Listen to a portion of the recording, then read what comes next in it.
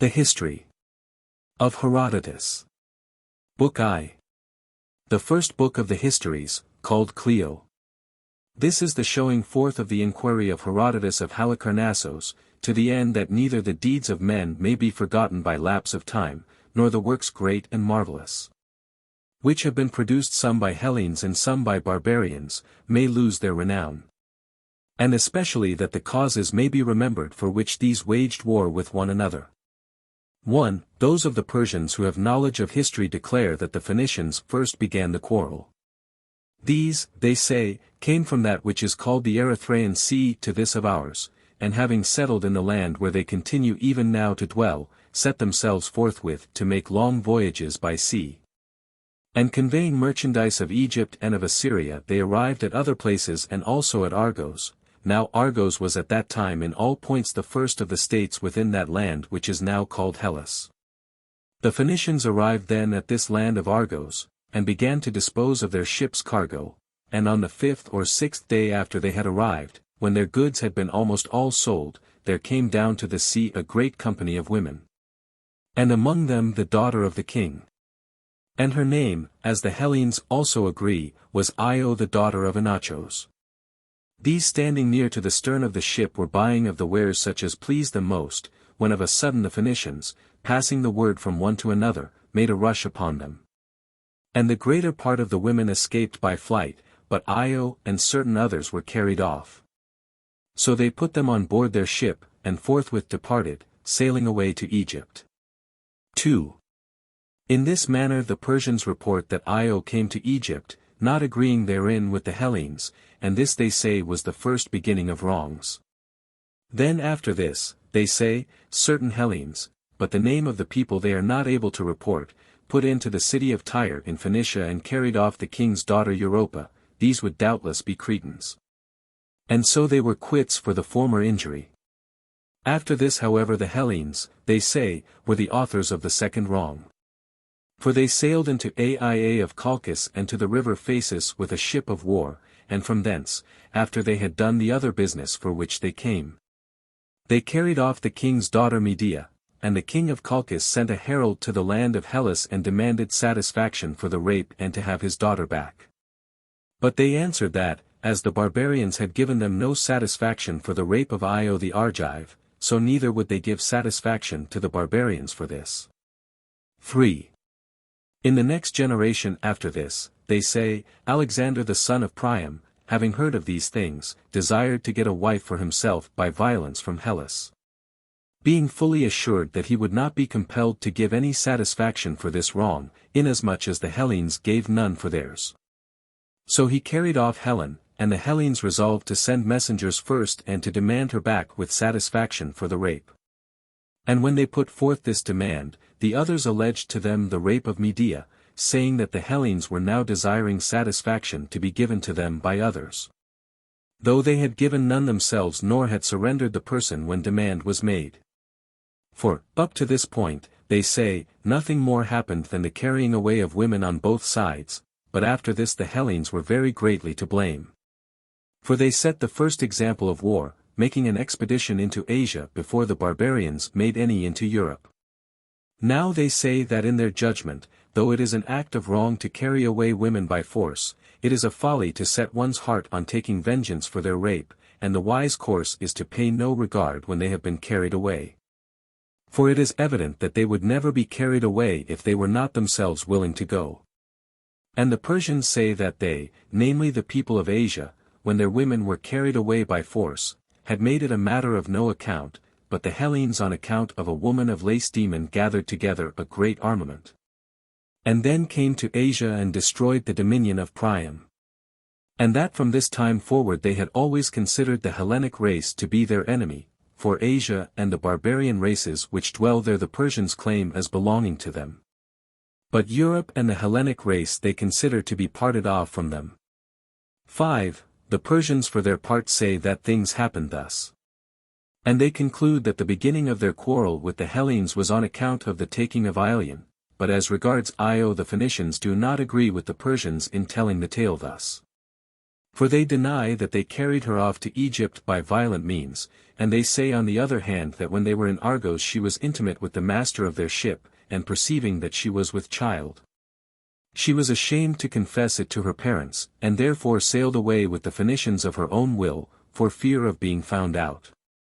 These are the tales told by the Persians and the Phoenicians severally, and concerning these things I am not going to say that they happened thus or thus.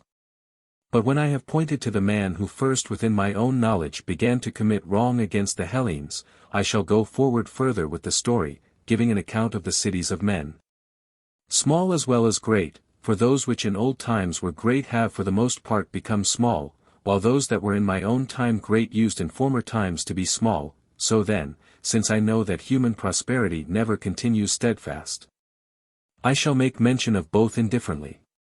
6. Croesus was Lydian by race, the son of Aliates and ruler of the nations which dwell on this side of the river Halys. Which river, flowing from the south between the Syrians and the Paphlagonians, runs out towards the north wind into that sea which is called the Euxine. This Croesus, first of all the barbarians of whom we have knowledge, subdued certain of the Hellenes and forced them to pay tribute, while others he gained over and made them his friends. Those whom he subdued were the Ionians, the Aeolians, and the Dorians who dwell in Asia, and those whom he made his friends were the Lacedaemonians. But before the reign of Croesus all the Hellenes were free. For the expedition of the Cimmerians, which came upon Ionia before the time of Croesus, was not a conquest of the cities but a plundering incursion only. 7. Now the supremacy which had belonged to the Heraclidae came to the family of Croesus, called Myrmidai, in the following manner: Candaus, whom the Hellenes call Myrsilos, was ruler of Sardis and a descendant of Alcaeus, son of Heracles, for Agron, the son of Ninos, the son of Belos, the son of Alcaeus, was the first of the Heraclidae who became king of Sardis, and Candaus the son of Myrsos was the last. But those who were kings over this land before Agrand, were descendants of Lydos the son of Ades, whence this whole nation was called Lydian, having been before called Meonian. From these the Heraclidae, descended from Heracles and the slave girl of Iardanos, obtained the government, being charged with it by reason of an oracle. And they reigned for 22 generations of men, 505 years, handing on the power from father to son, till the time of Clandals the son of Myrsos. 8. This Candals then of whom I speak had become passionately in love with his own wife, and having become so, he deemed that his wife was fairer by far than all other women. And thus deeming, to Gyges the son of Dascalos, for he of all his spearmen was the most pleasing to him, to this Gyges, I say, he used to impart as well the more weighty of his affairs as also the beauty of his wife. Praising it above measure, and after no long time, since it was destined that evil should happen to Candals, he said to Gyges as follows: Gyges, I think that thou dost not believe me when I tell thee of the beauty of my wife. For it happens that men's ears are less apt of belief than their eyes, contrive therefore means by which thou mayest look upon her naked. But he cried aloud and said, Master, what word of unwisdom is this which thou dost utter, bidding me look upon my mistress naked? When a woman puts off her tunic she puts off her modesty also. Moreover of old time those fair sayings have been found out by men, from which we ought to learn wisdom. And of these one is this, that each man should look on his own, but I believe indeed that she is of all women the fairest, and I entreat thee not to ask of me that which it is not lawful for me to do. 9. With such words as these he resisted, fearing lest some evil might come to him from this. But the king answered him thus: Be of good courage, Gyges, and have no fear either of me, that I am saying these words to try thee, or of my wife, lest any harm may happen to thee from her. For I will contrive it so from the first that she shall not even perceive that she has been seen by thee.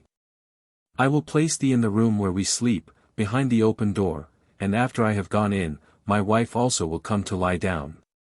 Now there is a seat near the entrance of the room, and upon this she will lay her garments as she takes them off one by one, and so thou wilt be able to gaze upon her at full leisure. And when she goes from the chair to the bed and thou shalt be behind her back, then let it be thy part to take care that she sees thee not as thou goest through the door. 10. He then, since he might not avoid it, gave consent, and Candaus, when he considered that it was time to rest, led Gyges to the chamber. And straightway after this the woman also appeared, and Gyges looked upon her after she came in and as she laid down her garments. And when she had her back turned towards him, as she went to the bed, then he slipped away from his hiding place and was going forth. And as he went out, the woman caught sight of him, and perceiving that which had been done by her husband she did not cry out, though struck with shame, but she made as though she had not perceived the matter. Meaning to avenge herself upon Candaus, for among the Lydians as also among most other barbarians it is a shame even for a man to be seen naked. 11. At the time then she kept silence, as I say, and made no outward sign, but as soon as day had dawned, and she made ready those of the servants whom she perceived to be the most attached to herself, and after that she sent to summon Gyges. He then, not supposing that anything of that which had been done was known to her, came upon her summons, for he had been accustomed before to go whenever the queen summoned him.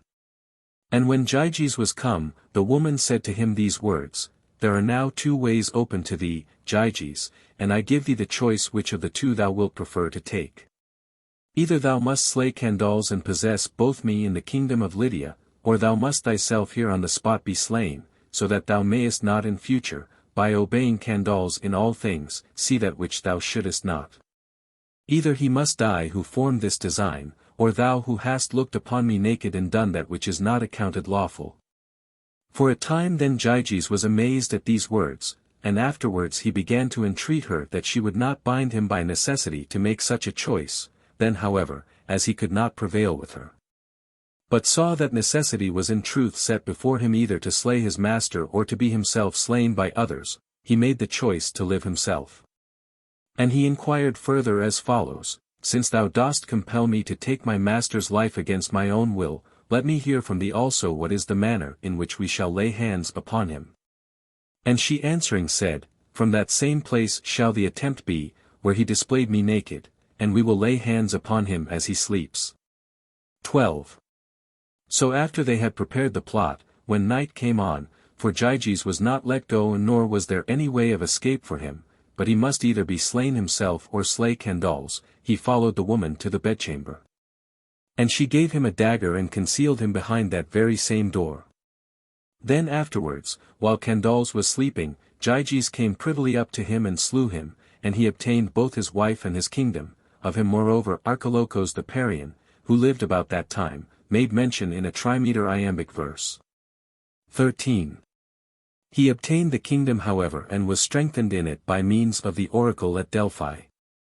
For when the Lydians were angry because of the fate of Candaus, and had risen in arms, a treaty was made between the followers of Gyges and the other Lydians to this effect, that if the oracle should give answer that he was to be king of the Lydians, he should be king, and if not, he should give back the power to the sons of Heracles.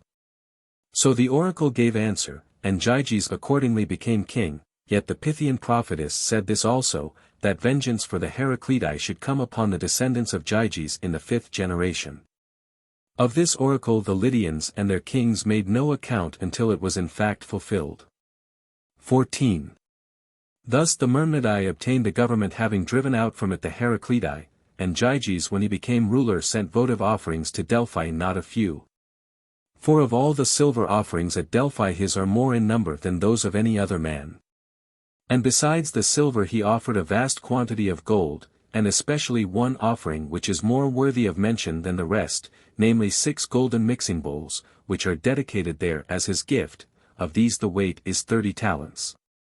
And they stand in the treasury of the Corinthians, though in truth this treasury does not belong to the state of the Corinthians, but is that of Kypselos the son of Aetion. This Gyges was the first of the barbarians within our knowledge who dedicated votive offerings at Delphi, except only Midas the son of Gordius king of Phrygia, who dedicated for an offering the royal throne on which he sat before all to decide causes. And this throne, a sight worth seeing, stands in the same place with the bowls of Gyges. This gold and silver which Gyges dedicated is called Gygian by the people of Delphi, after the name of him who offered it. Now Gyges also, as soon as he became king, led an army against Miletos and Smyrna, and he took the lower town of Colophon, but no other great deed did he do in his reign, which lasted 38 years. Therefore we will pass him by with no more mention than has already been made. 15. And I will speak now of Artus the son of Gyges, who became king after Gyges. He took Priene and made an invasion against Miletos, and while he was ruling over Sardis, the Cimmerians driven from their abodes by the nomad Scythians came to Asia and took Sardis except the citadel. 16. Now when Artus had been king for 49 years, Sadeates his son succeeded to his kingdom, and reigned 12 years, and after him Aliates.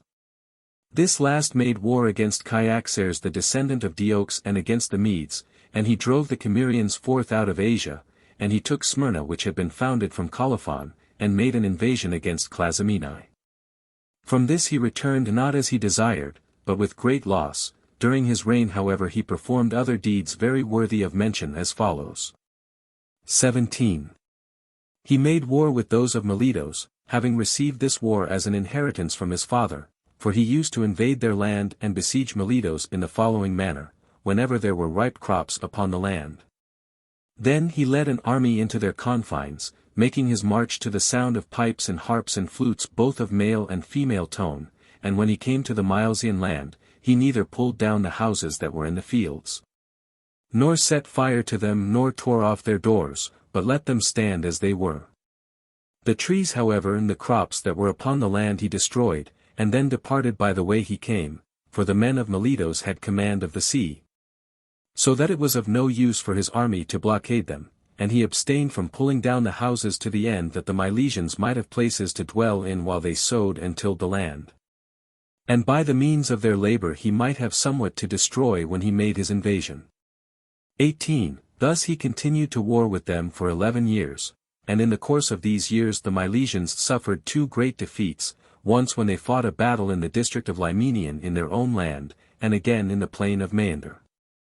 Now for 6 of the 11 years Sadeates the son of Artus was still ruler of the Lydians, the same who was wont to invade the land of Miletos at the times mentioned. For this Sadeates was he who first began the war, but for the 5 years which followed these first 6 the war was carried on by Aliates the son of Sadeates, who received it as an inheritance from his father, as I have already said, and applied himself to it earnestly. And none of the Ionians helped those of Miletos bear the burden of this war except only the men of Chios. These came to their aid to pay back like with like, for the Milesians had formerly assisted the Chians throughout their war with the people of Erythrae. 19. Then in the 12th year of the war, when standing corn was being burnt by the army of the Lydians, it happened as follows: as soon as the corn was kindled, it was driven by a violent wind and set fire to the temple of Athene surnamed of Acessos. And the temple being set on fire was burnt down to the ground.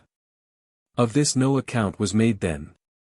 But afterwards when the army had returned to Sardis, Aliates fell sick, and as his sickness lasted long, he sent messengers to inquire of the oracle at Delphi, either being advised to do so by someone, or because he himself thought it best to send and inquire of the god concerning his sickness. But when these arrived at Delphi, the Pythian prophetess said that she would give them no answer, until they should have built up again the temple of Athene which they had burnt at Acessos in the land of Miletos. 20. Thus much I know by the report of the people of Delphi. But the Milesians add to this that Periander the son of Kypselos, being a special guest friend of Thrasybulus the then despot of Miletos, heard of the oracle which had been given to Aliates, and sending a messenger told Thrasybulus, in order that he might have knowledge of it beforehand and take such counsel as the case required. This is the story told by the Milesians. 21. And Aliates, when this answer was reported to him, sent a herald forthwith to Miletos, desiring to make a truce with Thrasybulus and the Milesians for so long a time as he should be building the temple. He then was being sent as envoy to Miletos. And Thrasybulus in the meantime being informed beforehand of the whole matter and knowing what Aliates was meaning to do, contrived this device: he gathered together in the marketplace all the store of provisions which was found in the city, both his own and that which belonged to private persons. And he proclaimed to the Milesians that on a signal given by him they should all begin to drink and make merry with one another. 22. This Thrasybulus did and thus proclaimed to the end that the herald from Sardis, seeing a vast quantity of provisions carelessly piled up, and the people feasting, might report this to Aliats, and so on fact it happened. For when the herald returned to Sardis after seeing this and delivering to Thrasybulus the charge which was given to him by the king of Lydia, the peace which was made, came about, as I am informed, merely because of this. For Aliats, who thought that there was a great famine in Miletus and that the people had been worn down to the extreme of misery, heard from the herald, when he returned from Miletus, the opposite to that which he himself supposed. And after this the peace was made between them on condition of being guest friends and allies to one another, and Aliats built 2 temples to Athene at Assesos in place of one, and himself recovered from his sickness. With regard then to the war waged by Aliats with the Milesians and Thrasybulus, things went thus. 23. As for Periander, the man who gave information about the oracle to Thrasybulus, he was the son of Kypselos, and despot of Corinth. In his life, say the Corinthians, and with them agree the Lesbians, there happened to him a very great marvel, namely that Arion of Methymna was carried ashore at Tenaron upon a dolphin's back. This man was a harper second to none of those who then lived, and the first, so far as we know, who composed a dithyramb, naming it so and teaching it to a chorus at Corinth. 24. This Arion, they say, who for the most part of his time stayed with Periander, conceived a desire to sail to Italy and Sicily, and after he had there acquired large sums of money, he wished to return again to Corinth. He set forth therefore from Taras, and as he had faith in Corinthians more than in other men, he hired a ship with a crew of Corinthians. These, the story says, when out in open sea, formed a plot to cast Arion overboard and so possess his wealth. And he having obtained knowledge of this made entreaties to them, offering them his wealth and asking them to grant him his life. With this however he did not prevail upon them, but the men who were conveying him bade him either slay himself there, that he might receive burial on the land, or leap straightway into the sea. So Arion being driven to a strait entreated them that, since they were so minded, they would allow him to take his stand in full minstrel's garb upon the deck of the ship and sing, and he promised to put himself to death after he had sung. They then, well pleased to think that they should hear the best of all minstrels upon earth, drew back from the stern towards the middle of the ship.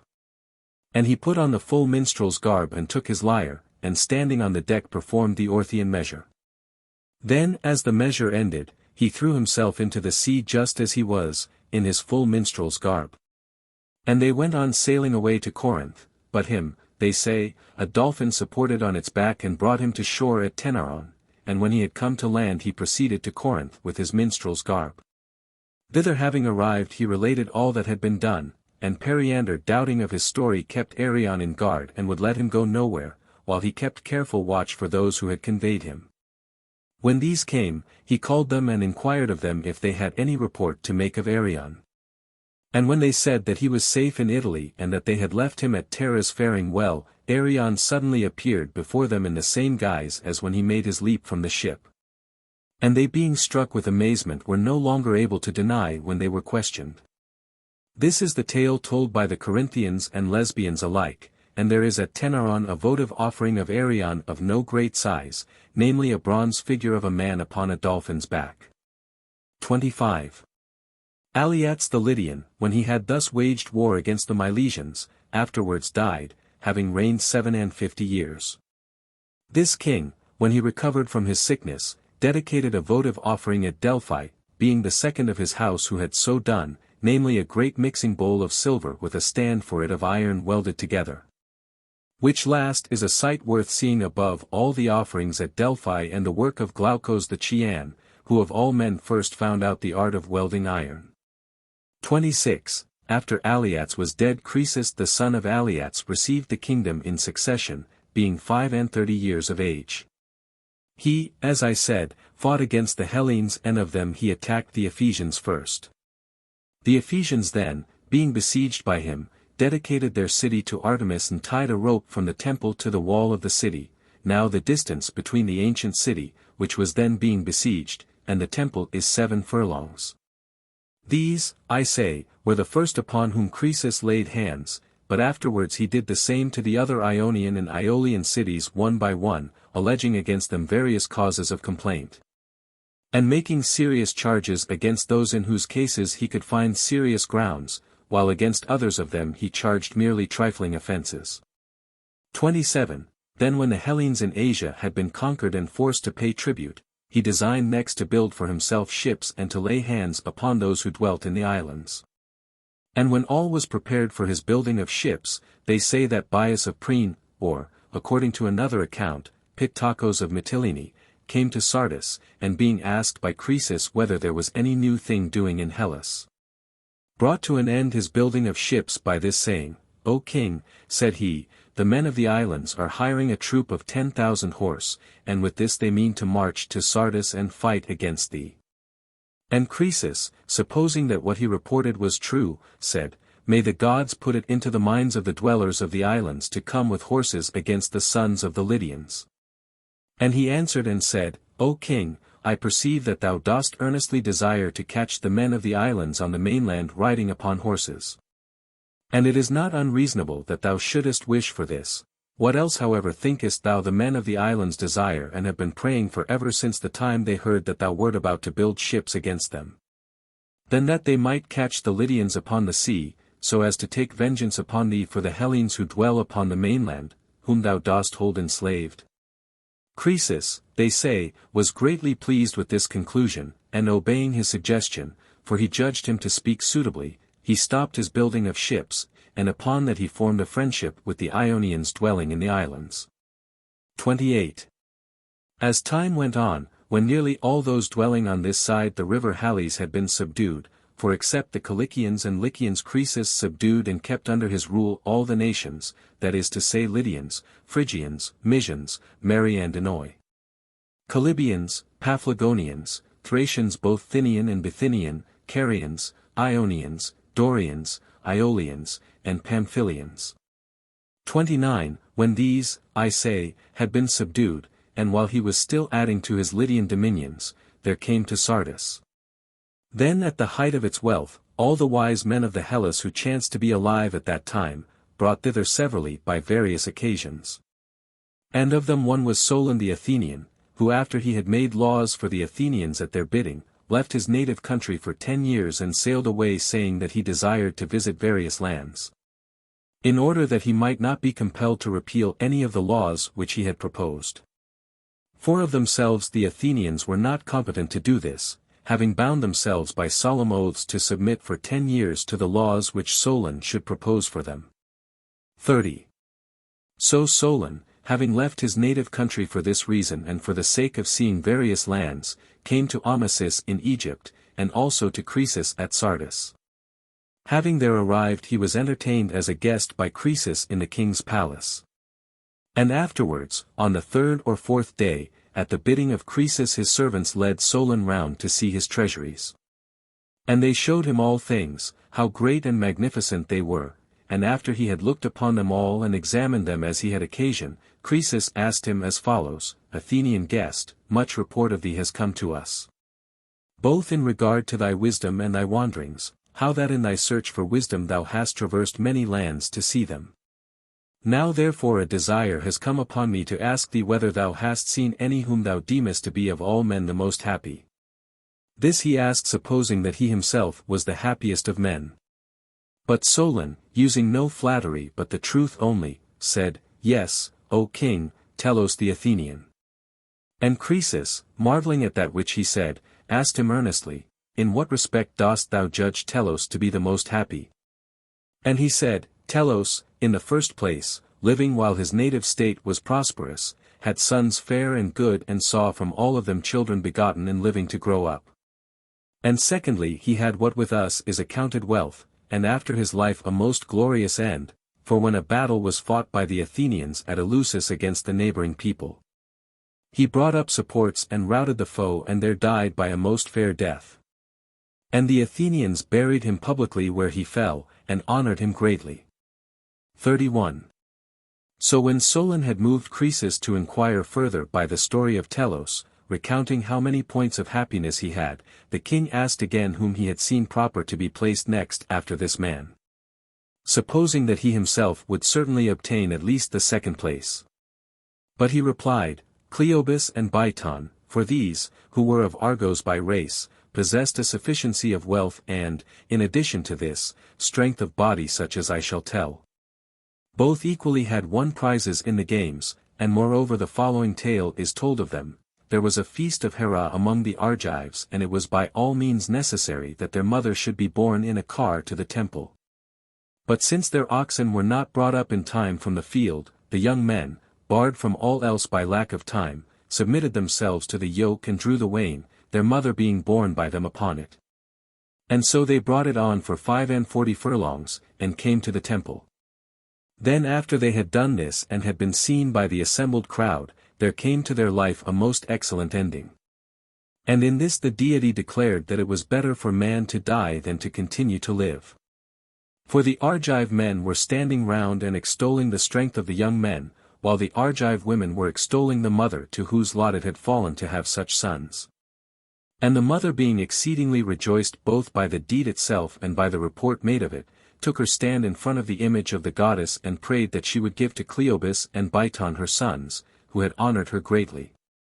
That gift which is best for man to receive, and after this prayer, when they had sacrificed and feasted, the young men lay down to sleep within the temple itself, and never rose again, but were held bound in this last end. And the Argives made statues in the likeness of them and dedicated them as offerings at Delphi, thinking that they had proved themselves most excellent. 32. Thus Solon assigned the second place in respect of happiness to these, and Croesus was moved to anger and said, Athenian guest, hast thou then so cast aside our prosperous state as worth nothing, that thou dost prefer to us even men of private station? And he said, Croesus, thou art inquiring about human fortunes of one who well knows that the deity is altogether envious and apt to disturb our lot. For in the course of long time a man may see many things which he would not desire to see, and suffer also many things which he would not desire to suffer.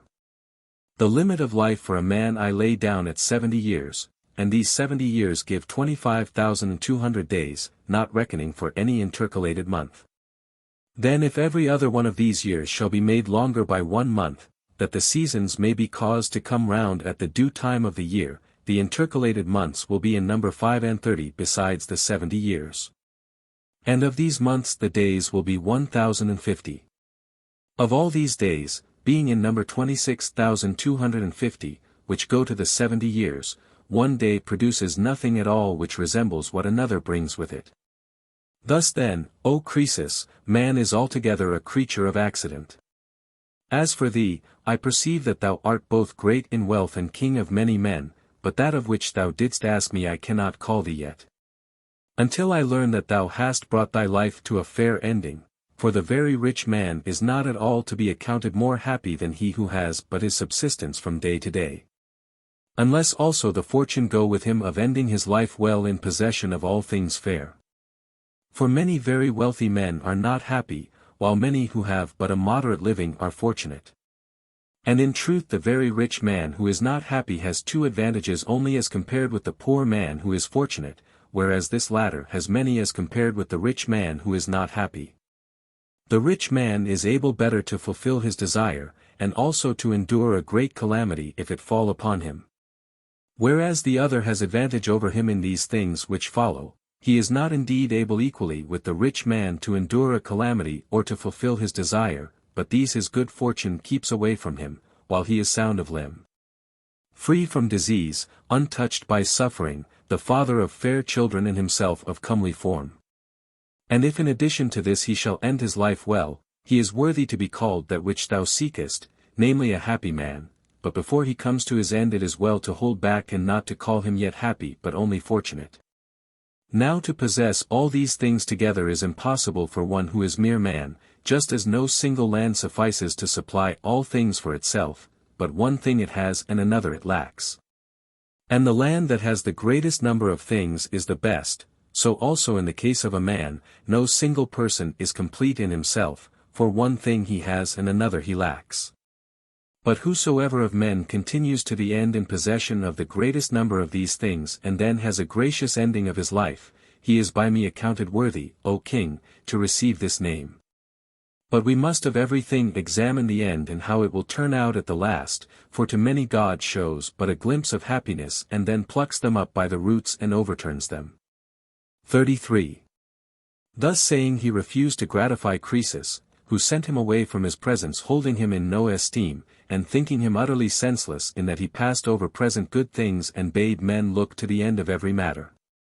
34. After Solon had departed, a great retribution from God came upon Croesus, probably because he judged himself to be the happiest of all men. First there came and stood by him a dream, which showed to him the truth of the evils that were about to come to pass in respect of his son.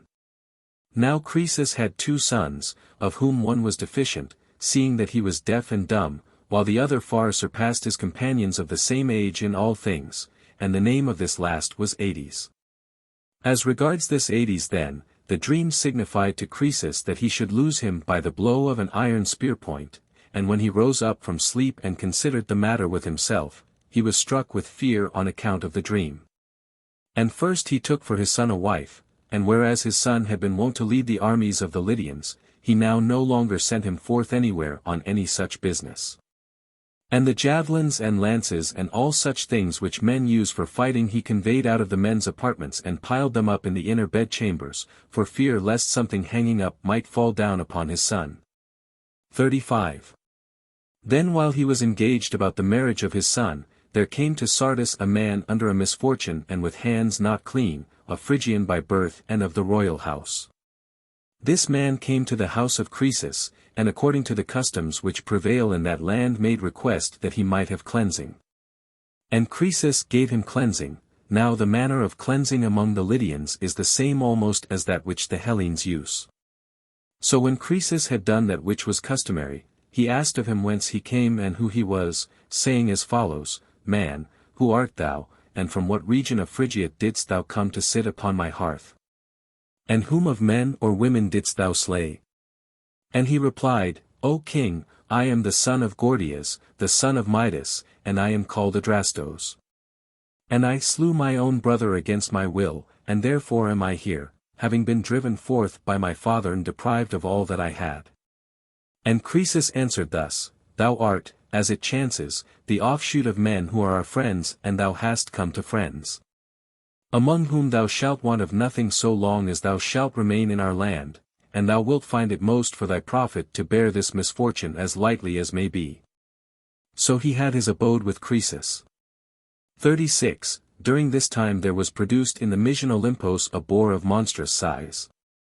This, coming down from the mountain aforesaid, ravaged the fields of the Mysians, and although the Mysians went out against it often, yet they could do it no hurt, but rather received hurt themselves from it. So at length messengers came from the Mysians to Croesus and said, O king, there has appeared in our land a boar of monstrous size, which lays waste our fields. And we, desiring eagerly to take it, are not able. Now therefore we ask of thee to send with us thy son and also a chosen band of young men with dogs, that we may destroy it out of our land. Thus they made request, and Croesus calling to mind the words of the dream spoke to them as follows, As touching my son, make no further mention of him in this matter.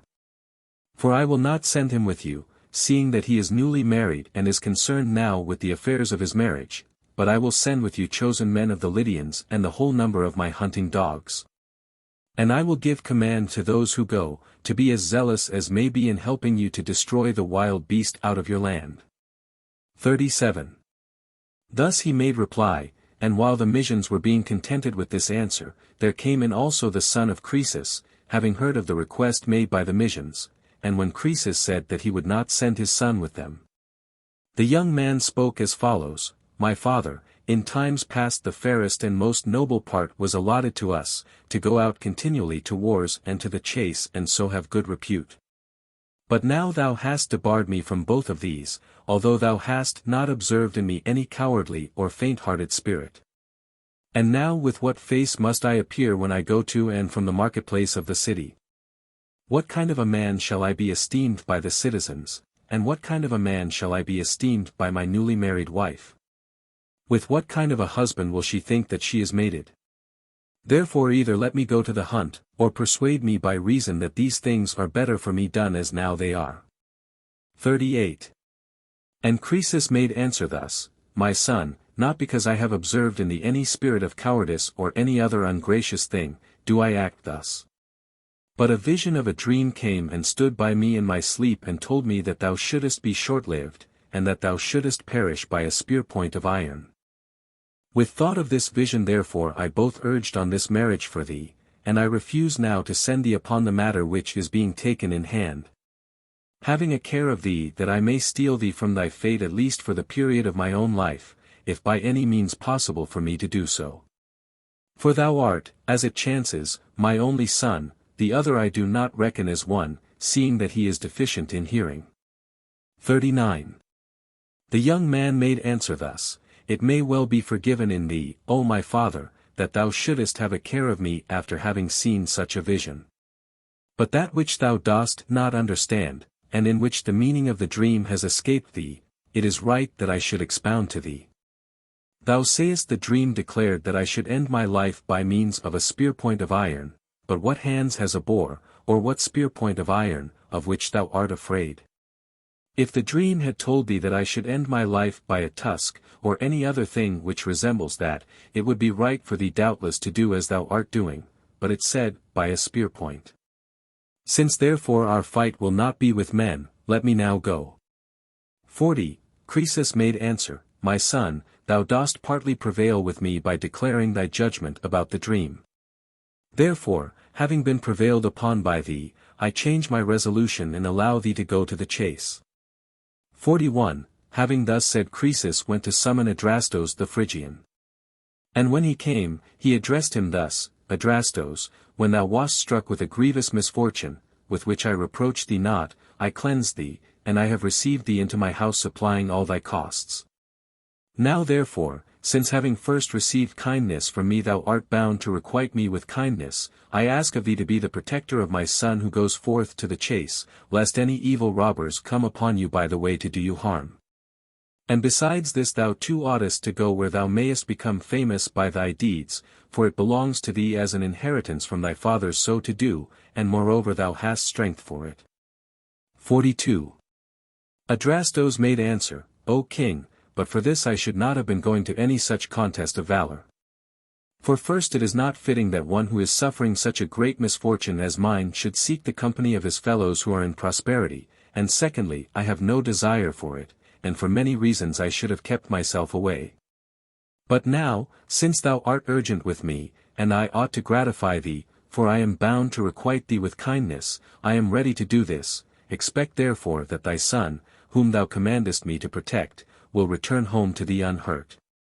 So far as his protector may avail to keep him safe. 43. When he had made answer to Croesus in words like these, they afterward set forth provided with chosen young men and with dogs.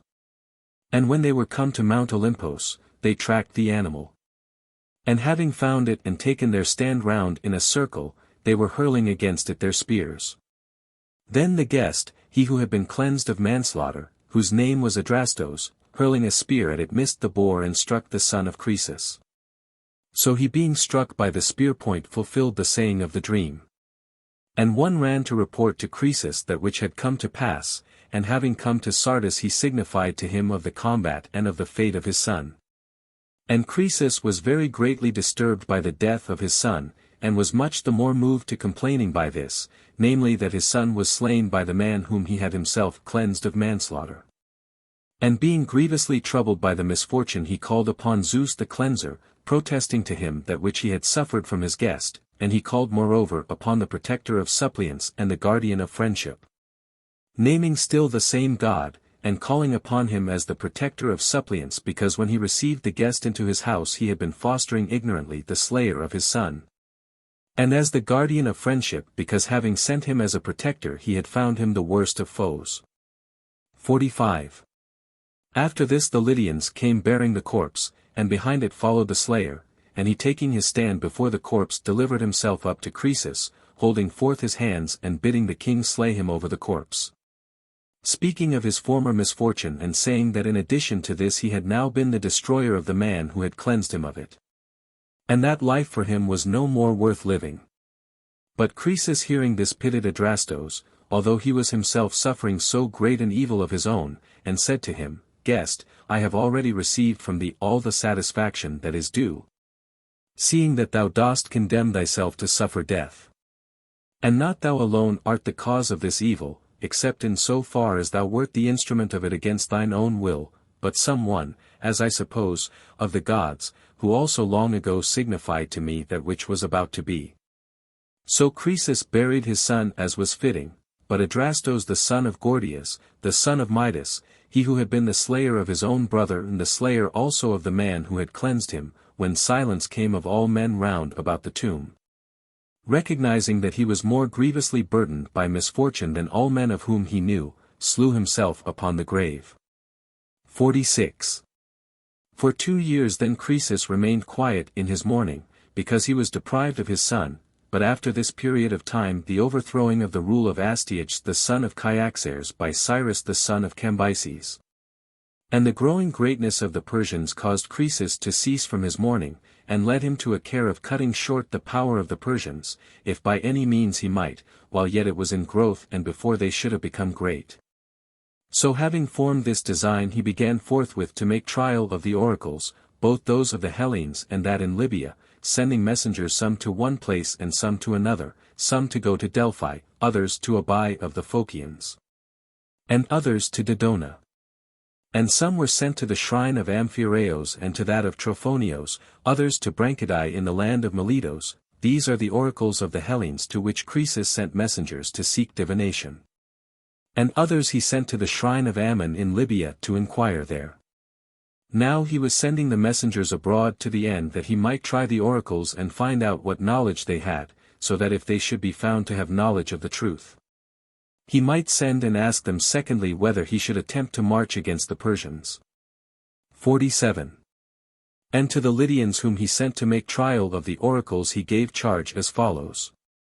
That from the day on which they set out from Sardis they should reckon up the number of the days following, and on the 100th day they should consult the oracles, asking what Croesus the son of Aliates king of the Lydians chanced then to be doing, and whatever the oracles severally should prophesy, this they should cause to be written down and bear it back to him. Now what the other oracles prophesied is not by any reported, but at Delphi, so soon as the Lydians entered the sanctuary of the temple to consult the god and ask that which they were commanded to ask. The Pythian prophetess spoke thus in hexameter measure. But the number of sand I know, and the measure of drops in the ocean. The dumb man I understand, and I hear the speech of the speechless. And there hath come to my soul the smell of a strong-shelled tortoise, boiling in cauldron of bronze, and the flesh of a lamb mingled with it. Under it bronze is laid, it hath bronze as a clothing upon it. 48. When the Pythian prophetess had uttered this oracle, the Lydians caused the prophecy to be written down, and went away at once to Sardis. And when the rest also who had been sent round were there arrived with the answers of the oracles, then Croesus unfolded the writings one by one and looked upon them, and at first none of them pleased him, but when he heard that from Delphi, forthwith he did worship to the god and accepted the answer, judging that the oracle at Delphi was the only true one, because it had found out what he himself had done. For when he had sent to the several oracles his messengers to consult the gods, keeping well in mind the appointed day he contrived the following device, he thought of something which it would be impossible to discover or to conceive of. And cutting up a tortoise and a lamb he boiled them together himself in a cauldron of bronze, laying a cover of bronze over them. 49. This then was the answer given to Croesus from Delphi. And as regards the answer of Amphiaraos, I cannot tell what he replied to the Lydians after they had done the things customary in his temple, for there is no record of this any more than of the others, except only that Croesus thought that he also possessed a true oracle. 50. After this with great sacrifices he endeavored to win the favor of the god at Delphi, for of all the animals that are fit for sacrifice he offered 3,000 of each kind, and he heaped up couches overlaid with gold and overlaid with silver, and cups of gold, and robes of purple, and tunics, making of them a great pyre, and this he burnt up, hoping by these means the more to win over the god to the side of the Lydians, and he proclaimed to all the Lydians that every one of them should make sacrifice with that which each man had. And when he had finished the sacrifice, he melted down a vast quantity of gold, and of it he wrought half-plinths making them 6 palms in length and 3 in breadth, and in height 1 palm, and their number was 117. Of these 4 were of pure gold weighing 2 talents and a half each, and others of gold alloyed with silver weighing 2 talents. And he caused to be made also an image of a lion of pure gold weighing 10 talents.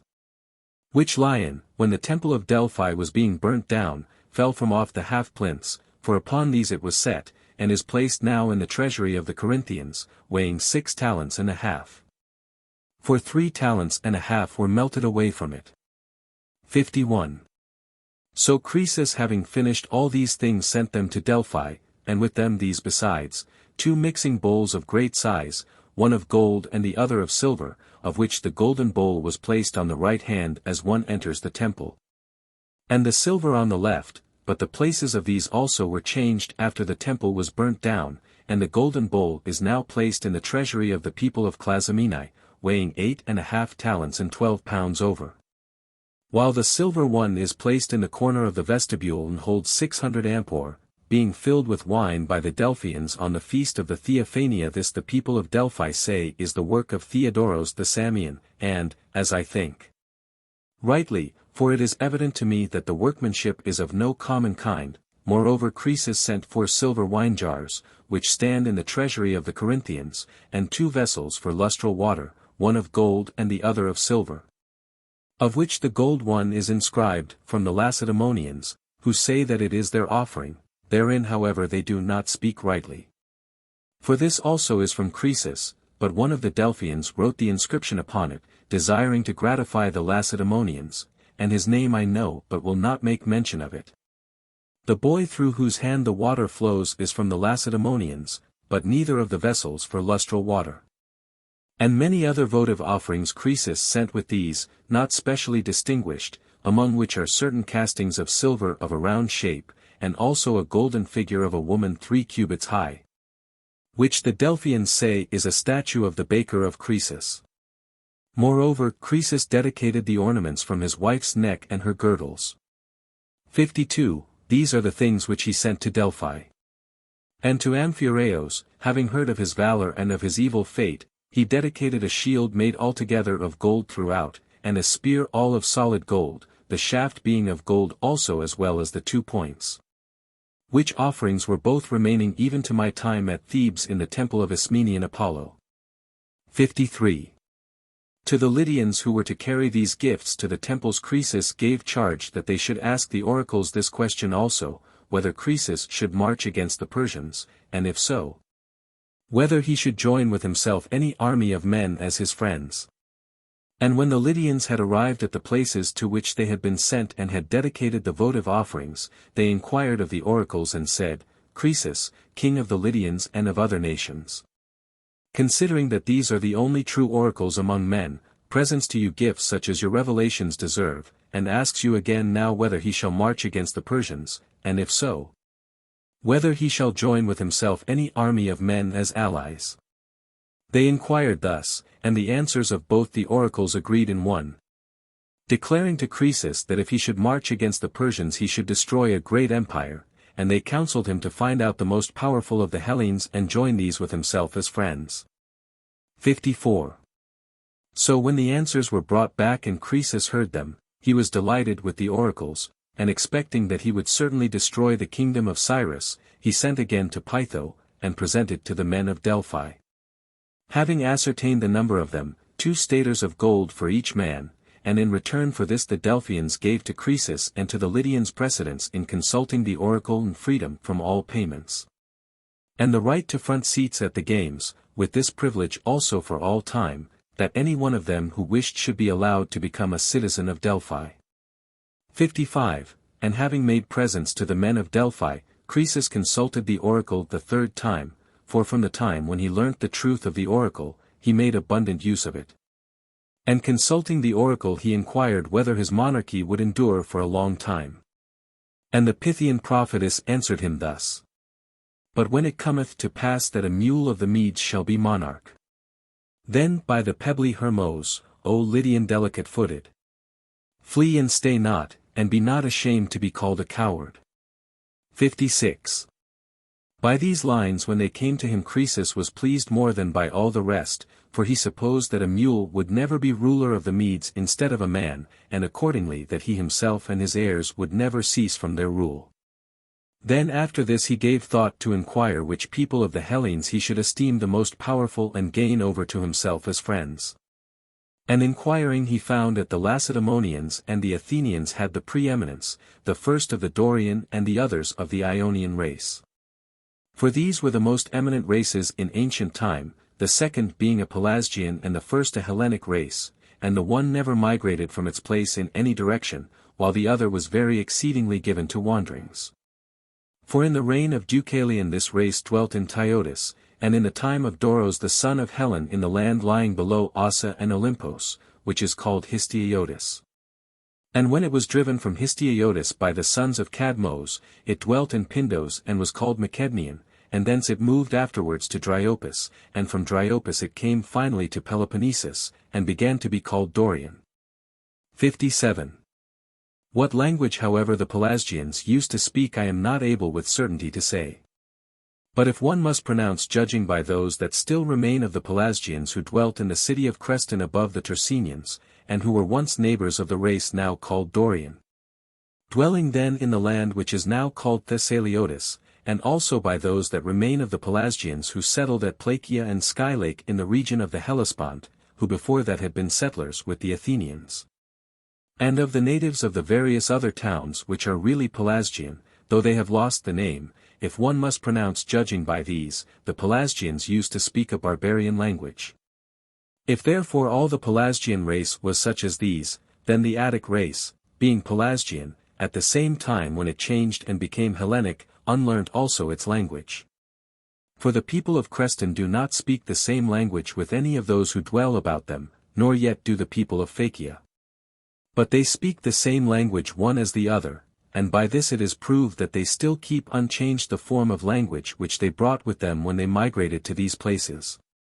58. As for the Hellenic race, it has used ever the same language, as I clearly perceive, since it first took its rise.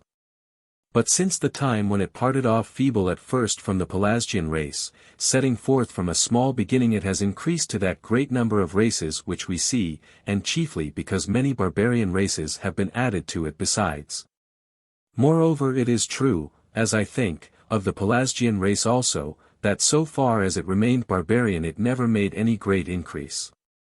59. Of these races then Croesus was informed that the Athenian was held subject and torn with faction by Pisistratos the son of Hippocrates, who then was despot of the Athenians. For to Hippocrates, when as a private citizen he went to view the Olympic games, a great marvel had occurred. After he had offered the sacrifice, the cauldrons which were standing upon the hearth, full of pieces of flesh and of water, boiled without fire under them and ran over. And Chelon the Lacedaemonian, who chanced to have been present and to have seen the marvel, advised Hippocrates first not to bring into his house a wife to bear him children, and secondly, if he happened to have one already, to dismiss her. And if he chanced to have a son, to disown him. When Chelon had thus recommended, Hippocrates, they say, was not willing to be persuaded, and so there was born to him afterwards this Pisistratos. Who, when the Athenians of the shore were at feud with those of the plain, Megacles the son of Alcmaeon being leader of the first faction, and Lycurgos the son of Aristolades of that of the plain, aimed at the despotism for himself and gathered a third party. So then, after having collected supporters and called himself leader of the men of the mountain lands, he contrived a device as follows: he inflicted wounds upon himself and upon his mules, and then drove his car into the marketplace. As if he had just escaped from his opponents, who, as he alleged, had desired to kill him when he was driving into the country, and he asked the commons that he might obtain some protection from them. For before this he had gained reputation in his command against the Megarians, during which he took Nisaea and performed other signal service. And the commons of the Athenians being deceived gave him those men chosen from the dwellers in the city who became not indeed the spearmen of Pisistratos but his clubmen, for they followed behind him bearing wooden clubs. And these made insurrection with Pisistratos and obtained possession of the Acropolis. Then Pisistratos was ruler of the Athenians, not having disturbed the existing magistrates nor changed the ancient laws. But he administered the state under that constitution of things which was already established, ordering it fairly and well. 60.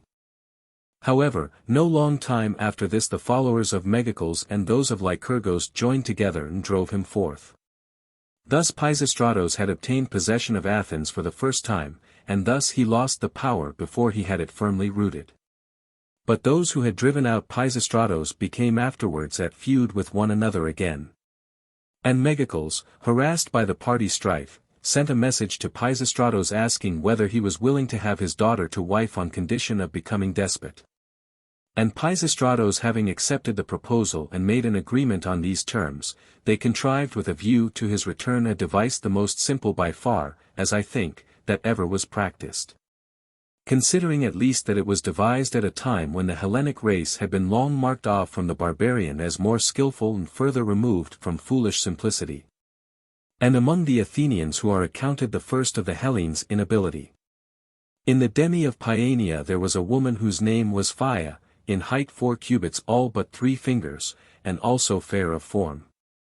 This woman they dressed in full armor and caused her to ascend a chariot and showed her the bearing in which she might best beseem her part, and so they drove to the city, having sent on heralds to run before them, who, when they arrived at the city, spoke that which had been commanded them, saying as follows: O Athenians, receive with favor Pisistratos, whom Athene herself, honoring him most of all men, brings back to her Acropolis. So the heralds went about hither and thither saying this, and straightway there came to the demes in the country round a report that Athene was bringing Pisistratos back, while at the same time the men of the city, persuaded that the woman was the very goddess herself, were paying worship to the human creature and receiving Pisistratos. 61. So having received back the despotism in the manner which has been said, Pisistratos according to the agreement made with Megacles married the daughter of Megacles. But as he had already sons who were young men, and as the descendants of Alcmaeon were said to be under a curse, therefore not desiring that children should be born to him from his newly married wife, he had commerce with her not in the accustomed manner. And at first the woman kept this secret, but afterwards she told her mother, whether in answer to her inquiry or not I cannot tell, and the mother told her husband Megacles. He then was very indignant that he should be dishonored by Pisistratos. And in his anger straightway he proceeded to compose his quarrel with the men of his faction. And when Pisistratos heard of that which was being done against himself, he departed wholly from the land and came to Eretria, where he took counsel together with his sons, and the advice of Hippias having prevailed, that they should endeavor to win back the despotism, they began to gather gifts of money from those states which owed them obligations for favors received, and many contributed great sums, but the Thebans surpassed the rest in the giving of money. Then, not to make the story long, time elapsed and at last everything was prepared for their return. For certain Argives came as mercenaries from the Peloponnesus, and a man of Naxos had come to them of his own motion, whose name was Lygdamis, and showed very great zeal in providing both money and men. 62. So starting from Eretria after the lapse of 10 years they returned back, and in Attica the first place of which they took possession was Marathon. While they were encamping here, their partisans from the city came to them, and also others flowed in from the various demes, to whom despotic rule was more welcome than freedom. So these were gathering themselves together. But the Athenians in the city, so long as Pisistratos was collecting the money, and afterwards when he took possession of Marathon, made no account of it. But when they heard that he was marching from Marathon towards the city, then they went to the rescue against him. These then were going in full force to fight against the returning exiles, and the forces of Pisistratos, as they went towards the city starting from Marathon, met them just when they came to the temple of Athene Paulinus. And there encamped opposite to them. Then moved by divine guidance there came into the presence of Pisistratos Amphilytos the Acarnanian, a soothsayer, who approaching him uttered an oracle in hexameter verse, saying thus: But now the cast hath been made and the net hath been widely extended. And in the night the tunnies will dart through the moonlighted waters. 63. This oracle he uttered to him being divinely inspired, and Pisistratos, having understood the oracle and having said that he accepted the prophecy which was uttered, led his army against the enemy. Now the Athenians from the city were just at that time occupied with the morning meal, and some of them after their meal with games of dice or with sleep, and the forces of Pisistratos fell upon the Athenians and put them to flight. Then as they fled, Pisistratos devised a very skillful counsel, to the end that the Athenians might not gather again into one body but might remain scattered abroad. He mounted his sons on horseback and sent them before him. And overtaking the fugitives they said that which was commanded them by Pisistratos, bidding them be of good cheer and that each man should depart to his own home. 64. Thus then the Athenians did, and so Pisistratos for the third time obtained possession of Athens, and he firmly rooted his despotism by many foreign mercenaries and by much revenue of money, coming partly from the land itself and partly from about the river Strymon, and also by taking as hostages the sons of those Athenians who had remained in the land and had not at once fled, and placing them in the hands of Naxos. For this also Pisistratos conquered by war and delivered into the charge of Lygdames. Moreover besides this he cleansed the island of Delos in obedience to the oracles. And his cleansing was of the following kind: so far as the view from the temple extended he dug up all the dead bodies which were buried in this part and removed them to another part of Delos. So Pisistratos was despot of the Athenians. But of the Athenians some had fallen in the battle, and others of them with the sons of Alcmaeon were exiles from their native land. 65. Such was the condition of things which Croesus heard was prevailing among the Athenians during this time. But as to the Lacedaemonians he heard that they had escaped from great evils and had now got the better of the Tegeans in the war. For when Leon and Hygieicles were kings of Sparta, the Lacedaemonians, who had good success in all their other wars, suffered disaster in that alone which they waged against the men of Tegea. Moreover in the times before this they had the worst laws of almost all the Hellenes, both in matters which concerned themselves alone and also in that they had no dealings with strangers. And they made their change to a good constitution of laws thus: Lycurgos, a man of the Spartans who was held in high repute, came to the oracle at Delphi, and as he entered the sanctuary of the temple, straightway the Pythian prophetess said as follows: Lo, thou art come, O Lycurgos, to this rich shrine of my temple.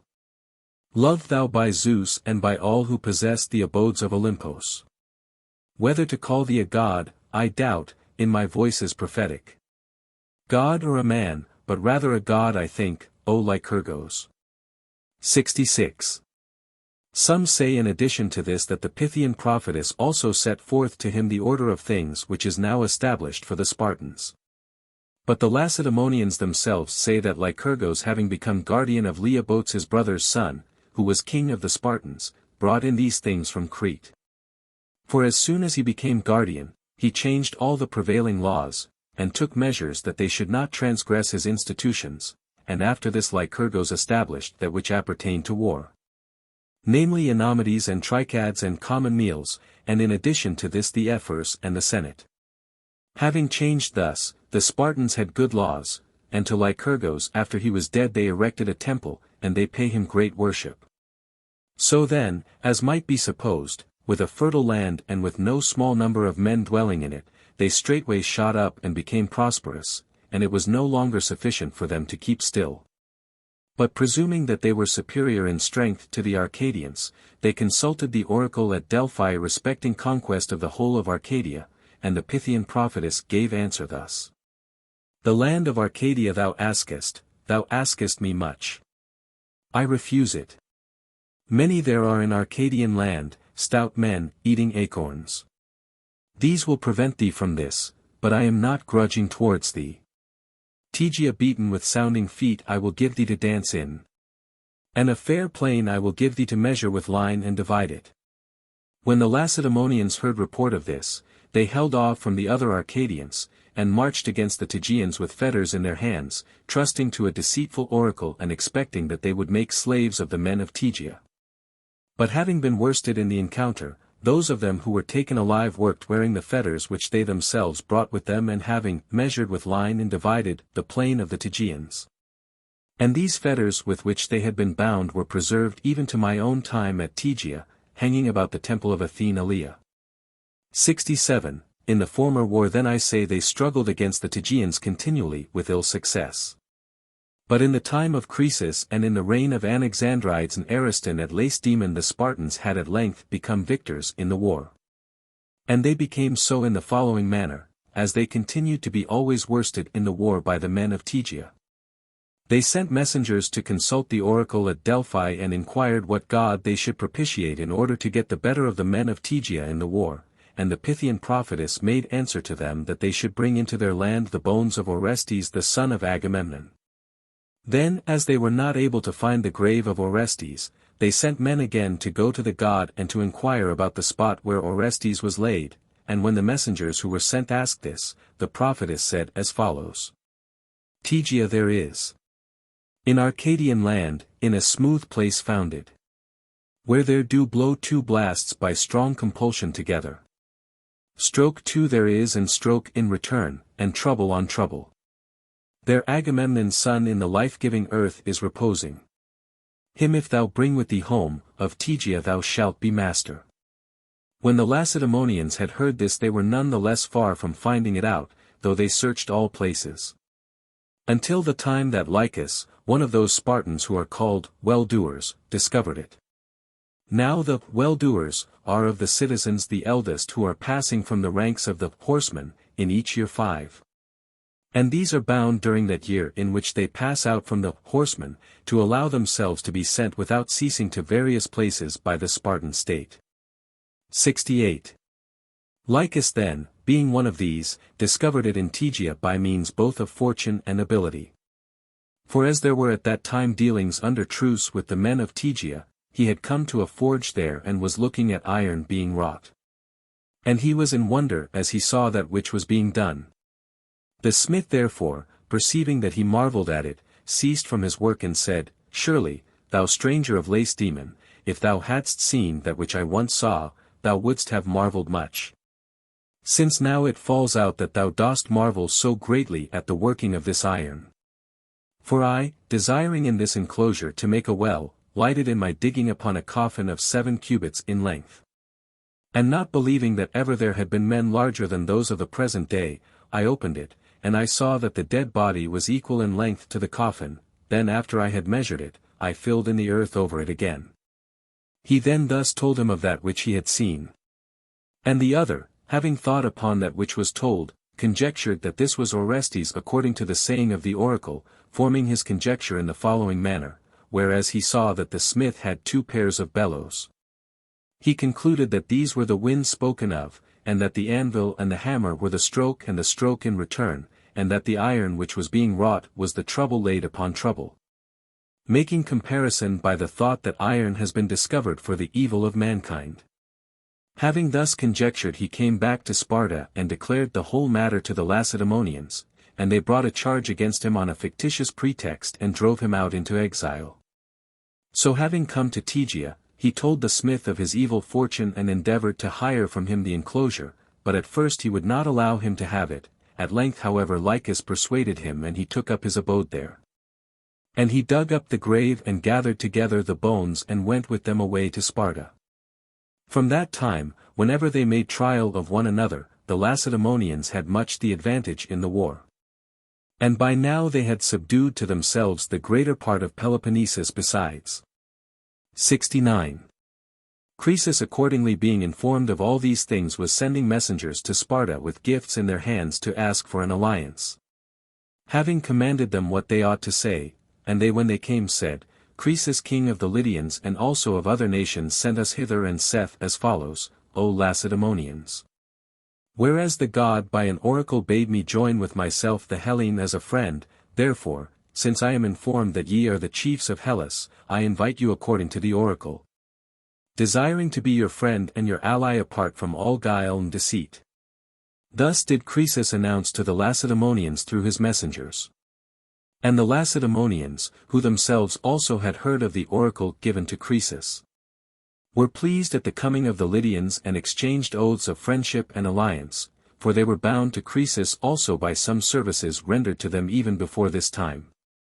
Since the Lacedaemonians had sent to Sardis and were buying gold there with purpose of using it for the image of Apollo which is now set up on Mount Thornax in the Lacedaemonian land, and Croesus, when they desired to buy it, gave it them as a gift.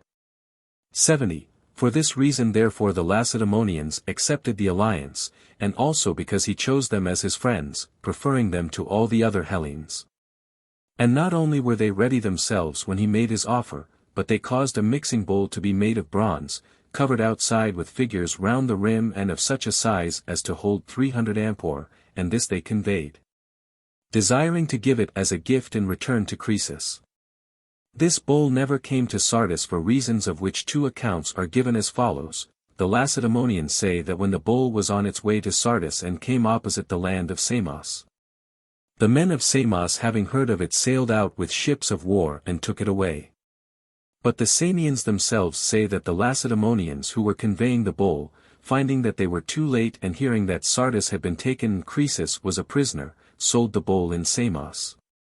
And certain private persons bought it and dedicated it as a votive offering in the temple of Hera.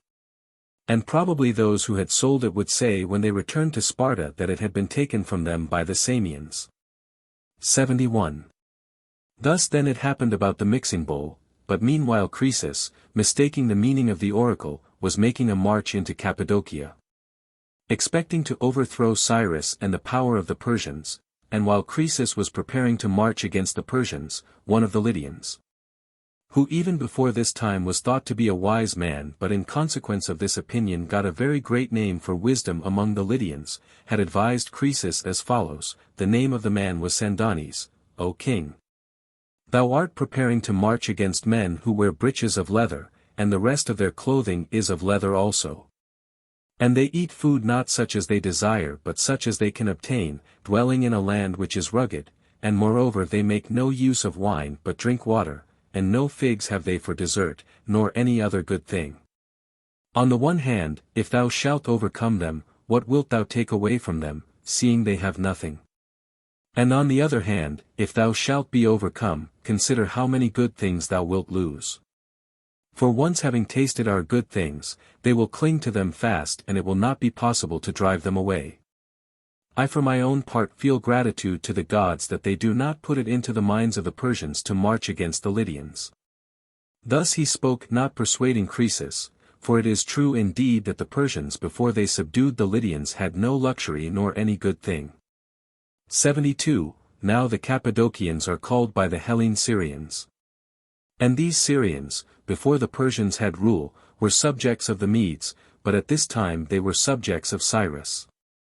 For the boundary between the Median Empire and the Lydian was the river Halys. And this flows from the mountainland of Armenia through the Cilicians, and afterwards, as it flows, it has the Maecenaeans on the right hand and the Phrygians on the other side.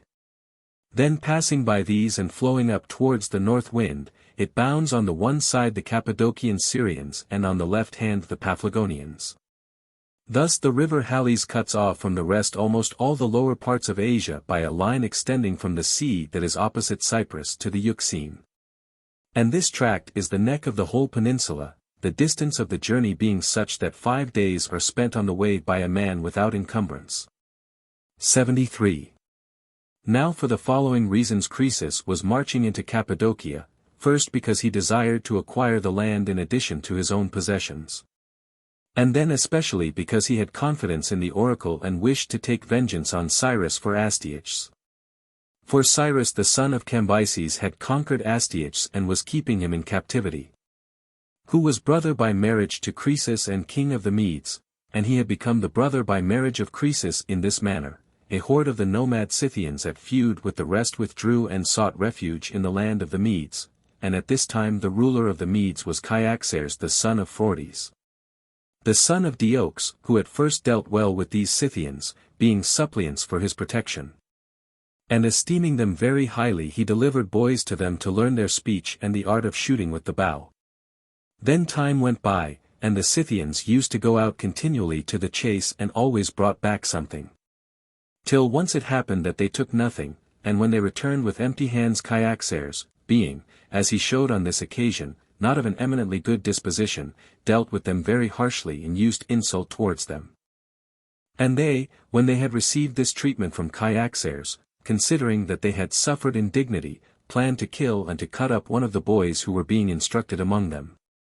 And having dressed his flesh as they had been wont to dress the wild animals, to bear it to Cyaxares and give it to him, pretending that it was game taken in hunting. And when they had given it, their design was to make their way as quickly as possible to Aliats the son of Sadeats at Sardis. This then was done. And Cyaxares with the guests who ate at his table tasted of that meat, and the Scythians having so done became suppliants for the protection of Aliats. 74. After this, seeing that Aliats would not give up the Scythians when Cyaxares demanded them, there had arisen war between the Lydians and the Medes lasting 5 years. In which years the Medes often discomfited the Lydians and the Lydians often discomfited the Medes, and among others they fought also a battle by night and as they still carried on the war with equally balanced fortune. In the 6th year a battle took place in which it happened, when the fight had begun, that suddenly the day became night. And this change of the day Thales the Milesian had foretold to the Ionians, laying down as a limit this very year in which the change took place. The Lydians however and the Medes, when they saw that it had become night instead of day, ceased from their fighting and were much more eager both of them that peace should be made between them.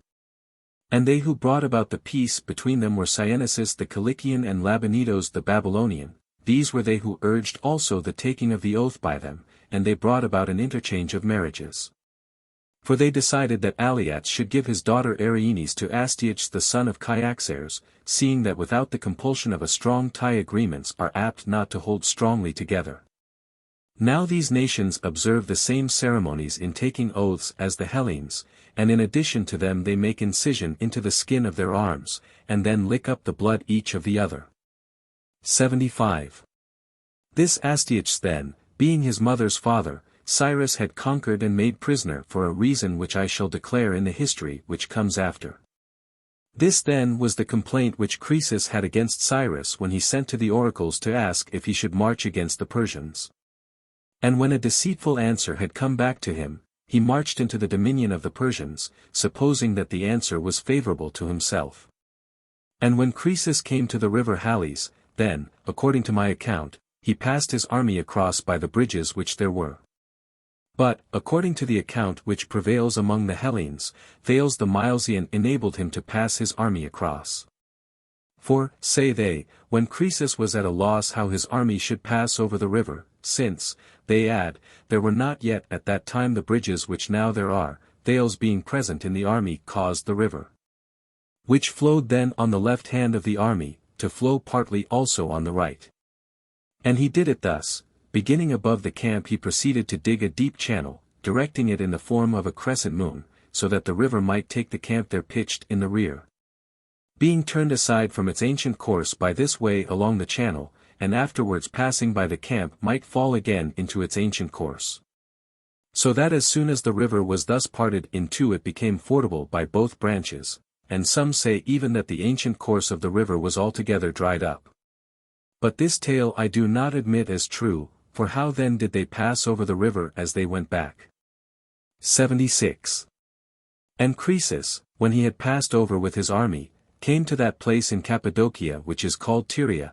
Now Tyria is the strongest place in this country, and is situated somewhere about in a line with the city of Sinope on the Euxine. Here he encamped and ravaged the fields of the Syrians. Moreover he took the city of the Tyrians, and sold the people into slavery, and he took also all the towns that lay about it. And the Syrians, who were not guilty of any wrong, he forced to remove from their homes. Meanwhile Cyrus, having gathered his own forces and having taken up in addition to them all who dwelt in the region between, was coming to meet Croesus.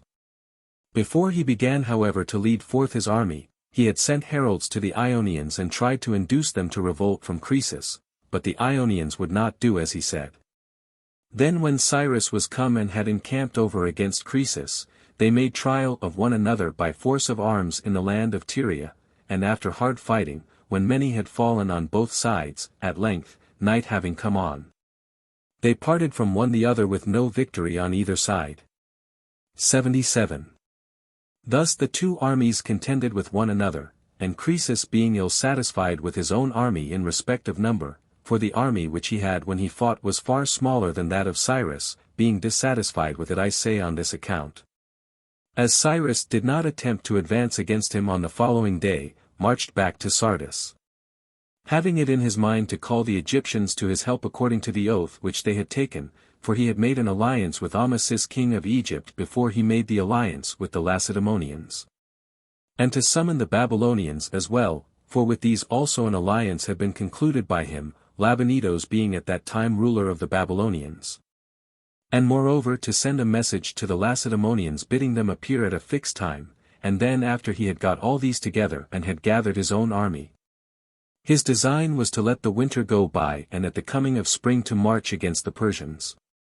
So with these thoughts in his mind, as soon as he came to Sardis he proceeded to send heralds to his several allies to give them notice that by the 5th month from that time they should assemble at Sardis, but the army which he had with him and which had fought with the Persians, an army which consisted of mercenary troops, he let go and disbanded altogether, never expecting that Cyrus, after having contended against him with such even fortune, would after all march upon Sardis.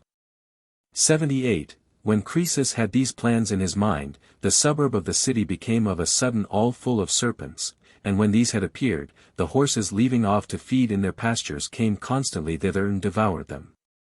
When Croesus saw this he deemed it to be a portent, as indeed it was, and forthwith he dispatched messengers to the dwelling of the Telmessians, who interpret omens, and the messengers who were sent to consult arrived there and learnt from the Telmessians what the portent meant to signify, but they did not succeed in reporting the answer to Croesus. For before they sailed back to Sardis Croesus had been taken prisoner. The Telmessians however gave decision thus, that an army speaking a foreign tongue was to be looked for by Croesus to invade his land, and that this when it came would subdue the native inhabitants. For they said that the serpent was born of the soil, while the horse was an enemy and a stranger. The men of Telmessos thus made answer to Croesus after he was already taken prisoner, not knowing as yet anything of the things which had happened to Sardis and to Croesus himself. 79. Cyrus, however, so soon as Croesus marched away after the battle which had been fought in Tyria, having learnt that Croesus meant after he had marched away to disband his army, took counsel with himself and concluded that it was good for him to march as quickly as possible to Sardis, before the power of the Lydians should be again gathered together. So when he had resolved upon this, he did it without delay, for he marched his army into Lydia with such speed that he was himself the first to announce his coming to Croesus. Then Croesus, although he had come to a great strait, since his affairs had fallen out altogether contrary to his own expectation, yet proceeded to lead forth the Lydians into battle. Now there was at this time no nation in Asia more courageous or more stout in battle than the Lydian, and they fought on horseback carrying long spears, the men being excellent in horsemanship. 80. So when the armies had met in that plain which is in front of the city of Sardis, a plain wide and open, through which flow rivers, and especially the river Hylos, all rushing down to join the largest called Hermos, which flows from the mountain sacred to the mother surnamed of Dindymos, and runs out into the sea by the city of Phocaea, then Cyrus, when he saw the Lydians being arrayed for battle, fearing their horsemen, did on the suggestion of Harpagos a Mede as follows: all the camels which were in the train of his army carrying provisions and baggage he gathered together. And he took off their burdens and set men upon them provided with the equipment of cavalry, and having thus furnished them forth he appointed them to go in front of the rest of the army towards the horsemen of Croesus. And after the camel troop he ordered the infantry to follow, and behind the infantry he placed his whole force of cavalry. Then when all his men had been placed in their several positions, he charged them to spare none of the other Lydians, slaying all who might come in their way, but Croesus himself they were not to slay, not even if he should make resistance when he was captured. Such was his charge, and he set the camels opposite the horsemen for this reason, because the horse has a fear of the camel and cannot endure either to see his form or to scent his smell. For this reason then the trick had been devised, in order that the cavalry of Croesus might be useless, that very force wherewith the Lydian king was expecting most to shine. And as they were coming together to the battle, so soon as the horses scented the camels and saw them they turned away back, and the hopes of Croesus were at once brought to naught. The Lydians however for their part did not upon that act as cowards, but when they perceived what was coming to pass they leapt from their horses and fought with the Persians on foot. At length, however, when many had fallen on either side, the Lydians turned to flight, and having been driven within the wall of their fortress they were besieged by the Persians. 81. By these then a siege had been established, but Croesus, supposing that the siege would last a long time, proceeded to send from the fortress other messengers to his allies. For the former messengers were sent round to give notice that they should assemble at Sardis by the 5th month, but these he was sending out to ask them to come to his assistance as quickly as possible, because Croesus was being besieged. 82. So then in sending to his other allies he sent also to Lacedaemon. But these two, the Spartans I mean, had themselves at this very time, for so it had fallen out, a quarrel in hand with the Argives about the district called Thyrea. For this Thyrea, being part of the Argive possessions, the Lacedaemonians had cut off and taken for themselves. Now the whole region towards the west extending as far down as Malea was then possessed by the Argives, both the part situated on the mainland and also the island of Cythera with the other islands. And when the Argives had come to the rescue to save their territory from being cut off from them, then the two sides came to a parley together and agreed that 300 should fight of each side. And whichever side had the better in the fight that nation should possess the disputed land, they agreed moreover that the main body of each army should withdraw to their own country, and not stand by while the contest was fought, for fear lest, if the armies were present, one side seeing their countrymen suffering defeat should come up to their support. Having made this agreement they withdrew, and chosen men of both sides were left behind and engaged in fight with one another. So they fought and proved themselves to be equally matched. And there were left at last of 600 men 3, on the side of the Argives Alciner and Chromios, and on the side of the Lacedaemonians Othryades, these were left alive when night came on. So then the 2 men of the Argives, supposing that they were the victors, set off to run to Argos, but the Lacedaemonian Othryades, after having stripped the corpses of the Argives and carried their arms to his own camp, remained in his place. On the next day both the two sides came thither to inquire about the result. And for some time both claimed the victory for themselves, the one side saying that of them more had remained alive, and the others declaring that these had fled away.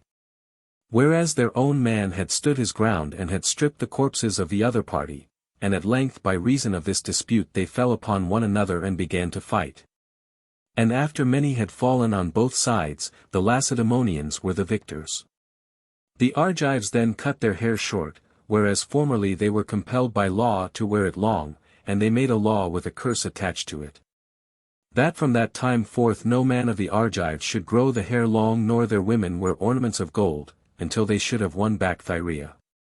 The Lacedaemonians however laid down for themselves the opposite law to this, namely that they should wear long hair from that time forward, whereas before that time they had not their hair long. And they say that the one man who was left alive of the 300, namely Othryades, being ashamed to return to Sparta when all his comrades had been slain, slew himself there in Thyrea. 83. Such was the condition of things at Sparta when the herald from Sardis arrived asking them to come to the assistance of Croesus, who was being besieged. And they notwithstanding their own difficulties, as soon as they heard the news from the herald, were eager to go to his assistance. But when they had completed their preparations and their ships were ready, there came another message reporting that the fortress of the Lydians had been taken and that Croesus had been made prisoner. Then, and not before, they ceased from their efforts, being grieved at the event as at a great calamity. 84. Now the taking of Sardis came about as follows. When the 14th day came after Croesus began to be besieged, Cyrus made proclamation to his army, sending horsemen round to the several parts of it, that he would give gifts to the man who should first scale the wall. After this the army made an attempt, and when it failed, then after all the rest had ceased from the attack, a certain Mardian whose name was Hieroiades made an attempt to approach on that side of the citadel where no guard had been set. For they had no fear that it would ever be taken from that side, seeing that here the citadel is precipitous and unassailable. To this part of the wall alone Meles also, who formerly was king of Sardis, did not carry round the lion which his concubine bore to him, the Telmessians having given decision that if the lion should be carried round the wall, Sardis should be safe from capture, and Meles having carried it round the rest of the wall, that is to say those parts of the citadel where the fortress was open to attack, passed over this part as being unassailable and precipitous. Now this is a part of the city which is turned towards Tmolos. So then this Mardian Hieroiades, having seen on the day before how one of the Lydians had descended on that side of the citadel to recover his helmet which had rolled down from above, and had picked it up, took thought and cast the matter about in his own mind. Then he himself ascended first, and after him came up others of the Persians, and many having thus made approach, Sardis was finally taken and the whole city was given up to plunder. 85. Meanwhile to Croesus himself it happened thus: he had a son, of whom I made mention before, who was of good disposition enough but deprived of speech. Now in his former time of prosperity Croesus had done everything that was possible for him, and besides other things which he devised he had also sent messengers to Delphi to inquire concerning him. And the Pythian prophetess spoke to him thus: Lydian, master of many, much blind to destiny, Croesus, do not desire to hear in thy halls that voice which is prayed for, voice of thy son. Much better if this from thee were removed, since he shall first utter speech in an evil day of misfortune. Now when the fortress was being taken, one of the Persians was about to slay Croesus, taking him for another. And Croesus for his part, seeing him coming on, cared nothing for it because of the misfortune which was upon him, and to him it was indifferent that he should be slain by the stroke. But this voiceless son, when he saw the Persian coming on, by reason of terror and affliction burst the bonds of his utterance and said, Man, slay not Croesus. This son, I say, uttered voice then first of all, but after this he continued to use speech for the whole time of his life. 86. The Persians then had obtained possession of Sardis and had taken Croesus himself prisoner, after he had reigned 14 years and had been besieged 14 days, having fulfilled the oracle in that he had brought to an end his own great empire. So the Persians having taken him brought him into the presence of Cyrus, and he piled up a great pyre and caused Croesus to go up upon it bound in fetters, and along with him twice 7 sons of Lydians. Whether it was that he meant to dedicate this offering as first fruits of his victory to some god, or whether he desired to fulfill a vow, or else had heard that Croesus was a God-fearing man and so caused him to go up on the pyre because he wished to know if any one of the divine powers would save him, so that he should not be burnt alive. He, they say, did this, but to Croesus as he stood upon the pyre there came, although he was in such evil case, a memory of the saying of Solon, how he had said with divine inspiration that no one of the living might be called happy. And when this thought came into his mind, they say that he sighed deeply and groaned aloud, having been for long silent, and 3 times he uttered the name of Solon. Hearing this, Cyrus bade the interpreters ask Croesus who was this person on whom he called, and they came near and asked. And Croesus for a time, it is said, kept silence when he was asked this, but afterwards being pressed he said, One whom more than much wealth I should have desired to have speech with all monarchs. Then, since his words were of doubtful import, they asked again of that which he said. And as they were urgent with him and gave him no peace, he told how once Solon an Athenian had come, and having inspected all his wealth had made light of it, with such and such words. And how all had turned out for him according as Solon had said, not speaking at all especially with a view to Croesus himself, but with a view to the whole human race and especially those who seemed to themselves to be happy men. And while Croesus related these things, already the pyre was lighted and the edges of it round about were burning. Then they say that Cyrus, hearing from the interpreters what Croesus had said, changed his purpose and considered that he himself also was but a man, and that he was delivering another man, who had been not inferior to himself in felicity, alive to the fire. And moreover he feared the requital, and reflected that there was nothing of that which men possessed which was secure. Therefore, they say, he ordered them to extinguish as quickly as possible the fire that was burning, and to bring down Croesus and those who were with him from the pyre, and they using endeavors were not able now to get the mastery of the flames. 87. Then it is related by the Lydians that Croesus, having learned how Cyrus had changed his mind, and seeing that every one was trying to put out the fire but that they were no longer able to check it, cried aloud entreating Apollo that if any gift had ever been given by him which had been acceptable to the god, he would come to his aid and rescue him from the evil which was now upon him. So he with tears entreated the god, and suddenly, they say, after clear sky and calm weather clouds gathered and a storm burst, and it rained with a very violent shower, and the pyre was extinguished. Then Cyrus, having perceived that Croesus was a lover of the gods and a good man, caused him to be brought down from the pyre and asked him as follows, Croesus, tell me who of all men was it who persuaded thee to march upon my land and so to become an enemy to me instead of a friend? And he said, O king, I did this to thy felicity and to my own misfortune, and the causer of this was the god of the Hellenes, who incited me to march with my army. For no one is so senseless as to choose of his own will war rather peace, since in peace the sons bury their fathers, but in war the fathers bury their sons. But it was pleasing, I suppose, to the divine powers that these things should come to pass thus. 88. So he spoke, and Cyrus loosed his bonds and caused him to sit near himself and paid to him much regard, and he marveled both himself and all who were about him at the sight of Croesus. And Croesus wrapped in thought was silent. But after a time, turning round and seeing the Persians plundering the city of the Lydians, he said, O king, must I say to thee that which I chance to have in my thought, or must I keep silent in this my present fortune? Then Cyrus bade him say boldly whatsoever he desired, and he asked him saying, What is the business that this great multitude of men is doing with so much eagerness? And he said, They are plundering thy city and carrying away thy wealth. And Croesus answered, Neither is it my city that they are plundering nor my wealth which they are carrying away, for I have no longer any property in these things, but it is thy wealth that they are carrying and driving away. 89. And Cyrus was concerned by that which Croesus had said, and he caused all the rest to withdraw and asked Croesus what he discerned for his advantage as regards that which was being done. And he said, Since the gods gave me to thee as a slave, I think it right if I discern anything more than others to signify it to thee.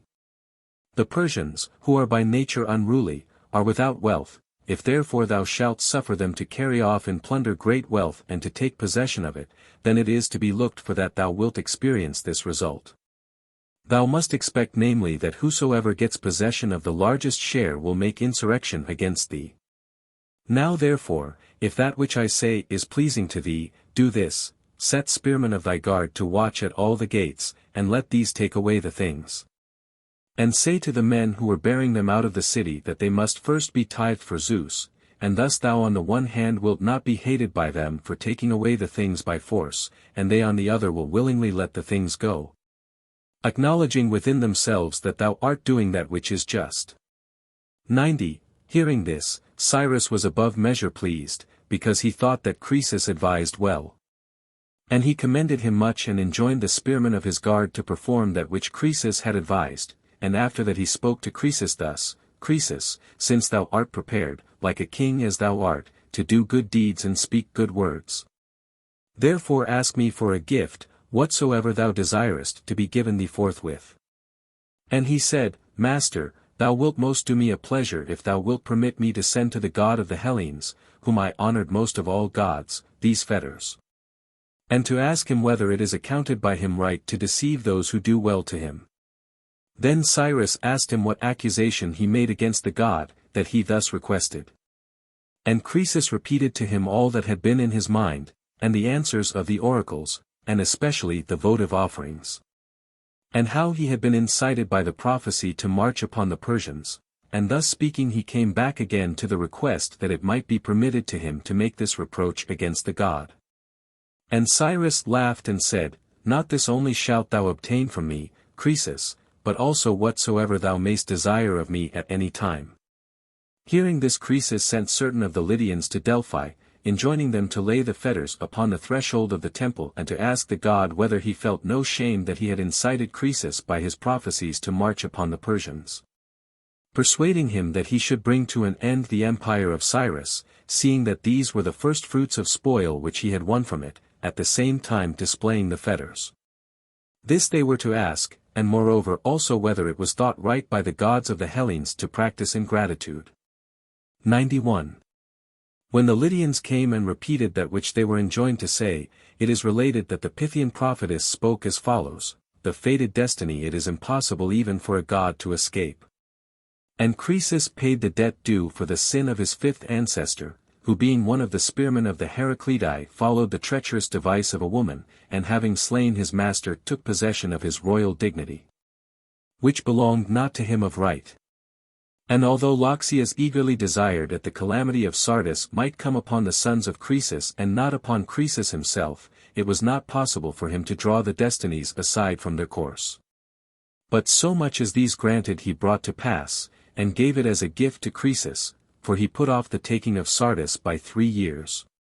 And let Croesus be assured that he was taken prisoner later by these years than the fated time. Moreover, secondly, he assisted him when he was about to be burnt.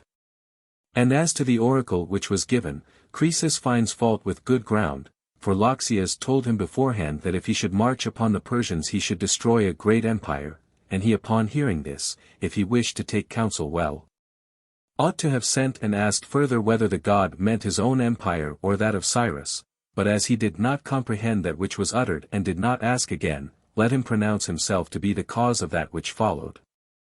To him also when he consulted the oracle for the last time Loxias said that which he said concerning a mule. But this also he failed to comprehend, for Cyrus was in fact this mule, seeing that he was born of parents who were of 2 different races, his mother being of nobler descent and his father of less noble, for she was a Median woman, daughter of Astyages king of the Medes, but he was a Persian, one of a race subject to the Medes, and being inferior in all respects he was the husband of one who was his royal mistress. Thus the Pythian prophetess replied to the Lydians, and they brought the answer back to Sardis and repeated it to Croesus, and he, when he heard it, acknowledged that the fault was his own and not that of the god. With regard then to the empire of Croesus and the first conquest of Ionia, it happened thus. 92. Now there are in Hellas many other votive offerings made by Croesus, and not only those which have been mentioned, for first at Thebes of the Boeotians there is a tripod of gold, which he dedicated to the Ismenian Apollo. Then at Ephesus there are the golden cows and the greater number of the pillars of the temple, and in the temple of Athene Pronaia at Delphi a large golden shield. These were still remaining down to my own time, but others of his votive offerings have perished, and the votive offerings of Croesus at Branchidae of the Milesians were, as I am told, equal in weight and similar to those at Delphi. Now those which he sent to Delphi and to the temple of Amphiaraos he dedicated of his own goods and as firstfruits of the wealth inherited from his father. But the other offerings were made of the substance of a man who was his foe, who before Croesus became king had been factious against him and had joined in endeavoring to make Pantaleon ruler of the Lydians. Now Pantaleon was a son of Aliates and a brother of Croesus, but not by the same mother, for Croesus was born to Aliates of a Carian woman, but Pantaleon of an Ionian.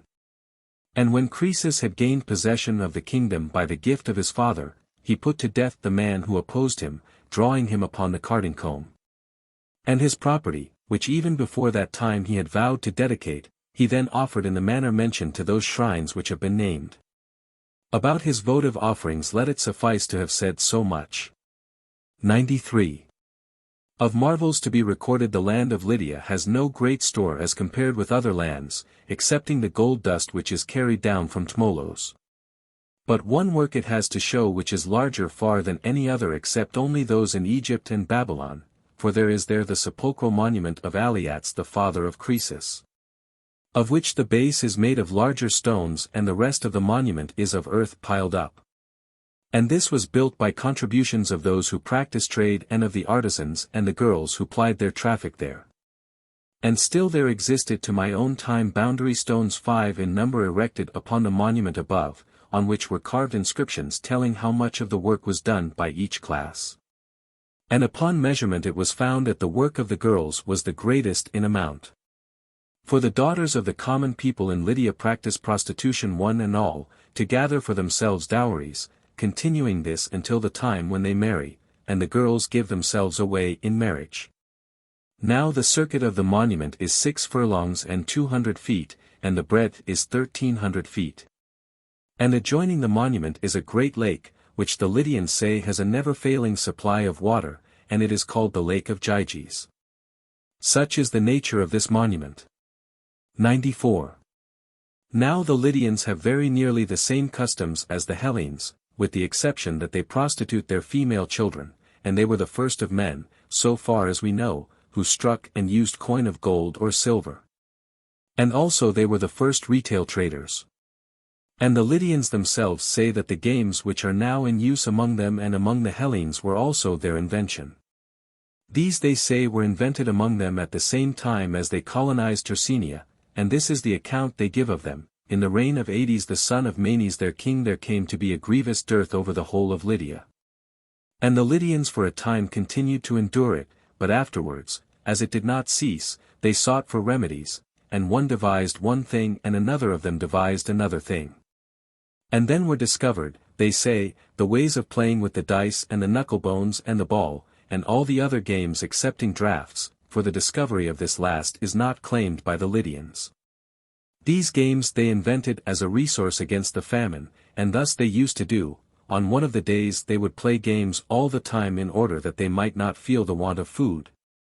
And on the next they ceased from their games and had food, and thus they went on for 18 years.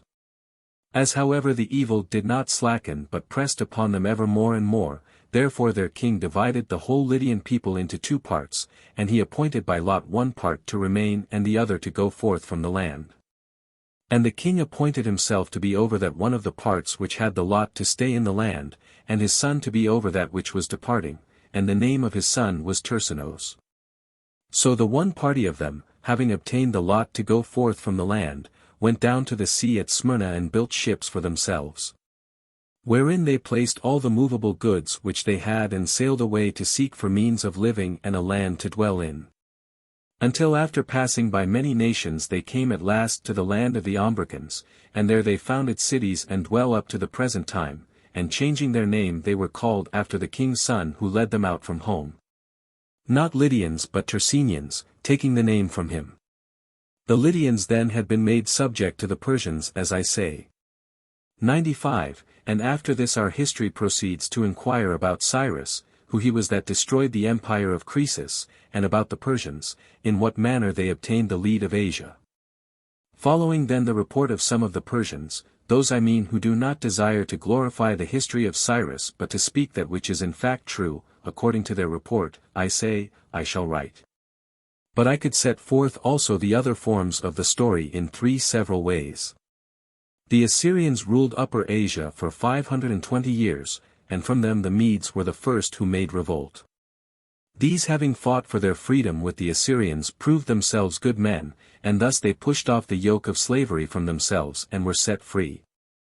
And after them the other nations also did the same as the Medes, and when all on the continent were thus independent, they returned again to despotic rule as follows.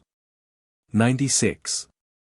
There appeared among the Medes a man of great ability whose name was Diox, and this man was the son of Phordes.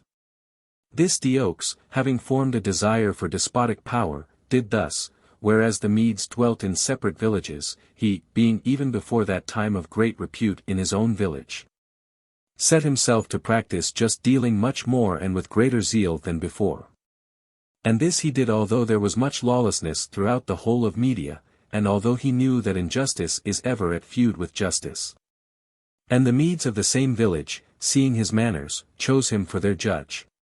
So he, since he was aiming at power, was upright and just, and doing thus he had no little praise from his fellow citizens, insomuch that those of the other villages learning that Diox was a man who more than all others gave decision rightly. Whereas before this they had been wont to suffer from unjust judgments, themselves also when they heard it came gladly to Diox to have their causes determined, and at last they trusted the business to no one else. 97. Then, as more and more continually kept coming to him, because men learnt that his decisions proved to be according to the truth, Diox perceiving that everything was referred to himself would no longer sit in the place where he used formerly to sit in public to determine causes, and said that he would determine causes no more. For it was not profitable for him to neglect his own affairs and to determine causes for his neighbors all through the day. So then, since robbery and lawlessness prevailed even much more in the villages than they did before, the Medes having assembled together in one place considered with one another and spoke about the state in which they were, and I suppose the friends of Diox spoke much to this effect, seeing that we are not able to dwell in the land under the present order of things. Let us set up a king from among ourselves, and thus the land will be well governed and we ourselves shall turn to labor, and shall not be ruined by lawlessness. By some such words as these they persuaded themselves to have a king. 98. And when they straightway proposed the question whom they should set up to be king, Diox was much put forward and commended by every one, until at last they agreed that he should be their king. And he bade them build for him a palace worthy of the royal dignity and strengthen him with a guard of spearmen. And the Medes did so, for they built him a large and strong palace in that part of the land which he told them, and they allowed him to select spearmen from all the Medes. And when he had obtained the rule over them, he compelled the Medes to make one fortified city and pay chief attention to this, having less regard to the other cities. And as the Medes obeyed him in this also, he built large and strong walls, those which are now called Agbatana, standing in circles one within the other. And this wall is so contrived that one circle is higher than the next by the height of the battlements alone. And to some extent, I suppose, the nature of the ground, seeing that it is on a hill, assists towards this end. But much more was it produced by art, since the circles are in all 7 in number. And within the last circle are the royal palace and the treasure houses. The largest of these walls is in size about equal to the circuit of the wall round Athens. And of the first circle the battlements are white, of the second black, of the third crimson, of the fourth blue, of the fifth red, thus are the battlements of all the circles colored with various tints. And the 2 last have their battlements one of them overlaid with silver and the other with gold. 99. These walls then Diox built for himself and round his own palace, and the people he commanded to dwell round about the wall. And after all was built, Diox established the rule, which he was the first to establish, ordaining that none should enter into the presence of the king, but that they deal with him always through messengers. And that the king should be seen by no one, and moreover that to laugh or to spit in presence is unseemly, and this last for every one without exception.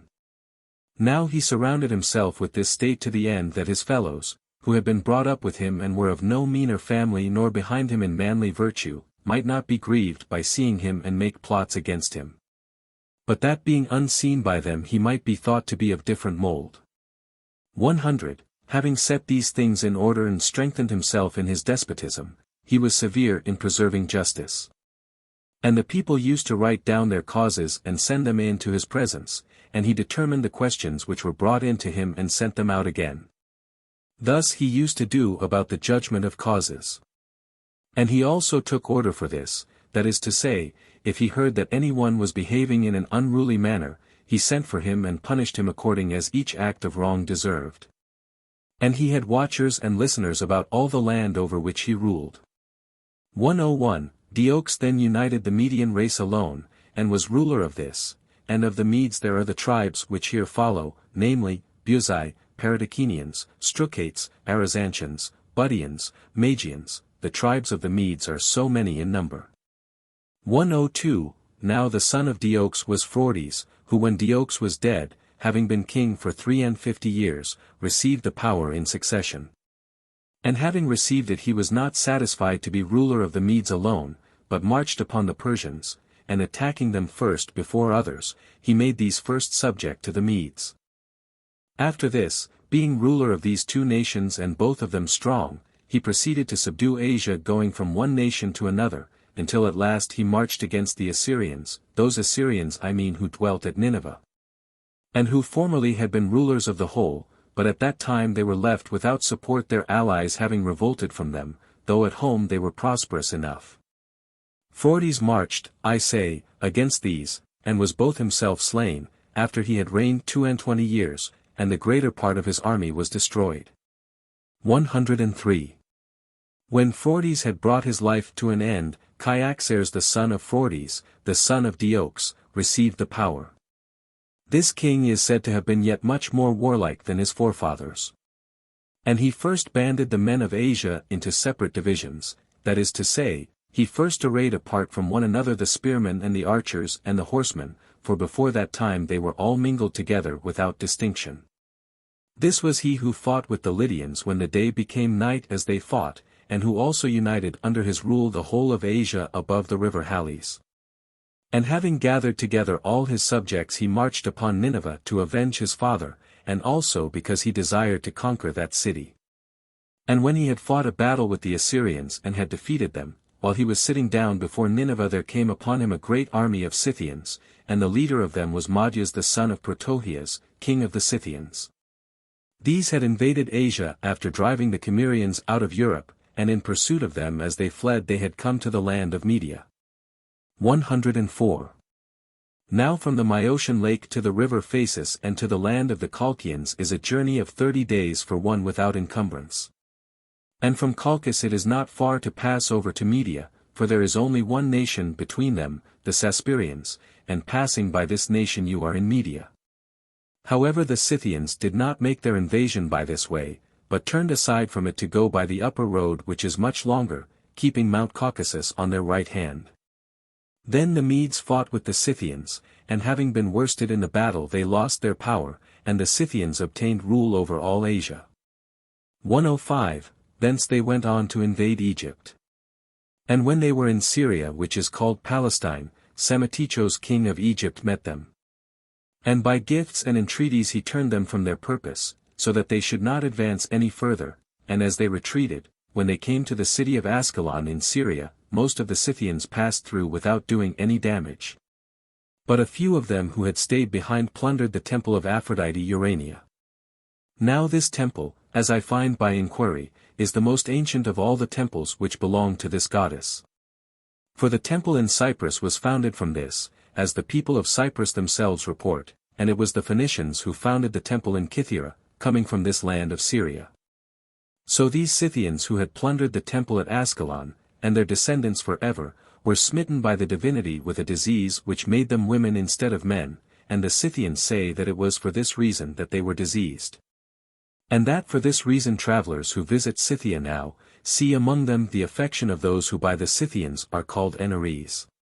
106, For 28 years then the Scythians were rulers of Asia, and by their unruliness and reckless behavior everything was ruined.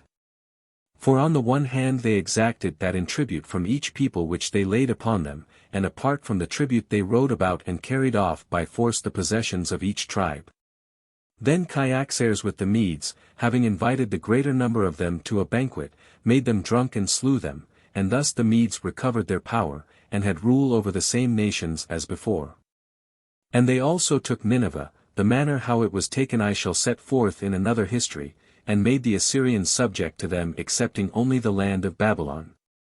107. After this Cyaxares died, having reigned 40 years including those years during which the Scythians had rule, and Astyages son of Cyaxares received from him the kingdom. To him was born a daughter whom he named Mandane. And in his sleep it seemed to him that there passed from her so much water as to fill his city and also to flood the whole of Asia. This dream he delivered over to the Magian interpreters of dreams, and when he heard from them the truth at each point he became afraid. And afterwards when this Mandane was of an age to have a husband, he did not give her in marriage to any one of the Medes who were his peers, because he feared the vision. But he gave her to a Persian named Cambyses, whom he found to be of a good descent and of a quiet disposition, counting him to be in station much below a Mede of middle rank. 108. And when Mandane was married to Cambyses, in the first year Astyages saw another vision. It seemed to him that from the womb of this daughter a vine grew, and this vine overspread the whole of Asia. Having seen this vision and delivered it to the interpreters of dreams, he sent for his daughter, being then with child, to come from the land of the Persians. And when she had come he kept watch over her, desiring to destroy that which should be born of her, for the Magian interpreters of dreams signified to him that the offspring of his daughter should be king in his room. Astyages then desiring to guard against this, when Cyrus was born, called Harpagos, a man who was of kin near him and whom he trusted above all the other Medes, and had made him manager of all his affairs. And to him he said as follows, neglect not by any means, Harpagos, the matter which I shall lay upon thee to do, and beware lest thou set me aside, and choosing the advantage of others instead, bring thyself afterwards to destruction. Take the child which Mandane bore, and carry it to thy house and slay it, and afterwards bury it in whatsoever manner thou thyself desirest. To this he made answer, O king, never yet in any pastime didst thou discern in me an offence against thee, and I keep watch over myself also with a view to the time that comes after, that I may not commit any error towards thee. If it is indeed thy pleasure that this should so be done, my service at least must be fitly rendered. 109. Thus he made answer, and when the child had been delivered to him adorned as for death, Harpagos went weeping to his wife all the words which had been spoken by Astyages. And she said to him, Now, therefore, what is it in thy mind to do? And he made answer, Not according as Astyages enjoined, for not even if he shall come to be yet more out of his senses and more mad than he now is, will I agree to his will or serve him in such a murder as this. And for many reasons I will not slay the child, first because he is akin to me, and then because Astyages is old and without male issue, and if after he is dead the power shall come through me, does not the greatest of dangers then await me? To secure me, this child must die, but one of the servants of Astyages must be the slayer of it, and not one of mine. 110. Thus he spoke, and straightway sent a messenger to that one of the herdsmen of Astyages who he knew fed his herds on the pastures which were most suitable for his purpose, and on the mountains most haunted by wild beasts. The name of this man was Mithridates, and he was married to one who was his fellow slave. And the name of the woman to whom he was married was Clio in the tongue of the Hellenes and in the Median tongue Spaco, for what the Hellenes call Kina, bitch, the Medes call Spaka. Now, it was on the skirts of the mountains that this herdsman had his cattle pastures, from Ecbatana towards the north wind and towards the Euxine Sea. For here in the direction of the Saspirians the Median land is very mountainous and lofty and thickly covered with forests, but the rest of the land of Media is all level plain. So when this herdsman came, being summoned with much urgency, Harpagos said these words, Astyages bids thee take this child and place it on the most desolate part of the mountains, so that it may perish as quickly as possible. And he bade me to say that if thou do not kill it, but in any way shalt preserve it from death, he will slay thee by the most evil kind of destruction, and I have been appointed to see that the child is laid forth. 111. Having heard this and having taken up the child, the herdsman went back by the way he came, and arrived at his dwelling. And his wife also, as it seems, having been every day on the point of bearing a child, by a providential chance brought her child to birth just at that time, when the herdsman was gone to the city. And both were in anxiety, each for the other, the man having fear about the childbearing of his wife, and the woman about the cause why Harpagos had sent to summon her husband, not having been wont to do so aforetime. So as soon as he returned and stood before her, the woman seeing him again beyond her hopes was the first to speak, and asked him for what purpose Harpagos had sent for him so urgently. And he said, Wife, when I came to the city I saw and heard that which I would I had not seen, and which I should wish had never chanced to those whom we serve. For the house of Harpagos was all full of mourning, and I being astonished thereat went within, and as soon as I entered I saw laid out to view an infant child gasping for breath and screaming, which was adorned with gold ornaments and embroidered clothing, and when Harpagos saw me he bade me forthwith to take up the child and carry it away and lay it on that part of the mountains which is most haunted by wild beasts. Saying that it was Astyages who laid this task upon me, and using to me many threats, if I should fail to do this. And I took it up and bore it away, supposing that it was the child of some one of the servants of the house, for never could I have supposed whence it really was. But I marveled to see it adorned with gold and raiment, and I marveled also because mourning was made for it openly in the house of Harpagos. And straightway as we went by the road, I learnt the whole of the matter from the servant who went with me out of the city and placed in my hands the babe, namely that it was in truth the son of Mandane the daughter of Astyages, and of Cambyses the son of Cyrus, and that Astyages bade slay it. And now here it is. 112. And as he said this the herdsman uncovered it and showed it to her. And she, seeing that the child was large and of fair form, wept and clung to the knees of her husband, beseeching him by no means to lay it forth. But he said that he could not do otherwise than so, for watchers would come backwards and forwards sent by Harpagos to see that this was done, and he would perish by a miserable death if he should fail to do this. And as she could not after all persuade her husband, the wife next said as follows, Since then I am unable to persuade thee not to lay it forth, do thou this which I shall tell thee, if indeed it needs must be seen laid forth. I also have borne a child, but I have borne it dead. Take this and expose it, and let us rear the child of the daughter of Astyages as if it were our own. Thus thou wilt not be found out doing a wrong to those whom we serve, nor shall we have taken ill counsel for ourselves, for the dead child will obtain a royal burial and the surviving one will not lose his life. 113. To the herdsman it seemed that, the case standing thus, his wife spoke well, and forthwith he did so. The child which he was bearing to put to death, this he delivered to his wife, and his own, which was dead, he took and placed in the chest in which he had been bearing the other. And having adorned it with all the adornment of the other child, he bore it to the most desolate part of the mountains and placed it there. And when the third day came after the child had been laid forth, the herdsman went to the city, leaving one of his under-herdsmen to watch there. And when he came to the house of Harpagos he said that he was ready to display the dead body of the child. And Harpagos sent the most trusted of his spearmen, and through them he saw and buried the herdsman's child. This then had burial, but him who was afterwards called Cyrus the wife of the herdsman had received, and was bringing him up, giving him no doubt some other name, not Cyrus. 114. And when the boy was 10 years old, it happened with regard to him as follows, and this made him known.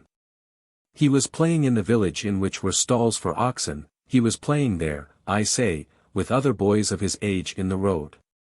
And the boys in their play chose as their king this one who was called the son of the herdsman, and he set some of them to build palaces and others to be spearmen of his guard, and one of them no doubt he appointed to be the eye of the king. And to one he gave the office of bearing the messages, appointing a work for each one severally.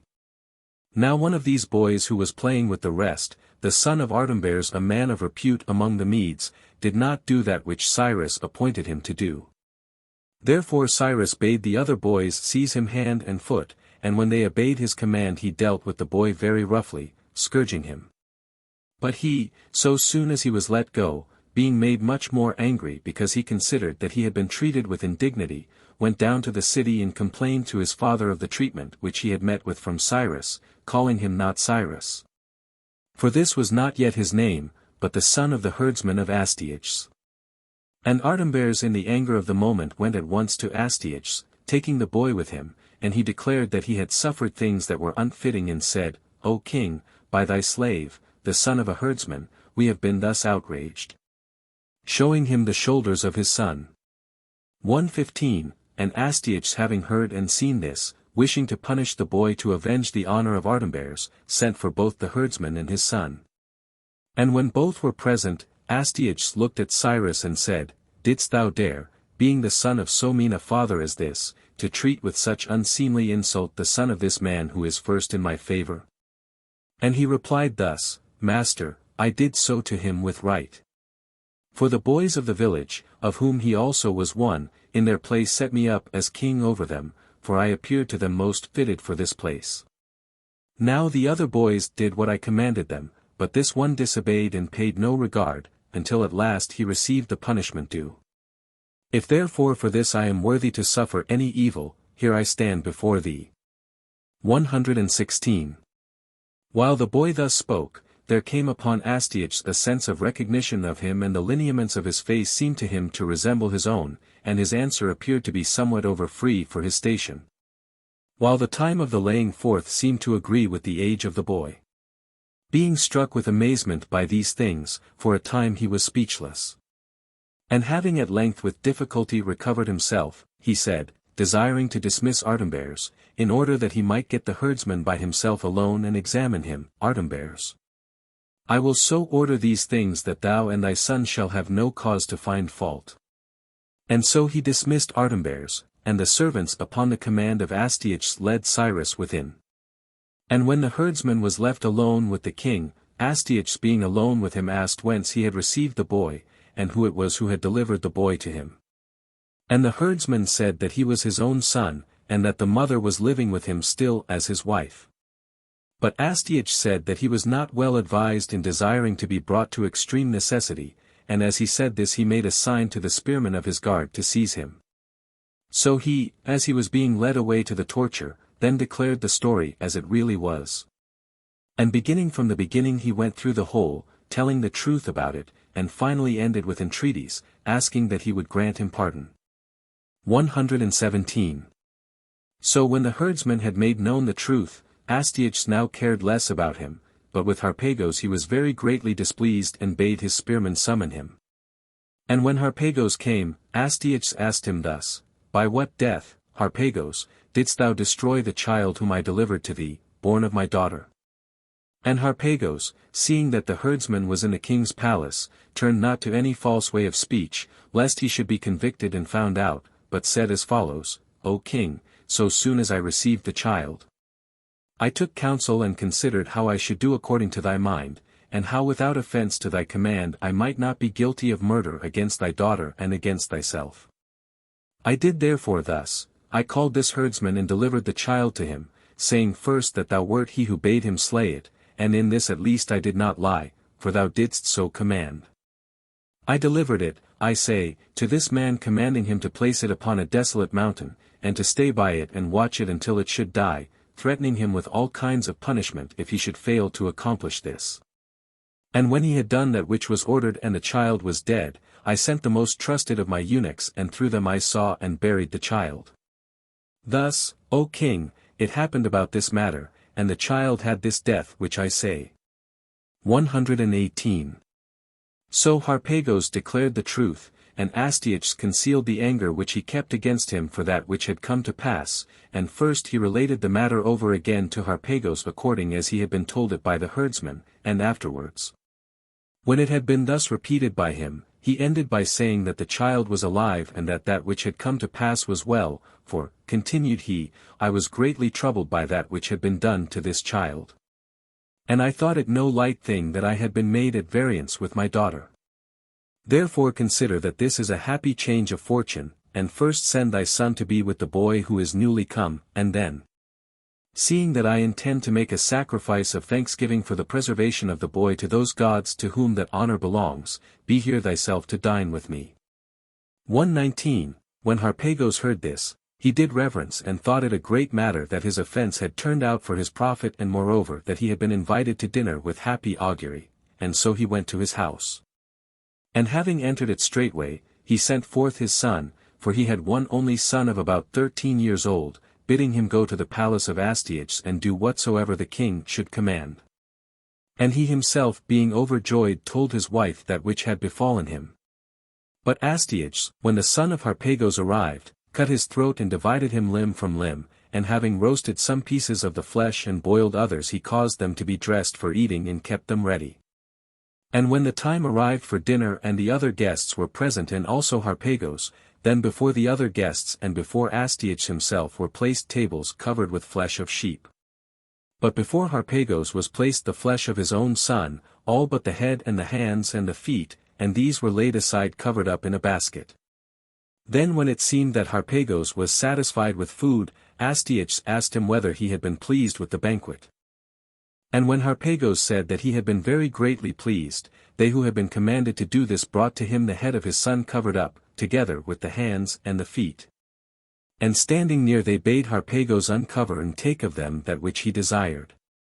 So when Harpagos obeyed and uncovered, he saw the remains of his son. And seeing them he was not overcome with amazement but contained himself, and Astyages asked him whether he perceived of what animal he had been eating the flesh, and he said that he perceived. And that whatsoever the king might do was well pleasing to him. Thus having made answer and taking up the parts of the flesh which still remained he went to his house, and after that, I suppose, he would gather all the parts together and bury them. 120. On Harpagos Astyages laid this penalty. And about Cyrus he took thought, and summoned the same men of the Magians who had given judgment about his dream in the manner which has been said, and when they came, Astyages asked how they had given judgment about his vision. And they spoke according to the same manner, saying that the child must have become king if he had lived on and had not died before. He made answer to them thus, "The child is alive and not dead," and while he was dwelling in the country, the boys of the village appointed him king, and he performed completely all those things which they do who are really kings. For he exercised rule, appointed to their places spearmen of the guard and doorkeepers and bearers of messages and all else. Now therefore, to what does it seem to you that these things tend? The Magians said, "If the child is still alive and became king without any arrangement, be thou confident concerning him and have good courage, for he shall not be ruler again the second time. Since some even of our oracles have had but small results, and that at least which has to do with dreams comes often in the end to a feeble accomplishment." Astyages made answer in these words, "I myself also, O Magians, am most disposed to believe that this is so, namely that since the boy was named king the dream has had its fulfillment and that this boy is no longer a source of danger to me. Nevertheless give counsel to me, having well considered what is likely to be most safe both for my house and for you." Replying to this the Magians said, "To us also, O king, it is of great consequence that thy rule should stand firm. For in the other case it is transferred to strangers, coming round to this boy who is a Persian, and we being Medes are made slaves and become of no account in the eyes of the Persians, seeing that we are of different race. But while thou art established as our king, who art one of our own nation, we both have our share of rule and receive great honors from thee. Thus then we must by all means have a care of thee and of thy rule. And now, if we saw in this anything to cause fear, we would declare all to thee beforehand, but as the dream has had its issue in a trifling manner, both we ourselves are of good cheer and we exhort thee to be so likewise, and as for this boy, send him away from before thine eyes to the Persians and to his parents." 121, When he heard this Astyages rejoiced, and calling Cyrus spoke to him thus, "My son, I did thee wrong by reason of a vision of a dream which has not come to pass, but thou art yet alive by thine own destiny. Now therefore go in peace to the land of the Persians, and I will send with thee men to conduct thee, and when thou art come thither, thou shalt find a father and a mother not after the fashion of Mithridates the herdsman and his wife." 122. Thus having spoken Astyages sent Cyrus away, and when he had returned and come to the house of Cambyses, his parents received him. And after that, when they learned who he was, they welcomed him not a little, for they had supposed without doubt that their son had perished straightway after his birth, and they inquired in what manner he had survived. And he told them, saying that before this he had not known but had been utterly in error.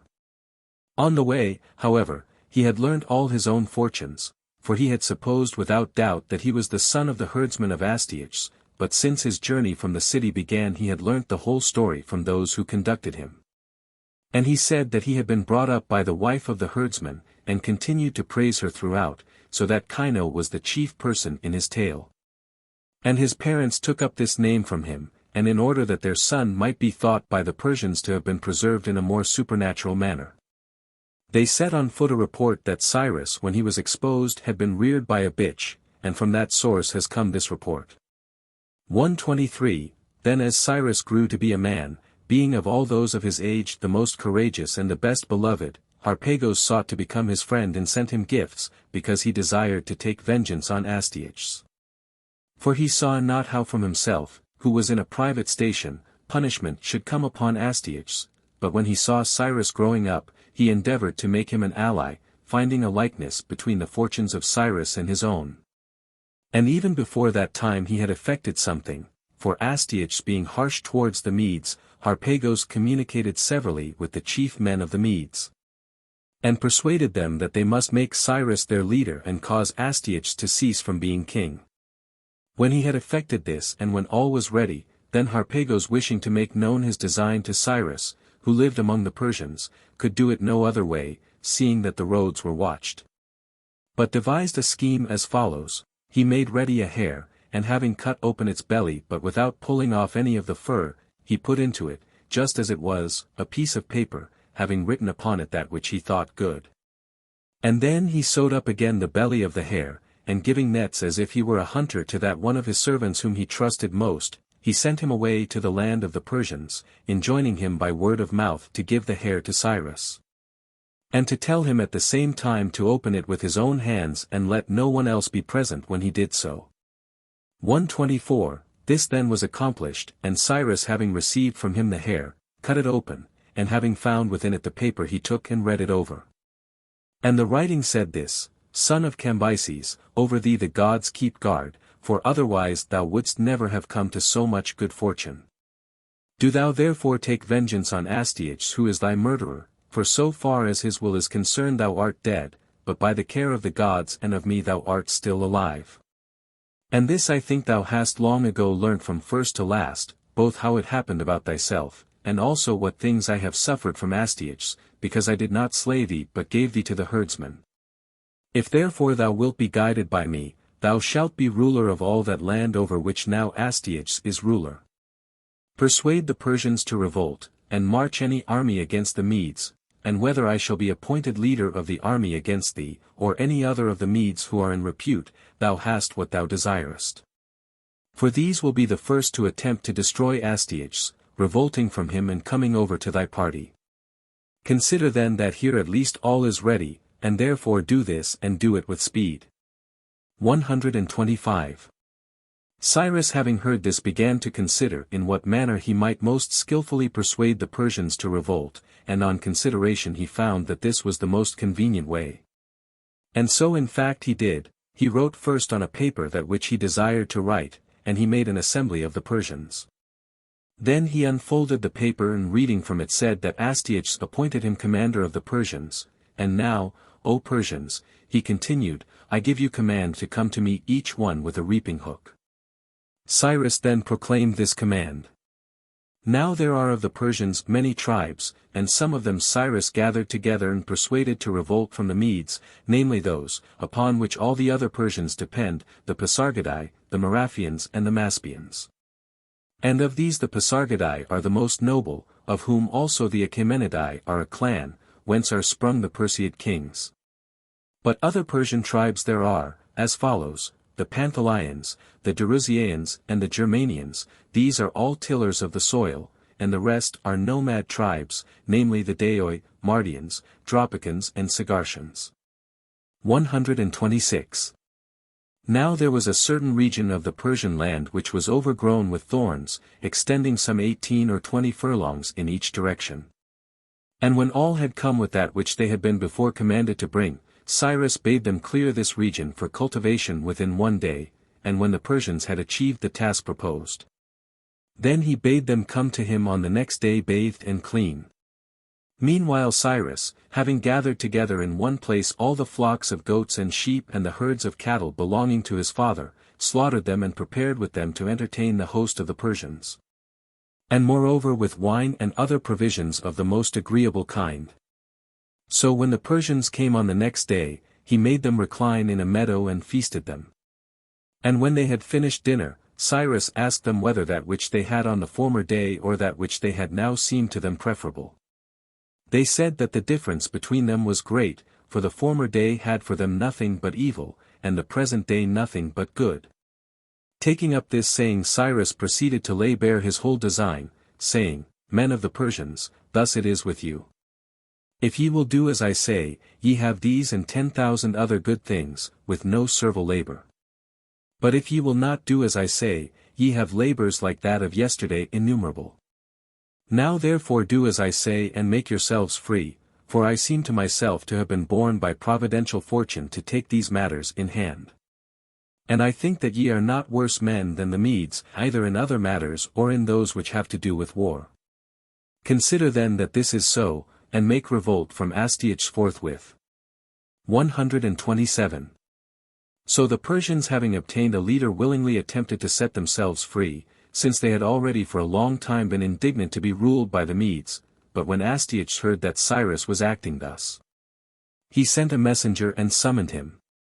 And Cyrus bade the messenger report to Astyages that he would be with him sooner than he would himself desire. So Astyages hearing this armed all the Medes, and blinded by divine providence he appointed Harpagos to be the leader of the army, forgetting what he had done to him. Then when the Medes had marched out and began to fight with the Persians, some of them continued the battle, namely those who had not been made partakers in the design, while others went over to the Persians. But the greater number were willfully slack and fled. 128. So when the Median army had been shamefully dispersed, so soon as Astyages heard of it he said, threatening Cyrus, but not even so shall Cyrus at least escape punishment. Thus having spoken he first impaled the Magian interpreters of dreams who had persuaded him to let Cyrus go, and then he armed those of the Medes, youths and old men, who had been left behind in the city. These he led out and having engaged battle with the Persians he was worsted, and Astyages himself was taken alive, and he lost also those of the Medes whom he had led forth. 129. Then when Astyages was a prisoner, Harpagos came and stood near him and rejoiced over him and insulted him. And besides other things which he said to grieve him, he asked him especially how it pleased him to be a slave instead of a king, making reference to that dinner at which Astyages had feasted him with the flesh of his own son. He looking at him asked him in return whether he claimed the work of Cyrus as his own deed, and Harpagos said that since he had written the letter, the deed was justly his. Then Astyages declared him to be at the same time the most unskilful and the most unjust of men. The most unskilful because, when it was in his power to become king, as it was, if that which had now been done was really brought about by him, he had conferred the chief power on another, and the most unjust. Because on account of that dinner he had reduced the Medes to slavery. For if he must needs confer the kingdom on some other and not keep it himself, it was more just to give this good thing to one of the Medes rather than to one of the Persians. Whereas now the Medes, who were guiltless of this, had become slaves instead of masters, and the Persians who formerly were slaves of the Medes had now become their masters. 130. Astyages then, having been king for 35 years, was thus caused to cease from being king. And the Medes stooped under the yoke of the Persians because of his cruelty, after they had ruled Asia above the river Halys for 128 years, except during that period for which the Scythians had rule. Afterwards however it repented them that they had done this, and they revolved from Daraeos, and having revolted they were subdued again, being conquered in a battle. At this time then, I say, in the reign of Astyages, the Persians with Cyrus rose up against the Medes and from that time forth were rulers of Asia, but as for Astyages, Cyrus did no harm to him besides, but kept him with himself until he died. Thus born and bred Cyrus became king, and after this he subdued Croesus, who was the first to begin the quarrel, as I have before said, and having subdued him he then became ruler of all Asia. 131.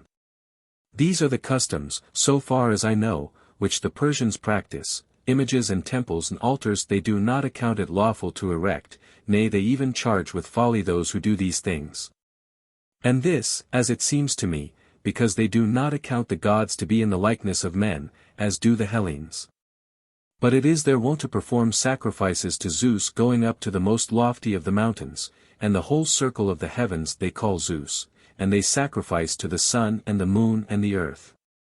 To fire and to water and to the winds, these are the only gods to whom they have sacrificed ever from the first. But they have learnt also to sacrifice to Aphrodite Urania, having learnt it both from the Assyrians and the Arabians, and the Assyrians call Aphrodite Melita, the Arabians Alida, and the Persians Mitra. 132.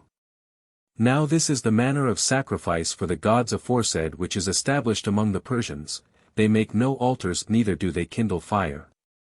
And when they mean to sacrifice they use no libation nor music of the pipe nor chaplets nor meal for sprinkling. But when a man wishes to sacrifice to any one of the gods, he leads the animal for sacrifice to an unpolluted place and calls upon the god, having his tiara wreathed round generally with a branch of myrtle.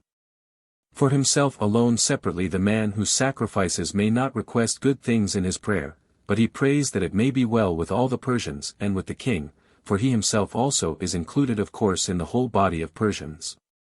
And when he has cut up the victim into pieces and boiled the flesh, he spreads a layer of the freshest grass and especially clover, upon which he places forthwith all the pieces of flesh.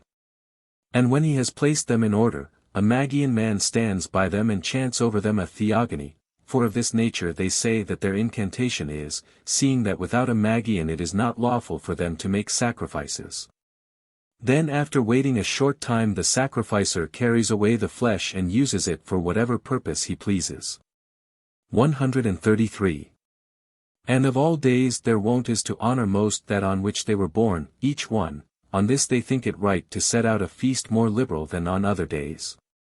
And in this feast the wealthier of them set upon the table an ox or a horse or a camel or an ass, roasted whole in an oven, and the poor among them set out small animals in the same way. They have few solid dishes, but many served up after as dessert, and these not in a single course. And for this reason the Persians say that the Hellenes leave off dinner hungry, because after dinner they have nothing worth mentioning served up as dessert, whereas if any good dessert were served up they would not stop eating so soon. To wine drinking they are very much given, and it is not permitted for a man to vomit or to make water in presence of another. Thus do they provide against these things. And they are wont to deliberate when drinking hard about the most important of their affairs, and whatsoever conclusion has pleased them in their deliberation, this on the next day, when they are sober. The master of the house in which they happen to be when they deliberate lays before them for discussion, and if it pleases them when they are sober also, they adopt it, but if it does not please them, they let it go, and that on which they have had the first deliberation when they are sober, they consider again when they are drinking. 134. When they meet one another in the roads, by this you may discern whether those who meet are of equal rank, for instead of greeting by words they kiss one another on the mouth. But if one of them is a little inferior to the other, they kiss one another on the cheeks, and if one is of much less noble rank than the other, he falls down before him and does worship to him. And they honor of all most after themselves those nations which dwell nearest to them, and next those which dwell next nearest, and so they go on giving honor in proportion to distance. And they hold least in honor those who dwell furthest off from themselves, esteeming themselves to be by far the best of all the human race on every point, and thinking that others possess merit according to the proportion which is here stated. And that those who dwell furthest from themselves are the worst. And under the supremacy of the Medes the various nations used also to govern one another according to the same rule as the Persians observe in giving honor, the Medes governing the whole and in particular those who dwelt nearest to themselves. And these having rule over those who bordered upon them, and those again over the nations that were next to them, for the race went forward thus ever from government by themselves to government through others. 135. The Persians more than any other men admit foreign usages. For they both wear the Median dress judging it to be more comely than their own, and also for fighting the Egyptian corslet, moreover they adopt all kinds of luxuries when they hear of them. And in particular they have learnt from the Hellenes to have commerce with boys. They marry each one several lawful wives, and they get also a much larger number of concubines. 136. It is established as a sign of manly excellence next after excellence in fight, to be able to show many sons. And to those who have most the king sends gifts every year, for they consider number to be a source of strength. And they educate their children, beginning at 5 years old and going on till 20, in 3 things only, in riding, in shooting, and in speaking the truth, but before the boy is 5 years old he does not come into the presence of his father, but lives with the women. And it is so done for this reason, that if the child should die while he is being bred up, he may not be the cause of any grief to his father. 137. I commend this custom of theirs, and also the one which is next to be mentioned, namely that neither the king himself shall put any to death for one cause alone, nor any of the other Persians for one cause alone shall do hurt that is irremediable to any of his own servants. But if after reckoning he finds that the wrongs done are more in number and greater than the services rendered, then only he gives vent to his anger. Moreover they say that no one ever killed his own father or mother, but whatever deeds have been done which seem to be of this nature, if examined must necessarily, they say, be found to be due either to changelings or to children of adulterous birth. For, say they, it is not reasonable to suppose that the true parent would be killed by his own son. 138. Whatever things it is not lawful for them to do, these it is not lawful for them even to speak of, and the most disgraceful thing in their estimation is to tell and lie, and next to this to owe money, this last for many other reasons. But especially because it is necessary, they say, for him who owes money, also sometimes to tell lies, and whosoever of the men of the city has leprosy or whiteness of skin, he does not come into a city nor mingle with the other Persians. And they say that he has these diseases because he has offended in some way against the sun, but a stranger who is taken by these diseases, in many regions they drive out of the country altogether, and also white doves. Alleging against them the same cause. And into a river they neither make water nor spit, neither do they wash their hands in it, nor allow any other to do these things, but they reverence rivers very greatly. 139. This moreover also has chanced to them, which the Persians have themselves failed to notice, but I have not failed to do so, their names, which are formed to correspond with their bodily shapes or their magnificence of station. And all with the same letter, that letter which the Dorians call San and the Ionians Sigma. With this you will find, if you examine the matter, that all the Persian names end, not some with this and others with other letters, but all alike. 140. So much I am able to say for certain from my own knowledge about them, but what follows is reported about their dead as a secret mystery and not with clearness. Namely that the body of a Persian man is not buried until it has been torn by a bird or a dog. The Magians I know for a certainty have this practice, for they do it openly. However that may be, the Persians cover the body with wax and then bury it in the earth. Now the Magians are distinguished in many ways from other men, as also from the priests in Egypt, for these last esteem it a matter of purity to kill no living creature except the animals which they sacrifice. But the Magians kill with their own hands all creatures except dogs and men, and they even make this a great end to aim at, killing both ants and serpents and all other creeping, flying things. About this custom then be it as it was from the first established, and I return now to the former narrative. 141. The Ionians and Aeolians, as soon as the Lydians had been subdued by the Persians, sent messengers to Cyrus at Sardis, desiring to be his subjects on the same terms as they had been subjects of Croesus. And when he heard that which they proposed to him, he spoke to them a fable, saying that a certain player on the pipe saw fishes in the sea and played on his pipe, supposing that they would come out to land.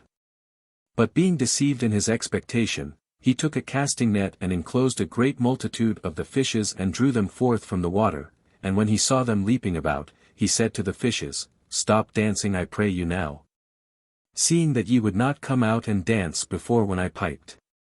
Cyrus spoke this fable to the Ionians and Aeolians for this reason, because the Ionians had refused to comply before, when Cyrus himself by a messenger requested them to revolt from Croesus. While now when the conquest had been made they were ready to submit to Cyrus. Thus he said to them in anger, and the Ionians, when they heard this answer brought back to their cities, put walls round about them severally, and gathered together to the Pannonian, all except the men of Miletos. For with these alone Cyrus had sworn an agreement on the same terms as the Lydians had granted. The rest of the Ionians resolved by common consent to send messengers to Sparta, to ask the Spartans to help the Ionians. 142.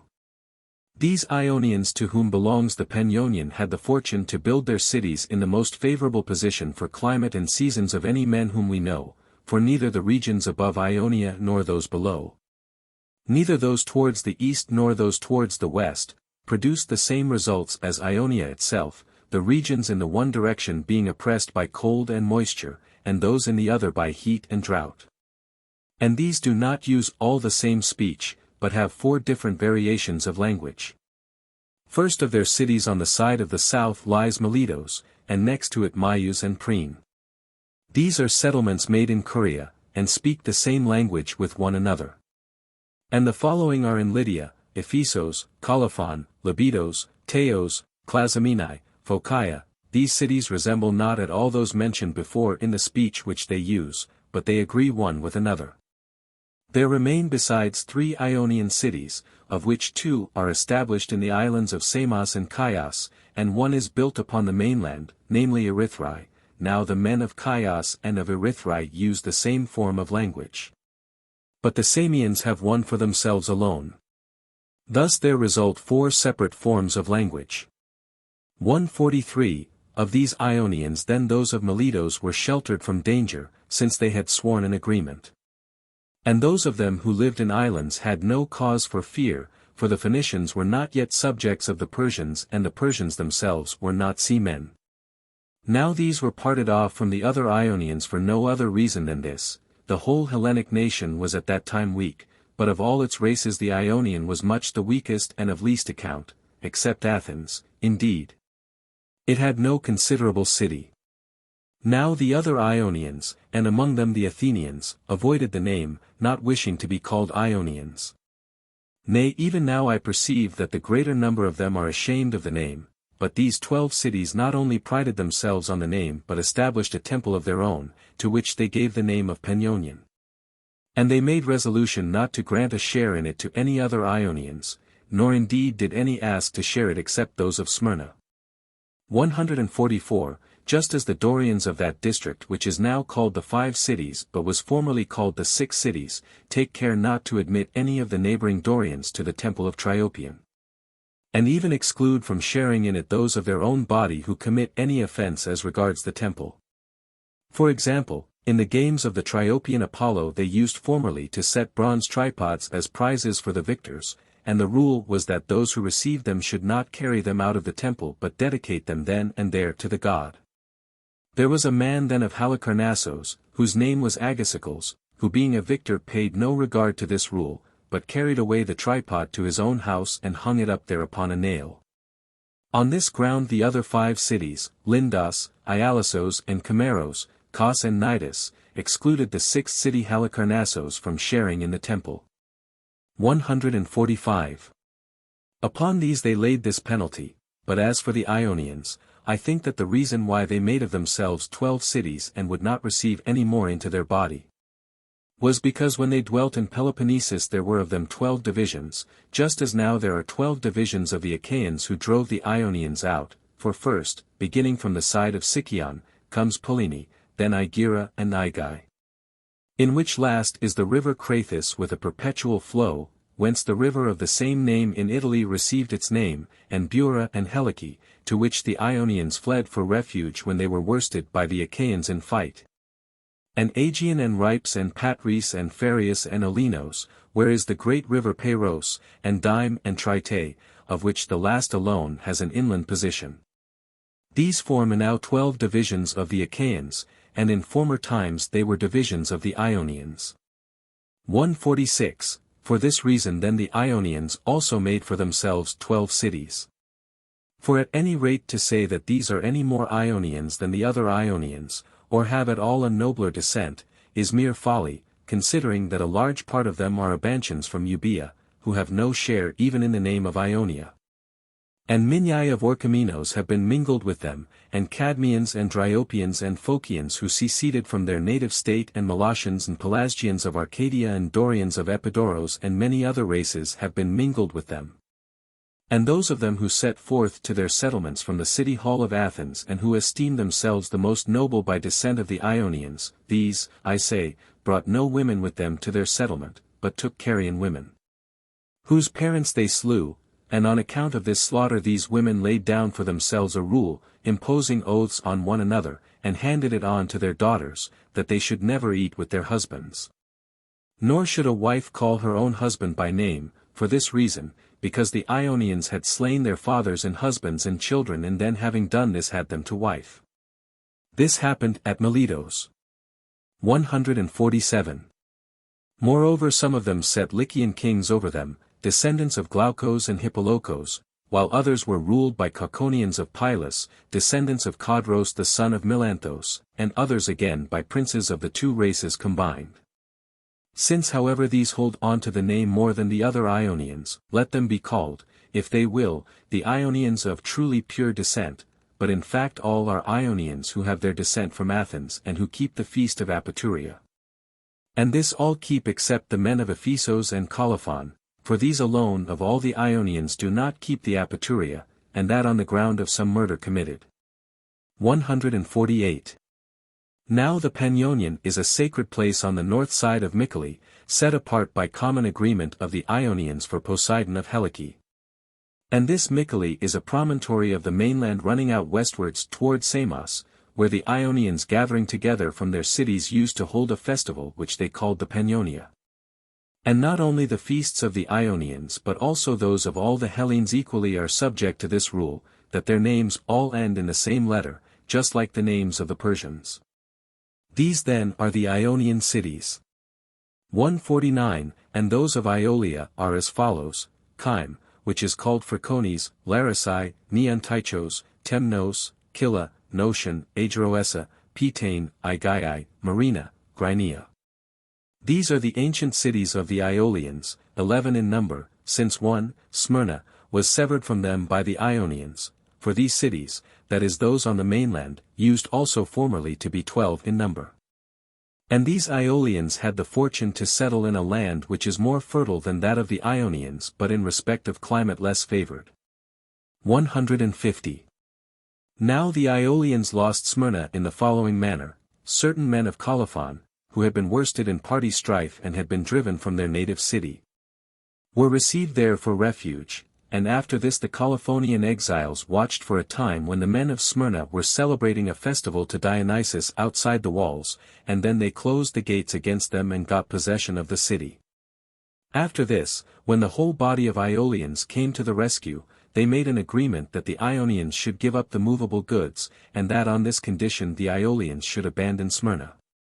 When the men of Smyrna had done this, the remaining 11 cities divided them amongst themselves and made them their own citizens. 151. These then are the Iolian cities upon the mainland, with the exception of those situated on Mount Ida, for these are separate from the rest. And of those which are in the islands, there are 5 in Lesbos, for the 6th which was situated in Lesbos, namely Arisba, was enslaved by the men of Methymna, though its citizens were of the same race as they. And in Tenedos there is 1 city, and another in what are called the 100 Isles. Now the Lesbians and the men of Tenedos, like those Ionians who dwelt in the islands, had no cause for fear. But the remaining cities came to a common agreement to follow the Ionians whithersoever they should lead. 152. Now when the messengers from the Ionians and Iolians came to Sparta, for this business was carried out with speed, they chose before all others to speak for them the Phocian, whose name was Pithermus. He then put upon him a purple cloak, in order that as many as possible of the Spartans might hear of it and come together, and having been introduced before the assembly he spoke at length, asking the Spartans to help them. The Lacedaemonians however would not listen to him, but resolved on the contrary not to help the Ionians. So they departed, and the Lacedaemonians, having dismissed the messengers of the Ionians, sent men notwithstanding in a ship of 50 oars, to find out, as I imagine, about the affairs of Cyrus and about Ionia. These when they came to Phocaea sent to Sardis the man of most repute among them, whose name was Lacrens, to report to Cyrus the saying of the Lacedaemonians, bidding him do hurt to no city of the Hellas, since they would not permit it. 153. When the herald had spoken thus, Cyrus is said to have asked those of the Hellenes whom he had with him, what men the Lacedaemonians were and how many in number, that they made this proclamation to him. And hearing their answer he said to the Spartan herald, Never yet did I fear men such as these, who have a place appointed in the midst of their city where they gather together and deceive one another by false oaths, and if I continue in good health, not the misfortunes of the Ionians will be for them a subject of talk, but rather their own. These words Cyrus threw out scornfully with reference to the Hellenes in general, because they have got for themselves markets and practice buying and selling there. For the Persians themselves are not wont to use markets nor have they any marketplace at all. After this he entrusted Sardis to Tabelos a Persian, and the gold both of Croesus and of the other Lydians he gave to Pactias a Lydian to take charge of, and himself marched away to Ecbatana, taking with him Croesus and making for the present no account of the Ionians.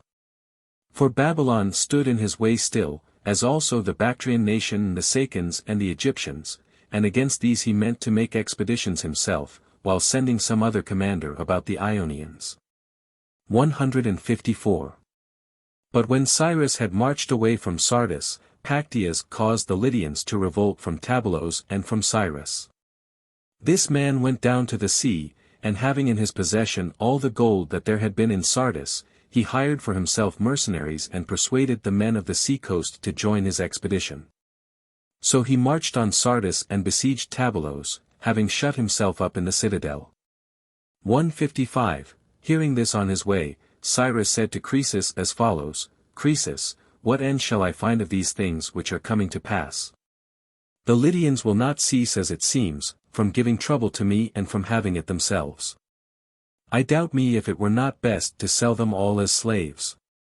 For as it is, I see that I have done in like manner as if one should slay the father and then spare his sons, just so I took prisoner and am carrying away thee, who wert much more than the father of the Lydians. While to the Lydians themselves I delivered up their city. And can I feel surprise after this that they have revolted from me? Thus he said what was in his mind, but Croesus answered him as follows, fearing lest he should destroy Sardis, O king, that which thou hast said is not without reason. But do not thou altogether give vent to thy wrath. Nor destroy an ancient city which is guiltless both of the former things and also of those which have come to pass now, for as to the former things it was I who did them and I bear the consequences heaped upon my head. And as for what is now being done, since the wrongdoer is Pactyas to whom thou didst entrust the charge of Sardis, let him pay the penalty. But the Lydians I pray thee pardon, and lay upon them commands as follows, in order that they may not revolt nor be a cause of danger to thee, send to them and forbid them to possess weapons of war. But bid them on the other hand put on tunics under their outer garments and be shod with buskins, and proclaim to them that they train their sons to play the lyre and the harp and to be retail dealers. And soon thou shalt see, O king, that they have become women instead of men, so that there will be no fear that they will revolt from thee. 156. Croesus, I say, suggested to him this, perceiving that this was better for the Lydians than to be reduced to slavery and sold. For he knew that if he did not offer a sufficient reason, he would not persuade Cyrus to change his mind, and he feared lest at some future time, if they should escape the present danger, the Lydians might revolt from the Persians and be destroyed. And Cyrus was greatly pleased with the suggestion made and slackened from his wrath, saying that he agreed with his advice. Then he called Mazars a Mede, and laid charge upon him to proclaim to the Lydians that which Croesus suggested, and moreover to sell into slavery all the rest who had joined with the Lydians in the expedition to Sardis. And finally by all means to bring Pactyas himself alive to Cyrus. 157. Having given this charge upon the road, he continued his march to the native land of the Persians, but Pactyas hearing that an army was approaching to fight against him was struck with fear and fled away forthwith to Kyme. Then Mazars the Mede marched upon Sardis with a certain portion of the army of Cyrus, and as he did not find Pactyas or his followers any longer at Sardis, he first compelled the Lydians to perform the commands of Cyrus. And by his commands the Lydians changed the whole manner of their life. After this Mazars proceeded to send messengers to Kyme bidding them give up Pactyas, and the men of Kyme resolved to refer to the god at Branchidae the question what counsel they should follow. For there was there an oracle established of old time, which all the Ionians and Aeolians were wont to consult, and this place is in the territory of Miletos above the port of Panormos. 158. So the men of Kyme sent messengers to the Branchidae to inquire of the god, and they asked what course they should take about Pactyas so as to do that which was pleasing to the gods. When they thus inquired, the answer was given them that they should deliver up Pactyas to the Persians, and the men of Kyme, having heard this answer reported, were disposed to give him up. Then when the mass of the people were thus disposed, Aristodicus the son of Heracleides, a man of repute among the citizens, stopped the men of Kyme from doing so. Having distrust of the answer and thinking that those sent to inquire were not speaking the truth. Until at last other messengers were sent to the oracle to ask a second time about Pactyas, and of them Aristodicus was one. 159. When these came to Branchidae, Aristodicus stood forth from the rest and consulted the oracle, asking as follows, Lord, there came to us a suppliant for protection Pactyas the Lydian, flying from a violent death at the hands of the Persians. And they demand him from us, bidding the men of Kyme give him up. But we, though we fear the power of the Persians, yet have not ventured up to this time to deliver to them the suppliant, until thy counsel shall be clearly manifested to us, saying which of the two things we ought to do. He thus inquired, but the god again declared to them the same answer, bidding them deliver up Pactyas to the Persians. Upon this Aristodicus with deliberate purpose did as follows: he went all round the temple destroying the nests of the sparrows and of all the other kinds of birds which had been hatched on the temple, and while he was doing this, it is said that a voice came from the inner shrine directed to Aristodicus and speaking thus: "Thou most impious of men, why dost thou dare to do this?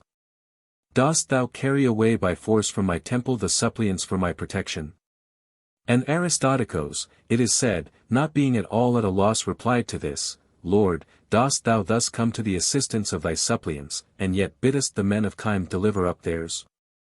And the god answered him again thus: "Yea, I bid you do so, that ye may perish the more quickly for your impiety, so that ye may not at any future time come to the oracle to ask about delivering up of suppliants." 160. When the men of Chyme heard this saying reported, not wishing either to be destroyed by giving him up or to be besieged by keeping him with them, they sent him away to Mytilene. Those of Mytilene however, when Mazars sent messages to them, were preparing to deliver up Pactias for a price, but what the price was I cannot say for certain, since the bargain was never completed. For the men of Chyme, when they learnt that this was being done by the Mytileneans, sent a vessel to Lesbos and conveyed away Pactias to Chios. After this he was dragged forcibly from the temple of Athene Poliuchos by the Chians and delivered up, and the Chians delivered him up receiving Atarneus in return. Now this Atarneus is a region of Mysia opposition Lesbos. So the Persians having received Pactias kept him under guard, meaning to produce him before Cyrus. And a long time elapsed during which none of the Chians either used barley meal grown in this region of Atarneus, for pouring out in sacrifice to any god, or baked cakes for offering of the corn which grew there. But all the produce of this land was excluded from every kind of sacred service. 161. The men of Chios had then delivered up Pactias. And after this Mazars made expedition against those who had joined in besieging Tabalos, and first he reduced to slavery those of Priam, then he overran the whole plain of the Maeander making spoil of it for his army. And Magnesia in the same manner, and straightway after this he fell sick and died. 162. After he was dead, Harpagos came down to take his place in command, being also a Mede by race. This was the man whom the king of the Medes Astyages feasted with the unlawful banquet, and who helped to give the kingdom to Cyrus. This man, being appointed commander then by Cyrus, came to Ionia and proceeded to take the cities by throwing up mounds against them, for when he had enclosed any people within their walls, then he threw up mounds against the walls and took their city by storm. And the first city of Ionia upon which he made an attempt was Phocaea. 163. Now these Phocaeans were the first of the Hellenes who made long voyages, and these are they who discovered the Adriatic and Tercenia and Iberia and Tartessos, and they made voyages not in round ships, but in vessels of 50 oars. These came to Tartessos and became friends with the king of the Tartessians whose name was Arganthonios. He was ruler of the Tartessians for 80 years and lived in all 120. With this man, I say, the Phocaeans became so exceedingly friendly, that first he bade them leave Ionia and dwell wherever they desired in his own land. And as he did not prevail upon the Phocaeans to do this, afterwards, hearing from them of the Mede how his power was increasing, he gave them money to build a wall about their city, and he did this without sparing. For the circuit of the wall is many furlongs in extent, and it is built all of large stones closely fitted together. 164. The wall of the Phocaeans was made in this manner, and Harpagos having marched his army against them began to besiege them.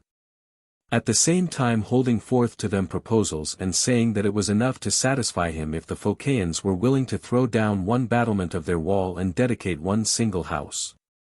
But the Phocaeans, being very greatly grieved at the thought of subjection, said that they wished to deliberate about the matter for one day and after that they would give their answer. And they asked him to withdraw his army from the wall while they were deliberating. Harpagos said that he knew very well what they were meaning to do, nevertheless he was willing to allow them to deliberate. So in the time that followed, when Harpagos had withdrawn his army from the wall, the Phocaeans drew down their 50-oared galleys to the sea, put into them their children and women and all their movable goods. And besides them the images out of the temples and the other votive offerings except such as were made of bronze or stone or consisted of paintings, all the rest, I say, they put into the ships. And having embarked themselves they sailed towards Chios. And the Persians obtained possession of Phocaea, the city being deserted of the inhabitants. 165. But as for the Phocaeans, since the men of Chios would not sell them at their request the islands called Onusai, from the fear lest these islands might be made a seat of trade and their island might be shut out. Therefore they set out for Kurnos, for in Kurnos 20 years before this they had established a city named Eulalia, in accordance with an oracle. Now Arganthonios by that time was dead. And when they were setting out for Kurnos they first sailed to Phocaea and slaughtered the Persian garrison, to whose charge Harpagos had delivered the city. Then after they had achieved this they made solemn imprecations on any one of them who should be left behind from their voyage. And moreover they sank a mass of iron in the sea and swore that not until that mass should appear again on the surface would they return to Phocaea. However, as they were setting forth to Kurnos, more than half of the citizens were seized with yearning and regret for their city and for their native land, and they proved false to their oath and sailed back to Phocaea. But those of them who kept the oath still, weighed anchor from the islands of Oinusai and sailed. 166. When these came to Kurnos, for 5 years they dwelt together with those who had come thither before, and they founded temples there. Then, since they plundered the property of all their neighbors, the Tersenians and Carthaginians made expedition against them by agreement with one another, each with 60 ships. And the Phocaeans also manned their vessels, 60 in number, and came to meet the enemy in that which is called the Sardinian Sea, and when they encountered one another in the sea fight the Phocaeans won a kind of Cadmean victory. For 40 of their ships were destroyed and the remaining 20 were disabled, having had their prows bent aside.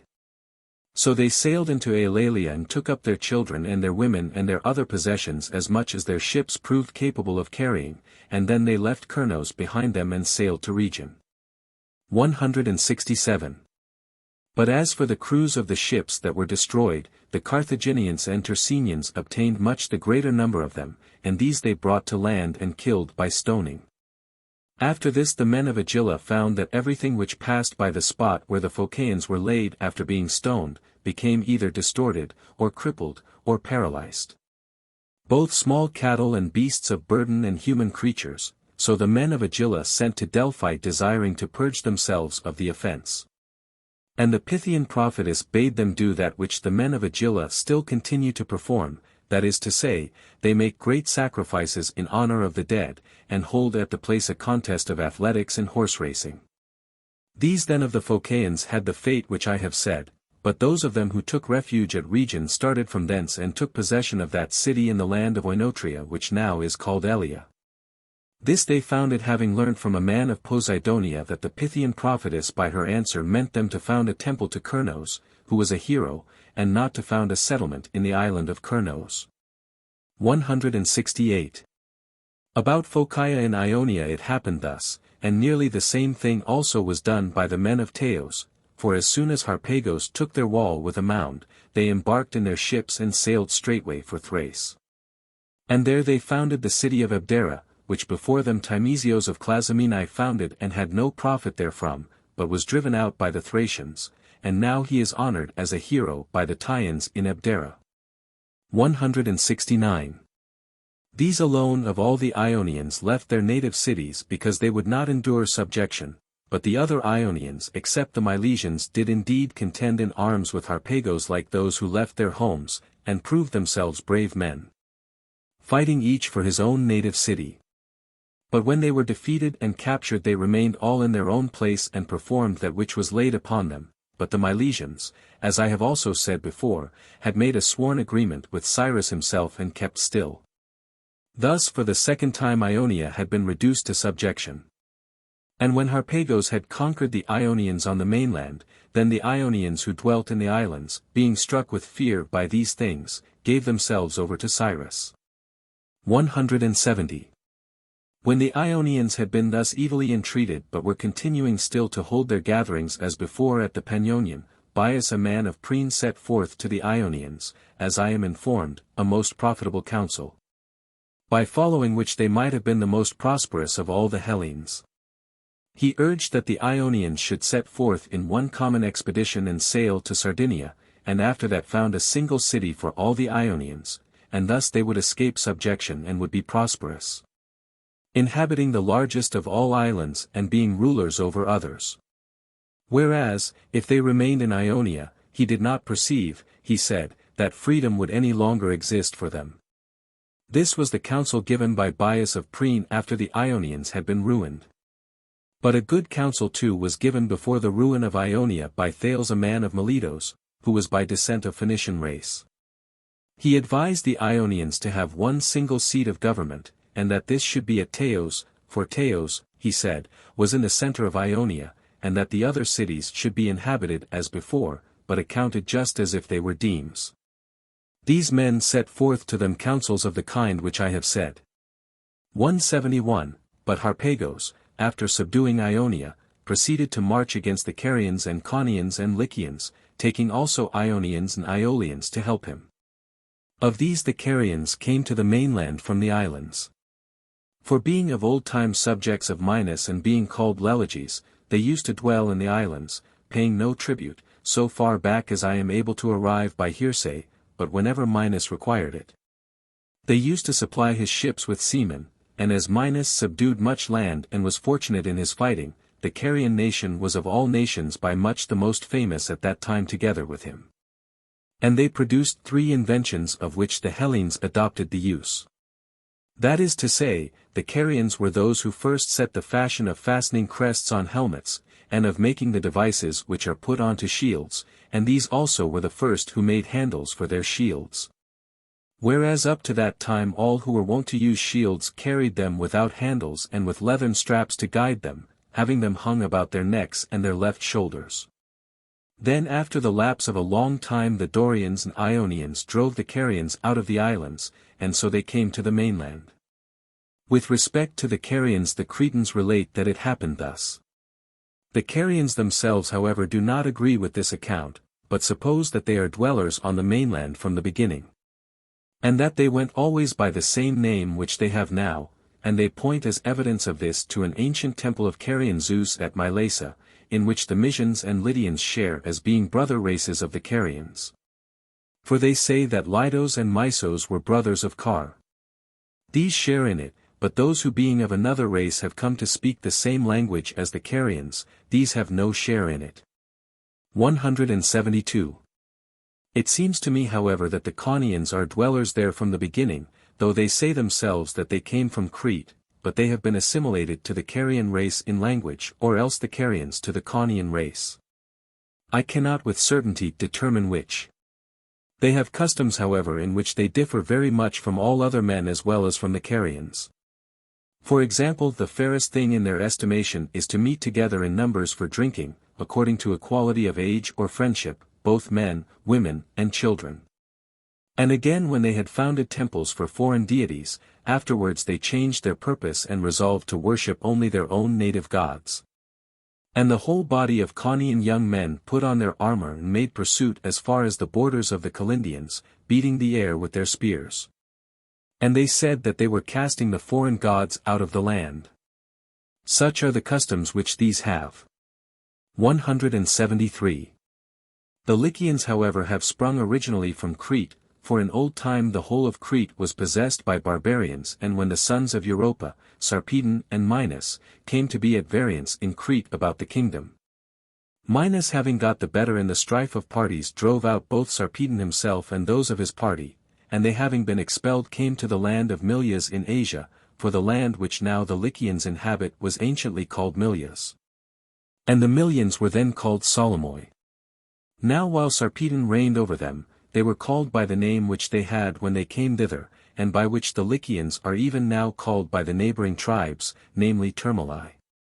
But when from Athens Lycos the son of Pandion came to the land of the Termali and to Sarpedon, he too having been driven out by his brother namely Aegeus, then by the name taken from Lycos they were called after a time Lycians. The customs which these have are partly Cretan and partly Carian, but one custom they have which is peculiar to them, and in which they agree with no other people, that is they call themselves by their mothers and not by their fathers. And if one asks his neighbor who he is, he will state his parentage on the mother's side and enumerate his mother's female ascendants, and if a woman who is a citizen marry a slave, the children are accounted to be of gentle birth. But if a man who is a citizen, though he were the first man among them, have a slave for wife or concubine, the children are without civil rights. 174. Now the Carians were reduced to subjection by Harpagos without any brilliant deed displayed either by the Carians themselves or by those of the Hellenes who dwell in this land. Of these last there are besides others the men of Cnidus, settlers from Lacedaemon, whose land runs out into the sea, being in fact the region which is called Triopian.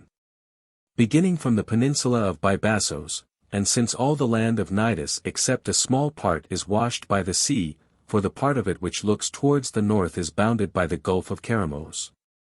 And that which looks to the south by the Sea of Syme and Rhodes, therefore the men of Cnidus began to dig through this small part, which is about 5 furlongs across, while Harpagos was subduing Ionia. Desiring to make their land an island, and within the isthmus all was theirs, for where the territory of Cnidus ends in the direction of the mainland, here is the isthmus which they were digging across. And while the Cnidians were working at it with a great number of men, it was perceived that the men who worked suffered injury much more than might have been expected and in a more supernatural manner. Both in other parts of their bodies and especially in their eyes, when the rock was being broken up. So they sent men to ask the oracle at Delphi what the cause of the difficulty was. And the Pythian prophetess, as the men of Cnidus themselves report, gave them this reply in trimeter verse. Fence not the place with towers, nor dig the isthmus through. Zeus would have made your land an island, had he willed. When the Pythian prophetess had given this oracle, the men of Cnidus not only ceased from their digging but delivered themselves to Harpagos without resistance, when he came against them with his army. 175. There were also the Pedasians, who dwelt in the inland country above Halicarnassos. And among these, whenever anything hurtful is about to happen either to themselves or to their neighbors, the priestess of Athene has a great beard. This befell them 3 times. These of all about Curia were the only men who held out for any time against Harpagos, and they gave him trouble more than any other people, having fortified a mountain called Lyde. 176. After a time the Pedasians were conquered. And the Lycians, when Harpagos marched his army into the plain of Xanthos, came out against him and fought, few against many, and displayed proofs of valor. But being defeated and confined within their city, they gathered together into the citadel their wives and their children, their property and their servants, and after that they set fire to this citadel, so that it was all in flames. And having done so and sworn terrible oaths with one another, they went forth against the enemy and were slain in fight. That is to say all the men of Xanthos, and of the Xanthians who now claim to be Lycians the greater number have come in from abroad, except only 80 households. But these 80 households happened at that time to be away from their native place, and so they escaped destruction. Thus Harpagos obtained possession of Conos, for the men of Conos imitated in most respects the behavior of the Lycians. 177. So Harpagos was conquering the coast regions of Asia, and Cyrus himself meanwhile was doing the same in the upper parts of it, subduing every nation and passing over none. Now most of these actions I shall pass over in silence, but the undertakings which gave him trouble more than the rest and which are the most worthy of note, of these I shall make mention. 178. Cyrus, so soon as he had made subject to himself all other parts of the mainland, proceeded to attack the Assyrians. Now Assyria has doubtless many other great cities, but the most famous and the strongest, and the place where the seat of their monarchy had been established after Nineveh was destroyed, was Babylon. Which was a city such as I shall say. It lies in a great plain, and in size it is such that each face measures 120 furlongs, the shape of the whole being square, thus the furlongs of the circuit of the city amount in all to 480. Such is the size of the city of Babylon, and it had a magnificence greater than all other cities of which we have knowledge. First there runs round it a trench deep and broad and full of water. Then a wall 50 royal cubits in thickness and 200 cubits in height. Now the royal cubit is larger by 3 fingers than the common cubit. 179. I must also tell in addition to this for what purpose the earth was used, which was taken out of the trench, and in what manner the wall was made. As they dug the trench they made the earth which was carried out of the excavation into bricks, and having molded enough bricks they baked them in kilns. And then afterwards, using hot asphalt for mortar and inserting reed mats at every 30 courses of brickwork. They built up first the edges of the trench and then the wall itself in the same manner, and at the top of the wall along the edges they built chambers of 1 story facing one another. And between the rows of chambers they left space to drive a 4-horse chariot. In the circuit of the wall there are set 100 gates made of bronze throughout, and the gate posts and lintels likewise. Now there is another city distant from Babylon a space of 8 days' journey, of which the name is, and there is a river there of no great size, and the name of the river is also Is, and it sends its stream into the river Euphrates. This river is throws up together with its water lumps of asphalt in great abundance, and thence was brought the asphalt for the wall of Babylon. 180. Babylon then was walled in this manner, and there are 2 divisions of the city. For a river whose name is Euphrates parts it in the middle. This flows from the land of the Armenians and is large and deep and swift, and it flows out into the Erythraean Sea. The wall then on each side has its bends carried down to the river, and from this point the return walls stretch along each bank of the stream in the form of a rampart of baked bricks, and the city itself is full of houses of 3 and 4 stories. And the roads by which it is cut up run in straight lines, including the cross roads which lead to the river. And opposite to each road there were set gates in the rampart which ran along the river, in many in number as the ways, and these also were of bronze and led like the ways to the river itself. 181. This wall then which I have mentioned is as it were a cuirass for the town, and another wall runs round within it, not much weaker for defense than the first but enclosing a smaller space. And in each division of the city was a building in the midst, in the one the king's palace of great extent and strongly fortified round, and in the other the temple of Zeus Bellows with bronze gates. And this exists still up to my time and measures 2 furlongs each way, being of a square shape, and in the midst of the temple is built a solid tower measuring a furlong both in length and in breadth. And on this tower another tower has been erected, and another again upon this, and so on up to the number of 8 towers. An ascent to these has been built running outside round about all the towers. And when one reaches about the middle of the ascent one finds a stopping place and seats to rest upon, on which those who ascend sit down and rest, and on the top of the last tower there is a large cell, and in the cell a large couch is laid, well covered, and by it is placed a golden table, and there is no image there set up nor does any human being spend the night there except only one woman of the natives of the place, whomsoever the god shall choose from all the women. As say the Chaldeans who are the priests of this god. 182. These same men say also, but I do not believe them, that the god himself comes often to the cell and rests upon the couch, as happens likewise in the Egyptian Thebes according to the report of the Egyptians. For there also a woman sleeps in the temple of the Theban Zeus, and both these women are said to abstain from commerce with men, and as happens also with the prophetess of the god in Patera of Lycia, whenever there is one. For there is not always an oracle there, but whenever there is one, then she is shut up during the nights in the temple within the cell. 183. There is moreover in the temple at Babylon another cell below, wherein is a great image of Zeus sitting, made of gold, and by it is placed a large table of gold, and his footstool and seat are of gold also. And, as the Chaldeans reported, the weight of the gold of which these things are made is 800 talents. Outside this cell is an altar of gold. And there is also another altar of great size, where full-grown animals are sacrificed. Whereas on the golden altar it is not lawful to sacrifice any but young sucklings only, and also on the larger altar the Chaldeans offer 1,000 talents of frankincense every year at the time when they celebrate the feast in honor of this god.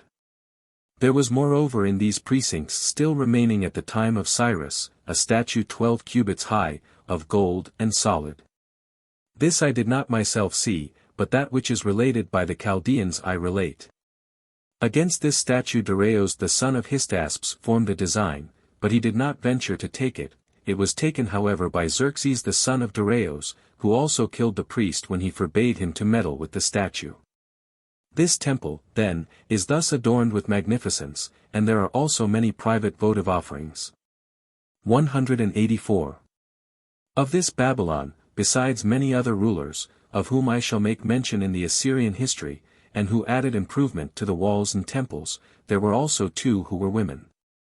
Of these, the one who ruled first, named Semiramis, who lived 5 generations before the other, produced banks of earth in the plain which are a sight worth seeing, and before this the river used to flood like a sea over the whole plain.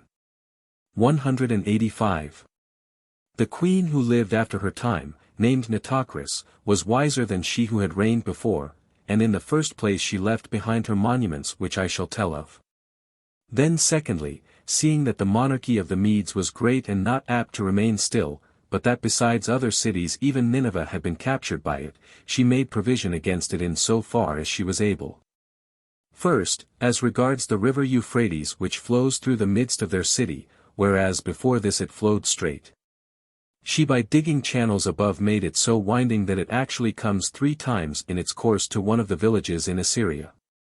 And the name of the village to which the Euphrates comes is Arderica, and at this day those who travel from this sea of ours to Babylon, in their voyage down the river Euphrates arrive 3 times at this same village and on 3 separate days. This she did thus. And she also piled up a mound along each bank of the river, which is worthy to cause wonder for its size and height, and at a great distance above Babylon, she dug a basin for a lake, which she caused to extend along at a very small distance from the river, excavating it everywhere of such depth as to come to water, and making the extent such that the circuit of it measured 420 furlongs, and the earth which was dug out of this excavation she used up by piling it in mounds along the banks of the river, and when this had been dug by her she brought stones and set them all round it as a facing wall. Both these 2 things she did, that is she made the river to have a winding course, and she made the place which was dug out all into a swamp, in order that the river might run more slowly, having its force broken by going round many bends. And that the voyages might be winding to Babylon, and after the voyages there might succeed a long circuit of the pool. These works she carried out in that part where the entrance to the country was, and the shortest way to it from Media, so that the Medes might not have dealings with her kingdom and learn of her affairs. 186. These defences she cast round her city from the depth, and she made the following addition which was dependent upon them: the city was in 2 divisions, and the river occupied the space between. And in the time of the former rulers, when any one wished to pass over from the one division to the other, he had to pass over in a boat, and that, as I imagine, was troublesome. She however made provision also for this. For when she was digging the basin for the lake she left this other monument of herself derived from the same work, that is, she caused stones to be cut of very great length, and when the stones were prepared for her and the place had been dug out, she turned aside the whole stream of the river into the place which she had been digging. And while this was being filled with water, the ancient bed of the river being dried up in the meantime, she both built up with baked bricks after the same fashion as the wall the edges of the river, where it flows through the city, and the places of descent leading from the small gateways to the river. And also about the middle of the city, as I judge, with the stones which she had caused to be dug out she proceeded to build a bridge, binding together the stones with iron and lead, and upon the top she laid squared timbers across, to remain there while it was daytime, over which the people of Babylon made the passage across. But at night they used to take away these timbers for this reason, namely that they might not go backwards and forwards by night and steal from one another, and when the place dug out had been made into a lake full of water by the river, and at the same time the bridge had been completed, then she conducted the Euphrates back into its ancient channel from the lake, and so the place dug out being made into a swamp was thought to have served a good purpose. And there had been a bridge set up for the men of the city. 187. This same queen also contrived a snare of the following kind: over that gate of the city through which the greatest number of people passed she set up for herself a tomb above the very gate itself. And on the tomb she engraved writing which said thus: If any of the kings of Babylon who come after me shall be in want of wealth, let him open my tomb and take as much as he desires. But let him not open it for any other cause, if he be not in want, for that will not be well. This tomb was undisturbed until the kingdom came to Darius.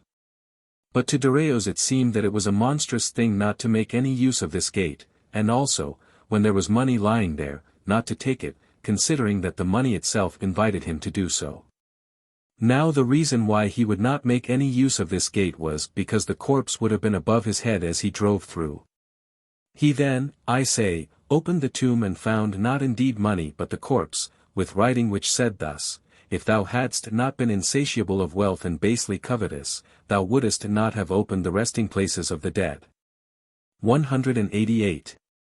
This queen then is reported to have been such as I have described, and it was the son of this woman, bearing the same name as his father, Labanidos, and being ruler over the Assyrians, against whom Cyrus was marching.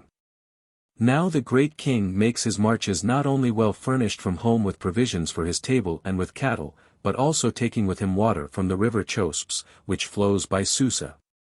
Of which alone and of no other river the king drinks, and of this water of the Chosps boiled, a very great number of wagons, four-wheeled and drawn by mules, carry a supply in silver vessels, and go with him wherever he may march at any time. 189. Now when Cyrus on his way towards Babylon arrived at the river Gins, of which river the springs are in the mountains of the Meshianians, and it flows through the Dardanians and runs into another river, the Tigris, which flowing by the city of Opis runs out into the Erythraean Sea, when Cyrus, I say, was endeavoring to cross this river Gins, which is a navigable stream. Then one of his sacred white horses in high spirit and wantonness went into the river and endeavored to cross, but the stream swept it under water and carried it off forthwith. And Cyrus was greatly moved with anger against the river for having done thus insolently, and he threatened to make it so feeble that for the future even women could cross it easily without wetting the knee. So after this threat he ceased from his march against Babylon and divided his army into two parts. And having divided it he stretched lines and marked out straight channels, 180 on each bank of the Gins, directed every way, and having disposed his army along them he commanded them to dig, so, as a great multitude was working. The work was completed indeed, but they spent the whole summer season at this spot working. 190. When Cyrus had taken vengeance on the river Gins by dividing it into 360 channels, and when the next spring was just beginning, then at length he continued his advance upon Babylon, and the men of Babylon had marched forth out of their city and were awaiting him. So when in his advance he came near to the city, the Babylonians joined battle with him, and having been worsted in the fight they were shut up close within their city. But knowing well even before this that Cyrus was not apt to remain still, and seeing him lay hands on every nation equally, they had brought in provisions beforehand for very many years. So while these made no account of the siege, Cyrus was in straits what to do, for much time went by and his affairs made no progress onwards. 191. Therefore, whether it was some other man who suggested it to him when he was in a strait what to do, or whether he of himself perceived what he ought to do, he did as follows: the main body of his army he posted at the place where the river runs into the city, and then again behind the city he set others, where the river issues forth from the city. And he proclaimed to his army that so soon as they should see that the stream had become passable, they should enter by this way into the city. Having thus set them in their places and in this manner exhorted them, he marched away himself with that part of his army which was not fit for fighting, and when he came to the lake, Cyrus also did the same things which the queen of the Babylonians had done as regards the river and the lake. That is to say, he conducted the river by a channel into the lake, which was at that time a swamp, and so made the former course of the river passable by the sinking of the stream. When this had been done in such a manner, the Persians who had been posted for this very purpose entered by the bed of the river Euphrates into Babylon, the stream having sunk so far that it reached about to the middle of a man's thigh. Now if the Babylonians had had knowledge of it beforehand or had perceived that which was being done by Cyrus, they would have allowed the Persians to enter the city and then destroyed them miserably. For if they had closed all the gates that led to the river and mounted themselves upon the ramparts which were carried along the banks of the stream, they would have caught them as it were in a fishwheel, but as it was, the Persians came upon them unexpectedly. And owing to the size of the city, so it is said by those who dwell there, after those about the extremities of the city had suffered capture, those Babylonians who dwelt in the middle did not know that they had been captured. But as they chanced to be holding a festival, they went on dancing and rejoicing during this time until they learnt the truth only too well. Babylon then had thus been taken for the first time. 192, And as to the resources of the Babylonians how great they are, I shall show by many other proofs and among them also by this, for the support of the great king and his army. Apart from the regular tribute the whole land of which he is ruler has been distributed into portions. Now whereas 12 months go to make up the year, for 4 of these he has his support from the territory of Babylon, and for the remaining 8 months from the whole of the rest of Asia. Thus the Assyrian land is in regard to resources the third part of all Asia, and the government, or satrapy as it is called by the Persians, of this territory is of all the governments by far the best. Seeing that when Tridentachum son of Artabatzos had this province from the king, there came in to him every day an artab full of silver coin. Now the artab is a Persian measure and holds more than the medimnos of Attica by 3 Attic choinikes. And of horses he had in this province as his private property, apart from the horses for use in war, 800 stallions and 16,000 mares. For each of these stallions served 20 mares. Of Indian hounds moreover such a vast number were kept that 4 large villages in the plain, being free from other contributions, had been appointed to provide food for the hounds. 193, Such was the wealth which belonged to the ruler of Babylon. Now the land of the Assyrians has but little rain. And this little gives nourishment to the root of the corn, but the crop is ripened and the year comes on by the help of watering from the river, not as in Egypt by the coming up of the river itself over the fields. But the crop is watered by hand or with swing buckets. For the whole Babylonian territory like the Egyptian is cut up into channels, and the largest of the channels is navigable for ships and runs in the direction of the sunrising in winter from the Euphrates to another river, namely the Tigris, along the bank of which lay the city of Nineveh. This territory is of all that we know the best by far for producing corn. As to trees, it does not even attempt to bear them either fig or vine or olive. But for producing corn it is so good that it returns as much as 200-fold for the average, and when it bears at its best it produces 300-fold. The leaves of the wheat and barley there grow to be full 4 fingers broad. And from millet and sesame seed how large a tree grows, I know myself but shall not record. Being well aware that even what has already been said relating to the crops produced has been enough to cause disbelief in those who have not visited the Babylonian land. They use no oil of olives, but only that which they make of sesame seed, and they have date palms growing over all the plain, most of them fruit-bearing, of which they make both solid food and wine and honey. And to these they attend in the same manner as to fig trees, and in particular they take the fruit of those palms which the Hellenes call male palms, and tie them upon the date-bearing palms, so that their gallfly may enter into the date and ripen it and that the fruit of the palm may not fall off, for the male palm produces gallflies in its fruit just as the wild fig does. 194. But the greatest marvel of all the things in the land after the city itself, to my mind is this which I am about to tell. Their boats, those I mean which go down the river to Babylon, are round and all of leather, for they make ribs for them of willow which they cut in the land of the Armenians who dwell above the Assyrians, and round these they stretch hides which serve as a covering outside by way of hull.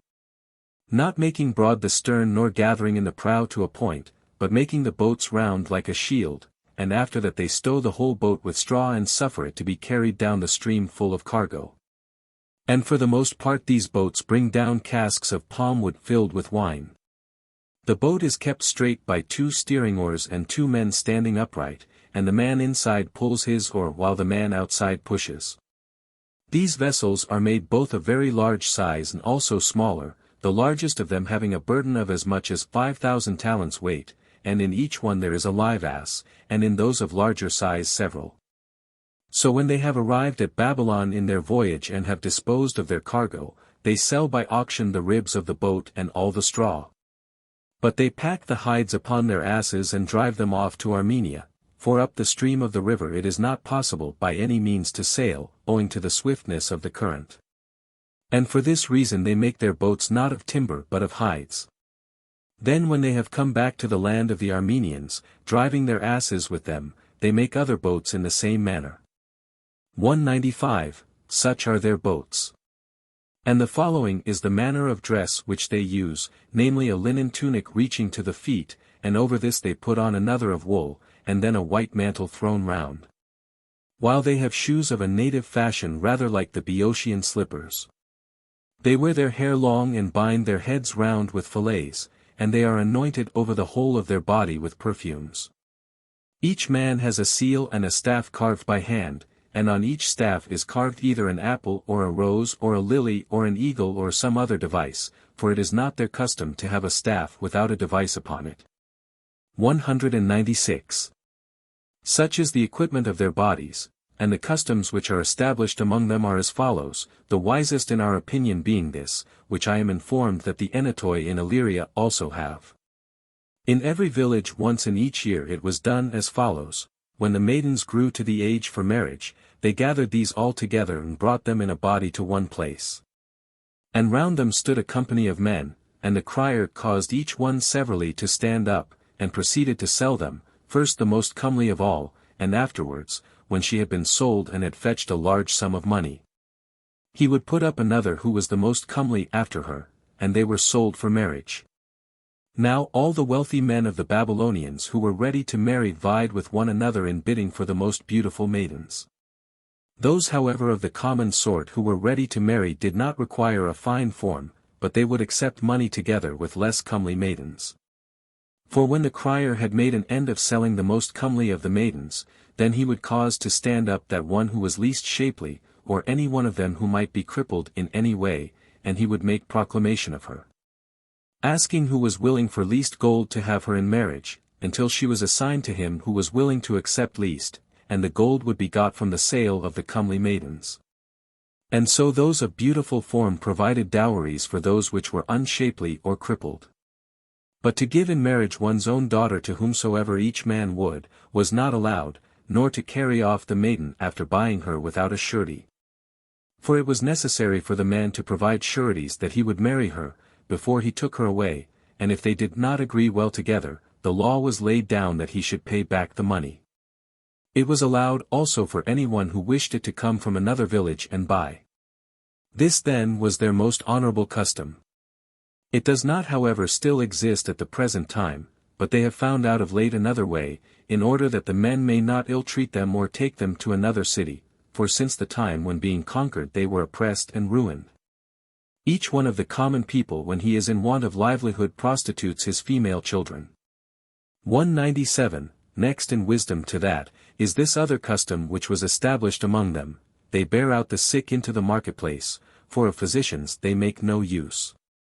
So people come up to the sick man and give advice about his disease, if any one himself has ever suffered anything like that which the sick man has, or saw any other who had suffered it. And coming near they advise and recommend those means by which they themselves got rid of a like disease or seen some other get rid of it, and to pass by the sick man in silence is not permitted to them, nor until one has asked what disease he has. 198, they bury their dead in honey, and their modes of lamentation are similar to those used in Egypt. And whenever a Babylonian man has intercourse with his wife, he sits by incense offered, and his wife does the same on the other side, and when it is morning they wash themselves, both of them. For they will touch no vessel until they have washed themselves, and the Arabians do likewise in this matter. 199. Now the most shameful of the customs of the Babylonians is as follows: every woman of the country must sit down in the precincts of Aphrodite once in her life and have commerce with a man who is a stranger, and many women who do not deign to mingle with the rest, because they are made arrogant by wealth, drive to the temple with pairs of horses in covered carriages, and so take their place, and a large number of attendants follow after them. But the greater number do thus: in the sacred enclosure of Aphrodite sit great numbers of women with a wreath of cord about their heads, some come and others go. And there are passages in straight lines going between the women in every direction, through which the strangers pass by and make their choice. Here when a woman takes her seat she does not depart again to her house until one of the strangers has thrown a silver coin into her lap and has had commerce with her outside the temple. And after throwing it he must say these words only, I demand thee in the name of the goddess Melita. Now Melita is the name given by the Assyrians to Aphrodite, and the silver coin may be of any value. Whatever it is she will not refuse it, for that is not lawful for her, seeing that this coin is made sacred by the act, and she follows the man who has first thrown and does not reject any, and after that she departs to her house. Having acquitted herself of her duty to the goddess, nor will you be able thenceforth to give any gift so great as to win her. So then as many as have attained to beauty and stature are speedily released, but those of them who are unshapely remain there much time, not being able to fulfill the law. For some of them remain even as much as 3 or 4 years, and in some parts of Cyprus too there is a custom similar to this. 200. These customs then are established among the Babylonians, and there are of them 3 tribes which eat nothing but fish only, and when they have caught them and dried them in the sun they do thus, they throw them into brine. And then pound them with pestles and strain them through muslin. And they have them for food either kneaded into a soft cake, or baked like bread, according to their liking. 201. When this nation also had been subdued by Cyrus, he had a desire to bring the Massagetai into subjection to himself. This nation is reputed to be both great and warlike, and to dwell towards the east and the sunrising, beyond the river Araxes and over against the Isidonians, and some also say that this nation is of Scythian race. 202. Now the Araxes is said by some to be larger and by others to be smaller than the Ister, and they say that there are many islands in it about equal in size to Lesbos. And in them people dwelling who feed in the summer upon roots of all kinds which they dig up and certain fruits from trees, which have been discovered by them for food, they store up, it is said, in the season when they are ripe and feed upon them in the winter. Moreover it is said that other trees have been discovered by them which yield fruit of such a kind that when they have assembled together in companies in the same place and lighted a fire, they sit round in a circle and throw some of it into the fire, and they smell the fruit which is thrown on, as it burns, and are intoxicated by the scent as the Hellenes are with wine. And when more of the fruit is thrown on they become more intoxicated, until at last they rise up to dance and begin to sing. This is said to be their manner of living, and as to the river Araxes, it flows from the land of the Machaenians, whence flows the Gins which Cyrus divided into the 360 channels, and it discharges itself by 40 branches, of which all except one end in swamps and shallow pools. And among them they say that men dwell who feed on fish eaten raw, and who are wont to use as clothing the skins of seals, but the one remaining branch of the Araxes flows with unimpeded course into the Caspian Sea. 203. Now the Caspian Sea is a part by itself, not having connection with the other sea, for all that sea which the Hellenes navigate, and the sea beyond the Pillars, which is called Atlantis, and the Erythraean Sea are in fact all one. But the Caspian is separate and lies apart by itself. In length it is a voyage of 15 days if one uses oars, and in breadth, where it is broadest, a voyage of 8 days. On the side towards the west of this sea the Caucasus runs along by it, which is of all mountain ranges both the greatest in extent and the loftiest, and the Caucasus has many various races of men dwelling in it, living for the most part on the wild produce of the forests. And among them there are said to be trees which produce leaves of such a kind that by pounding them and mixing water with them they paint figures upon their garments, and the figures do not wash out, but grow old with the woolen stuff as if they had been woven into it at the first, and men say that the sexual intercourse of these people is open like that of cattle. 204. On the west then of this sea which is called Caspian the Caucasus is the boundary, while towards the east and the rising sun a plain succeeds which is of limitless extent to the view. Of this great plain then the Massagetai occupy a large part, against whom Cyrus had become eager to march. For there were many strong reasons which incited him to it and urged him onwards, first the manner of his birth, that is to say the opinion held of him that he was more than a mere mortal man, and next the success which he had met with in his wars. For whithersoever Cyrus directed his march, it was impossible for that nation to escape. 205. Now the ruler of the Massagetai was a woman, who was queen after the death of her husband, and her name was Tomarus. To her Cyrus sent and wooed her, pretending that he desired to have her for his wife, but Tomarus, understanding that he was wooing not herself but rather the kingdom of the Massagetai, rejected his approaches, and Cyrus after this, as he made no progress by craft, marched to the Araxes, and proceeded to make an expedition openly against the Massagetai, forming bridges of boats over the river for his army to cross, and building towers upon the vessels which gave them passage across the river. 206. While he was busied about this labor, Tomarus sent a herald and said thus, O king of the Medes, cease to press forward the work which thou art now pressing forward. For thou canst not tell whether these things will be in the end for thy advantage or no. Cease to do so, I say, and be king over thine own people, and endure to see us ruling those whom we rule. Since however I know that thou wilt not be willing to receive this counsel, but dost choose anything rather than to be at rest, therefore if thou art greatly anxious to make trial of the Massagetai in fight, come now. Leave that labor which thou hast in yoking together the banks of the river, and cross over into our land, when we have first withdrawn 3 days' journey from the river, or if thou desirest rather to receive us into your land, do thou this same thing thyself. Having heard this, Cyrus called together the first men among the Persians, and having gathered these together he laid the matter before them for discussion, asking their advice as to which of the two things he should do, and their opinions all agreed in one, bidding him receive Tomarus and her army into his country. 207.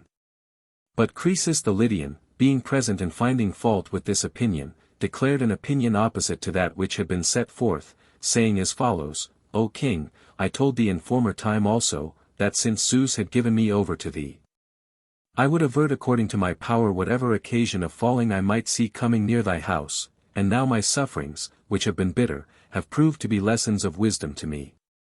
If thou dost suppose that thou art immortal and that thou dost command an army which is also immortal, it will be of no use for me to declare to thee my judgment.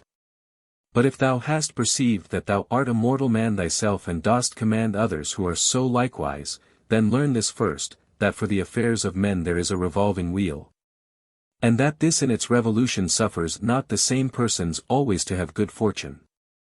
I therefore now have an opinion about the matter laid before us, which is opposite to that of these men, for if we shall consent to receive the enemy into our land, there is for thee this danger in so doing, if thou shalt be worsted thou wilt lose in addition all thy realm, for it is evident that if the Massagetai are victors they will not turn back and fly, but will march upon the provinces of thy realm.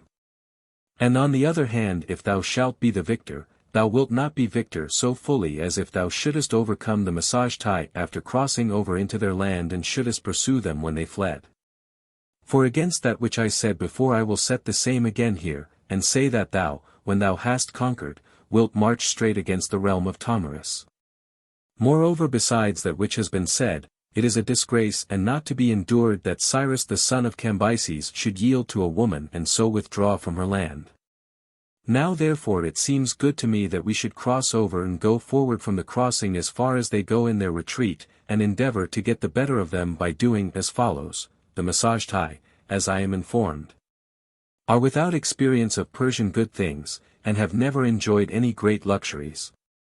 Cut up therefore cattle without stint and dress the meat and set out for these men a banquet in our camp, moreover also provide without stint bowls of unmixed wine and provisions of every kind. And having so done, leave behind the most worthless part of thy army and let the rest begin to retreat from the camp towards the river, for if I am not mistaken in my judgment, they when they see a quantity of good things will fall to the feast. And after that it remains for us to display great deeds. 208. These were the conflicting opinions, and Cyrus, letting go the former opinion and choosing that of Croesus, gave notice to Tomarus to retire, as he was intending to cross over to her.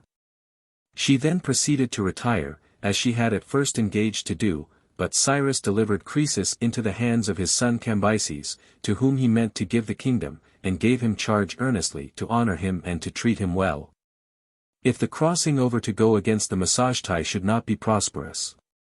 Having thus charged him and sent these away to the land of the Persians, he crossed over the river both himself and his army. 209. And when he had passed over the Araxes, night having come on, he saw a vision in his sleep in the land of the Masajtai, as follows. In his sleep it seemed to Cyrus that he saw the eldest of the sons of Histasps having upon his shoulders wings. And that with the one of these he overshadowed Asia and with the other Europe. Now of Histasps the son of Arzames, who was a man of the Achaemenid clan, the eldest son was Dareios, who was then, I suppose, a youth of about 20 years of age, and he had been left behind in the land of the Persians. For he was not yet of full age to go out to the wars. So then when Cyrus awoke he considered with himself concerning the vision, and as the vision seemed to him to be of great import, he called Histasps, and having taken him apart by himself he said, Histasps, thy son has been found plotting against me and against my throne, and how I know this for certain I will declare to thee. The gods have a care of me and show me beforehand all the evils that threaten me. So in the night that is past while sleeping I saw the eldest of thy sons having upon his shoulders wings, and with the one of these he overshadowed Asia and with the other Europe. To judge by this vision then, it cannot be but that he is plotting against me. Do thou therefore go by the quickest way back to Persia and take care that, when I return thither after having subdued these regions, thou set thy son before me to be examined. 2:10 Cyrus said thus supposing that Dareios was plotting against him. But in fact the divine powers were showing him beforehand that he was destined to find his end there and that his kingdom was coming about to Dareios. To this then Histasps replied as follows, O king, heaven forbid that there should be any man of Persian race who would plot against thee, and if there be any, I pray that he perish as quickly as may be. Seeing that thou didst make the Persians to be free instead of slaves, and to rule all nations instead of being ruled by others. And if any vision announces to thee that my son is planning rebellion against thee, I deliver him over to thee to do with him whatsoever thou wilt. 211. Histasps then, having made answer with these words and having crossed over the Araxes, was going his way to the Persian land to keep watch over his son Dareios for Cyrus. And Cyrus meanwhile went forward and made a march of 1 day from the Araxes according to the suggestion of Croesus. After this when Cyrus and the best part of the army of the Persians had marched back to the Araxes, and those who were unfit for fighting had been left behind, then a third part of the army of the Masajtai came to the attack and proceeded to slay, not without resistance, those who were left behind of the army of Cyrus. And seeing the feast that was set forth, when they had overcome their enemies they lay down and feasted, and being satiated with food and wine they went to sleep. Then the Persians came upon them and slew many of them, and took alive many more even than they slew, and among these the son of the queen Tomarus, who was leading the army of the Masajtai, and his name was Spargapises. 212. She then, when she heard that which had come to pass concerning the army and also the things concerning her son, sent a herald to Cyrus and said as follows, Cyrus, insatiable of blood, be not elated with pride by this which has come to pass. Namely because with that fruit of the vine, with which ye fill yourselves and become so mad that as the wine descends into your bodies, evil words float up upon its stream, because setting a snare, I say. With such a drug as this thou didst overcome my son, and not by valor in fight. Now therefore receive the word which I utter, giving thee good advice, restore to me my son and depart from this land without penalty, triumphant over a third part of the army of the Masajtai, but if thou shalt not do so, I swear to thee by the Sun, who is Lord of the Masajtai, that surely I will give thee thy fill of blood, insatiable as thou art. 2:13 When these words were reported to him Cyrus made no account of them. And the son of the queen Tomarus, Spargapises, when the wine left him and he learnt in what evil case he was, entreated Cyrus that he might be loosed from his chains and gained his request. And then so soon as he was loosed and had got power over his hands he put himself to death. 2:14 He then ended his life in this manner, but Tomarus, as Cyrus did not listen to her, gathered together all her power and joined battle with Cyrus.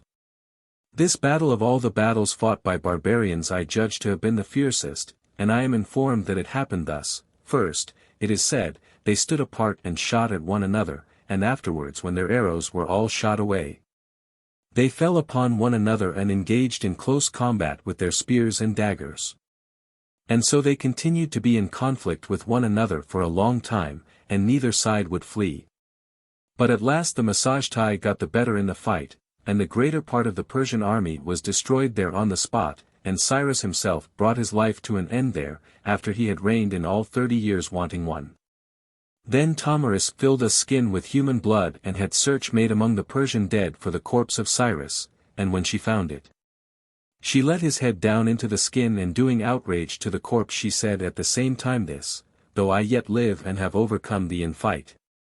Nevertheless thou didst undo me by taking my son with craft, but I according to my threat will give thee thy fill of blood. Now as regards the end of the life of Cyrus there are many tales told, but this which I have related is to my mind the most worthy of belief. 215. As to the Massagetai, they wear a dress which is similar to that of the Scythians, and they have a manner of life which is also like theirs.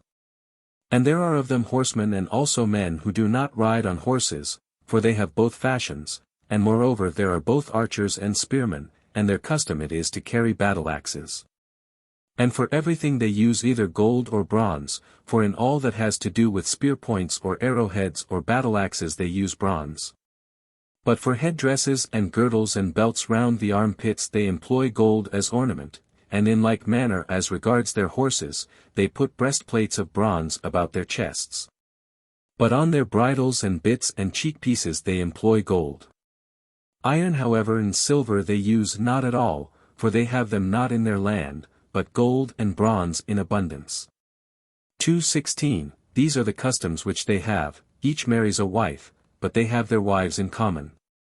For that which the Hellenes say that the Scythians do, is not in fact done by the Scythians but by the Massagetai, that is to say, whatever woman a man of the Massagetai may desire he hangs up his quiver in front of the wagon and has commerce with her freely. They have no precise limit of age laid down for their life, but when a man becomes very old, his nearest of kin come together and slaughter him solemnly and cattle also with him, and then after that they boil the flesh and banquet upon it. This is considered by them the happiest lot, but him who has ended his life by disease they do not eat, but cover him up in the earth, counting it a misfortune that he did not attain to being slaughtered. They sow no crops but live on cattle and on fish, which last they get in abundance from the river Araxes, moreover they are drinkers of milk.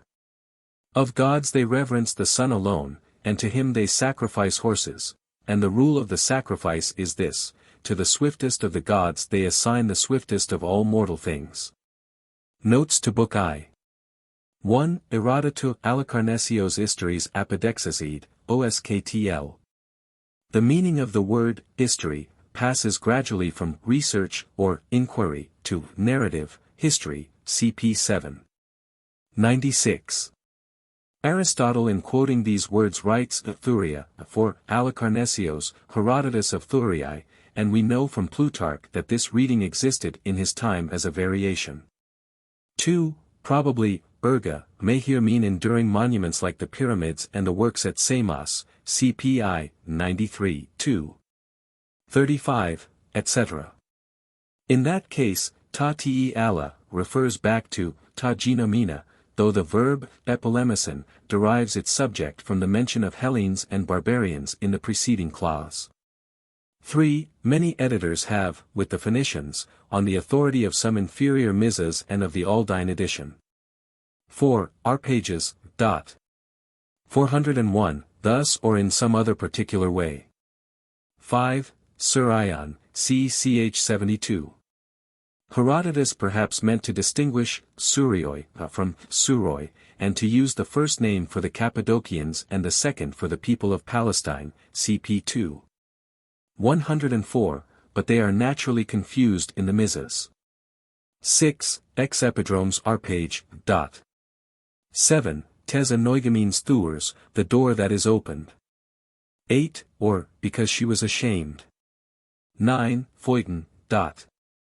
10. Eupiistus, Stein adopts the conjecture, apectus, slipping out of his hiding place. 11. This last sentence is by many regarded as an interpolation. The line referred to is, O moi ta gugio tu pulchrasu meliai. 12. CV, 92. 13, i.e. like other kings of Lydia who came after him.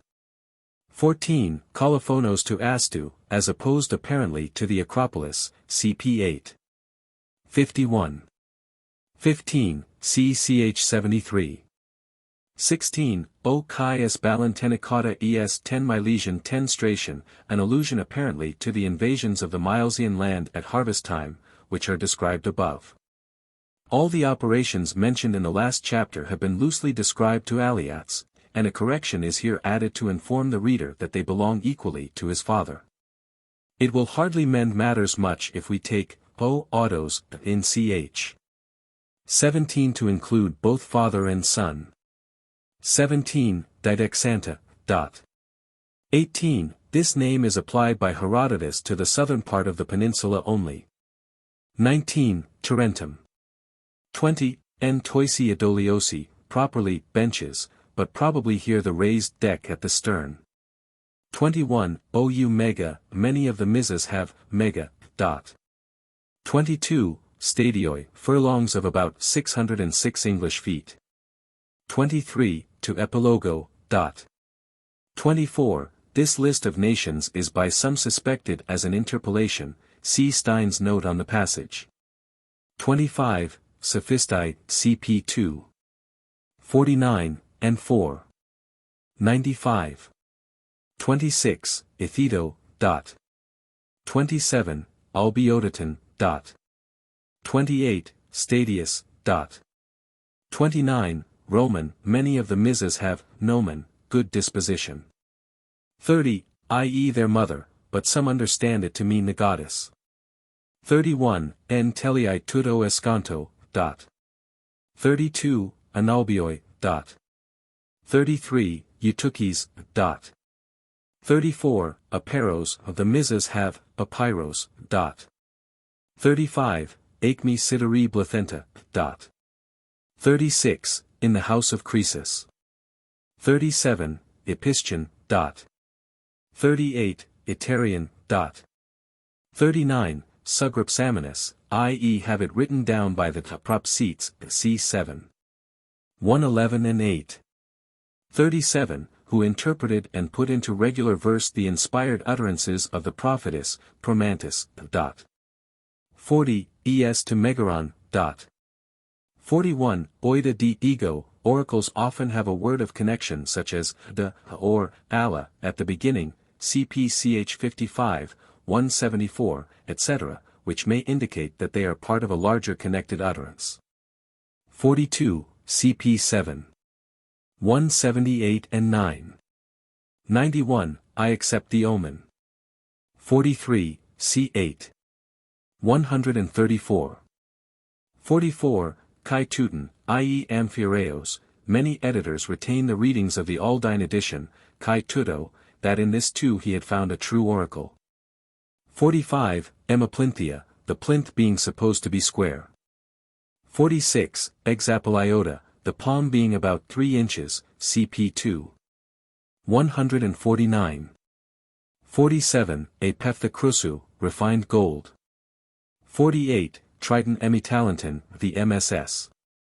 Have, Tria Emitalanta, which has been corrected partly on the authority of Vala's translation.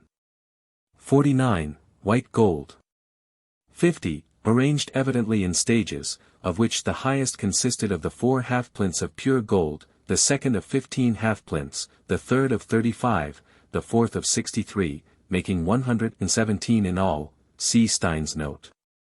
51, Elkin Stathman Einaton Emitalanton Chi Eti Duodica Neas. The Tani, Mina, is 15.2 ounces, and 60 of them go to a talent. 52, AP2 Proniu Tesgonis, cp 8. 122, the use of AP seems to suggest some kind of raised cornerstone upon which the offering stood. 53, the amphoreus is about 9 gallons. 54, cp 3. 41. 55, Pararanteria. 56, Cumida, which some translate, jugs, or bowls. 57, Eumen, as if both oracles were being addressed together. 58, i.e. Delphi. 59. In Ephrito, he filled himself with it. 60. Crestona, Niebuhr would read, Crotona, Croton or Cortona in Etruria, partly on the authority of Dionysius, see Stein's note. Two of the best Muses are defective in this part of the book. 61, c2. 51 and 6. 137. 62. Auxitai es plethos ton ethnian pollen, has increased to a multitude of its races, which are many. Stein and Abicht both venture to adopt the conjecture, Pelasgon, for pollen, Pelasgians especially being added to them, and also many other barbarian nations. 6201, Pros de on emoij dokiai, the Muses have, emoite. Some editors read, os de on, Stein, pros de on, for, pros de on. This whole passage is probably in some way corrupt, but it can hardly be successfully amended. 63, i.e. as it is of the Hellenic race before it parted from the Pelasgian and ceased to be barbarian. 64, Katechomenon te kai dispasmenon, eupo Pisistratou. Pisistratos was in part at least the cause of the divisions. 65, Paralon, dot. 66, Euparakrion, dot. 67, Tutus, some read by conjecture, Tricosius, 300, the number which he actually had according to Polyaenus, I, 21. 68, Dorophoroi, the usual word for a bodyguard. 69, Perielanomenos de te Stasi, Stein says, harassed by attacks of his own party, but the passage to which he refers in ch. 61, Catalicido ten ekphron toisi stasiatisi, may be referred to in the quarrel made with his party by Megacles when he joined Pisistratos. 70, more literally, since from ancient time the Hellenic race had been marked off from the barbarians as being more skillful and more freed from foolish simplicity, and, since at that time among the Athenians, who are accounted the first of the Hellenes in ability, these men devised a trick as follows. 71, the cubit is reckoned as 24 finger breadths, i.e. about 18 inches. 72, So Rawlinson. 73, CV, 70. 74, dia endecatu idios. Not quite the same as dia evdika idion, after an interval of 11 years. Rather, in the 11th year, i.e., after an interval of 10 years, dot. 75, Thane Pompa Creomenos, dot. 76, for Bacarnon, it has been suggested to read Bacarnius, because this man is referred to as an Athenian by various writers. However, Acarnanians were celebrated for prophetic power, and he might be called an Athenian as resident with Pisistratos at Athens. 77, or, for that part of the land from which the temple could be seen, but cp Tuk.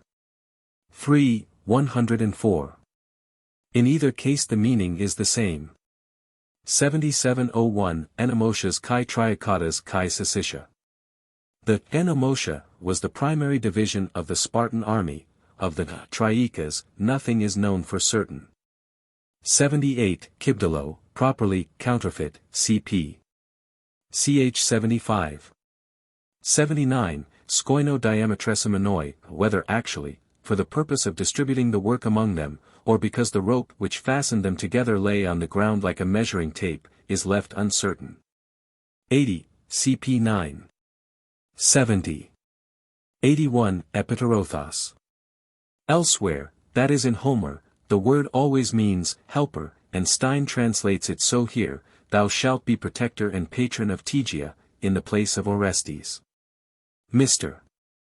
Woods explains it by the parallel of such phrases as, Denesi mox epiterethoi, to mean, thou shalt be a helper, of the Lacedaemonians, in the matter of Tegia, but this perhaps would be a form of address too personal to the envoy, who is usually addressed in the second person, but only as representative of those who sent him. The conjectural reading, Epiterethon exius, thou shalt have him as a helper against Tegia, is tempting. 82, Agathorgon, dot. 83, this was to enable him the better to gain his ends at Tegia. 84, CPCH 51, note. 85, CCH. 6. 86, Usono Andri, CPCH 104 and 2.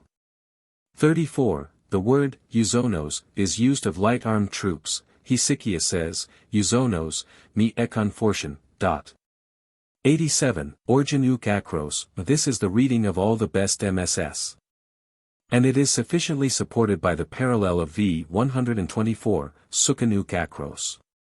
Most editors however have adopted the reading, Origin akros, as equivalent to, akrikolos, quick-tempered. 88, it has been suggested by some that this clause is not genuine.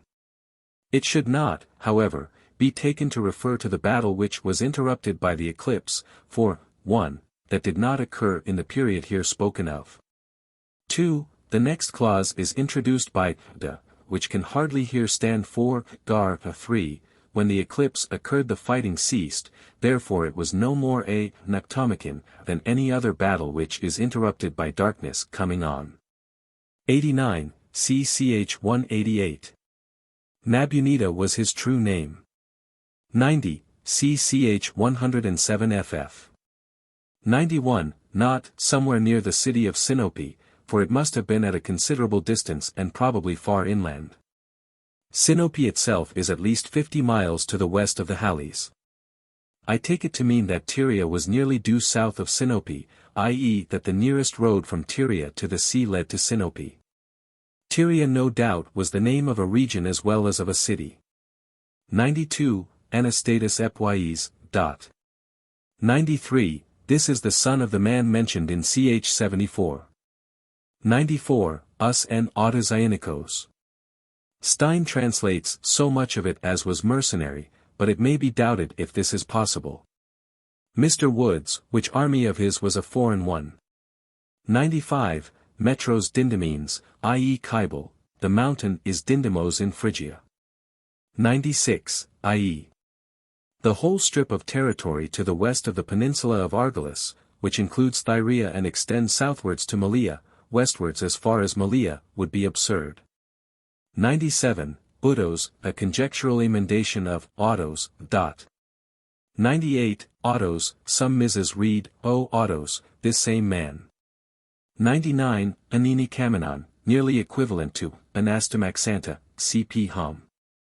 IL, 19. 314, Nesaminos d, Adinos Aneniakato Fonsen te. Some translate it here, he recovered himself, cp. Ch 116, Ananichthius. 100, Abristai. 101, Proisusi, a conjectural emendation of Apuzusi, adopted in most of the modern editions. 102, Tuto Onidasai, or Teuton Onidasai, to reproach the god with these things. The best Mises have, Tuto. 103, Takai, Ipta Iploxias KTL, various emendations have been proposed. If any one is to be adopted, the boldest would perhaps be the best, to Takai, Iploxias. 104, Oiate Kai Alekor, such as other lands have. 105, Stadioix Kai Duo Plethra. 106, Plethra Tria Kai Deca. 107, Guge. 108, or Tyrrhenia. 109, or Umbrians. 110, Tes Ano Azes, i.e. the parts which are removed from the Mediterranean. 111, i.e. nature would not be likely to supply so many regularly ascending circles. Stein alters the text so that the sentence runs thus, and whereas there are 7 circles of all, within the last is the royal palace, etc. 112, i.e. to laugh or to spit is unseemly for those in presence of the king, and this last for all, whether in the presence of the king or not. Cp. Zen. Sirop. I. 2. 16. Iskron men gar eti kai nun esti perses kai to apoptuian kai to apomatasthai, quoted by Stein, who however gives a different interpretation. 113. Tauta de peri uton esimnen, the translation given is that of Mr. Woods. 114, Allos mentoi euton eu econtes, the translation is partly due to Mr. Woods. 115, east of the Halles, see note on ch 95. 116, c4. 12. 117, cp ch 72. 118, 10 Ketuprath Odin, i.e. further away from the Euxine eastwards. 119, O Theos. 120, Coris men gar phoron, many editors substitute phoron for phoron, but phoron may stand if taken not with Coris, but with to ekistoisi epibalon.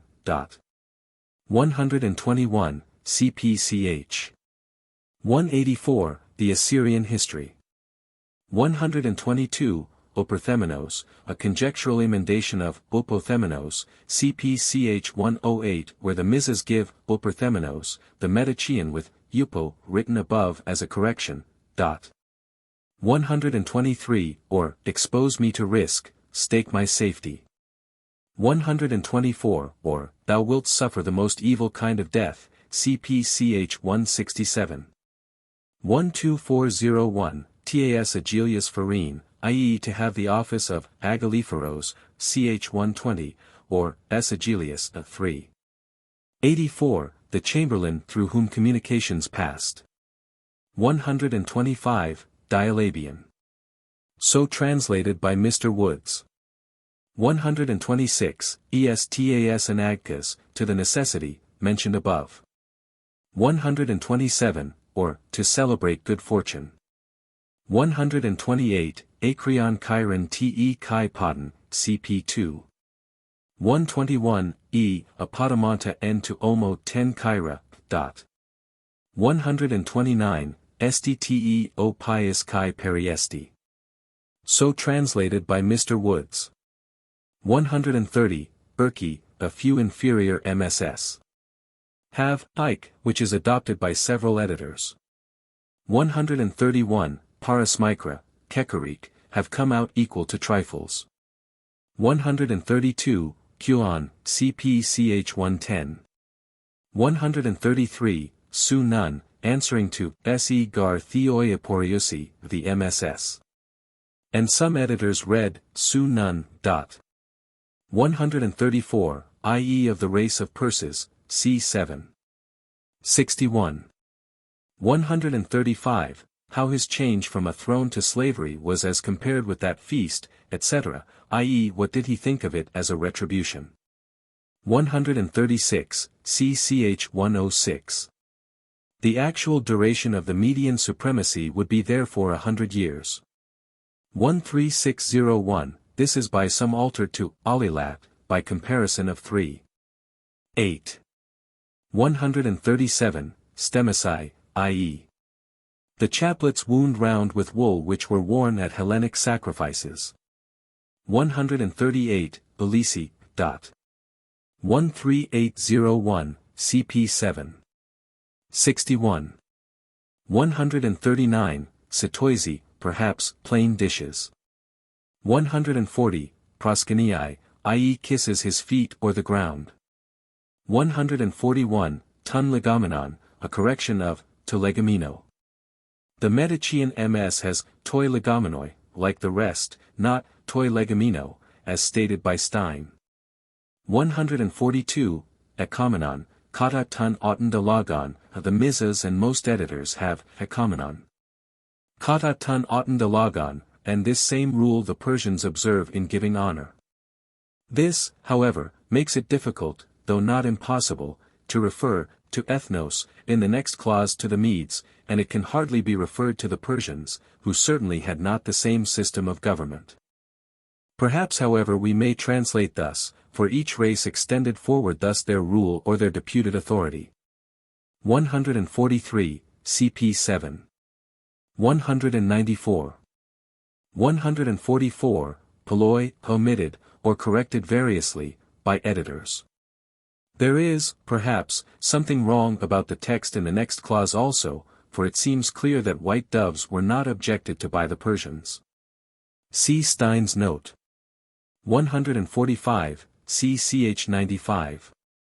146, these words, neither those towards the east nor those towards the west, have perhaps been interpolated as an explanation of ta ano and ta kato. As an explanation they can hardly be correct, but the whole passage is vaguely expressed. 147, tropos tesseras paragogen. 148, i.e. the Asiatic Ionians who had formed a separate confederacy. Some understand it to mean the Milesians, but this would give no satisfactory connection with what follows. 149, Pentapolios. 150, Exapolios. 151, Mesogaioi. Several of the other cities are at some distance from the coast, but the region is meant in each case rather than the city, hence such forms as Triteis.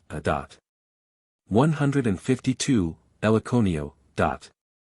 153, this is condemned as an interpolation by some editors. 154, Orion de Causan Uco Moyos. 155, Catastas, cp 3. 46. 156, Tessaminoi, Stein reads, Stessaminoi, by conjecture, cp 6. 58. 157, Frontizo mi Aristini. The translation is Rawlinson's. 158, Kephael Animaxes, cp hum. Od. 19, 92. 159, es2 Bragadas, i.e. the priests of the temple. The name of the place, Bragadae, is feminine, cp ch 92. 160, Onax, addressing Apollo. 161, Exap 2 Strauthus ktl. The verb is one which is commonly used of the destruction and depopulation of cities, cp ch 176. Stein. 162, Tuda Atarnios 22 Estikoros tes Muses.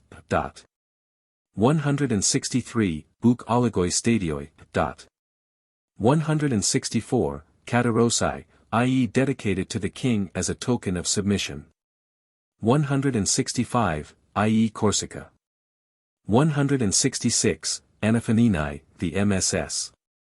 Have, Panaphani, which can only be translated by supplying, tun ponton, from katapontosin, till the sea produced it again, but this is hardly satisfactory.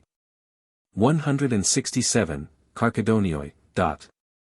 168, Elikon te auton poiopleus. Several editors suppose that words have been lost or that the text is corrupt. I understand it to mean that many more of them fell into the hands of the enemy than were rescued by their own side. Some translate, divided most of them by lot. But this would be Dielikon, and the proceeding would have no object if the prisoners were to be put to death at once. For, Pleus, Stein reads, Pleistus. 169, Tun Kernon, Decisai Eranianta, all ou ten Nessen. 170, Bulatirion. 171, Butoi, the Mises have, auto. 172, Autochthonas Epirotas. 173, many editors insert, oi, before, tes course tes fatiris, and alter the punctuation accordingly. 174, or, all their land came within the isthmus. 175, Epexiantes, the Mises have, Eupectians, which Mr. Woods explains to mean, coming forth suddenly. 176, Epixelphons, the Mises have, Upexelphons. 177, Stadion, and so throughout. 178, the royal cubit, appears to have measured about 21 inches. 179, Tuaconas, the walls on the north and south of the city, called so because built at an angle with the side walls.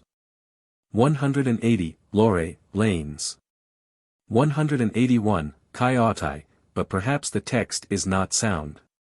182, Thorax, as opposed to the inner wall, which would be the Kithan, cp 7.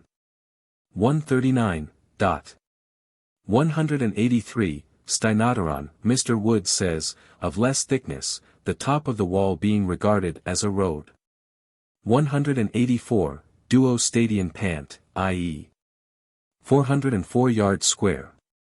185, tu iru, i.e. the sacred precincts, cp. and to temenai tudo. 186, neos, the inner house of the temple. 187, promantis. 188, tatilia ton probaton. 189, at that time. 18901, catapleontes ton eupherton, the Muses have, catapleontes es ton e. It is not true, as stated by Abict, that the Medicean ms omits, es. 190, oligon ti peritinusa apo tu potamu. 191, ou gar amainen, an epic phrase, cp 3. 71 and 82. 192, esquasminos, a conjectural emendation of esquasmenoisi, with provisions well prepared. 193, catatine skoinatinias upidexes diarucas. Stein understands, catatine tenstration, resumed afterwards by Diataxes, he extended his army, having first marked out channels straight by lines. 194, proasaxanto, from proasago, it may be however from prosato, they had heaped together provisions for themselves beforehand. 195, tenstration apison. Stein thinks that some correction is needed. 196, oi d and perudontes ktl, the MSS. Have food and perudontes, they would not even have allowed them to enter the city, from the river, but the negative is awkward referring to the participle alone. And the admission of the enemy to the river bed within the city would have been an essential part of the scheme, not to be omitted in the description. 197, the Attic Medimnos, equals 48 choinikes, was rather less than 12 gallons. 198, ton tes Demetros Carpon. 199, Stein supposes that words have fallen out before, tagar de alla dendria, chiefly because some mention of the palm trees might have been expected here. 200, Phoenicius, some editors, following Valla, have altered this to Phoenicia, casks of palm wine, but it is not likely that palm wine would have been thus imported, see ch 193. 201, kai o men eso elkii to plectron o de exoothei. I take it to mean that there is one steering oar on each side, and the inside is the side nearer to the bank of the river. The current would naturally run faster on the outside, and consequently would tend to turn the boat round, and therefore the inside oarsman pulls his oar constantly towards himself and the outside man pushes his oar from himself, i.e. backs water, to keep the boat straight. Various explanations are given. Stein takes exo, with the verbs, one draws the boat towards himself, the other pushes it from himself. Mr. Woods understands that only one oar is used at a time and by two men looking different ways, of whom, o men eso, is he who stands nearest to the side of the boat. 202, if the talents meant are euboic, this would be about 170 tons. 203, Matrici, cp 7. 62. 204, os and ai parthenoi genoito, equivalent to osi aei parthenoi genoito, which Stein suggests as a correction.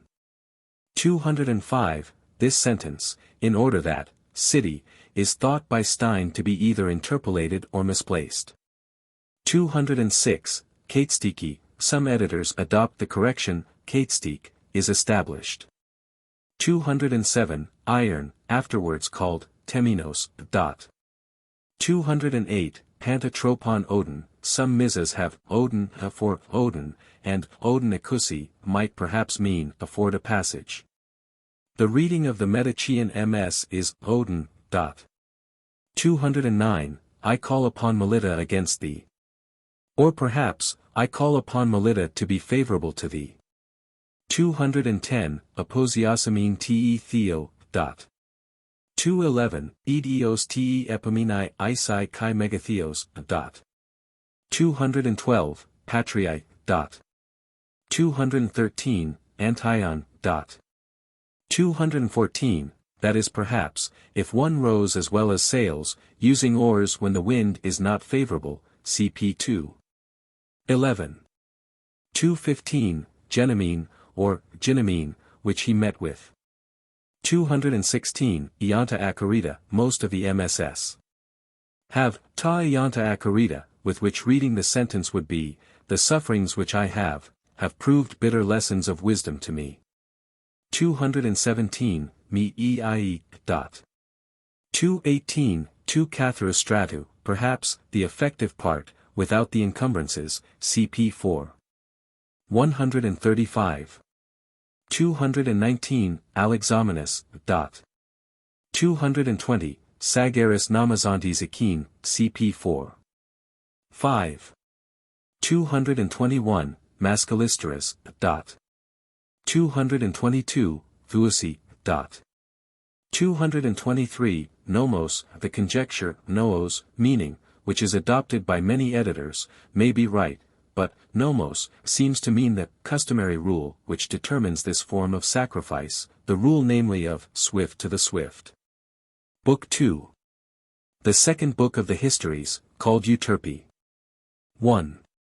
When Cyrus had brought his life to an end, Cambyses received the royal power in succession, being the son of Cyrus and of Cassandane the daughter of Pharnaspes, for whose death, which came about before his own.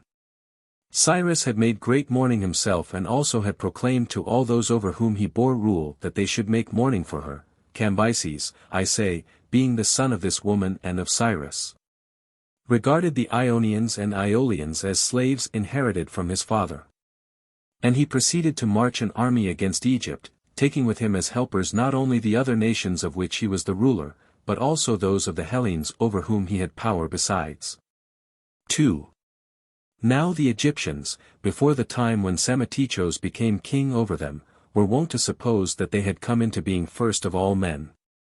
But since the time when Psammetichos having become king desired to know what men had come into being first, they supposed that the Phrygians came into being before themselves, but they themselves before all other men.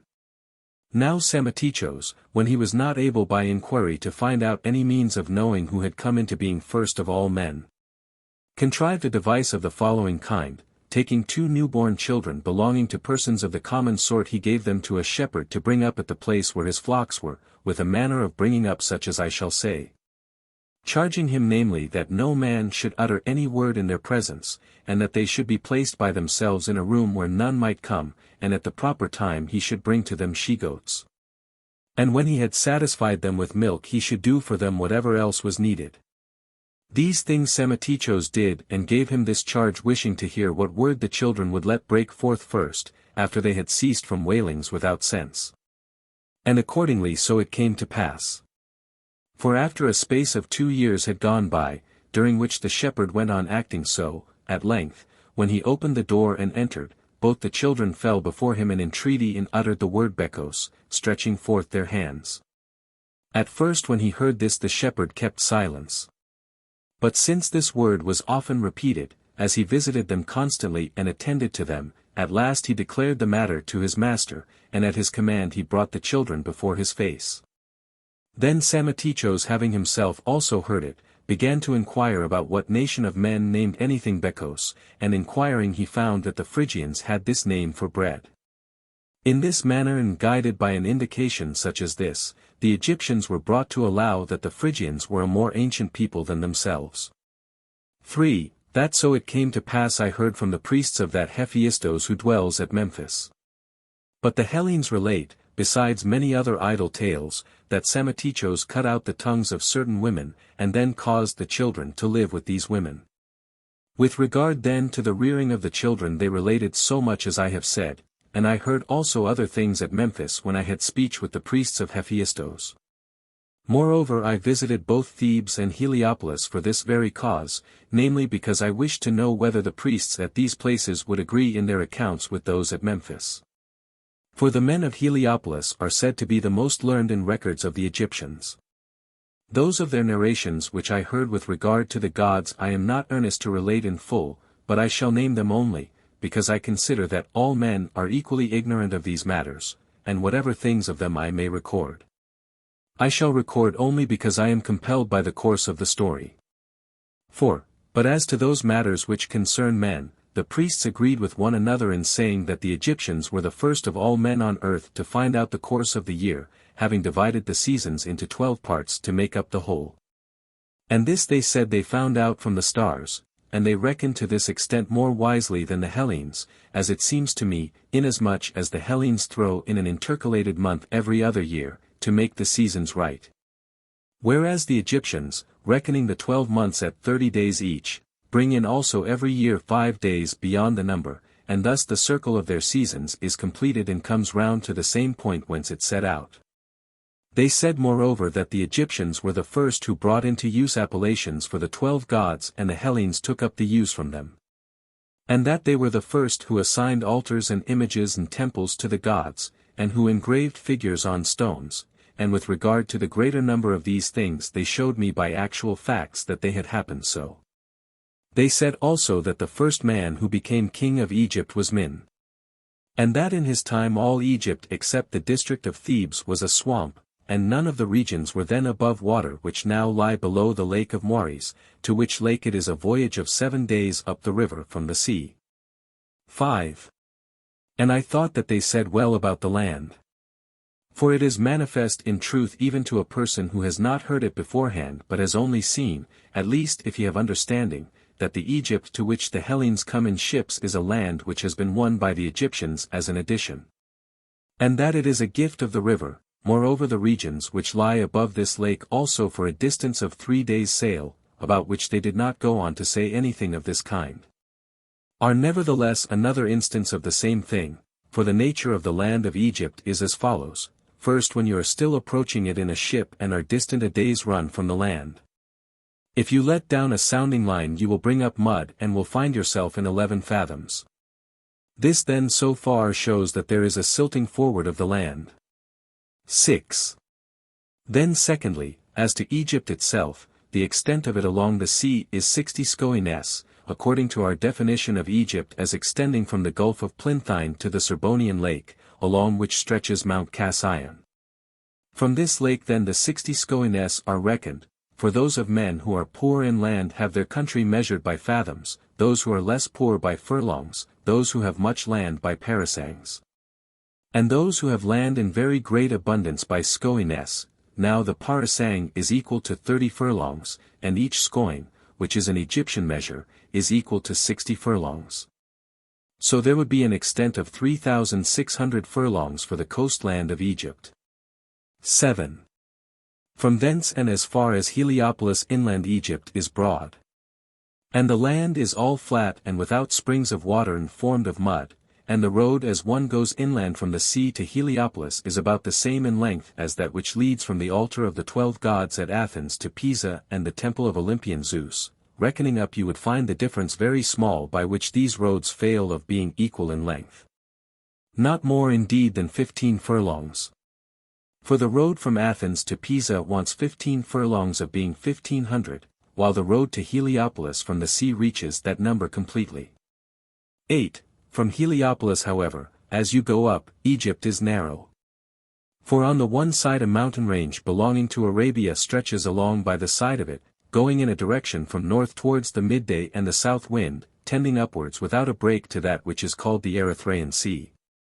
In which range are the stone quarries which were used in cutting stone for the pyramids at Memphis.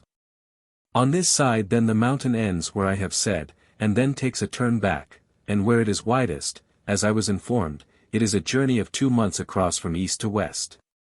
And the borders of it which turn towards the east are said to produce frankincense. Such then is the nature of this mountain range. And on the side of Egypt towards Libya another range extends, rocky and enveloped in sand, in this are the pyramids, and it runs in the same direction as those parts of the Arabian mountains which go towards the midday. So then, I say, from Heliopolis the land has no longer a great extent so far as it belongs to Egypt. And for about 4 days' sail up the river Egypt properly so called is narrow, and the space between the mountain ranges which have been mentioned is plain land. But where it is narrowest it did not seem to me to exceed 200 furlongs from the Arabian mountains to those which are called the Libyan.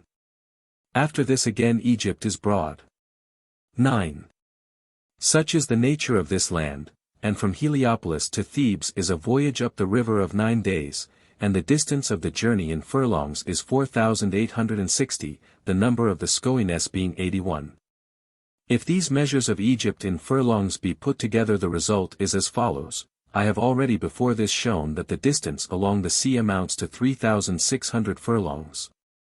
And I will now declare what the distance is inland from the sea to Thebes, namely 6,120 furlongs, and again the distance from Thebes to the city called Elephantine is 1,800 furlongs.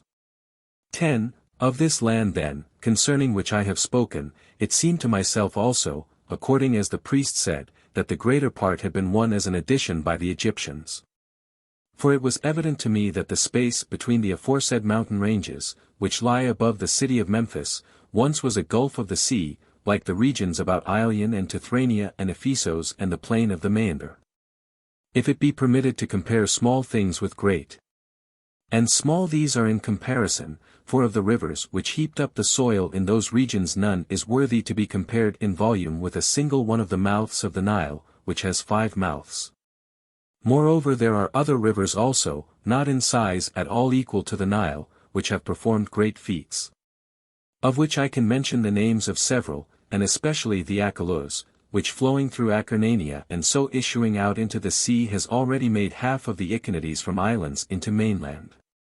11. Now there is in the land of Arabia, not far from Egypt, a gulf of the sea running in from that which is called the Erythraean Sea, very long and narrow, as I am about to tell.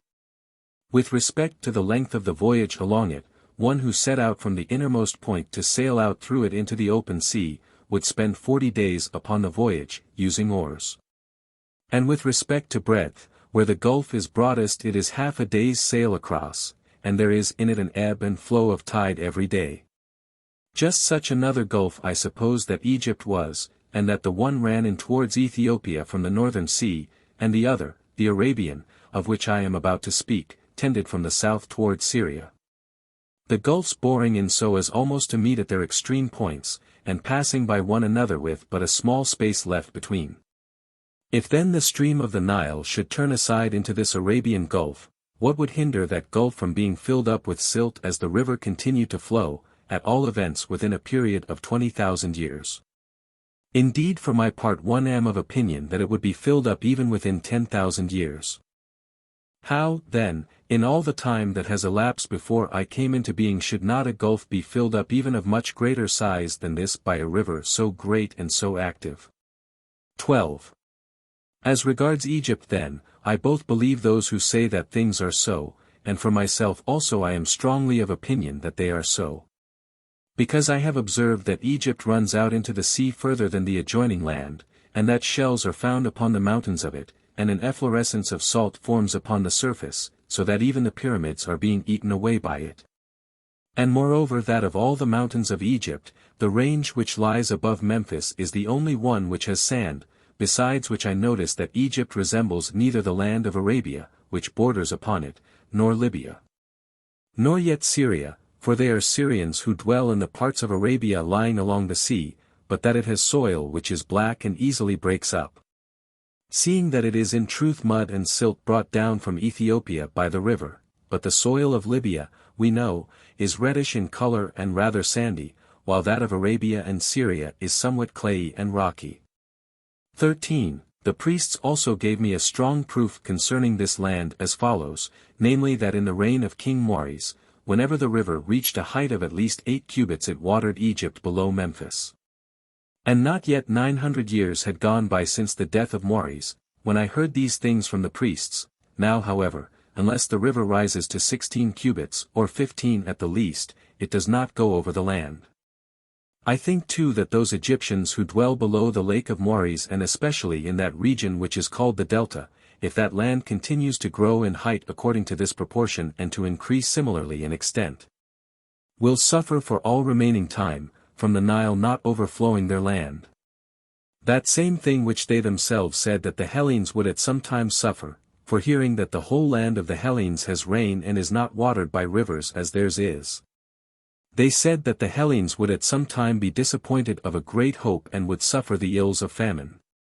This saying means that if the gods shall not send them rain, but shall allow drought to prevail for a long time, the Hellenes will be destroyed by hunger, for they have in fact no other supply of water to save them except from Zeus alone. 14. This has been rightly said by the Egyptians with reference to the Hellenes, but now let me tell how matters are with the Egyptians themselves in their turn. If, in accordance with what I before said, their land below Memphis, for this is that which is increasing, shall continue to increase in height according to the same proportion as in past time. Assuredly those Egyptians who dwell here will suffer famine, if their land shall not have rain nor the river be able to go over their fields. It is certain however that now they gather in fruit from the earth with less labor than any other men and also with less than the other Egyptians. For they have no labor in breaking up furrows with a plough and nor in hoeing or in any other of those labors which other men have about a crop.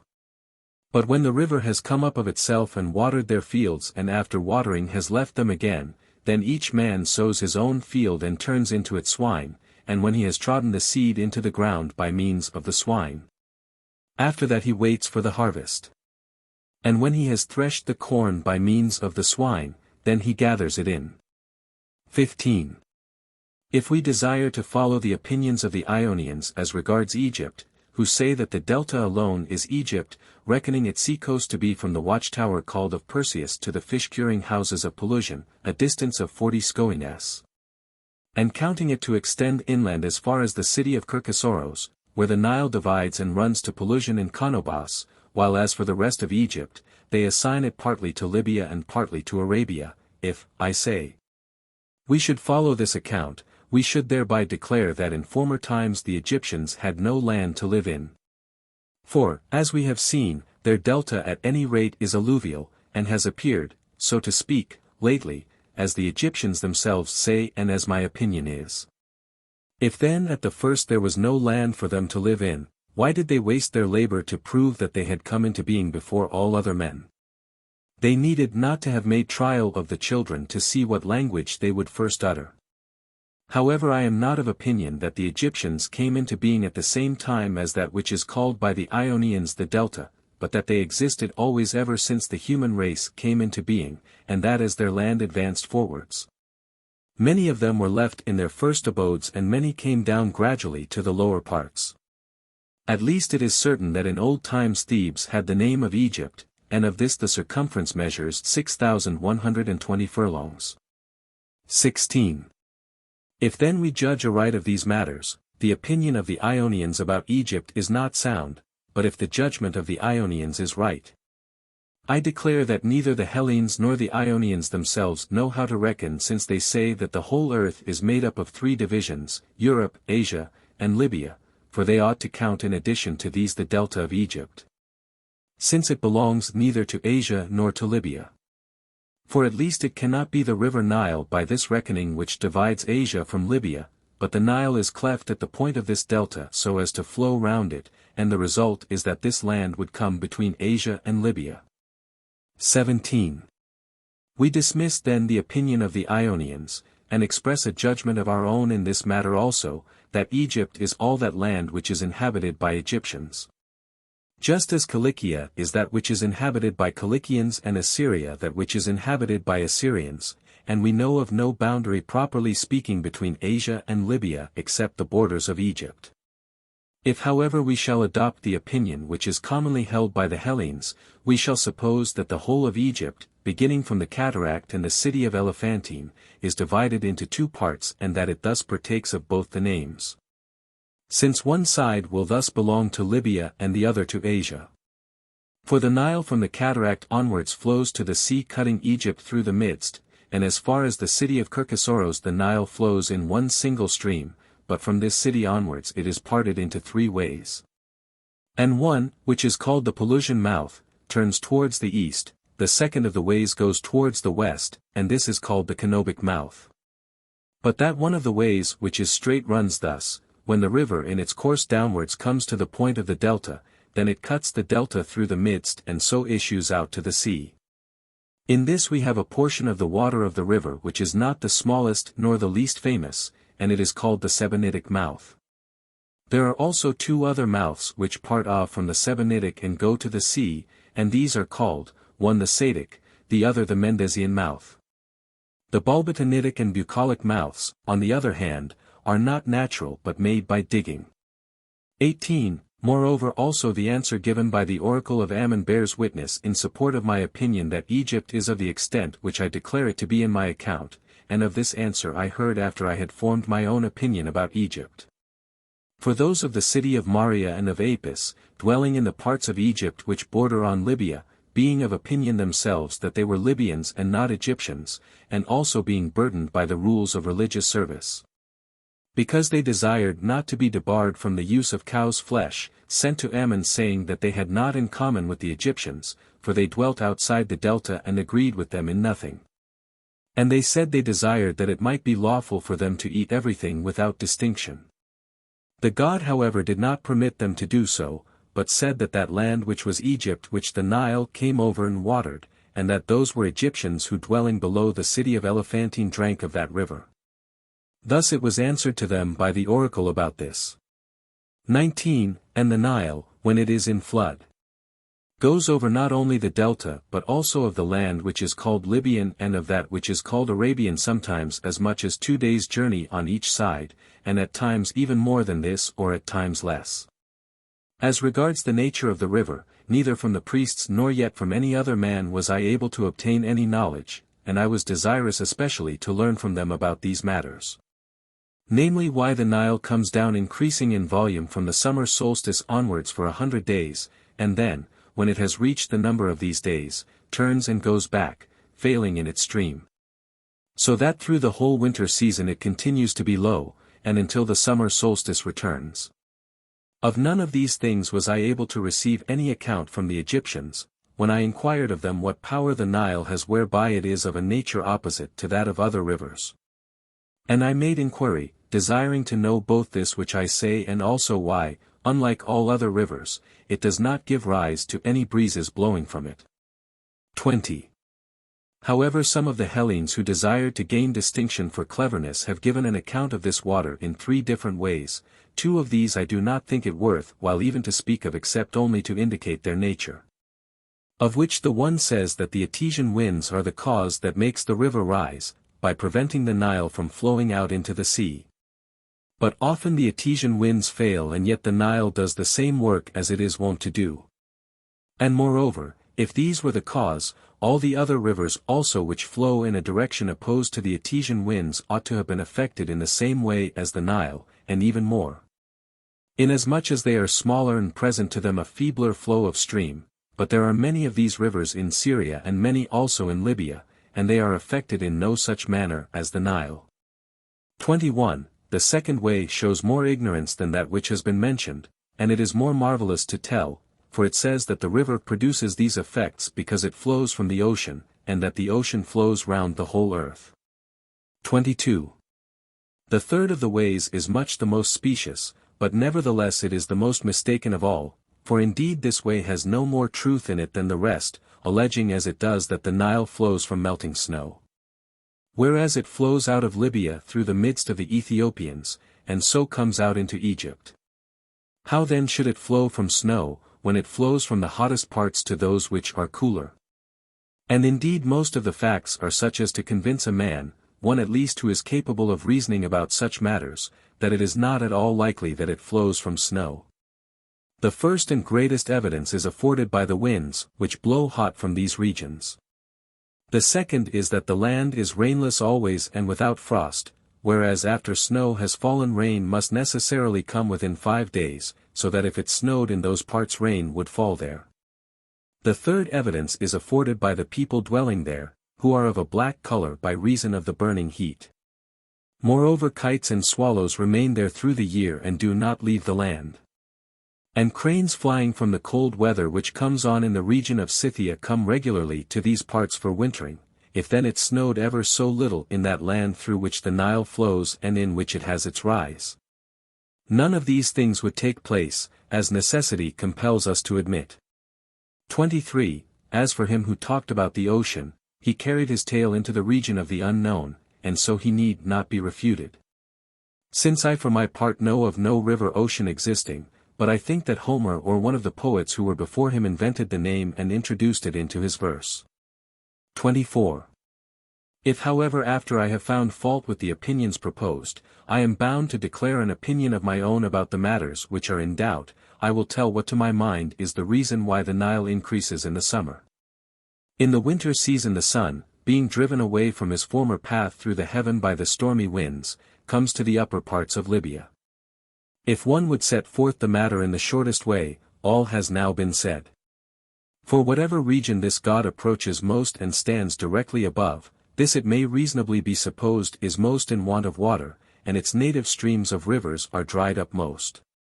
25. However, to set it forth at greater length, thus it is, the sun passing in his course by the upper parts of Libya, does thus, that is to say, since at all times the air in those parts is clear and the country is warm. Because there are no cold winds, in passing through it the sun does just as he was wont to do in the summer, when going through the midst of the heaven, that is he draws to himself the water. And having drawn it he drives it away to the upper parts of the country, and the winds take it up and scattering it abroad melt it into rain.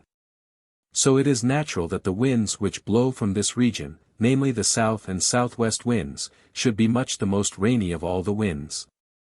I think however that the sun does not send away from himself all the water of the Nile of each year, but that he also lets some remain behind with himself. Then when the winter becomes milder, the sun returns back again to the midst of the heaven, and from that time onwards he draws equally from all rivers. But in the meanwhile they flow in large volume, since water of rain mingles with them in great quantity, because their country receives rain then and is filled with torrent streams. In summer however they are weak, since not only the showers of rain fail then, but also they are drawn by the sun. The Nile however, alone of all rivers, not having rain and being drawn by the sun, naturally flows during this time of winter in much less than its proper volume, that is much less than in summer. For then it is drawn equally with all the other waters, but in winter it bears the burden alone. Thus I suppose the sun to be the cause of these things. 26. He is also the cause in my opinion that the air in these parts is dry, since he makes it so by scorching up his path through the heaven, thus summer prevails always in the upper parts of Libya. If however the station of the seasons had been changed, and where now in the heaven are placed the north wind and winter, there was the station of the south wind and of the midday, and where now is placed the south wind, there was the north. If this had been so, the sun being driven from the midst of the heaven by the winter and the north wind would go to the upper parts of Europe, just as now he comes to the upper parts of Libya. And passing in his course throughout the whole of Europe I suppose that he would do to the Ister that which he now works upon the Nile. 27. As to the breeze, why none blows from the river, my opinion is that from very hot places it is not natural that anything should blow, and that a breeze is wont to blow from something cold. 28. Let these matters then be as they are and as they were at the first, but as to the sources of the Nile, not one either of the Egyptians or of the Libyans or of the Hellenes, who came to speech with me, professed to know anything. Except the scribe of the sacred treasury of Athene at the city of Sais in Egypt. To me however this man seemed not to be speaking seriously when he said that he had certain knowledge of it. And he said as follows, namely that there were two mountains of which the tops ran up to a sharp point, situated between the city of Syene, which is in the district of Thebes, and Elephantine, and the names of the mountains were of the one Crophi and of the other Mophi. From the middle between these two mountains flowed, he said, the sources of the Nile, which were fathomless in depth, and half of the water flowed to Egypt and towards the north wind, the other half to Ethiopia and the south wind. As for the fathomless depth of the source, he said that Psammetichos king of Egypt came to a trial of this matter, for he had a rope twisted of many thousands of fathoms and let it down in this place, and it found no bottom. By this the scribe, if this which he told me was really as he said, gave me to understand that there were certain strong eddies there and a backward flow, and that since the water dashed against the mountains, therefore the sounding line could not come to any bottom when it was let down. 29. From no other person was I able to learn anything about this matter, but for the rest I learnt so much as here follows by the most diligent inquiry. For I went myself as an eye-witness as far as the city of Elephantine, and from that point onwards I gathered knowledge by report. From the city of Elephantine as one goes up the river there is country which slopes steeply. So that here one must attach ropes to the vessel on both sides, as one fastens an ox, and so make one's way onward, and if the rope break, the vessel is gone at once, carried away by the violence of the stream. Through this country it is a voyage of about 4 days in length, and in this part the Nile is winding like the river Meander, and the distance amounts to 12 skoines, which one must traverse in this manner. Then you will come to a level plain, in which the Nile flows round an island named Techamso. Now in the regions above Elephantine there dwell Ethiopians at once succeeding, who also occupy half of the island, and Egyptians the other half. Adjoining this island there is a great lake, round which dwell Ethiopian nomad tribes, and when you have sailed through this you will come to the stream of the Nile again, which flows into this lake. After this you will disembark and make a journey by land of 40 days, for in the Nile sharp rocks stand forth out of the water, and there are many reefs, by which it is not possible for a vessel to pass. Then after having passed through this country in the 40 days which I have said, you will embark again in another vessel and sail for 12 days, and after this you will come to a great city called Meroe. This city is said to be the mother city of all the other Ethiopians, and they who dwell in it reverence of the gods Zeus and Dionysus alone, and these they greatly honor. And they have an oracle of Zeus established, and make warlike marches whensoever this god commands them by prophesyings and to whatsoever place he commands. 30. Sailing from this city you will come to the deserters, in another period of time equal to that in which you came from Elephantine to the mother city of the Ethiopians. Now the name of these deserters is Asmak, and this word signifies, when translated into the tongue of the Hellenes, those who stand on the left hand of the king. These were 240,000 Egyptians of the warrior class, who revolted and went over to the Ethiopians for the following cause. In the reign of Psammetichos garrisons were set, one towards the Ethiopians at the city of Elephantine, another towards the Arabians and Assyrians at Daphne of Pelusium, and another towards Libya at Maria, and even in my own time the garrisons of the Persians too are ordered in the same manner as these were in the reign of Psammetichos. For both at Elephantine and at Daphne the Persians have outposts. The Egyptians then of whom I speak had served as outposts for 3 years and no one relieved them from their guard. Accordingly they took counsel together, and adopting a common plan they all in a body revolted from Psammetichos and set out for Ethiopia. Hearing this Psammetichos set forth in pursuit. And when he came up with them he entreated them much and endeavored to persuade them not to desert the gods of their country and their children and wives, upon which it is said that one of them pointed to his privy member and said that wherever this was, there would they have both children and wives.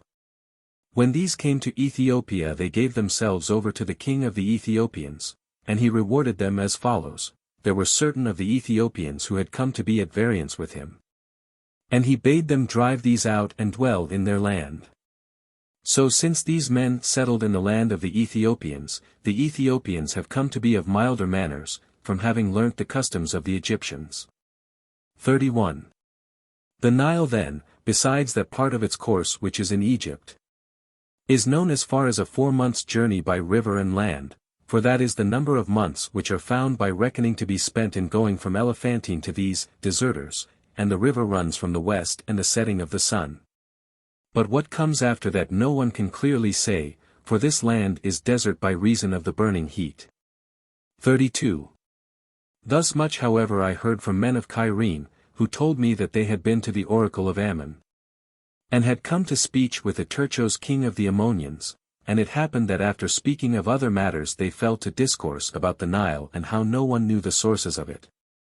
And Eteurchos said that once there had come to him men of the Nasamonians, this is a Libyan race which dwells in the Syrtis, and also in the land to the east of the Syrtis reaching to no great distance. And when the Nasamonians came and were asked by him whether they were able to tell him anything more than he knew about the desert parts of Libya, they said that there had been among them certain sons of chief men, who were of unruly disposition.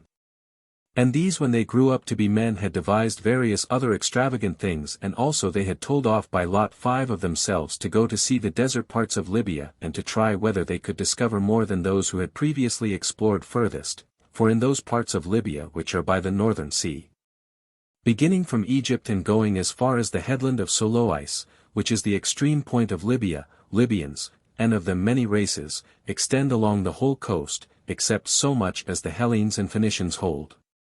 But in the upper parts, which lie above the sea coast and above those people whose land comes down to the sea, Libya is full of wild beasts, and in the parts above the land of wild beasts it is full of sand, terribly waterless and utterly desert. These young men then, said they, being sent out by their companions well furnished with supplies of water and provisions, went first through the inhabited country, and after they had passed through this they came to the country of wild beasts. And after this they passed through the desert, making their journey towards the west wind.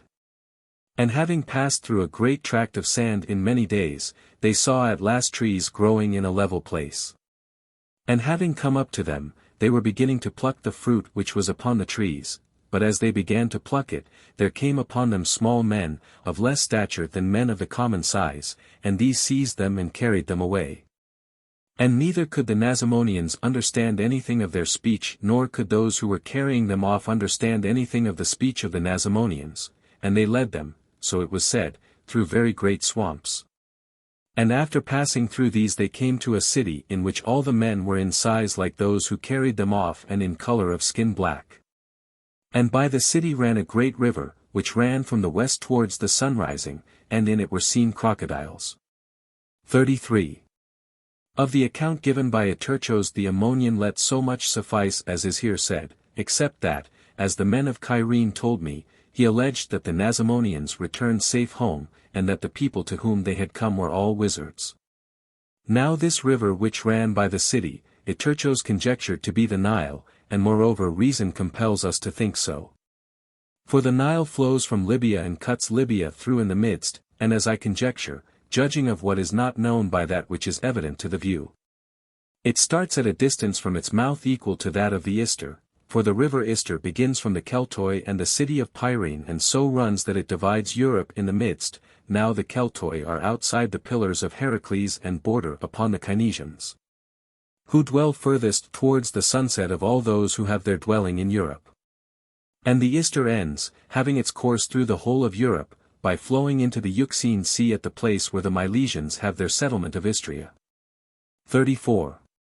Now the Ister, since it flows through land which is inhabited, is known by the reports of many, but of the sources of the Nile no one can give an account, for the part of Libya through which it flows is uninhabited and desert. About its course however so much as it was possible to learn by the most diligent inquiry has been told, and it runs out into Egypt. Now Egypt lies nearly opposite to the mountain districts of Cilicia. And from thence to Sinope, which lies upon the Euxine Sea, is a journey in the same straight line of 5 days for a man without encumbrance. And Sinope lies opposite to the place where the Ister runs out into the sea, thus I think that the Nile passes through the whole of Libya and is of equal measure with the Ister. Of the Nile then let so much suffice as has been said. 35. Of Egypt however I shall make my report at length, because it has wonders more in number than any other land, and works too it has to show as much as any land, which are beyond expression great, for this reason then more shall be said concerning it. The Egyptians in agreement with their climate, which is unlike any other, and with the river, which shows a nature different from all other rivers, established for themselves manners and customs in a way opposite to other men in almost all matters, for among them the women frequent the market and carry on trade, while the men remain at home and weave. And whereas others weave pushing the woof upwards, the Egyptians push it downwards, the men carry their burdens upon their heads and the women upon their shoulders, the women make water standing up and the men crouching down, they ease themselves in their houses and they eat without in the streets. Alleging as reason for this that it is right to do secretly the things that are unseemly though necessary, but those which are not unseemly, in public. No woman is a minister either of male or female divinity, but men of all, both male and female, to support their parents. The sons are in no way compelled, if they do not desire to do so, but the daughters are forced to do so, be they never so unwilling. 36.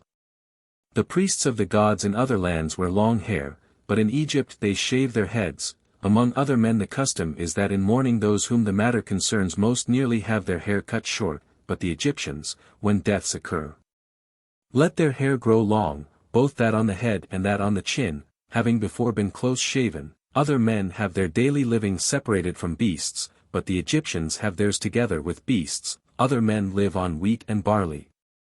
But to any one of the Egyptians who makes his living on these it is a great reproach. They make their bread of maize, which some call spelt. They knead dough with their feet and clay with their hands, with which also they gather up dung, and whereas other men, except such as have learnt otherwise from the Egyptians, have their members as nature made them. The Egyptians practice circumcision. As to garments, the men wear 2 each and the women but 1, and whereas others make fast the rings and ropes of the sails outside the ship, the Egyptians do this inside. Finally, in the writing of characters and reckoning with pebbles, while the Hellenes carry the hand from the left to the right, the Egyptians do this from the right to the left. And doing so they say that they do it themselves rightwise and the Hellenes leftwise, and they use 2 kinds of characters for writing, of which the one kind is called sacred and the other common. 37. They are religious excessively beyond all other men, and with regard to this they have customs as follows: they drink from cups of bronze and rinse them out every day. And not some only do this but all. They wear garments of linen always newly washed, and this they make a special point of practice. They circumcise themselves for the sake of cleanliness, preferring to be clean rather than comely. The priests shave themselves all over their body every other day, so that no lice or any other foul thing may come to be upon them when they minister to the gods. And the priests wear garments of linen only and sandals of papyrus, and any other garment they may not take nor other sandals. These wash themselves in cold water twice in the day and twice again in the night.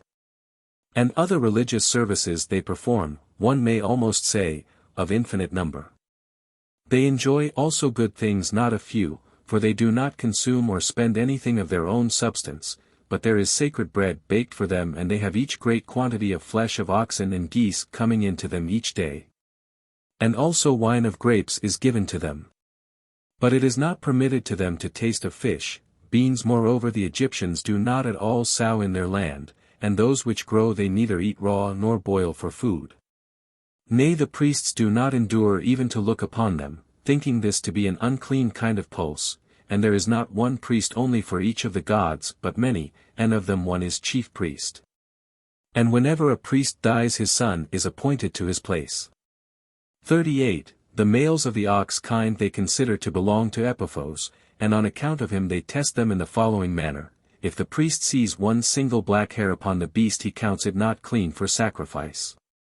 And one of the priests who is appointed for the purpose makes investigation of these matters, both when the beast is standing upright and when it is lying on its back, drawing out its tongue moreover, to see if it is clean in respect of the appointed signs, which I shall tell of in another part of the history. He looks also at the hairs of the tail to see if it has them growing in the natural manner, and if it be clean in respect of all these things, he marks it with a piece of papyrus, rolling this round the horns, and then when he has plastered sealing earth over it he sets upon it the seal of his signet ring, and after that they take the animal away. But for one who sacrifices a beast not sealed the penalty appointed is death. 39. In this way then the beast is tested. And their appointed manner of sacrifice is as follows: they lead the sealed beast to the altar where they happen to be sacrificing and then kindle a fire. After that, having poured libations of wine over the altar so that it runs down upon the victim, and having called upon the god, they cut its throat, and having cut its throat they sever the head from the body. The body then of the beast they flay, but upon the head they make many imprecations first, and then they who have a market and Hellenes sojourning among them for trade, these carry it to the marketplace and sell it. While they who have no Hellenes among them cast it away into the river. And this is the form of imprecation which they utter upon the heads, praying that if any evil be about to befall either themselves who are offering sacrifice or the land of Egypt in general, it may come rather upon this head. Now as regards the heads of the beasts which are sacrificed and the pouring over them of the wine, all the Egyptians have the same customs equally for all their sacrifices. And by reason of this custom none of the Egyptians eat of the head either of this or of any other kind of animal. 40. But the manner of disemboweling the victims and of burning them is appointed among them differently for different sacrifices. I shall speak however of the sacrifices to that goddess whom they regard as the greatest of all, and to whom they celebrate the greatest feast. When they have flayed the bullock and made imprecation, they take out the whole of its lower entrails but leave in the body the upper entrails and the fat. And they sever from it the legs and the end of the loin and the shoulders and the neck, and this done, they fill the rest of the body of the animal with consecrated loaves and honey and raisins and figs and frankincense and myrrh and every other kind of spices, and having filled it with these they offer it, pouring over it great abundance of oil. They make their sacrifice after fasting, and while the offerings are being burnt, they all beat themselves for mourning, and when they have finished beating themselves they set forth as a feast that which they left unburnt of the sacrifice. 41. The clean males then of the ox kind, both full-grown animals and calves, are sacrificed by all the Egyptians, the females however they may not sacrifice, but these are sacred to Isis. For the figure of Isis is in the form of a woman with cow's horns, just as the Hellenes present Io in pictures, and all the Egyptians without distinction reverence cows far more than any other kind of cattle. For which reason neither man nor woman of Egyptian race would kiss a man who is a Hellene on the mouth, nor will they use a knife or roasting spits or a cauldron belonging to a Hellene. Nor taste of the flesh even of a clean animal if it has been cut with the knife of a Hellene. And the cattle of this kind which die they bury in the following manner: the females they cast into the river, but the males they bury, each people in the suburb of their town, with one of the horns, or sometimes both, protruding to mark the place. And when the bodies have rotted away and the appointed time comes on, then to each city comes a boat from that which is called the island of Prosopitis, this is in the delta, and the extent of its circuit is 9 skoines. In this island of Prosopitis is situated, besides many other cities, that one from which the boats come to take up the bones of the oxen, and the name of the city is Aterbekis, and in it there is set up a holy temple of Aphrodite. From this city many go abroad in various directions, some to one city and others to another, and when they have dug up the bones of the oxen they carry them off, and coming together they bury them in one single place. In the same manner as they bury the oxen they bury also their other cattle when they die, for about them also they have the same law laid down, and these also they abstain from killing. 42. Now all who have a temple set up to the Theban Zeus or who are of the district of Thebes, these, I say, all sacrifice goats and abstain from sheep, for not all the Egyptians equally reverence the same gods. Except only Isis and Osiris, who they say is Dionysus, these they all reverence alike, but they who have a temple of Mendes or belong to the Mendesian district, these abstain from goats and sacrifice sheep. Now the men of Thebes and those who after their example abstain from sheep, say that this custom was established among them for the cause which follows: Heracles, they say, had an earnest desire to see Zeus. And Zeus did not desire to be seen of him. And at last when Heracles was urgent in entreaty Zeus contrived this device, that is to say, he flayed a ram and held in front of him the head of the ram which he had cut off, and he put on over him the fleece and then showed himself to him. Hence the Egyptians make the image of Zeus into the face of a ram. And the Ammonians do so also after their example, being settlers both from the Egyptians and from the Ethiopians. And using a language which is a medley of both tongues, and in my opinion it is from this god that the Ammonians took the name which they have, for the Egyptians called Zeus Ammonius. The Thebans then do not sacrifice rams but hold them sacred for this reason.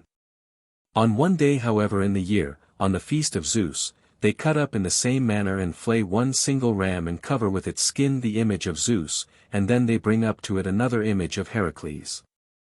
This done, all who are in the temple beat themselves in lamentation for the ram, and then they bury it in a sacred tomb. 43. About Heracles I heard the account given that he was of the number of the 12 gods. But of the other Heracles whom the Hellenes know I was not able to hear in any part of Egypt, and moreover to prove that the Egyptians did not take the name of Heracles from the Hellenes, but rather the Hellenes from the Egyptians. That is to say those of the Hellenes who gave the name Heracles to the son of Amphitryon. Of that, I say, besides many other evidences there is chiefly this, namely that the parents of this Heracles, Amphitryon and Alcmene, were both of Egypt by descent, and also that the Egyptians say that they do not know the names either of Poseidon or of the Dioscuroi, nor have these been accepted by them as gods among the other gods. Whereas if they had received from the Hellenes the name of any divinity, they would naturally have preserved the memory of these most of all. Assuming that in those times as now some of the Hellenes were wont to make voyages and were seafaring folk, as I suppose and as my judgment compels me to think, so that the Egyptians would have learnt the names of these gods even more than that of Heracles. In fact, however, Heracles is a very ancient Egyptian god. And, as they say themselves, it is 17,000 years to the beginning of the reign of Amasis from the time when the 12 gods, of whom they count that Heracles is one, were begotten of the 8 gods. 44. I moreover, desiring to know something certain of these matters so far as might be, made a voyage also to Tyre of Phoenicia, hearing that in that place there was a holy temple of Heracles. And I saw that it was richly furnished with many votive offerings besides, and especially there were in it 2 pillars. The one of pure gold and the other of an emerald stone of such size as to shine by night, and having come to speech with the priests of the god, I asked them how long time it was since their temple had been set up, and these also I found to be at variance with the Hellenes, for they said that at the same time when Tyre was founded, the temple of the god also had been set up, and that it was a period of 2,300 years since their people began to dwell at Tyre. I saw also at Tyre another temple of Heracles, with the surname Thasian, and I came to Thassos also, and there I found a temple of Heracles set up by the Phoenicians, who had sailed out to seek for Europa and had colonized Thassos. And these things happened full 5 generations of men before Heracles the son of Amphitryon was born in Hellas.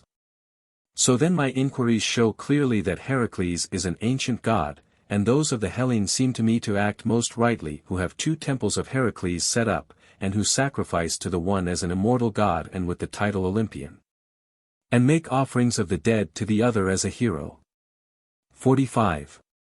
Moreover, besides many other stories which the Hellenes tell without due consideration, this tale is especially foolish which they tell about Heracles, namely that when he came to Egypt, the Egyptians put on him wreaths and led him forth in procession to sacrifice him to Zeus.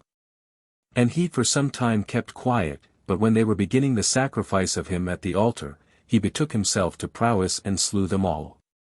I for my part am of opinion that the Hellenes when they tell this tale are altogether without knowledge of the nature and customs of the Egyptians. For how should they, for whom it is not lawful to sacrifice even beasts, except swine and the males of oxen and calves, such of them as are clean, and geese, how should these sacrifice human beings? Besides this, how is it in nature possible that Heracles, being one person only and moreover a man, as they assert, should slay many myriads? Having said so much of these matters, we pray that we may have grace from both the gods and the heroes for our speech. 46. Now the reason why those of the Egyptians whom I have mentioned do not sacrifice goats, female or male, is this: the Mendesians count Pan to be one of the 8 gods. Now these 8 gods they say came into being before the 12 gods. And the painters and image makers represent in painting and in sculpture the figure of Pan, just as the Hellenes do, with goat's face and legs, not supposing him to be really like this but to resemble the other gods. The cause however why they represent him in this form I prefer not to say.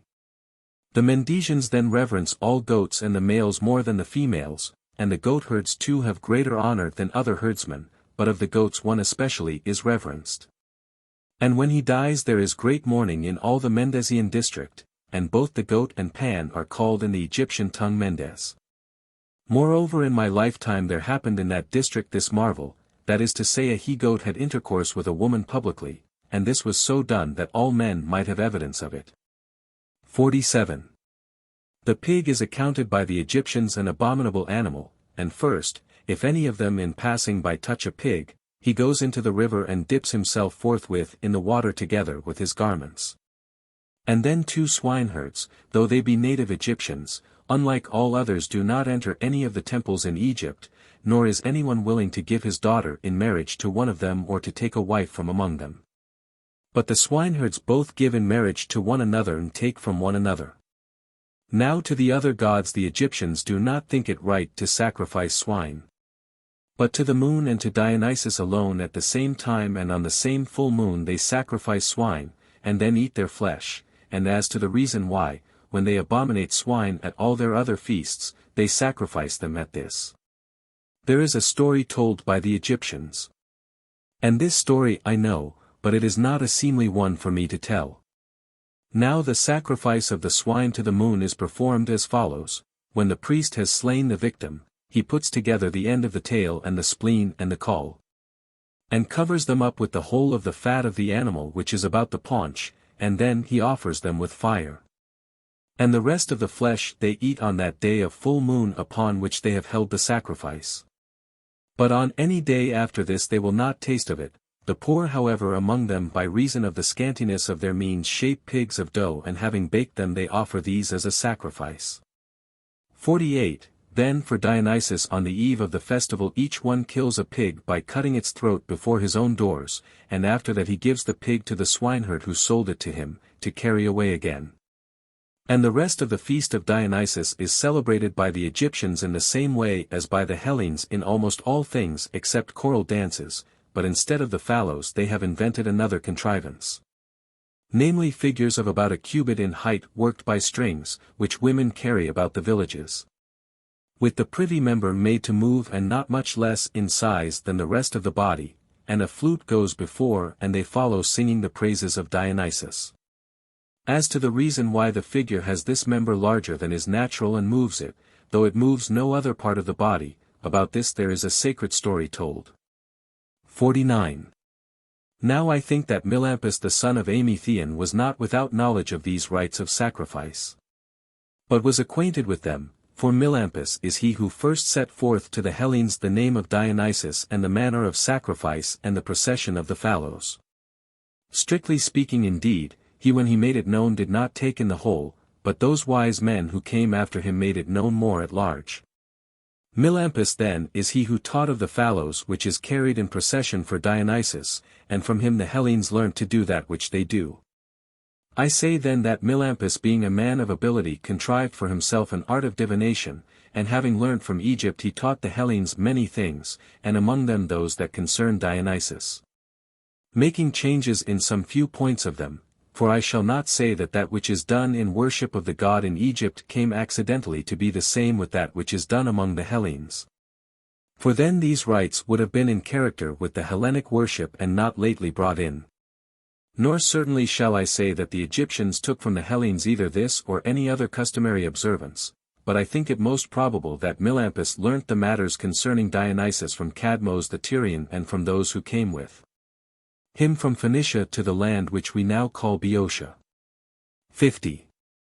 Moreover the naming of almost all the gods has come to Hellas from Egypt, for that it has come from the barbarians I find by inquiry is true, and I am of opinion that most probably it has come from Egypt, because, except in the case of Poseidon and the Dioscuroi, in accordance with that which I have said before, and also of Hera and Hestia and Themis and the Charites and Nereids, the Egyptians have had the names of all the other gods in their country for all time.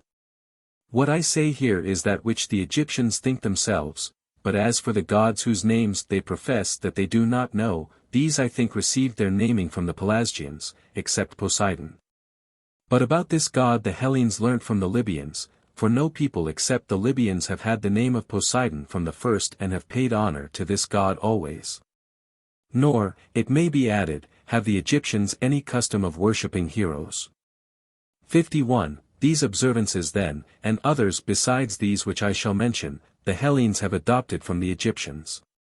But to make, as they do, the images of Hermes with the phallos they have learnt not from the Egyptians but from the Pelasgians, the custom having been received by the Athenians first of all the Hellenes and from these by the rest. For just at the time when the Athenians were beginning to rank among the Hellenes, the Pelasgians became dwellers with them in their land, and from this very cause it was that they began to be counted as Hellenes. Whosoever has been initiated in the mysteries of the Cabairoi, which the Samothracians perform having received them from the Pelasgians, that man knows the meaning of my speech. For these very Pelasgians who became dwellers with the Athenians used to dwell before that time in Samothrace, and from them the Samothracians received their mysteries. So then the Athenians were the first of the Hellenes who made the images of Hermes with the phallos, having learned from the Pelasgians, and the Pelasgians told a sacred story about it, which is set forth in the Mysteries in Samothrace. 52. Now the Pelasgians formerly were wont to make all their sacrifices calling upon the gods in prayer, as I know from that which I heard at Dodona, but they gave no title or name to any of them, for they had not yet heard any. But they called them gods, theos, from some such notion as this, that they had set, then tes, in order all things and so had the distribution of everything. Afterwards, when much time had elapsed, they learnt from Egypt the names of the gods, all except Dionysus, for his name they learnt long afterwards. And after a time the Pelasgians consulted the oracle at Dodona about the names, for this prophetic seat is accounted to be the most ancient of the oracles which are among the Hellenes, and at that time it was the only one. So when the Pelasgians asked the oracle at Dodona whether they should adopt the names which had come from the barbarians, the oracle in reply bade them make use of the names. From this time they sacrificed using the names of the gods, and from the Pelasgians the Hellenes afterwards received them. 53. But whence the several gods had their birth, or whether they all were from the beginning, and of what form they are, they did not learn till yesterday, as it were, or the day before, for Hesiod and Homer I suppose were 400 years before my time and not more. And these are they who made a theogony for the Hellenes and gave the titles to the gods and distributed to them honors and arts, and set forth their forms, but the poets who are said to have been before these men were really in my opinion after them. Of these things the first are said by the priestesses of Dodona, and the latter things, those namely which have regard to Hesiod and Homer, by myself. 54. As regards the oracles both that among the Hellenes and that in Libya, the Egyptians tell the following tale. The priests of the Theban Zeus told me that 2 women in the service of the temple had been carried away from Thebes by Phoenicians, and that they had heard that one of them had been sold to go into Libya and the other to the Hellenes. And these women, they said, were they who first founded the prophetic seats among the nations which have been named, and when I inquired whence they knew so perfectly of this tale which they told, they said in reply that a great search had been made by the priests after these women, and that they had not been able to find them, but they had heard afterwards this tale about them which they were telling. 55. This I heard from the priests at Thebes, and what follows is said by the prophetesses of Dodona. They say that 2 black doves flew from Thebes to Egypt, and came one of them to Libya and the other to their land. And this latter settled upon an oak tree and spoke with human voice, saying that it was necessary that a prophetic seat of Zeus should be established in that place. And they supposed that that was of the gods which was announced to them, and made one accordingly, and the dove which went away to the Libyans, they say, bade the Libyans to make an oracle of Ammon, and this also is of Zeus. The priestesses of Dodona told me these things, of whom the eldest was named Promenia, the next after her Timarete, and the youngest Nicandra, and the other people of Dodona who were engaged about the temple gave accounts agreeing with theirs. 56. I however have an opinion about the matter as follows. If the Phoenicians did in truth carry away the consecrated women and sold one of them into Libya and the other into Hellas, I suppose that in the country now called Hellas, which was formerly called Pelasgia, this woman was sold into the land of the Thesprotians. And then being a slave there she set up a sanctuary of Zeus under a real oak tree, as indeed it was natural that being an attendant of the sanctuary of Zeus at Thebes, she should there, in the place to which she had come, have a memory of him. And after this, when she got understanding of the Hellenic tongue, she established an oracle, and she reported, I suppose, that her sister had been sold in Libya by the same Phoenicians by whom she herself had been sold. 57. Moreover, I think that the women were called doves by the people of Dodona for the reason that they were barbarians and because it seemed to them that they uttered voice like birds. But after a time, they say, the dove spoke with human voice, that is when the woman began to speak so that they could understand. But so long as she spoke a barbarian tongue she seemed to them to be uttering voice like a bird, for had it been really a dove, how could it speak with human voice? And in saying that the dove was black, they indicate that the woman was Egyptian. The ways of delivering oracles too at Thebes in Egypt and at Dodona closely resemble one another, as it happens, and also the method of divination by victims has come from Egypt. 58. Moreover, it is true also that the Egyptians were the first of men who made solemn assemblies and processions and approaches to the temples, and from them the Hellenes have learnt them. And my evidence for this is that the Egyptian celebrations of these have been held from a very ancient time, whereas the Hellenic were introduced but lately. 59. The Egyptians hold their solemn assemblies not once in the year but often, especially and with the greatest zeal and devotion at the city of Bubastis for Artemis, and next at Busiris for Isis. For in this last-named city there is a very great temple of Isis, and this city stands in the middle of the delta of Egypt. Now Isis is in the tongue of the Hellenes Demeter. Thirdly, they have a solemn assembly at the city of Sais for Athene, fourthly at Heliopolis for the sun, Helios, fifthly at the city of Buto in honor of Leto, and sixthly at the city of Papremis for Ares. 60. Now, when they are coming to the city of Bubastis they do as follows, they sail men and women together, and a great multitude of each sex in every boat. And some of the women have rattles and rattle with them, while some of the men play the flute during the whole time of the voyage, and the rest, both women and men, sing and clap their hands. And when as they sail they come opposite to any city on the way they bring the boat to land, and some of the women continue to do as I have said, others cry aloud and jeer at the women in that city, some dance. And some stand up and pull up their garments. This they do by every city along the river bank, and when they come to Bubastis they hold festivals celebrating great sacrifices, and more wine of grapes is consumed upon that festival than during the whole of the rest of the year. To this place, so say the natives, they come together year by year even to the number of 70 myriads of men and women, besides children. 61. Thus it is done here. And how they celebrate the festival in honor of Isis at the city of Busiris has been told by me before, for, as I said, they beat themselves in mourning after the sacrifice, all of them both men and women, very many myriads of people. But for whom they beat themselves it is not permitted to me by religion to say, and so many as there are of the Carians dwelling in Egypt do this even more than the Egyptians themselves, inasmuch as they cut their foreheads also with knives. And by this it is manifested that they are strangers and not Egyptians. 62. At the times when they gather together at the city of Sais for their sacrifices, on a certain night they all kindle lamps many in number in the open air round about the houses.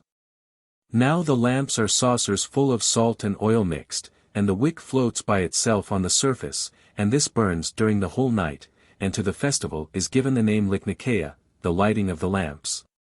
Moreover those of the Egyptians who have not come to this solemn assembly observe the night of the festival and themselves also light lamps all of them, and thus not in Sais alone are they lighted, but over all Egypt. And as to the reason why light and honor are allotted to this night, about this there is a sacred story told. 63.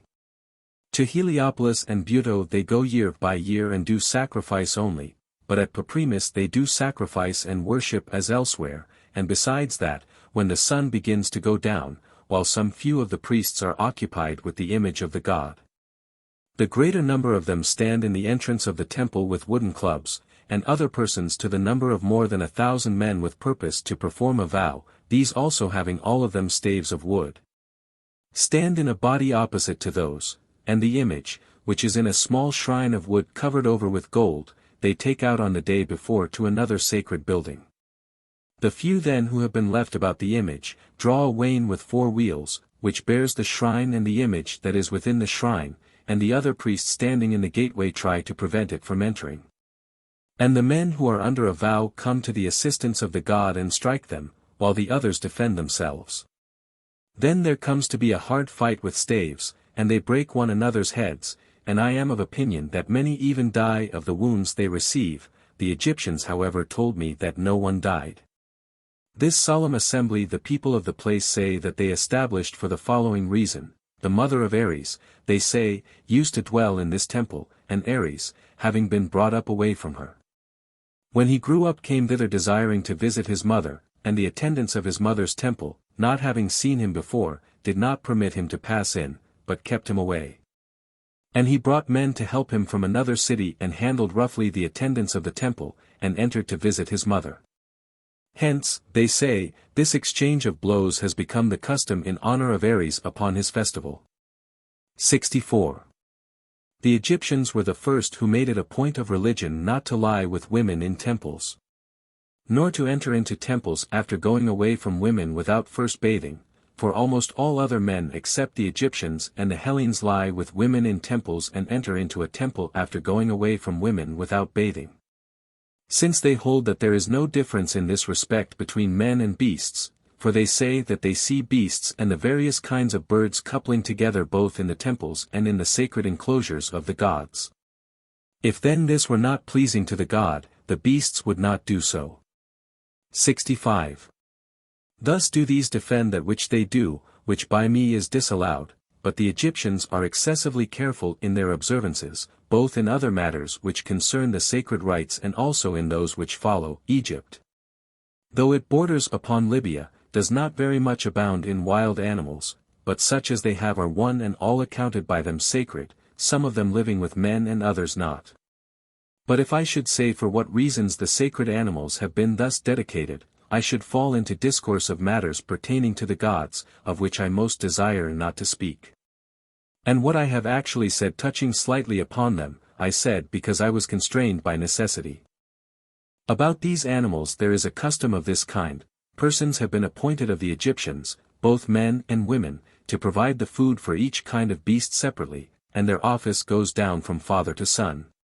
And those who dwell in the various cities perform vows to them thus, that is, when they make a vow to the god to whom the animal belongs, they shave the head of their children, either the whole or the half or the third part of it.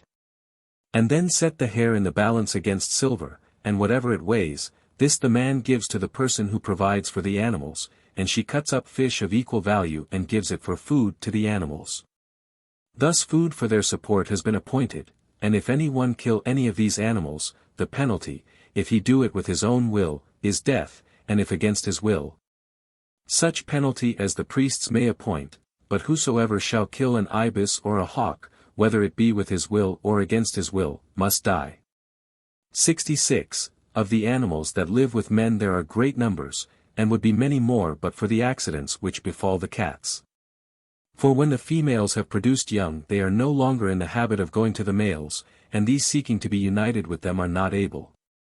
To this end then they contrive as follows: they either take away by force or remove secretly the young from the females and kill them, but after killing they do not eat them, and the females being deprived of their young and desiring more, therefore come to the males, for it is a creature that is fond of its young. Moreover, when a fire occurs, the cats seem to be divinely possessed. For while the Egyptians stand at intervals and look after the cats, not taking any care to extinguish the fire, the cats slipping through or leaping over the men, jump into the fire, and when this happens, great mourning comes upon the Egyptians. And in whatever houses a cat has died by a natural death, all those who dwell in this house shave their eyebrows only, but those in whose houses a dog has died shave their whole body and also their head. 67. The cats when they are dead are carried away to sacred buildings in the city of Bubastis, where after being embalmed they are buried, but the dogs they bury each people in their own city in sacred tombs. And the ichneumons are buried just in the same way as the dogs. The shrew mice however and the hawks they carry away to the city of Buto, and the ibises to Hermopolis. The bears, which are not commonly seen, and the wolves, not much larger in size than foxes, they bury on the spot where they are found lying. 68. Of the crocodile the nature is as follows: during the 4 most wintry months this creature eats nothing, she has 4 feet and is an animal belonging to the land and the water both. For she produces and hatches eggs on the land, and the most part of the day she remains upon dry land, but the whole of the night in the river, for the water in truth is warmer than the unclouded open air and the dew.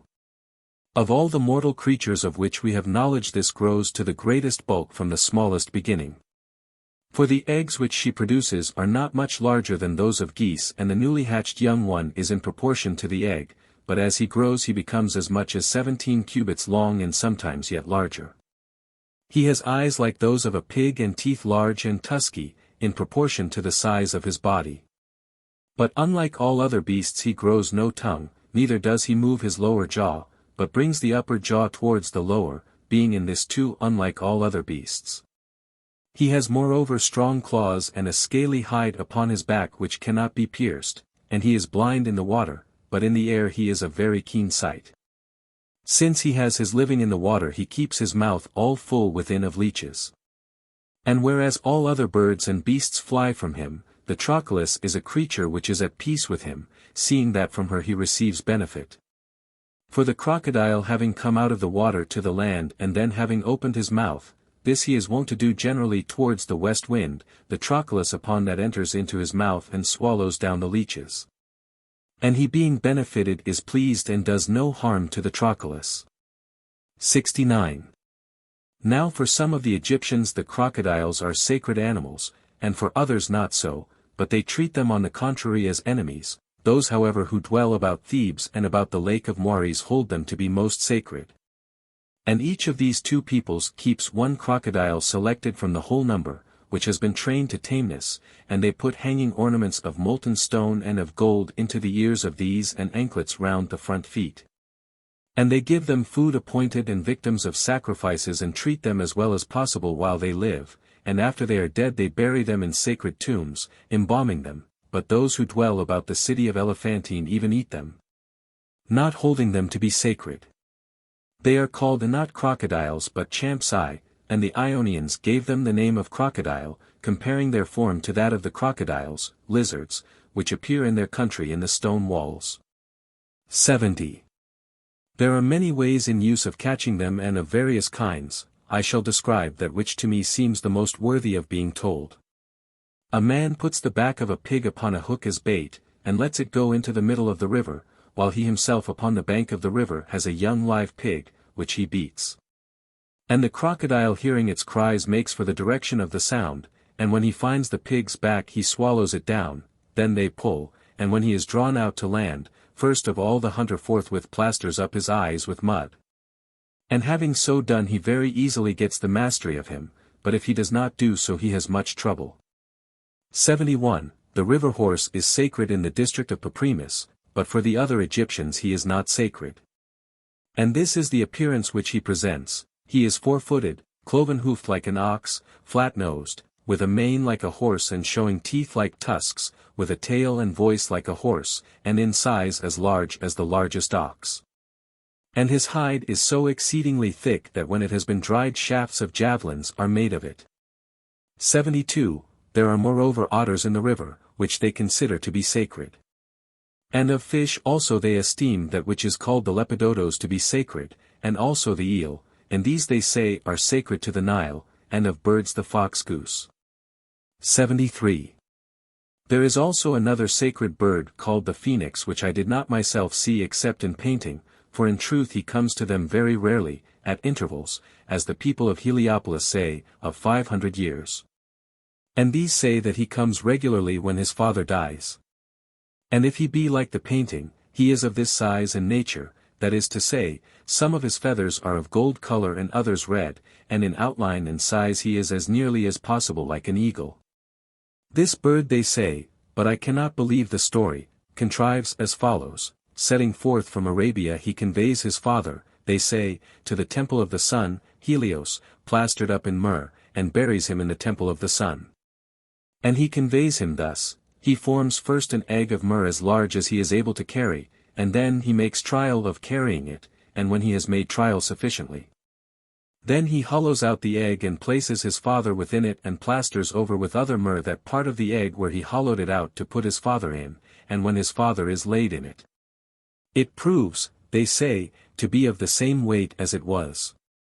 And after he has plastered it up, he conveys the whole to Egypt to the temple of the sun. Thus they say that this bird does. 74.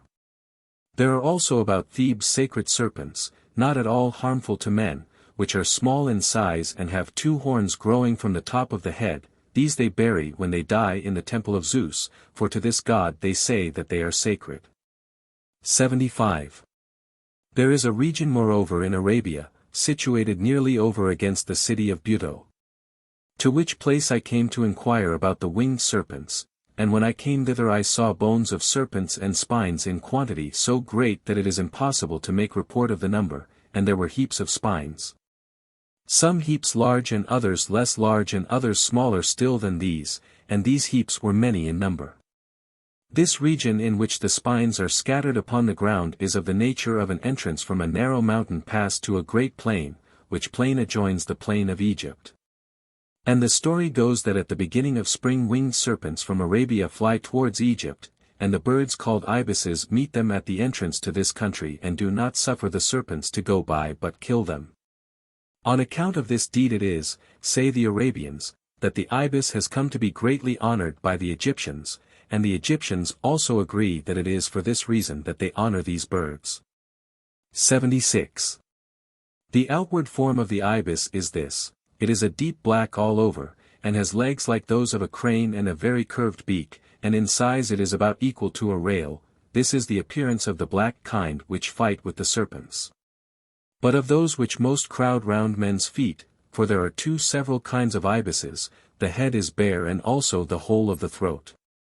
And it is white in feathering except the head and neck and the extremities of the wings and the rump, in all these parts of which I have spoken it is a deep black, while in legs and in the form of the head it resembles the other.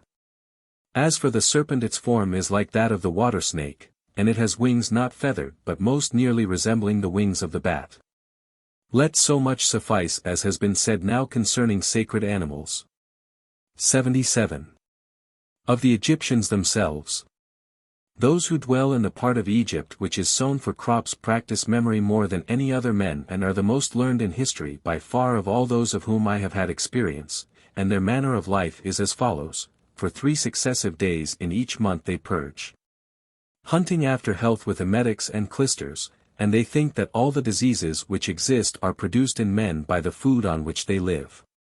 For the Egyptians are from other causes also the most healthy of all men next after the Libyans, in my opinion on account of the seasons, because the seasons do not change, for by the changes of things generally, and especially of the seasons, diseases are most apt to be produced in men, and as to their diet, it is as follows: they eat bread, making loaves of maize, which they call cholestis, and they use habitually a wine made out of barley, for vines they have not in their land. Of their fish some they dry in the sun and then eat them without cooking, others they eat cured in brine. Of birds they eat quails and ducks and small birds without cooking, after first curing them. And everything else which they have belonging to the class of birds or fishes, except such as have been set apart by them as sacred, they eat roasted or boiled. 78. In the entertainments of the rich among them, when they have finished eating, a man bears round a wooden figure of a dead body in a coffin, made as like the reality as may be both by painting and carving, and measuring about a cubit or 2 cubits each way. And this he shows to each of those who are drinking together, saying, When thou lookest upon this, drink and be merry, for thou shalt be such as this when thou art dead. Thus they do at their carousals. 79. The customs which they practice are derived from their fathers and they do not acquire others in addition. But besides other customary things among them which are worthy of mention, they have one song, that of Linos, the same who is sung of both in Phoenicia and in Cyprus and elsewhere, having however a name different according to the various nations. This song agrees exactly with that which the Hellenes sing calling on the name of Linos, so that besides many other things about which I wonder among those matters which concern Egypt, I wonder especially about this. Namely whence they got the song of Linos. It is evident however that they have sung this song from immemorial time, and in the Egyptian tongue Linos is called Maneros. The Egyptians told me that he was the only son of him who first became king of Egypt, and that he died before his time and was honored with these lamentations by the Egyptians, and that this was their first and only song. 80.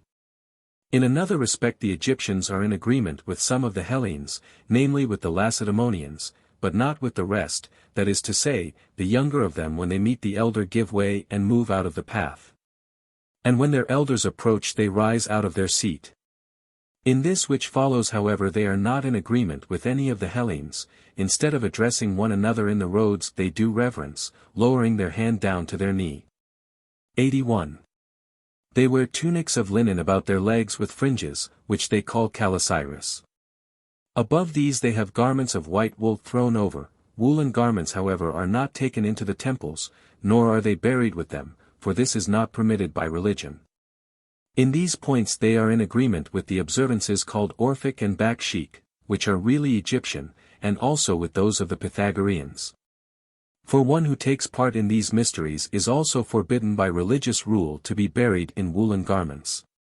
And about this there is a sacred story told. 82.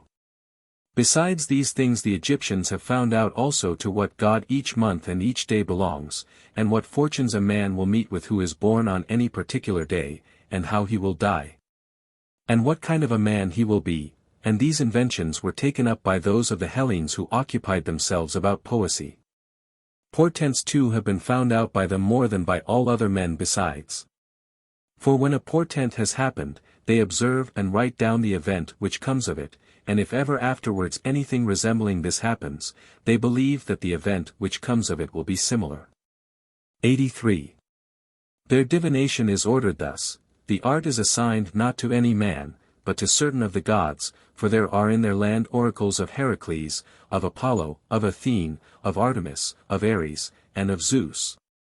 And moreover that which they hold most in honor of all, namely the oracle of Leto which is in the city of Buto. The manner of divination however is not yet established among them according to the same fashion everywhere, but is different in different places. 84. The art of medicine among them is distributed thus: each physician is a physician of one disease and of no more. And the whole country is full of physicians, for some profess themselves to be physicians of the eyes, others of the head, others of the teeth, others of the affections of the stomach, and others of the more obscure ailments. 85. Their fashions of mourning and of burial are these: whenever any household has lost a man who is of any regard amongst them, the whole number of women of that house forthwith plaster over their heads or even their faces with mud. Then leaving the corpse within the house they go themselves to and fro about the city and beat themselves, with their garments bound up by a girdle and their breasts exposed, and with them go all the women who are related to the dead man. And on the other side the men beat themselves, they too having their garments bound up by a girdle. And when they have done this, they then convey the body to the embalming. 86. In this occupation certain persons employ themselves regularly and inherit this as a craft. These, whenever a corpse is conveyed to them, show to those who brought it wooden models of corpses made like reality by painting. And the best of the ways of embalming they say is that of him whose name I think it impiety to mention when speaking of a matter of such a kind. The second which they show is less good than this and also less expensive, and the third is the least expensive of all. Having told them about this, they inquire of them in which way they desire the corpse of their friend to be prepared. Then they after they have agreed for a certain price depart out of the way. And the others being left behind in the buildings embalm according to the best of these ways thus: first with a crooked iron tool they draw out the brain through the nostrils, extracting it partly thus and partly by pouring in drugs. And after this with a sharp stone of Ethiopia they make a cut along the side and take out the whole contents of the belly. And when they have cleared out the cavity and cleansed it with palm wine they cleanse it again with spices pounded up. Then they fill the belly with pure myrrh pounded up and with cassia and other spices except frankincense. And sew it together again. Having so done they keep it for embalming covered up in natron for 70 days, but for a longer time than this it is not permitted to embalm it. And when the 70 days are past, they wash the corpse and roll its whole body up in fine linen cut into bands, smearing these beneath with gum, which the Egyptians use generally instead of glue. Then the kinsfolk receive it from them and have a wooden figure made in the shape of a man, and when they have had this made they enclose the corpse, and having shut it up within, they store it then in a sepulchral chamber, setting it to stand upright against the wall. 87. Thus they deal with the corpses which are prepared in the most costly way. But for those who desire the middle way and wish to avoid great cost, they prepare the corpse as follows: having filled their syringes with the oil which is got from cedar wood, with this they forthwith fill the belly of the corpse. And this they do without having either cut it open or taken out the bowels, but they inject the oil by the breach, and having stopped the drench from returning back, they keep it then the appointed number of days for embalming. And on the last of the days they let the cedar oil come out from the belly, which they before put in. And it has such power that it brings out with it the bowels and interior organs of the body dissolved, and the natron dissolves the flesh, so that there is left of the corpse only the skin and the bones. When they have done this, they give back the corpse at once in that condition without working upon it any more. 88. The third kind of embalming, by which are prepared the bodies of those who have less means, is as follows: they cleanse out the belly with a purge and then keep the body for embalming during the 70 days. And at once after that they give it back to the bringers to carry away. 89. The wives of men of rank when they die are not given at once to be embalmed, nor such women as are very beautiful or of greater regard than others. But on the third or fourth day after their death, and not before, they are delivered to the embalmers. They do so about this matter in order that the embalmers may not abuse their women, for they say that one of them was taken once doing so to the corpse of a woman lately dead, and his fellow craftsmen gave information. 90. Whenever any one, either of the Egyptians themselves or of strangers, is found to have been carried off by a crocodile or brought to his death by the river itself, the people of any city by which he may have been cast up on land must embalm him and lay him out in the fairest way they can and bury him in a sacred burial place, nor may any of his relations or friends besides touch him. But the priests of the Nile themselves handle the corpse and bury it as that of one who was something more than man. 91. Hellenic usages they will by no means follow, and to speak generally they follow those of no other men whatever. This rule is observed by most of the Egyptians. But there is a large city named Chemis in the Theban district near Neapolis, and in this city there is a temple of Perseus the son of Danae which is of a square shape. And round it grow date palms. The gateway of the temple is built of stone and of very great size, and at the entrance of it stand two great statues of stone. Within this enclosure is a temple house and in it stands an image of Perseus. These people of Chemis say that Perseus is wont often to appear in their land and often within the temple, and that a sandal which has been worn by him is found sometimes, being in length 2 cubits, and whenever this appears all Egypt prospers. This they say, and they do in honor of Perseus after Hellenic fashion. Thus, they hold an athletic contest, which includes the whole list of games. And they offer in prizes cattle and cloaks and skins. And when I inquired why to them alone Perseus was wont to appear, and wherefore they were separated from all the other Egyptians in that they held an athletic contest, they said that Perseus had been born of their city, for Danaeos and Lynceus were men of Chemis and had sailed to Hellas. And from them they traced a descent and came down to Perseus, and they told me that he had come to Egypt for the reason which the Hellenes also say, namely to bring from Libya the Gorgon's head. And had then visited them also and recognized all his kinsfolk, and they said that he had well learnt the name of Chemis before he came to Egypt, since he had heard it from his mother. And that they celebrated an athletic contest for him by his own command. 92. All these are customs practiced by the Egyptians who dwell above the fens, and those who are settled in the fun land have the same customs for the most part as the other Egyptians. Both in other matters and also in that they live each with one wife only, as do the Hellenes. But for economy in respect of food they have invented these things besides. When the river has become full and the plains have been flooded, there grow in the water great numbers of lilies, which the Egyptians call lotus. These they cut with a sickle and dry in the sun, and then they pound that which grows in the middle of the lotus and which is like the head of a poppy, and they make of it loaves baked with fire. The root also of this lotus is edible and has a rather sweet taste. It is round in shape and about the size of an apple. There are other lilies too, in flower resembling roses, which also grow in the river, and from them the fruit is produced in a separate vessel springing from the root by the side of the plant itself. And very nearly resembles a wasp's comb. In this there grow edible seeds in great numbers of the size of an olive stone, and they are eaten either fresh or dried. Besides this they pull up from the fens the papyrus which grows every year, and the upper parts of it they cut off and turn to other uses. But that which is left below for about a cubit in length they eat or sell, and those who desire to have the papyrus at its very best bake it in an oven heated red hot, and then eat it. Some too of these people live on fish alone, which they dry in the sun after having caught them and taken out the entrails, and then when they are dry, they use them for food. 93. Fish which swim in shoals are not much produced in the rivers, but are bred in the lakes, and they do as follows: when there comes upon them the desire to breed, they swim out in shoals towards the sea. And the males lead the way shedding forth their milk as they go, while the females, coming after and swallowing it up, from it become impregnated, and when they have become full of young in the sea they swim up back again.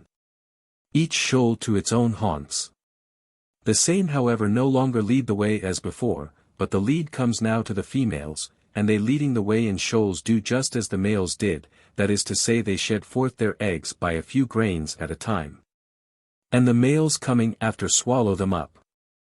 Now these grains are fish, and from the grains which survive and are not swallowed, the fish grow which afterwards are bred up.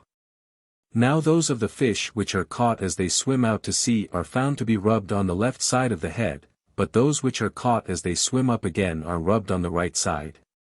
This happens to them because as they swim down to the sea they keep close to the land on the left side of the river, and again as they swim up they keep to the same side, approaching and touching the bank as much as they can. For fear doubtless of straying from their course by reason of the stream. When the Nile begins to swell, the hollow places of the land and the depressions by the side of the river first begin to fill, as the water soaks through from the river, and so soon as they become full of water, at once they are all filled with little fishes. And whence these are in all likelihood produced, I think that I perceive. In the preceding year, when the Nile goes down, the fish first lay eggs in the mud and then retire with the last of the retreating waters. And when the time comes round again, and the water once more comes over the land, from these eggs forthwith are produced the fishes of which I speak. 94. Thus it is as regards the fish. And for anointing those of the Egyptians who dwell in the fens use oil from the castor berry, which oil the Egyptians call kiki, and thus they do, they sow along the banks of the rivers and pools these plants, which in a wild form grow of themselves in the land of the Hellenes. These are sown in Egypt and produce berries in great quantity but of an evil smell. And when they have gathered these, some cut them up and press the oil from them, others again roast them first and then boil them down and collect that which runs away from them. The oil is fat and not less suitable for burning than olive oil, but it gives forth a disagreeable smell. 95. Against the gnats, which are very abundant, they have contrived as follows: those who dwell above the fun land are helped by the towers, to which they ascend when they go to rest. For the gnats by reason of the winds are not able to fly up high, but those who dwell in the fun land have contrived another way instead of the towers, and this is it: every man of them has got a casting net, with which by day he catches fish. But in the night he uses it for this purpose, that is to say he puts the casting net round about the bed in which he sleeps, and then creeps in under it and goes to sleep, and the gnats, if he sleeps rolled up in a garment or a linen sheet, bite through these, but through the net they do not even attempt to bite. 96. Their boats with which they carry cargoes are made of the thorny acacia, of which the form is very like that of the Kyrenian lotus, and that which exudes from it is gum. From this tree they cut pieces of wood about 2 cubits in length and arrange them like bricks, fastening the boat together by running a great number of long bolts through the 2-cubit pieces. And when they have thus fastened the boat together, they lay cross pieces over the top, using no ribs for the sides, and within they caulk the seams with papyrus. They make one steering oar for it, which is passed through the bottom of the boat. And they have a mast of acacia and sails of papyrus. These boats cannot sail up the river unless there be a very fresh wind blowing, but are towed from the shore. Downstream however they travel as follows: they have a door-shaped crate made of tamarisk wood and reed mats sewn together, and also a stone of about 2 talents weight bored with a hole. And of these the boatman lets the crate float on in front of the boat, fastened with a rope, and the stone dragged behind by another rope. The crate then, as the force of the stream presses upon it, goes on swiftly and draws on the barries, for so these boats are called, while the stone dragging after it behind and sunk deep in the water keeps its course straight. These boats they have in great numbers, and some of them carry many thousands of talents burden. 97. When the Nile comes over the land, the cities alone are seen rising above the water, resembling more nearly than anything else the islands in the Aegean Sea, for the rest of Egypt becomes a sea and the cities alone rise above water. Accordingly, whenever this happens, they pass by water not now by the channels of the river but over the midst of the plain. For example, as one sails up from Naucratis to Memphis, the passage is then close by the pyramids. Whereas the usual passage is not the same even here, but goes by the point of the delta and the city of Kirkosoros. While if you sail over the plain to Naucratis from the sea and from Conobos, you will go by Anthilla and the city called after Archander. 98. Of these Anthilla is a city of note and is especially assigned to the wife of him who reigns over Egypt, to supply her with sandals. This is the case since the time when Egypt came to be under the Persians. The other city seems to me to have its name from Archander, the son-in-law of Danaos, who was the son of Thios, the son of Achaeos. For it is called the city of Archander. There might indeed be another Archander, but in any case the name is not Egyptian. 99. Hitherto my own observation and judgment and inquiry are the vouchers for that which I have said. But from this point onwards I am about to tell the history of Egypt according to that which I heard, to which will be added also something of that which I have myself seen. Of Min, who first became king of Egypt, the priests said that on the one hand he banked off the site of Memphis from the river, for the whole stream of the river used to flow along by the sandy mountain range on the side of Libya. But Min formed by embankments that bend of the river which lies to the south about 100 furlongs above Memphis.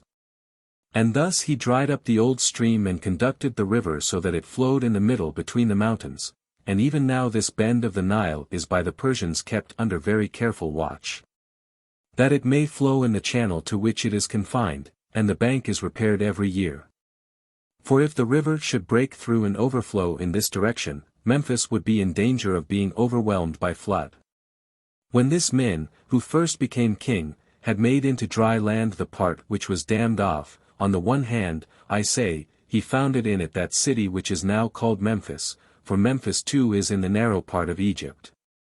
And outside the city he dug round it on the north and west a lake communicating with the river, for the side towards the east is barred by the Nile itself. Then secondly he established in the city the temple of Hephaestos, a great work and most worthy of mention. 100. After this man the priests enumerated to me from a papyrus roll the names of other kings, 330 in number. And in all these generations of men 18 were Ethiopians, one was a woman, a native Egyptian, and the rest were men of Egyptian race, and the name of the woman who reigned was the same as that of the Babylonian queen, namely Nitocris.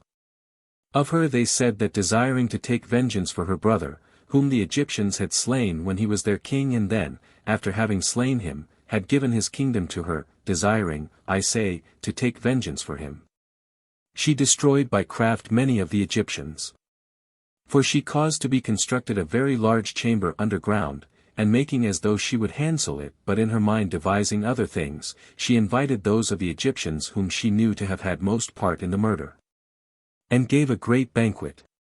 Then while they were feasting, she let in the river upon them by a secret conduit of large size. Of her they told no more than this, except that, when this had been accomplished, she threw herself into a room full of embers, in order that she might escape vengeance. 101. As for the other kings, they could tell me of no great works which had been produced by them, and they said that they had no renown except only the last of them. Morris, he, they said, produced as a memorial of himself the gateway of the temple of Hephaestos which is turned towards the north wind, and dug a lake, about which I shall set forth afterwards how many furlongs of circuit it has. And in it built pyramids of the size which I shall mention at the same time when I speak of the lake itself. He, they said, produced these works, but of the rest none produced any. 102. therefore passing these by I shall make mention of the king who came after these, whose name was Sesostris. He, the priest said, first of all set out with ships of war from the Arabian Gulf and subdued those who dwelt by the shores of the Erythraean Sea. Until as he sailed he came to a sea which could no further be navigated by reason of shoals. Then secondly, after he had returned to Egypt, according to the report of the priests he took a great army and marched over the continent, subduing every nation which stood in his way, and those of them whom he found valiant and fighting desperately for their freedom. In their lands he set up pillars which told by inscriptions his own name and the name of his country, and how he had subdued them by his power. But as to those of whose cities he obtained possession without fighting or with ease, on their pillars he inscribed words after the same tenor as he did for the nations which had shown themselves courageous. And in addition he drew upon them the hidden parts of a woman, desiring to signify by this that the people were cowards and effeminate. 103, thus doing he traversed the continent, until at last he passed over to Europe from Asia and subdued the Scythians and also the Thracians. These, I am of opinion, were the furthest people to which the Egyptian army came, for in their country the pillars are found to have been set up, but in the land beyond this they are no longer found. From this point he turned and began to go back. And when he came to the river Phasis, what happened then I cannot say for certain, whether the king Sesostris himself divided off a certain portion of his army and left the men there as settlers in the land, or whether some of his soldiers were wearied by his distant marches and remained by the river Phasis. 104, for the people of Colchis are evidently Egyptian, and this I perceived for myself before I heard it from others.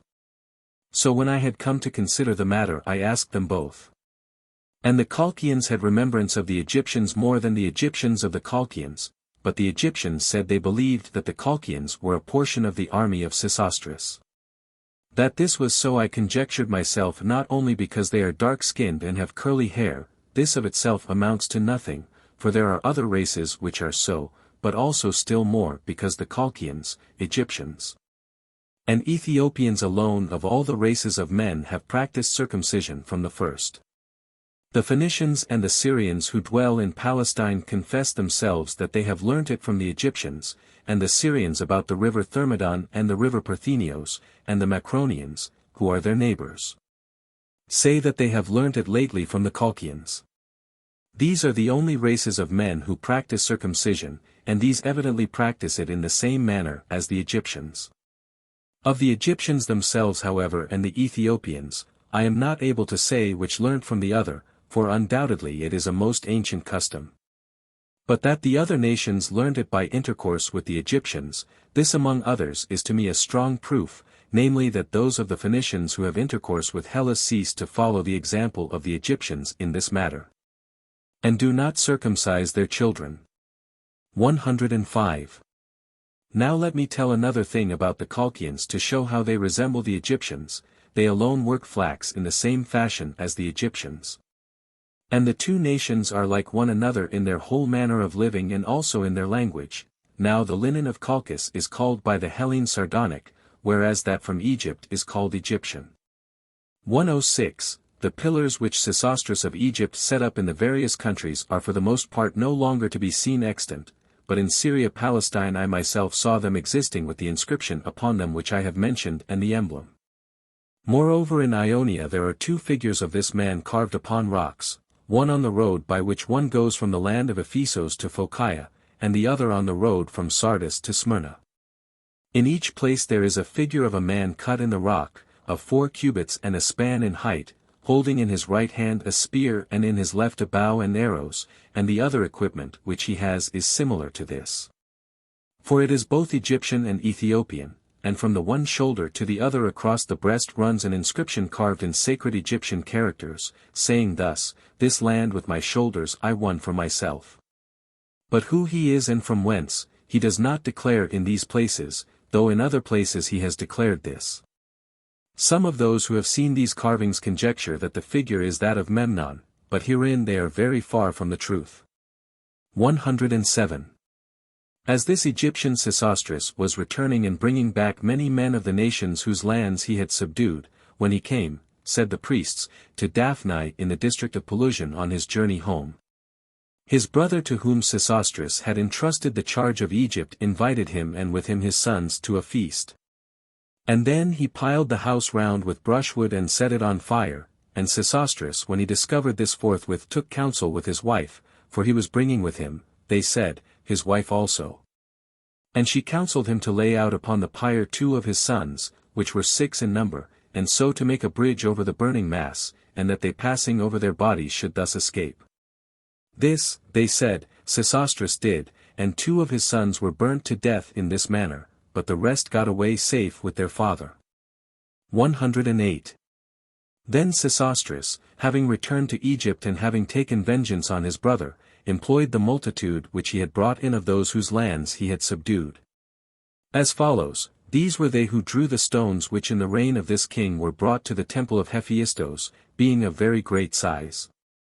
And also these were compelled to dig all the channels which now are in Egypt. And thus, having no such purpose, they caused Egypt, which before was all fit for riding and driving, to be no longer fit for this from thenceforth, for from that time forward Egypt, though it is plain land, has become all unfit for riding and driving, and the cause has been these channels, which are many and run in all directions.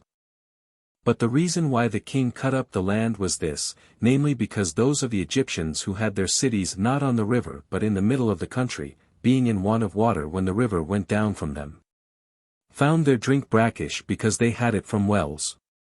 109, For this reason Egypt was cut up. And they said that this king distributed the land to all the Egyptians, giving an equal square portion to each man, and from this he made his revenue.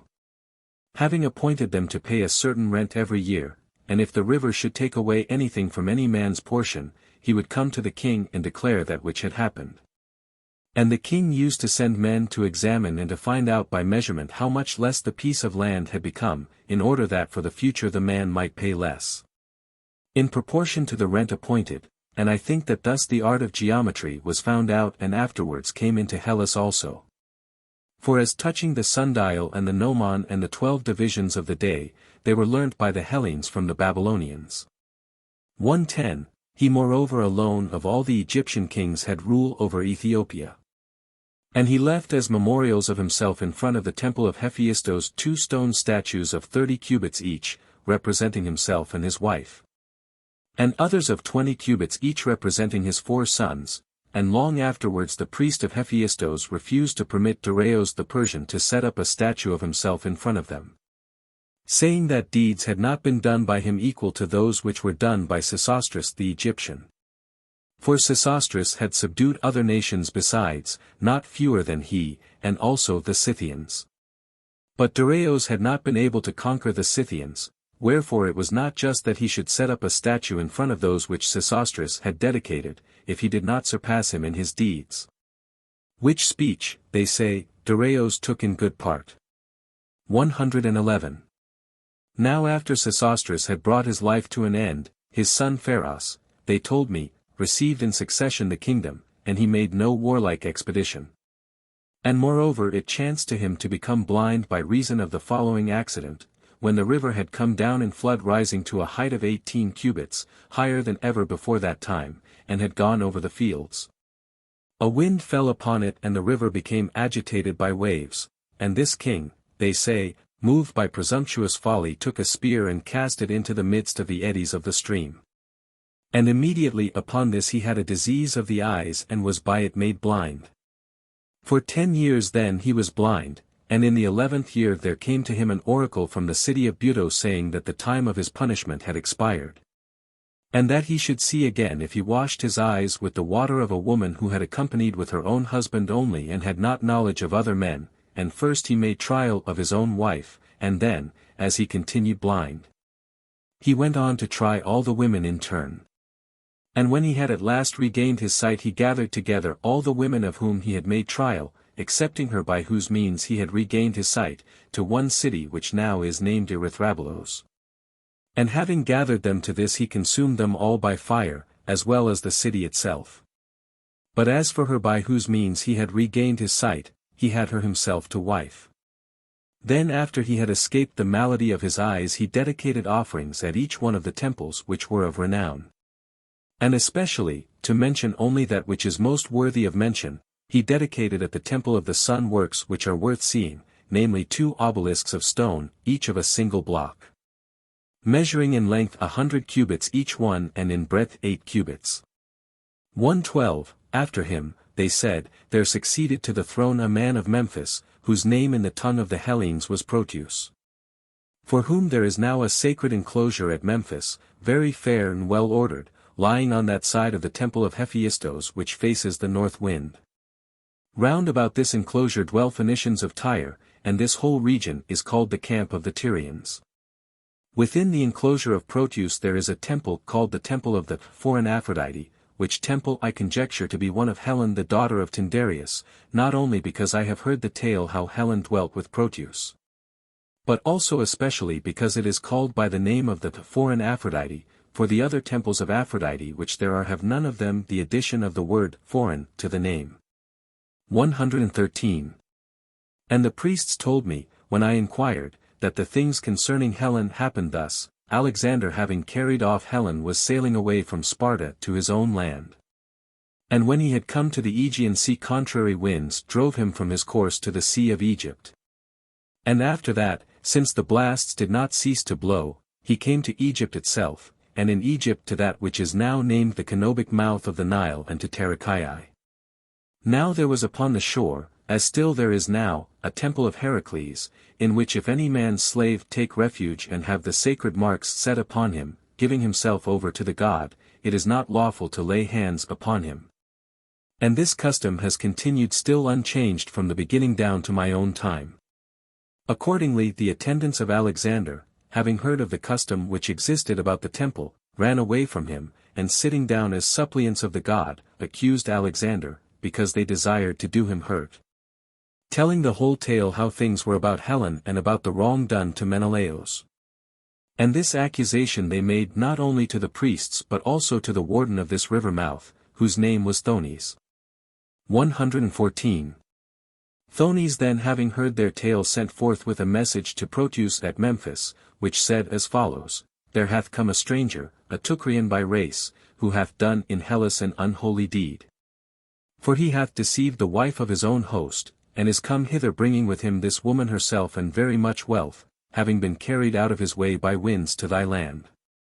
Shall we then allow him to sail out unharmed, or shall we first take away from him that which he brought with him? In reply to this Proteus sent back a messenger who said thus: Seize this man, whosoever he may be, who has done impiety to his own host, and bring him away into my presence, that I may know what he will find to say. 115.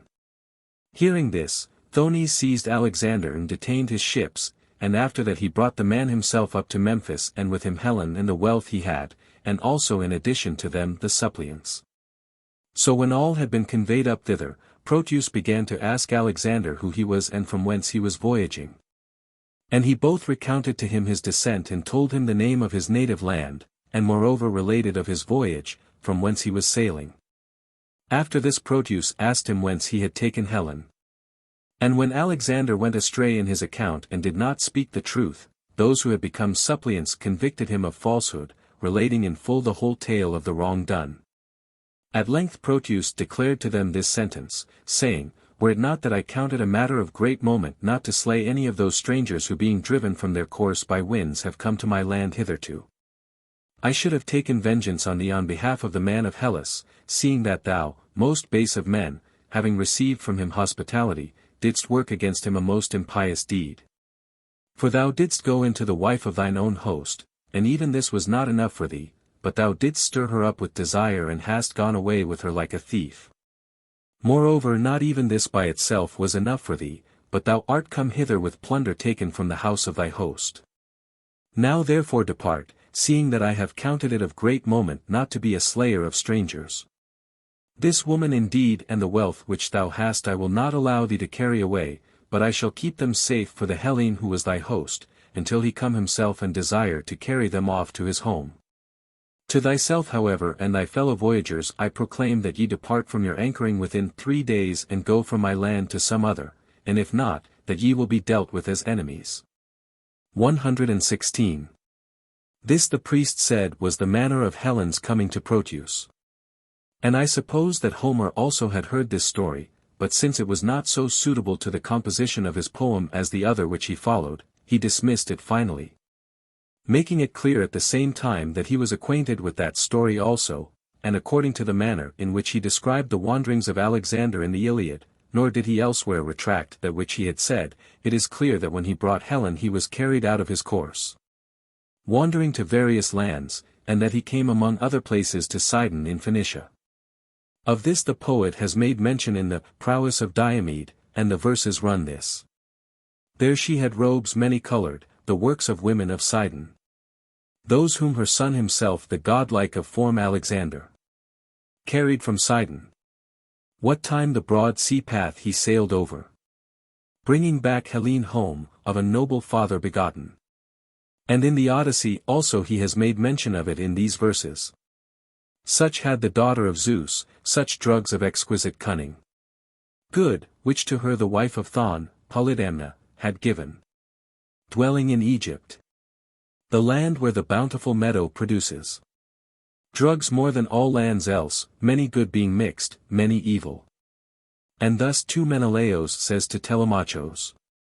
Still the god stayed me in Egypt, to come back hither desiring.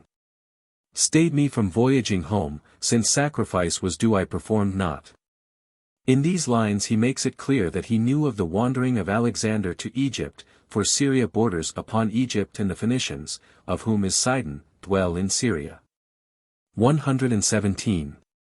By these lines and by this passage it is also most clearly shown that the Cyprian epic was not written by Homer but by some other man, for in this it is said that on the third day after leaving Sparta Alexander came to Ilion bringing with him Helen, having had a gently blowing wind and a smooth sea, whereas in the Iliad it says that he wandered from his course when he brought her.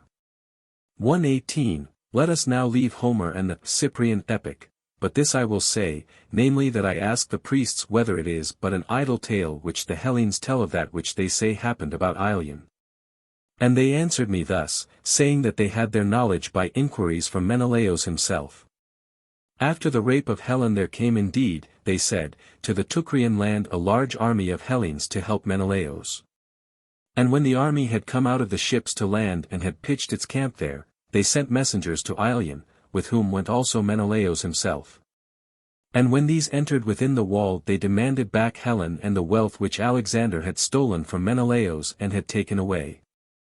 And moreover they demanded satisfaction for the wrongs done, and the Teucrians told the same tale then and afterwards, both with oath and without oath, namely that indeed and in truth they had not Helen nor the wealth for which demand was made, but that both were in Egypt, and that they could not justly be compelled to give satisfaction for that which Proteus the king of Egypt had.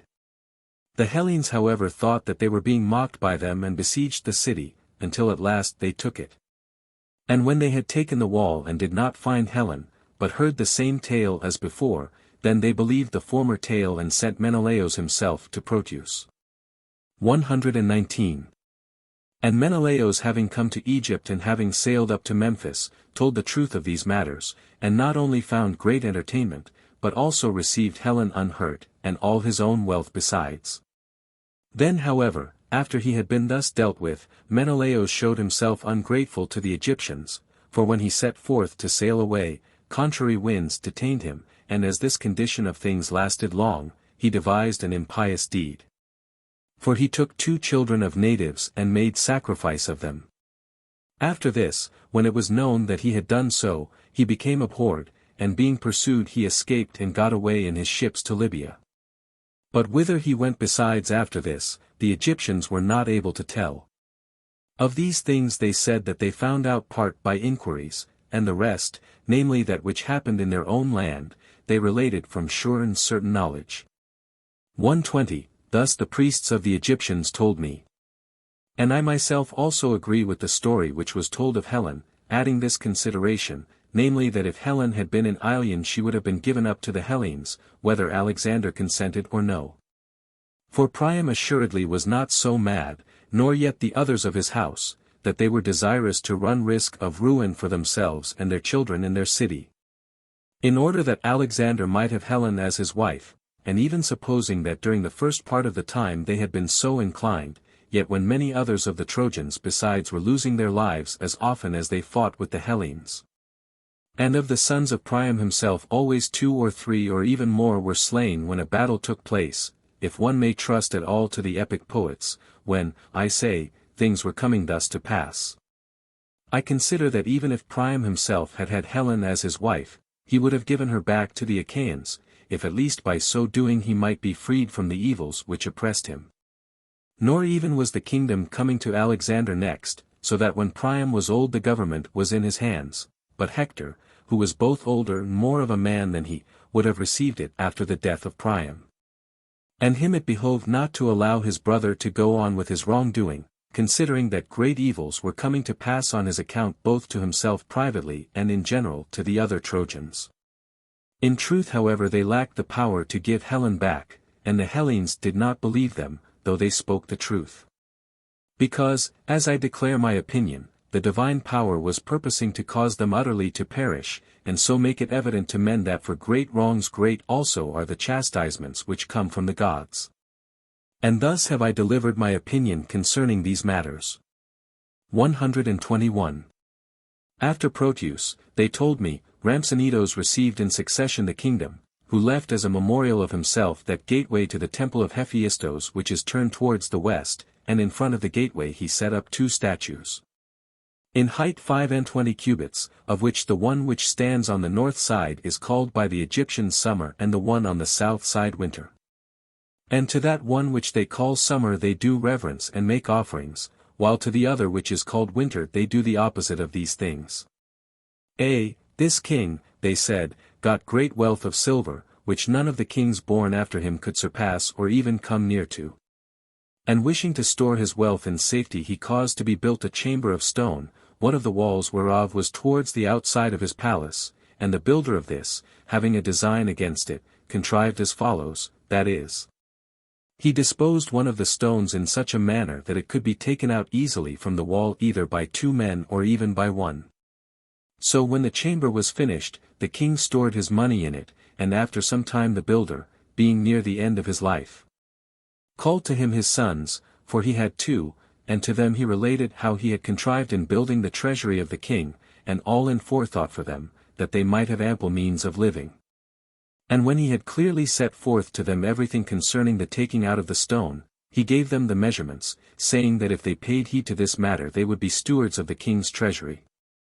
So he ended his life, and his sons made no long delay in setting to work, but went to the palace by night. And having found the stone in the wall of the chamber they dealt with it easily and carried forth for themselves great quantity of the wealth within. And the king happening to open the chamber, he marveled when he saw the vessels falling short of the full amount, and he did not know on whom he should lay the blame, since the seals were unbroken and the chamber had been close shut. But when upon his opening the chamber a second and a third time the money was each time seen to be diminished, for the thieves did not slacken in their assaults upon it. He did as follows, having ordered traps to be made he set these round about the vessels in which the money was. And when the thieves had come as at former times and one of them had entered, then so soon as he came near to one of the vessels he was straightway caught in the trap, and when he perceived in what evil case he was, straightway calling his brother he showed him what the matter was, and bade him enter as quickly as possible and cut off his head, for fear lest being seen and known he might bring about the destruction of his brother also. And to the other it seemed that he spoke well, and he was persuaded and did so, and fitting the stone into its place he departed home bearing with him the head of his brother.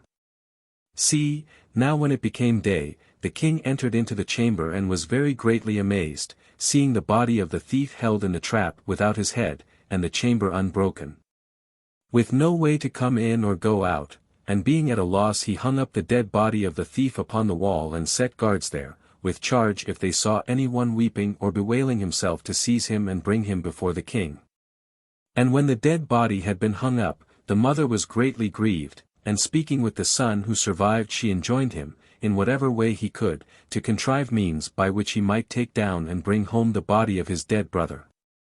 And if he should neglect to do this, she earnestly threatened that she would go and give information to the king that he had the money.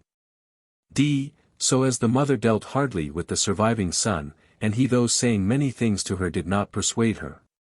He contrived for his purpose a device as follows: providing himself with asses, he filled some skins with wine and laid them upon the asses, and after that he drove them along, and when he came opposite to those who were guarding the corpse hung up, he drew towards him 2 or 3 of the necks of the skins and loosened the cords with which they were tied. Then when the wine was running out, he began to beat his head and cry out loudly, as if he did not know to which of the asses he should first turn. And when the guards saw the wine flowing out in streams, they ran together to the road with drinking vessels in their hands and collected the wine that was poured out, counting it so much gain.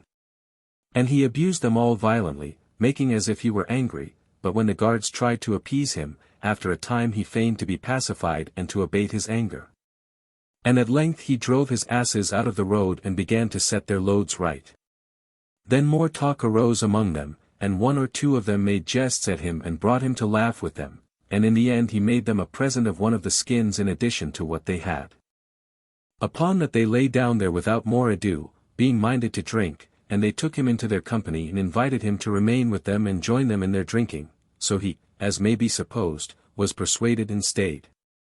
Then as they in their drinking bade him welcome in a friendly manner, he made a present to them also of another of the skins, and so at length having drunk liberally the guards became completely intoxicated. And being overcome by sleep they went to bed on the spot where they had been drinking.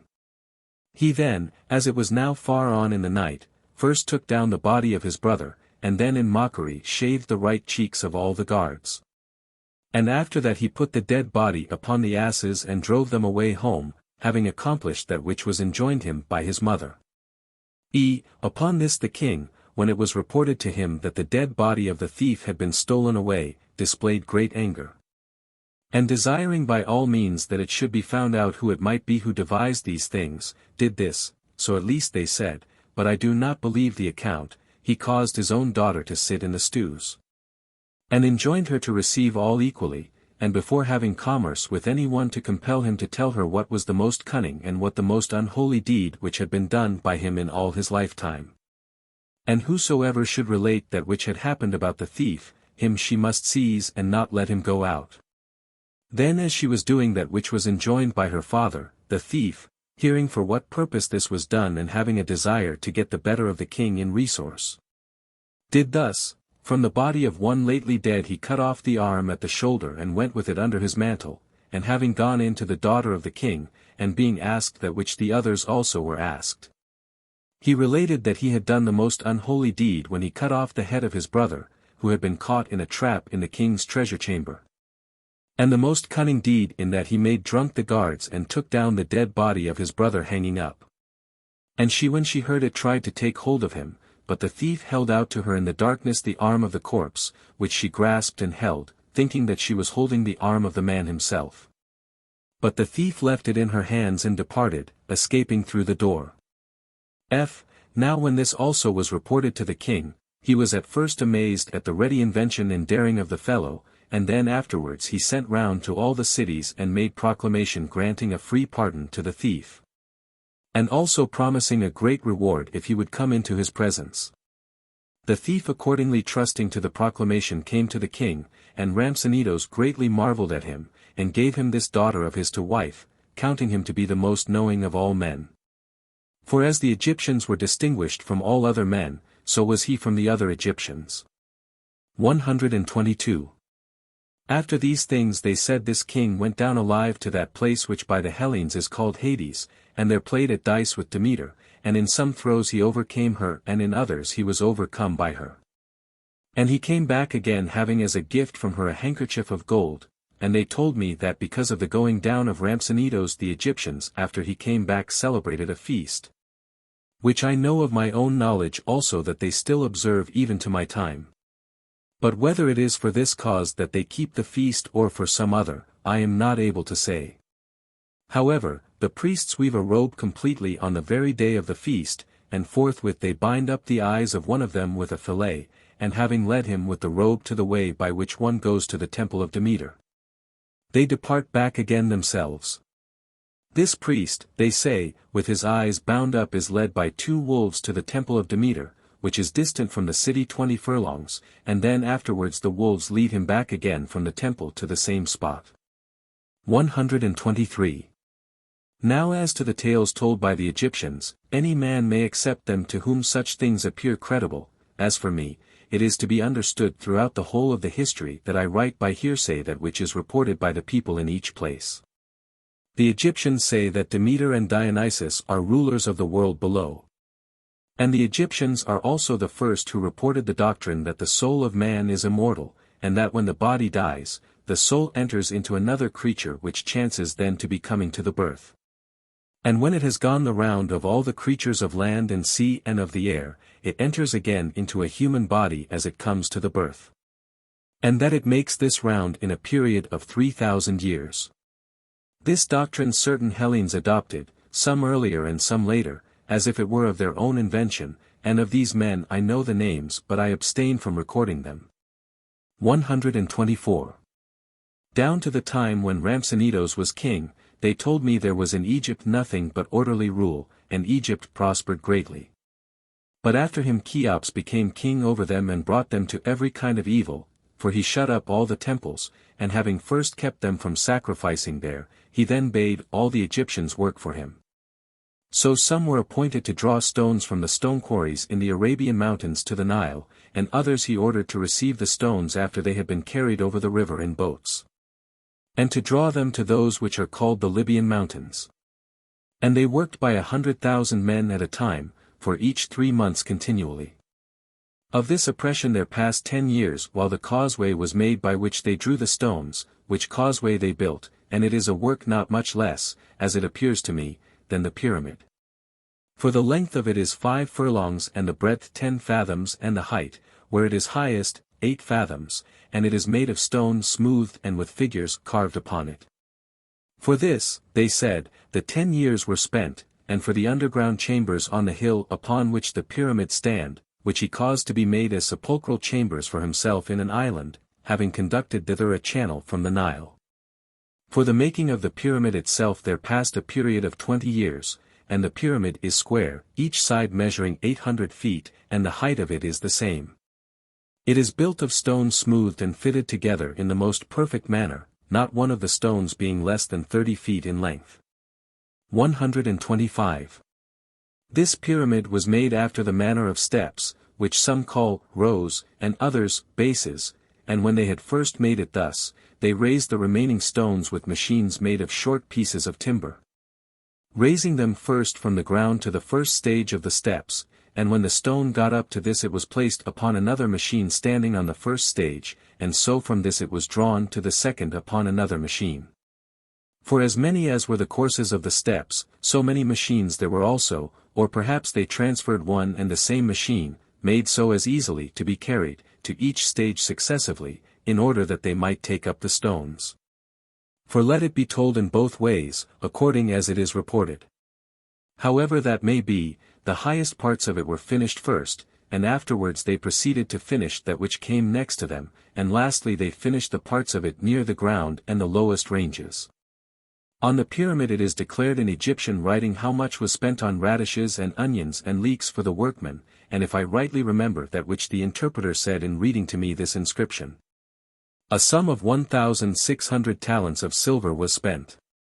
And if this is so, how much besides is likely to have been expended upon the iron with which they worked, and upon bread and clothing for the workmen? Seeing that they were building the works for the time which has been mentioned and were occupied for no small time besides, as I suppose, in the cutting and bringing of the stones and in working at the excavation under the ground. 126. Cheops moreover came, they said, to such a pitch of wickedness, that being in want of money he caused his own daughter to sit in the stews. And ordered her to obtain from those who came a certain amount of money, how much it was they did not tell me. But she not only obtained the sum appointed by her father, but also she formed a design for herself privately to leave behind her a memorial, and she requested each man who came in to her to give her 1 stone upon her building, and of these stones. They told me, the pyramid was built which stands in front of the great pyramid in the middle of the 3, each side being 150 feet in length.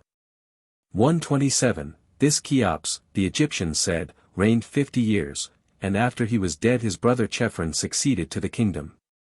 This king followed the same manner as the other, both in all the rest and also in that he made a pyramid, not indeed attaining to the measurements of that which was built by the former, this I know, having myself also measured it.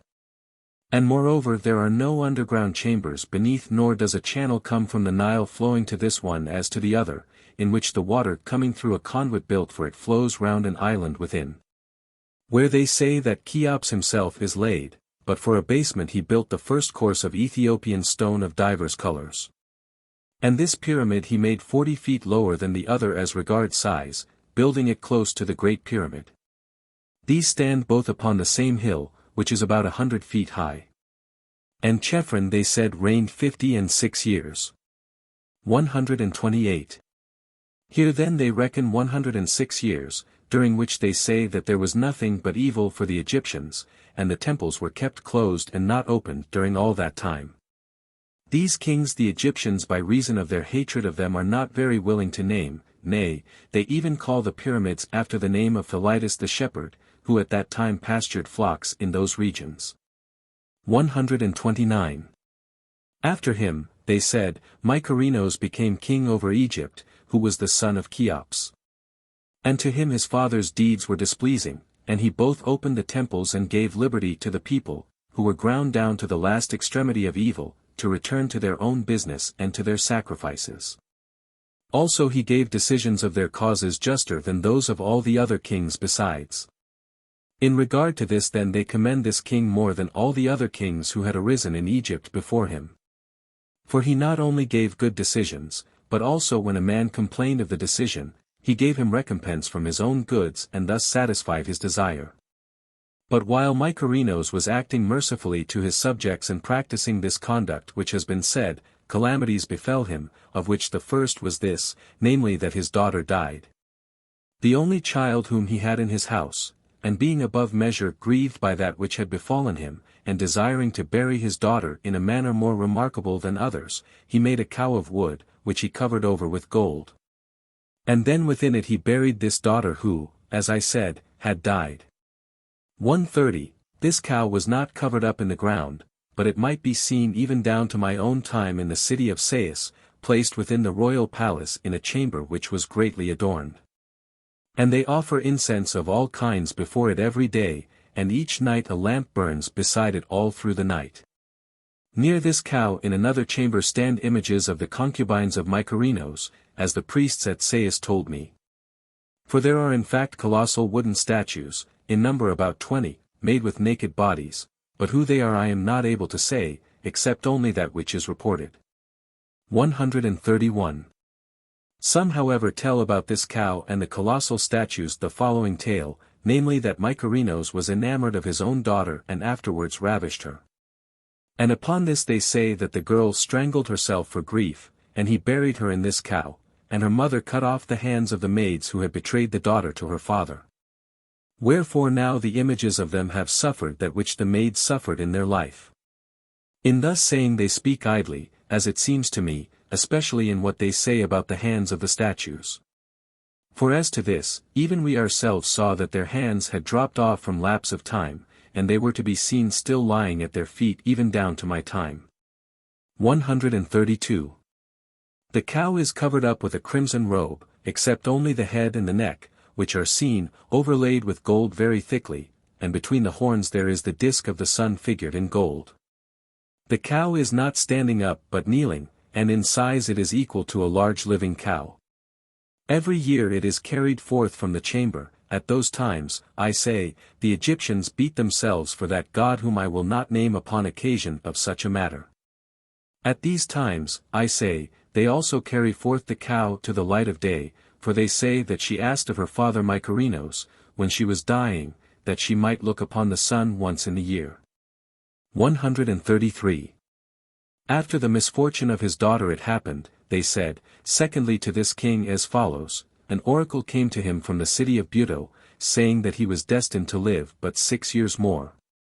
In the 7th year to end his life, and he being indignant at it sent to the oracle a reproach against the god, making complaint in reply that whereas his father and uncle, who had shut up the temples and had not only not remembered the gods, but also had been destroyers of men, had lived for a long time, he himself, who practiced piety, was destined to end his life so soon, and from the oracle there came a second message, which said that it was for this very cause that he was bringing his life to a swift close. For he had not done that which it was appointed for him to do, since it was destined that Egypt should suffer evils for 150 years, and the two kings who had risen before him had perceived this, but he had not. Mykerinos having heard this, and considering that this sentence had been passed upon him beyond recall, procured many lamps, and whenever night came on he lighted these and began to drink and take his pleasure, ceasing neither by day nor by night. And he went about to the fen country and to the woods, and wherever he heard there were the most suitable places for enjoyment. This he devised, having a mind to prove that the oracle spoke falsely, in order that he might have 12 years of life instead of 6, the nights being turned into days. 134. This king also left behind him a pyramid, much smaller than that of his father, of a square shape and measuring on each side 300 feet lacking 20, built moreover of Ethiopian stone up to half the height. This pyramid some of the Hellenes say was built by the courtesan Rhodopis, not therein speaking rightly, and besides this it is evident to me that they who speak thus do not even know who Rhodopis was. For otherwise they would not have attributed to her the building of a pyramid like this, on which have been spent, so to speak, innumerable thousands of talents. Moreover they do not know that Rhodopis flourished in the reign of Amasis, and not in this king's reign. For Rhodopis lived very many years later than the kings who left behind the pyramids. By descent she was of Thrace, and she was a slave of Iadmon the son of Hephaestopoulos a Samian, and a fellow slave of Aesop the maker of fables. For he too was once the slave of Iadmon, as was proved especially in this fact, namely that when the people of Delphi repeatedly made proclamation in accordance with an oracle, to find someone who would take up the blood money for the death of Aesop, no one else appeared, but at length the grandson of Iadmon, called Iadmon also, took it up. And thus it is shown that Aesop too was the slave of Iadmon. 135. As for Rhodopis, she came to Egypt brought by Xanthus the Samian, and having come thither to exercise her calling she was redeemed from slavery for a great sum by a man of Mytilene, Charaxos son of Scamandronymos and brother of Sappho the lyric poet.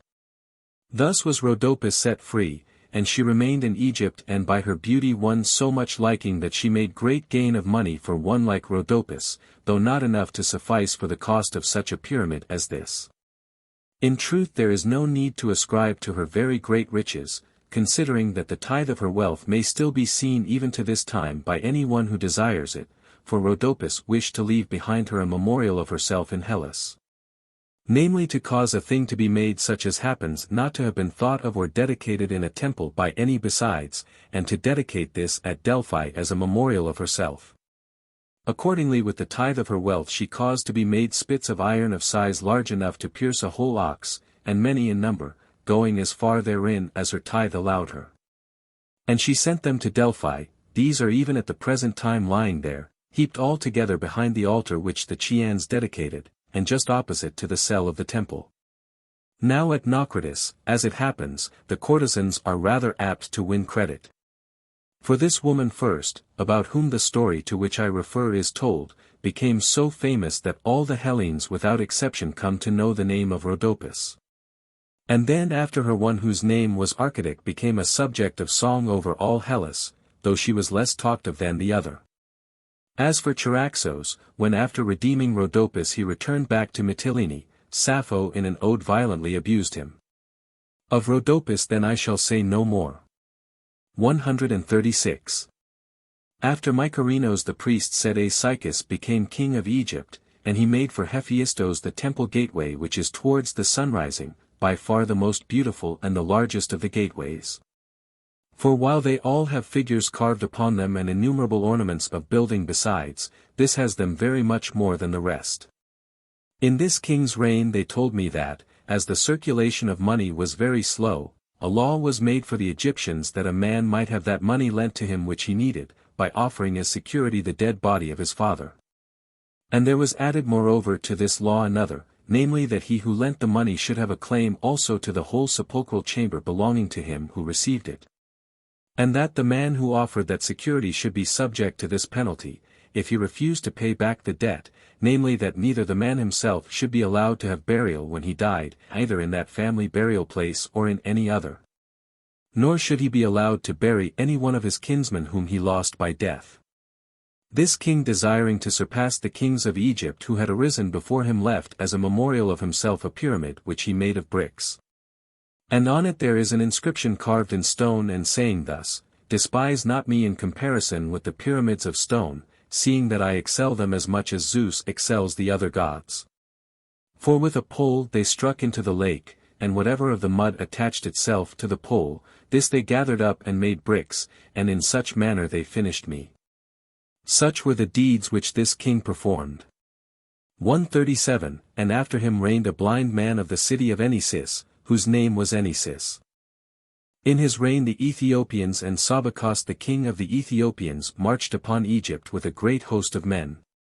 So this blind man departed, flying to the Fen country, and the Ethiopian was king over Egypt for 50 years, during which he performed deeds as follows: whenever any man of the Egyptians committed any transgression, he would never put him to death. But he gave sentence upon each man according to the greatness of the wrongdoing, appointing them work at throwing up an embankment before that city from whence each man came of those who committed wrong. Thus the cities were made higher still than before. For they were embanked first by those who dug the channels in the reign of Sesostris, and then secondly in the reign of the Ethiopian, and thus they were made very high, and while other cities in Egypt also stood high. I think in the town at Bubastis especially the earth was piled up. In this city there is a temple very well worthy of mention, for though there are other temples which are larger and built with more cost, none more than this is a pleasure to the eyes. Now Bubastis in the Hellenic tongue is Artemis. 138, And her temple is ordered thus, except the entrance it is completely surrounded by water. For channels come in from the Nile, not joining one another, but each extending as far as the entrance of the temple, one flowing round on the one side and the other on the other side, each 100 feet broad and shaded over with trees. And the gateway has a height of 10 fathoms, and it is adorned with figures 6 cubits high, very noteworthy. This temple is in the middle of the city and is looked down upon from all sides as one goes round, for since the city has been banked up to a height, while the temple has not been moved from the place where it was at the first built. It is possible to look down into it, and round it runs a stone wall with figures carved upon it, while within it there is a grove of very large trees planted round a large temple house, within which is the image of the goddess, and the breadth and length of the temple is a furlong every way.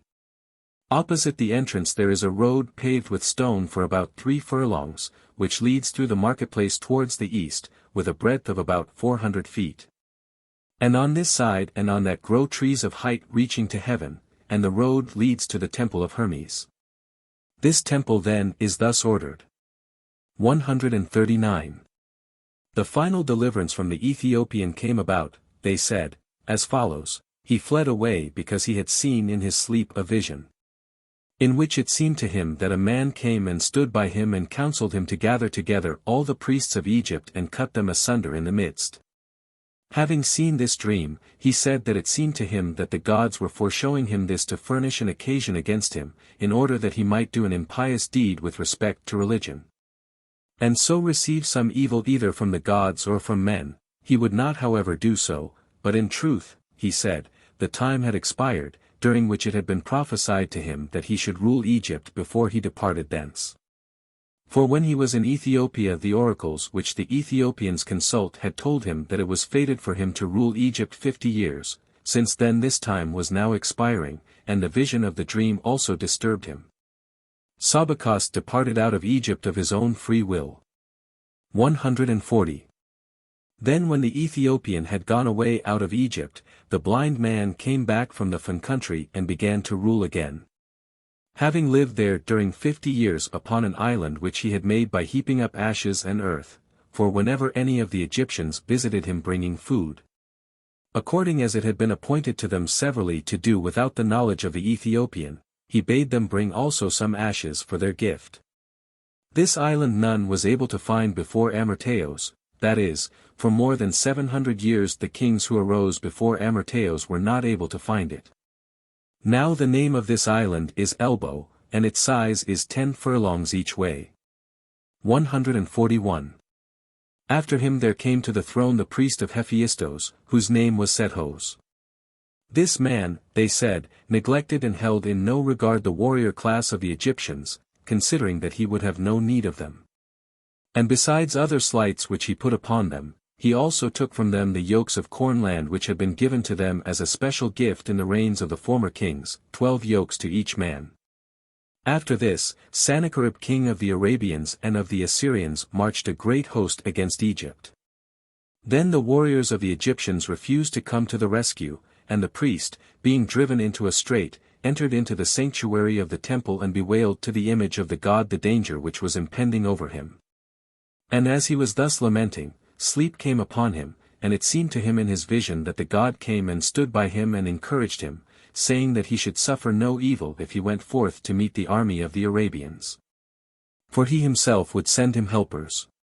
Trusting in these things seen in sleep, he took with him, they said, those of the Egyptians who were willing to follow him, and encamped in Pelusium, for by this way the invasion came, and not one of the warrior class followed him, but shopkeepers and artisans and men of the market. Then after they came, there swarmed by night upon their enemies mice of the fields, and ate up their quivers and their bows, and moreover the handles of their shields, so that on the next day they fled. And being without defense of arms great numbers fell. And at the present time this king stands in the temple of Hephaestos in stone, holding upon his hand a mouse, and by letters inscribed he says these words, "Let him who looks upon me learn to fear the gods." 142. So far in the story the Egyptians and the priests were they who made the report, declaring that from the first king down to this priest of Hephaestos who reigned last, there had been 341 generations of men. And that in them there had been the same number of chief priests and of kings, but 300 generations of men are equal to 10,000 years, for 100 years is 3 generations of men. And in the 140 generations which remain, those I mean which were added to the 300, there are 1,340 years. Thus in the period of 11,340 years they said that there had arisen no god in human form. Nor even before that time or afterwards among the remaining kings who arose in Egypt, did they report that anything of that kind had come to pass. In this time they said that the sun had moved 4 times from his accustomed place of rising, and where he now sets he had thence twice had his rising, and in the place from whence he now rises he had twice had his setting. And in the meantime nothing in Egypt had been changed from its usual state, neither that which comes from the earth nor that which comes to them from the river or that which concerns diseases or deaths. 143. And formerly when Hecataeus the historian was in Thebes, and had traced his descent and connected his family with a god in the 16th generation before, the priests of Zeus did for him much the same as they did for me, though I had not traced my descent. They led me into the sanctuary of the temple, which is of great size, and they counted up the number, showing colossal wooden statues in number the same as they said. For each chief priest there sets up in his lifetime an image of himself. Accordingly the priests, counting and showing me these, declared to me that each one of them was a son succeeding his own father. And they went up through the series of images from the image of the one who had died last, until they had declared this of the whole number. And when Hecataeus had traced his descent and connected his family with a god in the 16th generation, they traced a descent in opposition to this, besides their numbering, not accepting it from him that a man had been born from a god.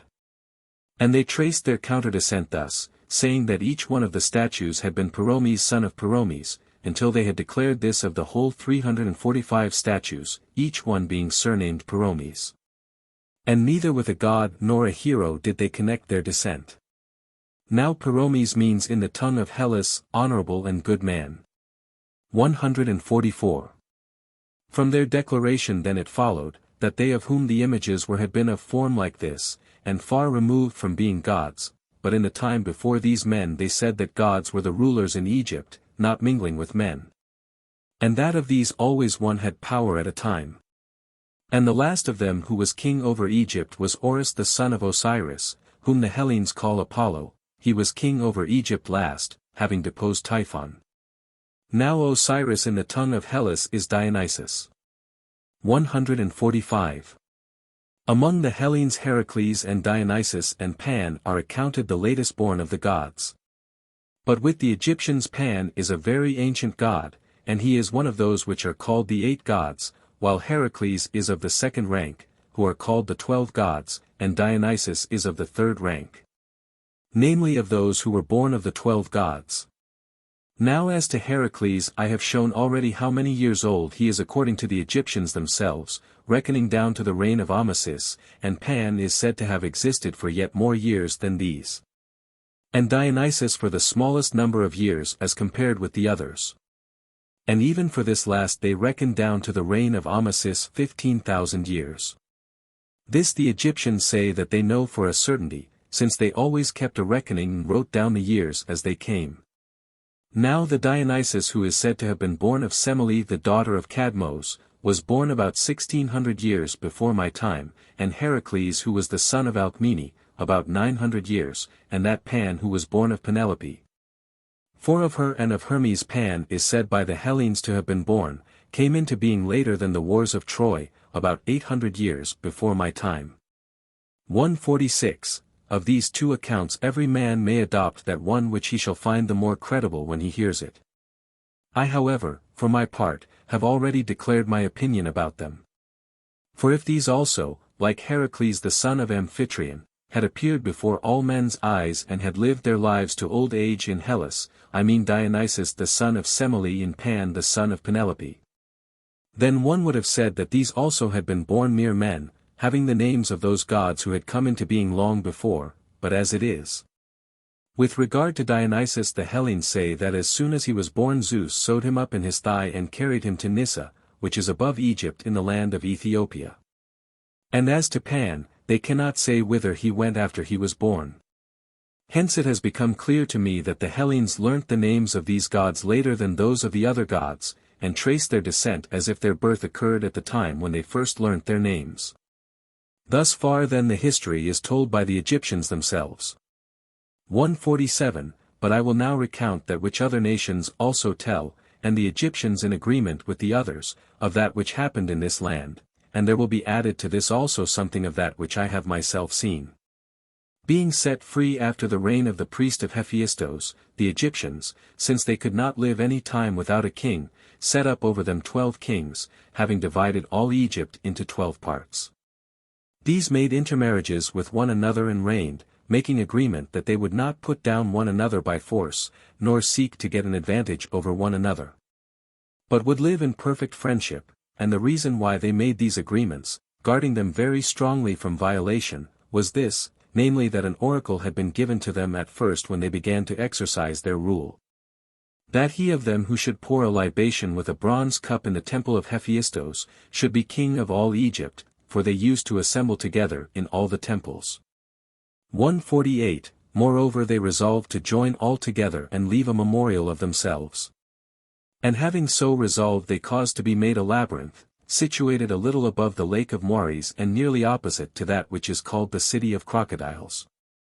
This I saw myself, and I found it greater than words can say. For if one should put together and reckon up all the buildings and all the great works produced by the Hellenes, they would prove to be inferior in labor and expense to this labyrinth.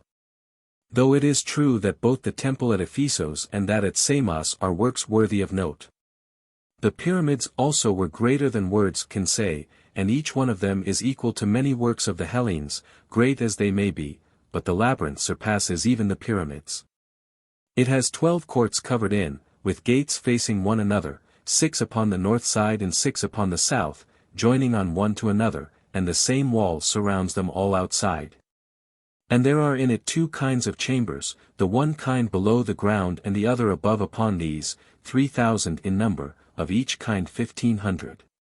The upper set of chambers we ourselves saw, going through them, and we tell of them having looked upon them with our own eyes, but the chambers underground we heard about only. For the Egyptians who had charge of them were not willing on any account to show them, saying that here were the sepulchres of the kings who had first built this labyrinth and of the sacred crocodiles. Accordingly we speak of the chambers below by what we received from hearsay, while those above we saw ourselves and found them to be works of more than human greatness. For the passages through the chambers, and the goings this way and that way through the courts, which were admirably adorned, afforded endless matter for marvel, as we went through from a court to the chambers beyond it. And from the chambers to colonnades, and from the colonnades to other rooms, and then from the chambers again to other courts.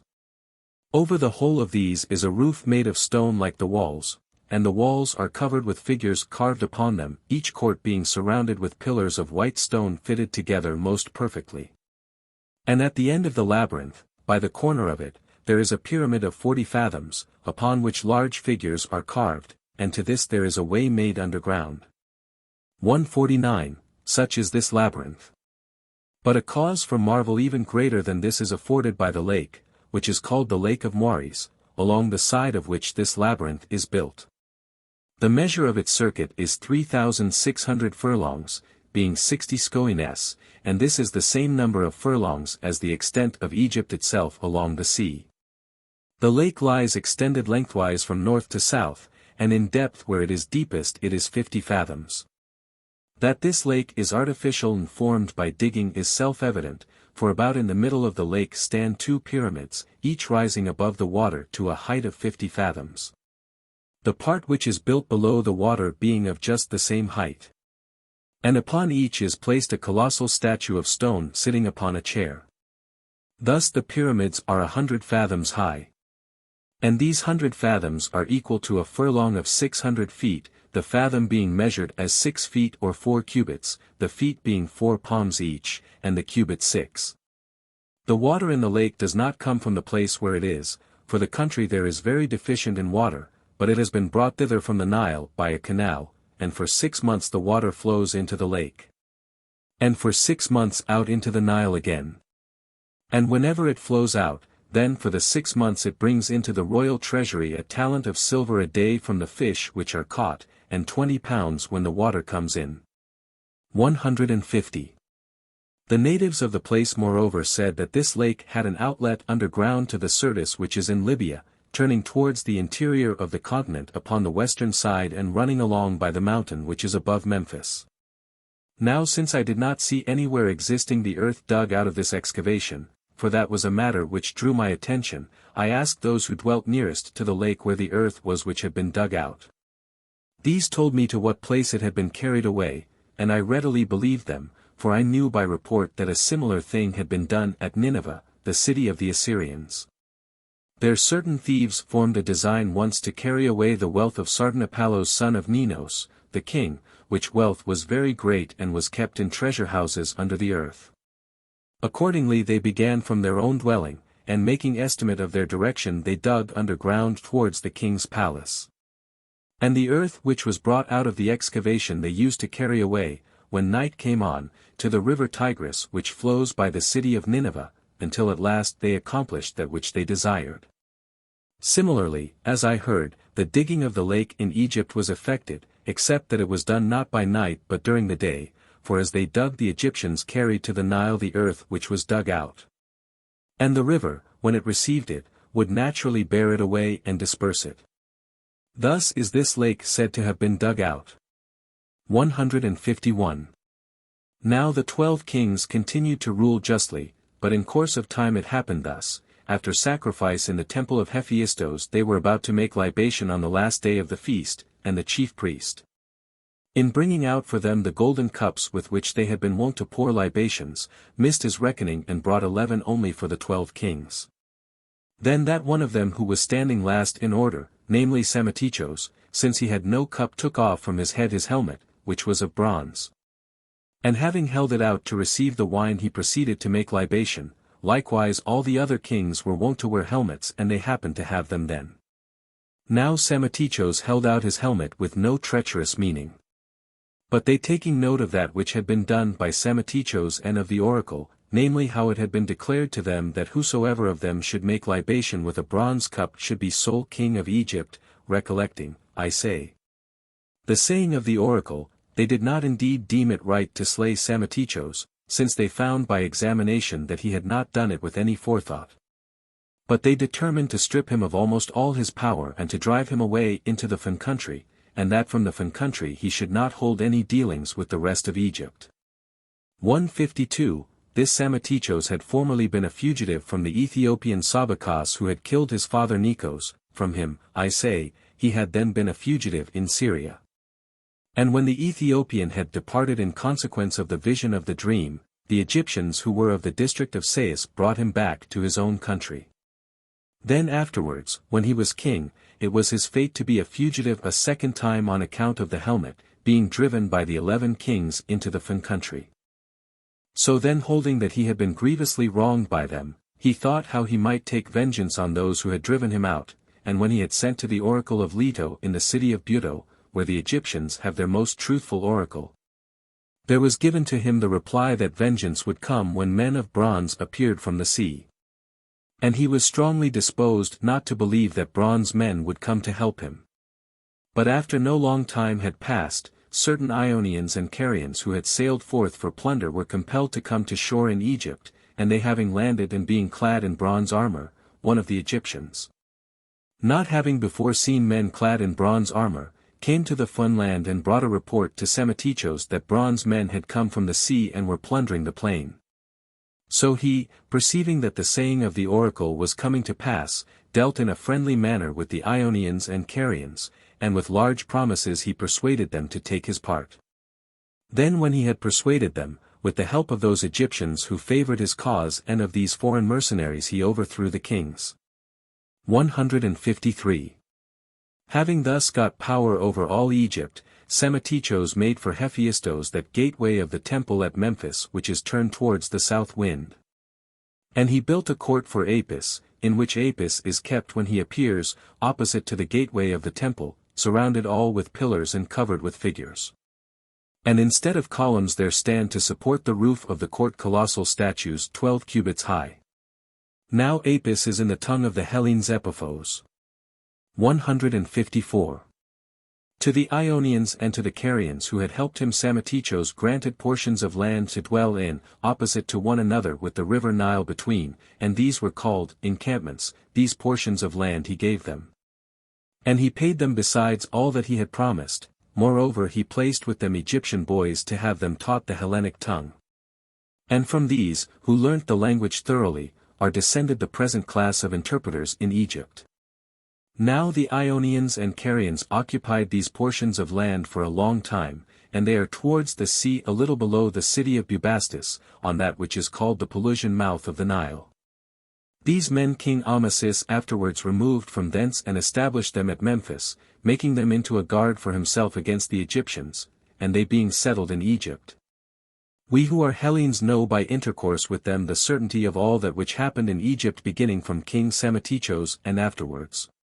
For these were the first men of foreign tongue who settled in Egypt, and in the land from which they were removed there still remained down to my time the sheds where their ships were drawn up and the ruins of their houses. Thus then Psammetichos obtained Egypt. 155, and of the oracle which is in Egypt I have made mention often before this, and now I will give an account of it, seeing that it is worthy to be described. This oracle which is in Egypt is sacred to Leto, and it is established in a great city near that mouth of the Nile which is called Sebennytic, as one sails up the river from the sea. And the name of this city where the oracle is found is Buto, as I have said before in mentioning it. In this Buto there is a temple of Apollo and Artemis. And the temple house of Leto, in which the oracle is both great in itself and has a gateway of the height of 10 fathoms, but that which caused me most to marvel of the things to be seen there, I will now tell. There is in this sacred enclosure a house of Leto made of one single stone as regards both height and length, and of which all the walls are in these two directions equal, each being 40 cubits. And for the covering in of the roof there lies another stone upon the top, the cornice measuring 4 cubits. 156. This house then of all the things that were to be seen by me in that temple is the most marvelous, and among those which come next is the island called Chemis. This is situated in a deep and broad lake by the side of the temple at Buto, and it is said by the Egyptians that this island is a floating island. I myself did not see it either floating about or moved from its place, and I feel surprise at hearing of it, wondering if it be indeed a floating island. In this island of which I speak there is a great temple house of Apollo, and 3 several altars are set up within, and there are planted in the island many palm trees and other trees, both bearing fruit and not bearing fruit. And the Egyptians, when they say that it is floating, add this story, namely that in this island, which formerly was not floating, Leto, being one of the 8 gods who came into existence first, and dwelling in the city of Buto where she has this oracle, received Apollo from Isis as a charge and preserved him, concealing him in the island which is said now to be a floating island. At that time when Typhon came after him seeking everywhere and desiring to find the son of Osiris. Now they say that Apollo and Artemis are children of Dionysus and of Isis, and that Leto became their nurse and preserver, and in the Egyptian tongue Apollo is Horus, Demeter is Isis, and Artemis is Bubastis. From this story and from no other Aeschylus the son of Euphorion took this which I shall say, wherein he differs from all the preceding poets. He represented namely that Artemis was the daughter of Demeter. For this reason then, they say, it became a floating island. Such is the story which they tell. 157, But as for Psammetichos, he was king over Egypt for 54 years, of which for 30 years save one he was sitting before Azotos, a great city of Syria, besieging it. Until at last he took it, and this Azotos of all cities about which we have knowledge held out for the longest time under a siege. 158, The son of Psammetichos was Nikos, and he became king of Egypt. This man was the first who attempted the channel leading to the Erythraean Sea, which Darius the Persian afterwards completed. The length of this is a voyage of 4 days. And in breadth it was so dug that 2 triremes could go side by side driven by oars. And the water is brought into it from the Nile. The channel is conducted a little above the city of Bubastis by Pachemos the Arabian city, and runs into the Erythraean Sea, and it is dug first along those parts of the plain of Egypt which lie towards Arabia. Just above which run the mountains which extend opposite Memphis, where are the stone quarries. Along the base of these mountains the channel is conducted from west to east for a great way. And after that it is directed towards a break in the hills and tends from these mountains towards the noonday and the south wind to the Arabian Gulf. Now in the place where the journey is least and shortest from the northern to the southern sea, which is also called Erythraean, that is from Mount Cassian, which is the boundary between Egypt and Syria. The distance is exactly 1,000 furlongs to the Arabian Gulf. But the channel is much longer, since it is more winding, and in the reign of Nikos there perished while digging it 12 myriads of the Egyptians. Now Nikos ceased in the midst of his digging, because the utterance of an oracle impeded him, which was to the effect that he was working for the barbarian, and the Egyptians call all men barbarians who do not agree with them in speech. 159. Thus having ceased from the work of the channel, Nikos betook himself to waging wars, and triremes were built by him, some for the northern sea and others in the Arabian Gulf for the Erythraean Sea, and of these the sheds are still to be seen. These ships he used when he needed them, and also on land Nikos engaged battle at Magdalos with the Syrians, and conquered them. And after this he took Caditis, which is a great city of Syria, and the dress which he wore when he made these conquests he dedicated to Apollo, sending it to Branchidae of the Milesians. After this, having reigned in all 16 years, he brought his life to an end, and handed on the kingdom to Psammis his son. 160. While this Psammis was king of Egypt, there came to him men sent by the Eleans, who boasted that they ordered the contest at Olympia in the most just and honorable manner possible and thought that not even the Egyptians, the wisest of men, could find out anything besides, to be added to their rules. Now when the Eleans came to Egypt and said that for which they had come, then this king called together those of the Egyptians who were reputed the wisest. And when the Egyptians had come together they heard the Eleans tell of all that which it was their part to do in regard to the contest. And when they had related everything, they said that they had come to learn in addition anything which the Egyptians might be able to find out besides, which was juster than this. They then having consulted together asked the Eleans whether their own citizens took part in the contest. And they said that it was permitted to any one who desired it, both of their own people and of the other Hellenes equally. to take part in the contest, upon which the Egyptians said that in so ordering the games they had wholly missed the mark of justice. For it could not be but that they would take part with the man of their own state, if he was contending, and so act unfairly to the stranger, but if they really desired, as they said, to order the games justly. And if this was the cause for which they had come to Egypt, they advised them to order the contest so as to be for strangers alone to contend in, and that no alien should be permitted to contend. Such was the suggestion made by the Egyptians to the aliens. 161. When Samis had been king of Egypt for only 6 years and had made an expedition to Ethiopia and immediately afterwards had ended his life, Apries the son of Samis received the kingdom in succession. This man came to be the most prosperous of all the kings up to that time except only his forefather Psammetichos, and he reigned 25 years, during which he led an army against Sidon and fought a sea fight with the king of Tyre. Since however it was fated that evil should come upon him, it came by occasion of a matter which I shall relate at greater length in the Libyan history, and at present but shortly. Apries having sent a great expedition against the Cyrenians, met with correspondingly great disaster. And the Egyptians considering him to blame for this revolted from him, supposing that Apries had with forethought sent them out to evident calamity, in order, as they said, that there might be a slaughter of them. And he might the more securely rule over the other Egyptians. Being indignant at this, both these men who had returned from the expedition also the friends of those who had perished made revolt openly. 162, hearing this Apries sent to them Amasis, to cause them to cease by persuasion. And when he had come and was seeking to restrain the Egyptians, as he was speaking and telling them not to do so, one of the Egyptians stood up behind him and put a helmet upon his head, saying as he did so that he put it on to crown him king.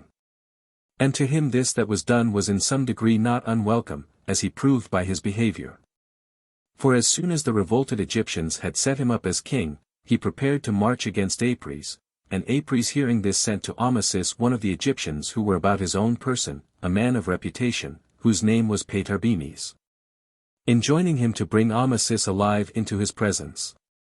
When this Patarbemes came and summoned Amasis, the latter, who happened to be sitting on horseback, lifted up his leg and behaved in an unseemly manner, bidding him take that back to Apries.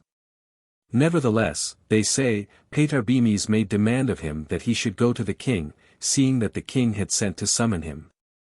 And he answered him that he had for some time past been preparing to do so, and that Apries would have no occasion to find fault with him.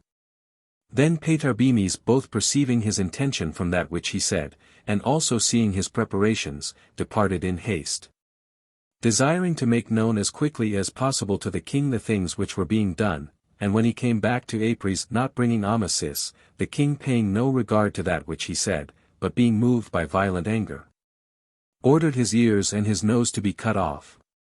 And the rest of the Egyptians who still remained on his side, when they saw the man of most repute among them thus suffering shameful outrage, waited no longer but joined the others in revolt and delivered themselves over to Amasis. 163. Then Apries having heard this also, armed his foreign mercenaries and marched against the Egyptians. Now he had about him Carian and Ionian mercenaries to the number of 30,000. And his royal palace was in the city of Sais, of great size and worthy to be seen. So Apries and his army were going against the Egyptians, and Amasis and those with him were going against the mercenaries. And both sides came to the city of Memphis and were about to make trial of one another in fight. 164. Now of the Egyptians there are 7 classes, and of these one class is called that of the priests, and another that of the warriors, while the others are the cowherds, swineherds, shopkeepers, interpreters, and boatmen. This is the number of the classes of the Egyptians, and their names are given them from the occupations which they follow. Of them the warriors are called Calasirians and Hermotybians, and they are of the following districts, for all Egypt is divided into districts. 165. The districts of the Hermotybians are those of Busiris, Sais, Chemis, Papremis, the island called Prosopitis, and the half of Natho. Of these districts are the Hermotybians, who reached when most numerous the number of 16 myriads. Of these not one has learnt anything of handicraft, but they are given up to war entirely. 166. Again, the districts of the Calasirians are those of Thebes, Bubastis, Aphthis, Tanis, Mendes, Sebennytos, Athribis, Pharbaethos, Thmuis Onyphis, Enitis, Myekphoris. This last is on an island opposite to the city of Bubastis. These are the districts of the Calasirians, and they reached, when most numerous, to the number of 25 myriads of men, nor is it lawful for these, any more than for the others, to practice any craft.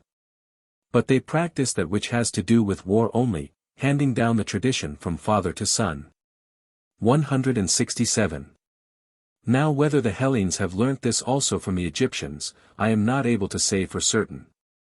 Since I see that the Thracians also and Scythians and Persians and Lydians and almost all the barbarians esteem those of their citizens who learn the arts, and the descendants of them, as less honorable than the rest. While those who have got free from all practice of manual arts are accounted noble, and especially those who are devoted to war, however that may be, the Hellenes have all learnt this, and especially the Lacedaemonians. But the Corinthians least of all cast slight upon those who practice handicrafts. 168. The following privilege was specially granted to this class and to none others of the Egyptians except the priests, that is to say, each man had 12 yokes of land specially granted to him free from imposts. Now the yoke of land measures 100 Egyptian cubits every way, and the Egyptian cubit is, as it happens, equal to that of Samos. This, I say, was a special privilege granted to all, and they also had certain advantages in turn and not the same men twice.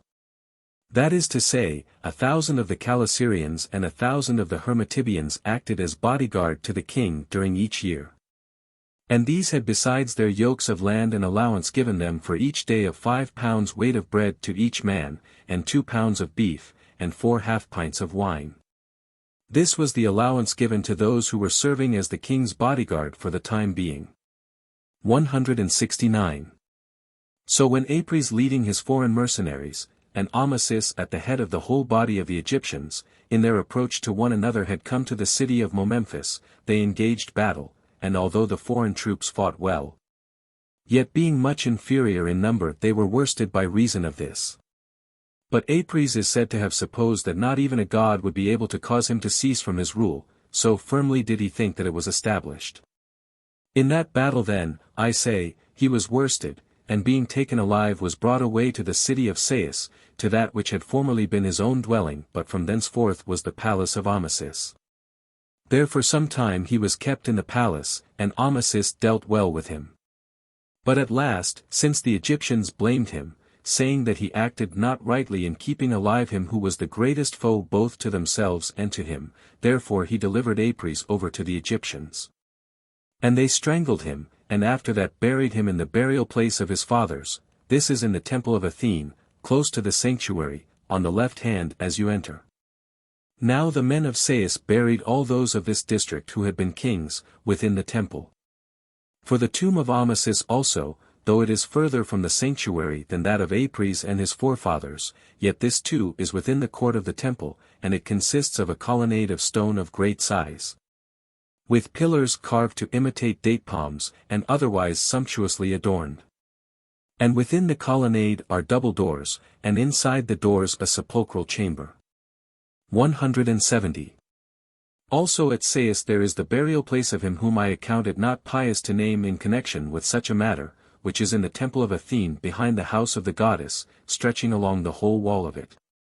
And in the sacred enclosure stand great obelisks of stone, and near them is a lake adorned with an edging of stone and fairly made in a circle, being in size, as it seemed to me, equal to that which is called the round pool, in Delos.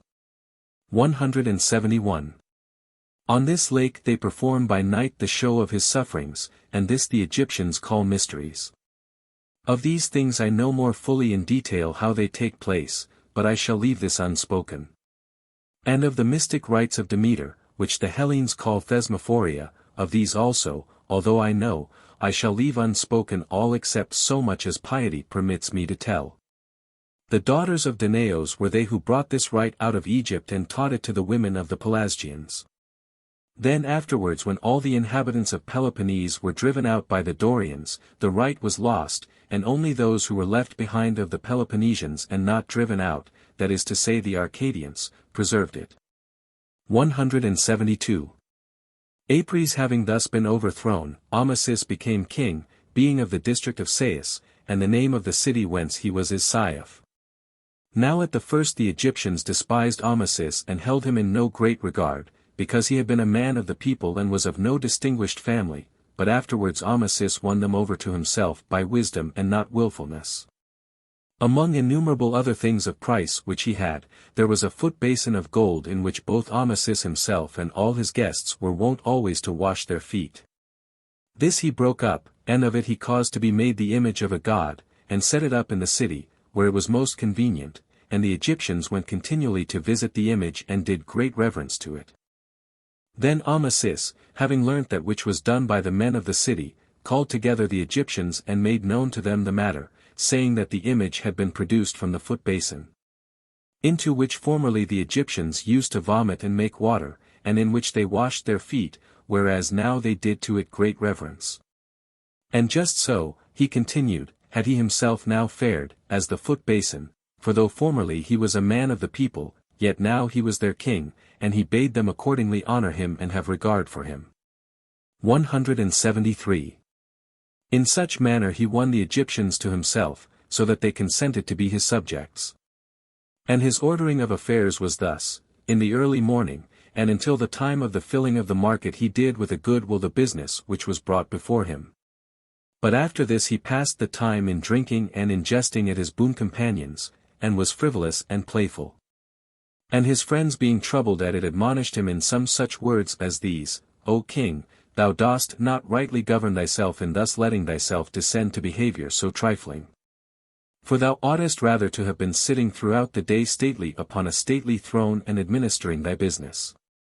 And so the Egyptians would have been assured that they were ruled by a great man, and thou wouldest have had a better report, but as it is, thou art acting by no means in a kingly fashion.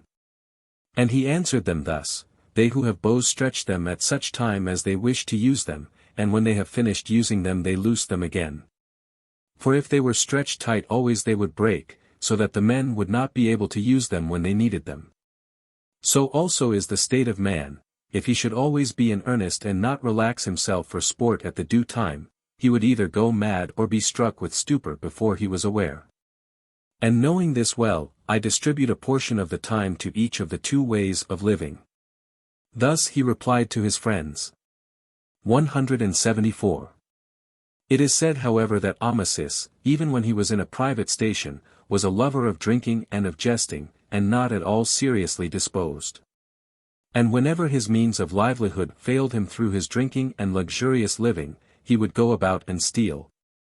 And they from whom he stole would charge him with having their property, and when he denied it would bring him before the judgment of an oracle, whenever there was one in their place. And many times he was convicted by the oracles and many times he was absolved, and then when finally he became king he did as follows: as many of the gods as had absolved him and pronounced him not to be a thief, to their temples he paid no regard. Nor gave anything for the further adornment of them, nor even visited them to offer sacrifice, considering them to be worth nothing and to possess lying oracles. But as many as had convicted him of being a thief, to these he paid very great regard, considering them to be truly gods, and to present oracles which did not lie. 175. First in Sais he built and completed for Athena temple gateway which is a great marvel, and he far surpassed herein all who had done the like before, both in regard to height and greatness, so large are the stones and of such quality. Then secondly he dedicated great colossal statues and man-headed sphinxes very large, and for restoration he brought other stones of monstrous size. Some of these he caused to be brought from the stone quarries which are opposite Memphis, others of very great size from the city of Elephantine, distant a voyage of not less than 20 days from Sais, and of them all I marvel most at this. Namely a monolith chamber which he brought from the city of Elephantine. And they were 3 years engaged in bringing this, and 2,000 men were appointed to convey it, who all were of the class of boatmen. Of this house the length outside is 120 cubits, the breadth is 14 cubits, and the height 8. These are the measures of the monolith house outside. But the length inside is 18 cubits and 5/6 of a cubit, the breadth 12 cubits, and the height 5 cubits. This lies by the side of the entrance to the temple. For within the temple they did not draw it, because, as it said, while the house was being drawn along, the chief artificer of it groaned aloud, seeing that much time had been spent and he was wearied by the work. And Amasis took it to heart as a warning and did not allow them to draw it further onwards. Some say on the other hand that a man was killed by it, of those who were heaving it with levers, and that it was not drawn in for that reason. 176. Amasis also dedicated in all the other temples which were of repute, works which are worth seeing for their size, and among them also at Memphis the colossal statue which lies on its back in front of the temple of Hephaestos, whose length is 75 feet. And on the same base made of the same stone are set 2 colossal statues, each of 20 feet in length, one on this side and the other on that side of the large statue. There is also another of stone of the same size in Sais, lying in the same manner as that at Memphis.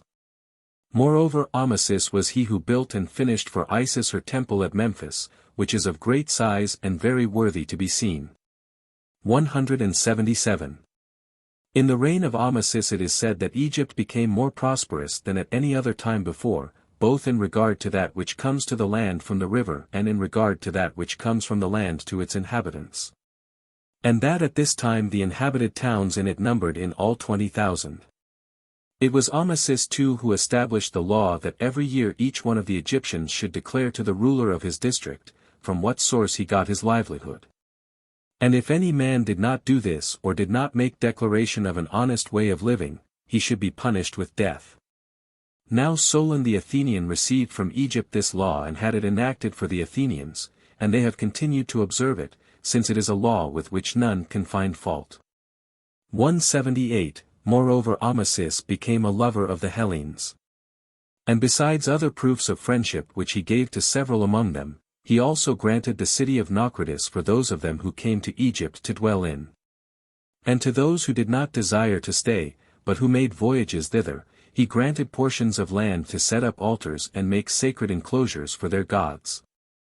Their greatest enclosure and that one which has most name and is most frequented is called the Hellenian, and this was established by the following cities in common, of the Ionians Chios, Teos, Phocaea, Clazomenae, of the Dorians Rhodes, Cnidus, Halicarnassos, Phaselis, and of the Aeolians Mytilene alone.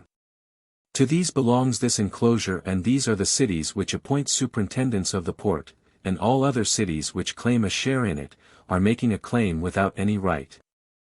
Besides this the Aeginetans established on their own account a sacred enclosure dedicated to Zeus, the Samians one to Hera, and the Milesians one to Apollo. 179. Now in old times Naucratis alone was an open trading place, and no other place in Egypt, and if any one came to any other of the Nile mouths, he was compelled to swear that he came not thither of his own will. And when he had thus sworn his innocence he had to sail with his ship to the Canobic mouth, or if it were not possible to sail by reason of contrary winds, then he had to carry his cargo round the head of the delta in boats to Naucratis, thus highly was Naucratis privileged. 180. Moreover when the Amphictyons had let out the contract for building the temple which now exists at Delphi, agreeing to pay a sum of 300 talents, for the temple which formerly stood there had been burnt down of itself, it fell to the share of the people of Delphi to provide the fourth part of the payment. And accordingly the Delphians went about to various cities and collected contributions. And when they did this they got from Egypt as much as from any place, for Amasis gave them 1,000 talents weight of alum, while the Hellenes who dwelt in Egypt gave them 20 pounds of silver. 181. Also with the people of Cyrene Amasis made an agreement for friendship and alliance. And he resolved too to marry a wife from thence, whether because he desired to have a wife of Hellenic race, or apart from that, on account of friendship for the people of Cyrene, however that may be, he married, some say the daughter of Bados, others of Arcesilos, and others of Cratabulos, a man of repute among the citizens. And her name was Laodice. Now whenever Amasis lay with her he found himself unable to have intercourse, but with his other wives he associated as he was wont. And as this happened repeatedly, Amasis said to his wife, whose name was Ladike, Woman, thou hast given me drugs, and thou shalt surely perish more miserably than any other woman. Then Ladike, when by her denials Amasis was not at all appeased in his anger against her, made a vow in her soul to Aphrodite, that if Amasis on that night had intercourse with her, seeing that this was the remedy for her danger, she would send an image to be dedicated to her at Cyrene. And after the vow immediately Amasis had intercourse, and from thenceforth whenever Amasis came in to her he had intercourse with her, and after this he became very greatly attached to her. And Ladike paid the vow that she had made to the goddess. For she had an image made and sent it to Cyrene, and it was still preserved even to my own time, standing with its face turned away from the city of the Cyrenians. This Ladike Cambyses, having conquered Egypt and heard from her who she was, sent back unharmed to Cyrene. 182. Amasis also dedicated offerings in Hellas, first at Cyrene an image of Athene covered over with gold and a figure of himself made like by painting, then in the temple of Athene at Linsun 2 images of stone and a corslet of linen worthy to be seen. And also at Samos 2 wooden figures of himself dedicated to Hera, which were standing even to my own time in the great temple, behind the doors. Now at Samos he dedicated offerings because of the guest friendship between himself and Polycrates the son of Aiax. At Lindos for no guest friendship but because the temple of Athene at Lindos is said to have been founded by the daughters of Danaos, who had touched land there at the time when they were fleeing from the sons of Aegyptos. These offerings were dedicated by Amasis, and he was the first of men who conquered Cyprus and subdued it so that it paid him tribute. Notes to Book 2. 1. Some write Psammatikos with less authority. 2. En Memphi. Many editors read En Memphi, I heard at Memphis from the priests of Hephaestos, but with less authority. 3. Eliopolin, or Elioupolin, cp. Eliopolitai, below. 4. Exo e ta onamata auton. Some understand them to mean the gods, rather perhaps the meaning is that accounts of such things will not be related in full, but only touched upon. 5. Ison peri auton epistastai. 6. Anthropon, emphatic, for the rulers before him were gods, ch 144. 7. Mina, others read Mina, but the authority of the Muses is strong for Mina, both here and in ch 99. 8. Tu Thebekanomu, cp. ch 164. 9. Tots on Apo, some Muses omit Apo, this then is the land for which the 60 skoines are reckoned. 10. For the measures of length cp. ch 149. The furlong, stadion, is equal to 100 fathoms, orgui, i.e. 606 feet 9 inches. 11. Or, without rain, the word, anudros, is altered by some editors to, inudros, or, eudros, well watered. 12. I have followed Stein in taking es ta iertai, with, legan, meaning, at the Erythraean Sea, taught men, being a repetition of, te men, above. The bend back would make the range double, and hence partly its great breadth. Others translate, here, at the quarries, the range stops, and bends round to the parts mentioned, i.e. the Erythraean Sea. 13. Os inai Aegyptu, cp. 4. 81. Others translate, considering that it belongs to Egypt, a country so vast, i.e. as measures go in Egypt. In any case, Aegyptos Iasa, just below seems to repeat the same meaning. 14. Some editors alter this to 14. 15. Pentastomu, some less good Muses have Beptastomu, which has 7 mouths. 16. See note on I, 203. 17. Tun Urkamai Lexin, these words are by many editors marked as spurious, and they certainly seem to be out of place here. 18. Ko Geida, where then would not a gulf be filled up? 19. Cataregnumenon, some editors read, Cataregmon, broken up by cracks, from Cataregnumen, which is given by many Muses. 1901, or possibly, with rock below, in which case perhaps apopsymodoron would mean rather sandy underneath. 20. We do not know whether these measurements are in the larger Egyptian cubit of 21 inches or the smaller, equal to the ordinary Hellenic cubit, of 18.5 inches, CPI, 178. 21. Chi to omoion apodido es oxyson, and to yield the like return as regards increased extent. Mr. Woods, but the clause may be only a repetition of the preceding one. 22, i.e. Zeus. 23, i.e. of the district of Thebes, the Thebais. 24, te libu. 25, the meaning seems to be this: the Ionians say that Egypt is the delta, and at the same time they divide the world into three parts, Europe, Asia, and Libya, the last two being divided from one another by the Nile. Thus they have left out Egypt altogether, and either they must add the delta as a fourth part of the world, or they must give up the Nile as a boundary. If the name Egypt be extended, as it is by the other Hellenes, to the upper course of the Nile, it is then possible to retain the Nile as a boundary, saying that half of Egypt belongs to Asia and half to Libya, and disregarding the delta, ch. 17. This also would be an error of reckoning, but less serious than to omit Egypt together. The reasoning is obscure because it alludes to theories, of Hecataeus and other writers, which are presumed to be already known to the reader. 26. Catadupon, i.e. the first cataract. 27. And it gives us here, etc. Parakomenos. 28. Logo de Ipian Themasiatir. Or perhaps, and it is more marvelous, so to speak. 29. Tun tapala esti andri ktl. I take tun to refer to the nature of the country, as mentioned above, but the use of os can hardly be paralleled, and the passage probably requires correction. Some editors read tun tekmiria pala esti ktl, wherein there are many evidences to prove, etc. Stein omits tun and alters the punctuation, so that the clauses run thus, when it flows from the hottest parts to those which for the most part are cooler. For a man who is capable of reasoning about such matters, the first and greatest evidence to prove that it is not likely to flow from snow, is afforded by the winds, etc. 30. Buk ekialegan, cannot be refuted, because we cannot argue with him, cp. Tuk. 3. 53. Tada sudalegan eki.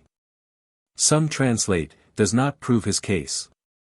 31. Tes archis diexedu, his original, normal, course.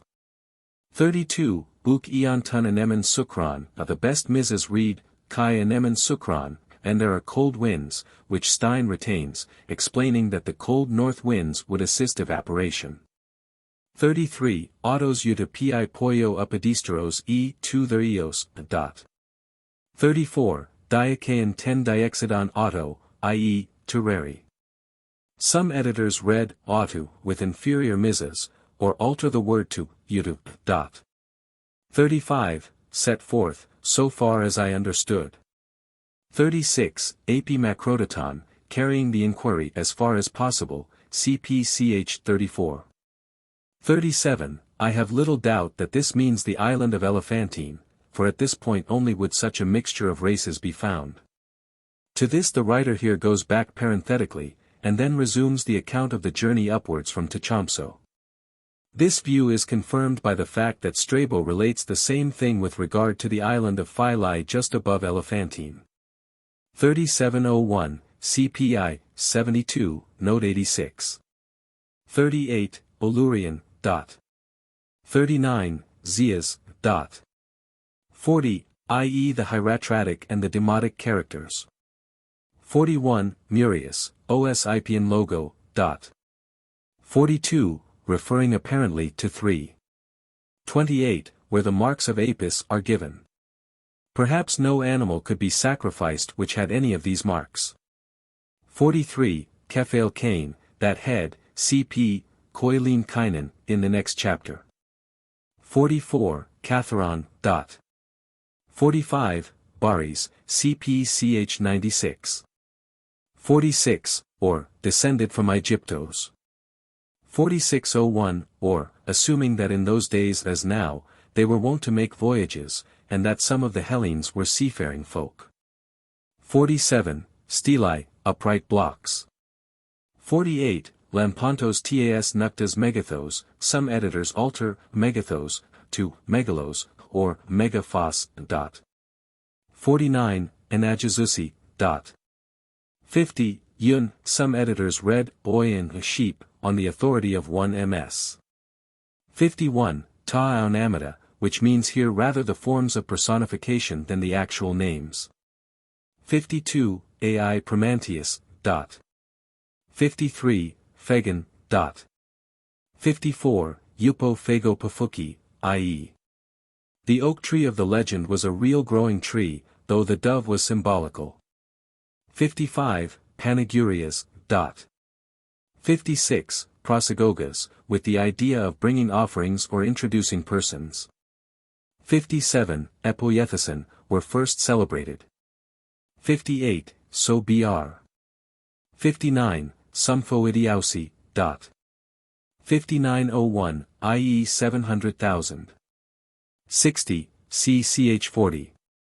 61. Tessithusiasi, Ntini Nukti, some MSS. Give, Nte Nukti, hence several editors read, Tes Thusis Nte Nukti, on the night of the sacrifice. 62, or, for what end this night is held solemn by lighting of lamps, br, making, phos kai timon, one idea. 63, Alexomenus, this, which is adopted by most editors, is the reading of some less good misas, the rest have, Alexomenoi, strike them and defend themselves. 6301, Iasa e Aegyptos ktl, the MSS. Have, Iasa de Aegyptos, Stein reads, Iasa gar Aegyptos. 64, Thea pregmata catalambanii tu ielaris, which may mean only, a marvelous thing happens to the cats. 65, es Ermio pollen. 66, Dicalon, ople booze, he is cloven-footed, and his foot is that of an ox. The words, ople booze, are marked as spurious by Stein. 67, i.e. above the marshes, cpch 92. 68, pant, which by some is translated, taken all together, at most. Perhaps there is some corruption of text, and the writer meant to say that it measured 2 cubits by 1 cubit. 6801, the reading of the Medicean MS. Is nst, not nst, as hitherto reported. 69, or, calling the song Linos. 70, Tun Linen Okathen Elabon, the MSS. Have, tuaunoma, after, Elabon, but this is omitted by almost all editors except Stein, who justifies it by a reference to ch 50, and understands it to mean, the person of Linos. No doubt the song and the person are here spoken of indiscriminately, but this explanation would require the reading, tu linu, as indeed Stein partly admits by suggesting the alteration. 71, the words, and back sheik, which are really Egyptian, are omitted by several of the best misas. 72, Epizosmeni. 73, in connection with death apparently, cpch 132, 170. Osiris is meant.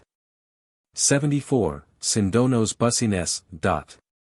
75, Tukami. 76, Rose.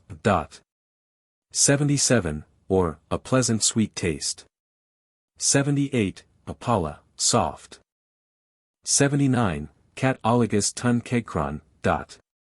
80, Apo tun silicuprian tu carpu.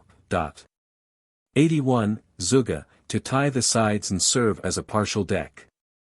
82, Esti de Ududos, a few misas have book instead of bood, and most editors follow them. The meaning however seems to be that even here the course in time of flood is different, and much more in the lower parts. 83, Osa Pergminos Re, the MSS.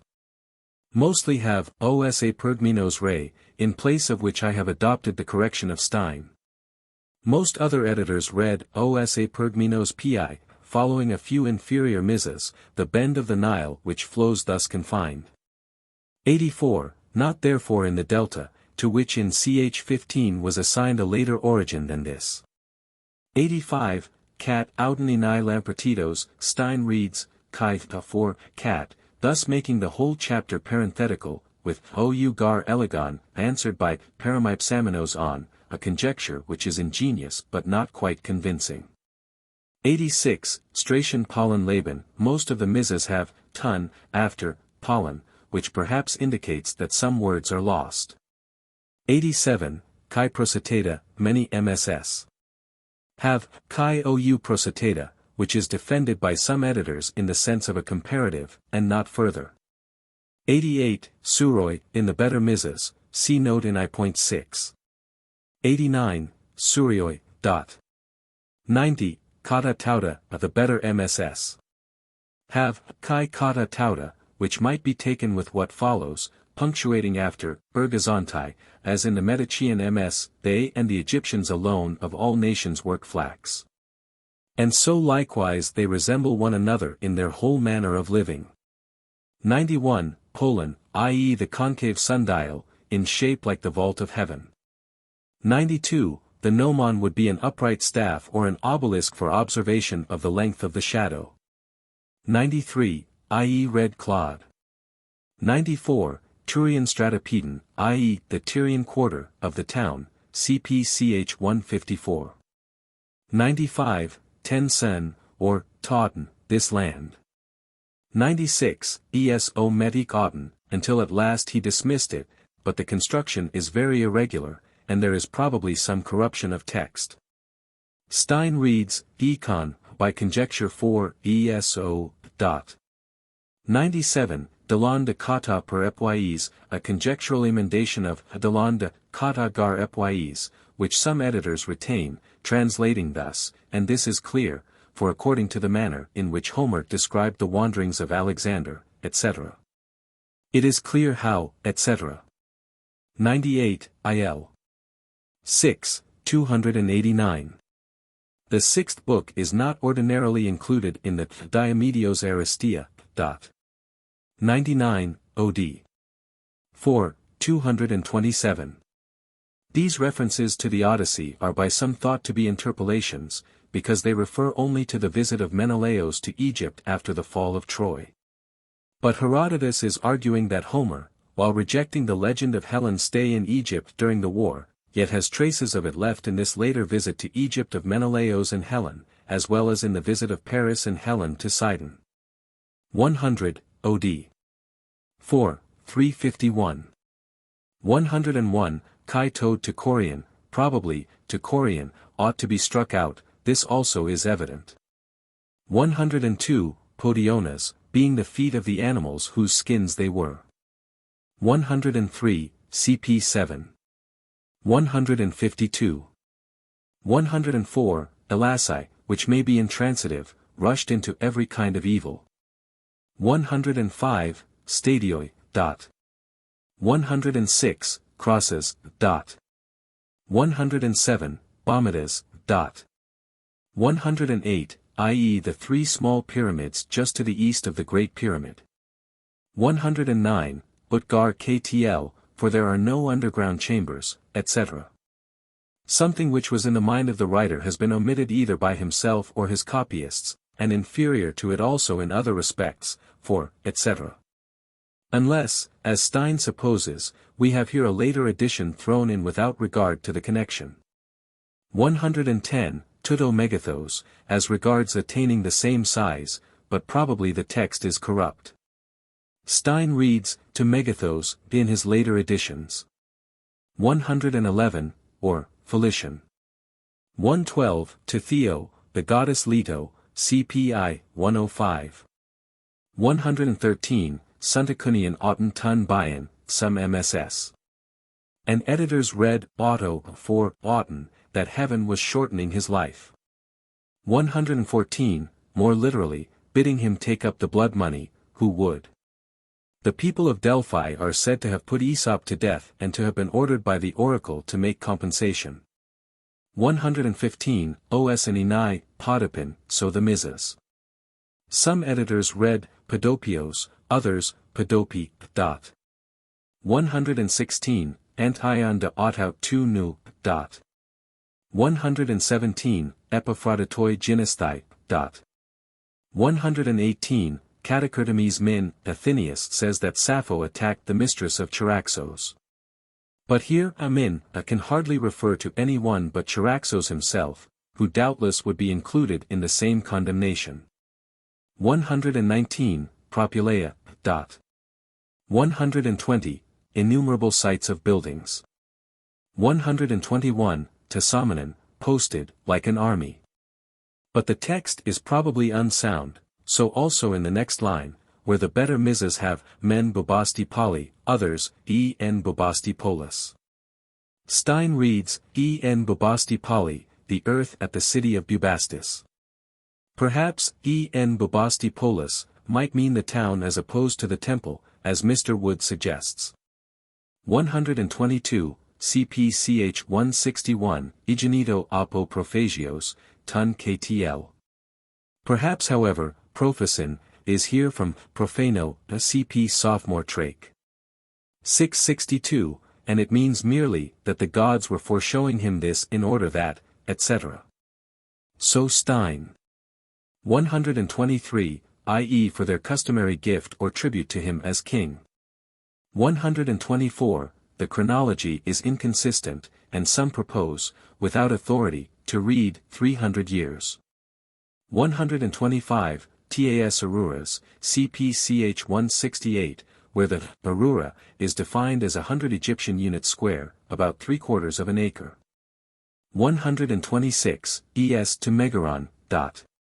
127, not on two single occasions, but for two separate periods of time it was stated that the sun had risen in the west and set in the east, i.e.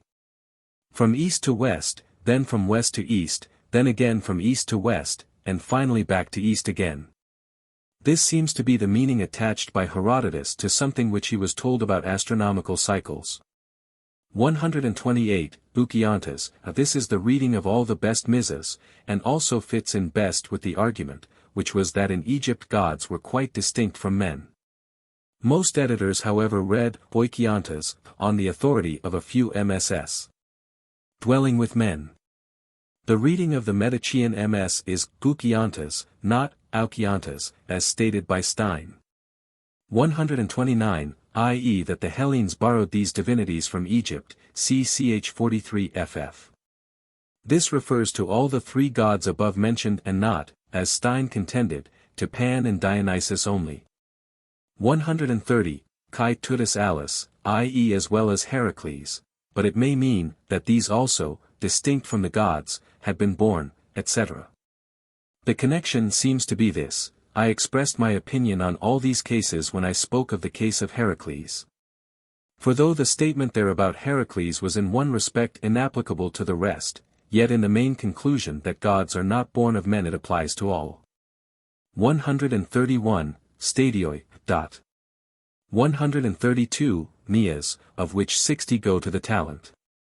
133, CPCH 112. 134, Neos. 135, I understand that each wall consisted of a single stone, which gave the dimensions each way, as regards height and length, therefore it was made of a single stone. That it should have been a monolith, except the roof, is almost impossible, not only because of the size mentioned, which in any case is suspicious, but because no one would so hollow out a monolith that it would be necessary afterwards to put on another stone for the roof. The monolith chamber mentioned in CH 175, which it took 3 years to convey from Elephantine, measured only 21 cubits by 14 by 8. The Pararophis, or cornice, is not an eave projecting 4 cubits, but, as the word is explained by Pollux, a cornice between ceiling and roof. Measuring in this instance 4 cubits in height and formed by the thickness of the single stone, see Latran, Recherches pour Server, etc. Page 80, quoted by Barr. 136, Urpace, took as plunder. 137, a party, this word is not found in any MS but was read here by the Greek grammarians. 13701, i.e. 120,000. 138, CP 4. 159. 139, cunene, perhaps the royal helmet or skent, CP ch 151. 140, epimetes, euphemism for breaking wind. 141, Udina logon auto Dante, many editors change auto to fiuto, in which case it means, taking no time to consider the matter, as elsewhere in Herodotus, but CP 3. 50, Historianti logon Audina editu, dot. 142, nomen, and so throughout the passage. 14201, i.e. 160,000. 14202, i.e. 250,000. 143, Barurai, CP ch 141. 144, Ikaston, if Ikastoi be read, for which there is more ms. Authority, the meaning will be that 1,000 Calasirians and 1,000 Hermotybians acted as guards alternately, each for a year, the number at a time being 1,000 not 2,000. 14401, Pente Neai, dot. 145, Aristeres, comma equals, Cochelai, dot. 146, Tunu, dot. 147, Trochoides Kaleomene, the wheel. 148, the last words, and when, again, are not found in the best Muses, and are omitted by Stein. However their meaning, if not expressed, is implied. 149, Pugonos, dot. 150, tu autu eontes litho, some Muses and many editors have Ethiopicu, for tu autu, of Ethiopian stone. For eontes, the MSS. Have eontos, which may be right, referring to bathru, understood, the base being made of, etc. 151, tu megalu, a conjecture founded upon Vala's version, which has been confirmed by a MS. The other MSS. Have tu megaru, which is retained by some editors, on each side of the sanctuary. 152, are claiming a share when no part in it belongs to them. 153, or possibly of alum, but the gift seems a very small one in any case. Some propose to read Ikosi Nias Krusu, dot. 154, or, according to a few Muses, Bados the son of Arkeselos. 155, thou hast surely perished. Book 3. The third book of the Histories, called Thalia. 1. Against this Amasis then Cambyses the son of Cyrus was making his march, taking with him not only other nations of which he was ruler, but also Hellenes. Both Ionians and Aeolians, and the cause of the expedition was as follows: Cambyses sent an envoy to Egypt and asked Amasis to give him his daughter. And he made the request by counsel of an Egyptian, who brought this upon Amasis having a quarrel with him for the following reason: at the time when Cyrus sent to Amasis and asked him for a physician of the eyes. Whosoever was the best of those in Egypt, Amasis had selected him from all the physicians in Egypt and had torn him away from his wife and children and delivered him up to Persia. Having, I say, this cause of quarrel, the Egyptian urged Cambyses on by his counsel, bidding him ask Amasis for his daughter, in order that he might either be grieved if he gave her, or if he refused to give her, might offend Cambyses. So Amasis, who was vexed by the power of the Persians and afraid of it, knew neither how to give nor how to refuse, for he was well assured that Cambyses did not intend to have her as his wife but as a concubine. So making account of the matter thus, he did as follows: there was a daughter of Apries the former king, very tall and comely of form and the only person left of his house, and her name was Nyctis. This girl Amasis adorned with raiment and with gold, and sent her away to Persia as his own daughter, but after a time, when Cambyses saluted her calling her by the name of her father, the girl said to him, O king, thou dost not perceive how thou hast been deceived by Amasis. For he adorned me with ornaments and sent me away giving me to thee as his own daughter, whereas in truth I am the daughter of Apries against whom Amasis rose up with the Egyptians and murdered him, who was his lord and master. These words uttered and this occasion having arisen, led Cambyses the son of Cyrus against Egypt, moved to very great anger. 2. Such is the report made by the Persians. But as for the Egyptians, they claim Cambyses as one of themselves, saying that he was born of this very daughter of Apries, for they say that Cyrus was he who sent to Amasis for his daughter, and not Cambyses. In saying this, however, they say not rightly. Nor can they have failed to observe, for the Egyptians fully as well as any other people are acquainted with the laws and customs of the Persians, first that it is not customary among them for a bastard to become king, when there is a son born of a true marriage, and secondly that Cambyses was the son of Cassandane the daughter of Pharnaspes, a man of the Achaemenid family, and not the son of the Egyptian woman, but they pervert the truth of history, claiming to be kindred with the house of Cyrus. Thus it is with these matters.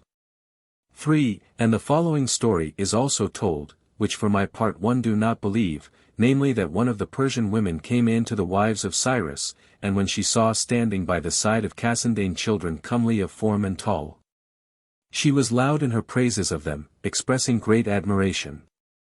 And Cassandane, who was the wife of Cyrus, spoke as follows: Nevertheless, though I am the mother of such children of these, Cyrus treats me with dishonor and holds in honor her whom he has brought in from Egypt.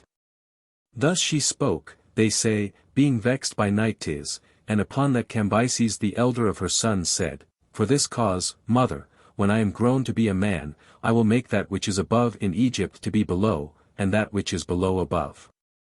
This he is reported to have said when he was perhaps about 10 years old, and the women were astonished by it, and he, they say, kept it ever in mind, and so at last when he had become a man and had obtained the royal power, he made the expedition against Egypt.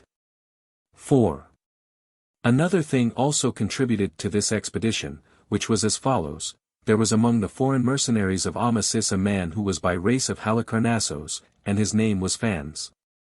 One who was both capable in judgment and valiant in that which pertained to war. This Phans, having, as we may suppose, some quarrel with Amasis, fled away from Egypt in a ship, desiring to come to speech with Cambyses, and as he was of no small repute among the mercenaries and was very closely acquainted with all the affairs of Egypt, Amasis pursued him and considered it a matter of some moment to capture him, and he pursued by sending after him the most trusted of his eunuchs with a trireme, who captured him in Lycia. But having captured him he did not bring him back to Egypt, since Phans got the better of him by cunning, for he made his guards drunk and escaped to Persia. So when Cambyses had made his resolve to march upon Egypt, and was in difficulty about the march, as to how he should get safely through the waterless region, this man came to him, and besides informing of the other matters of Amasis, he instructed him also as to the march, advising him to send to the king of the Arabians and ask that he would give him safety of passage through this region. 5. Now by this way only is there a known entrance to Egypt, for from Phoenicia to the borders of the city of Caditis belongs to the Syrians who are called of Palestine, and from Caditis, which is a city I suppose not much less than Sardis. From this city the trading stations on the sea coast as far as the city of Ionissos belong to the king of Arabia, and then from Ionissos again the country belongs to the Syrians as far as the Serbonian lake, along the side of which Mount Cassion extends towards the sea. After that, from the Serbonian lake, in which the story goes that Typhon is concealed, from this point onwards the land is Egypt.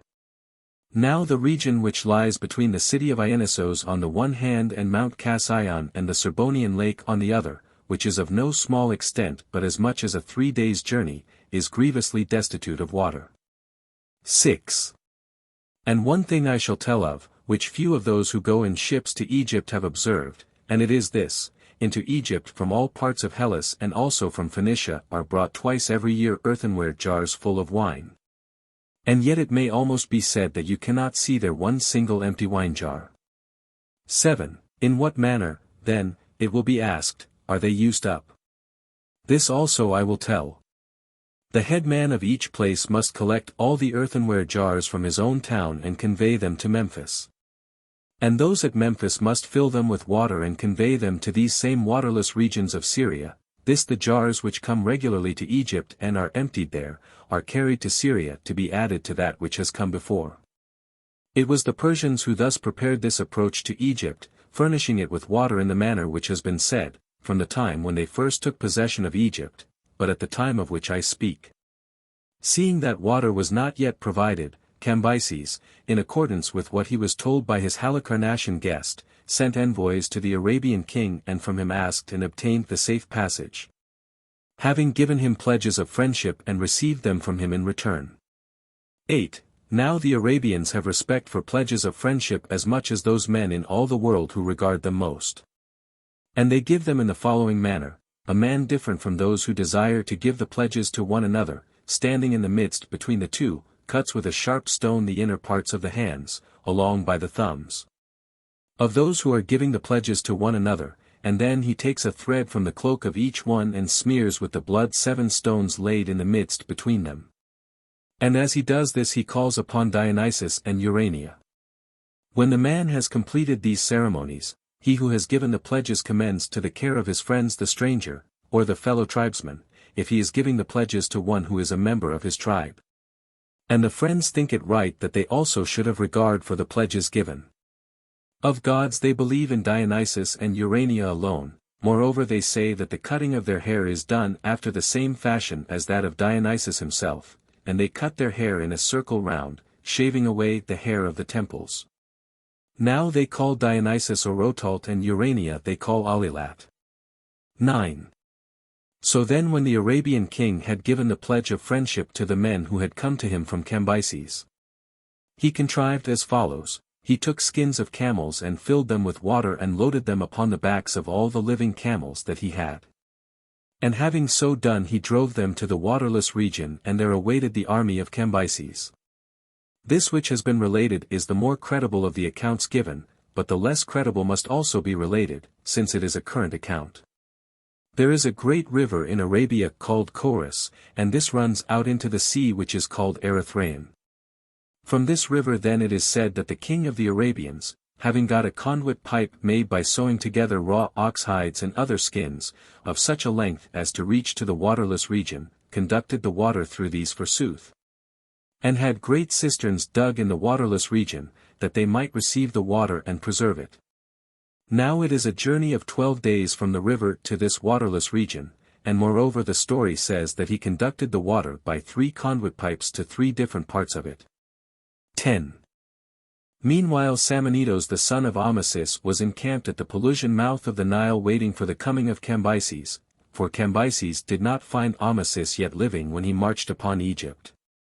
But Amasis had died after having reigned 44 years during which no great misfortune had befallen him, and when he had died and had been embalmed he was buried in the burial place in the temple, which he had built for himself.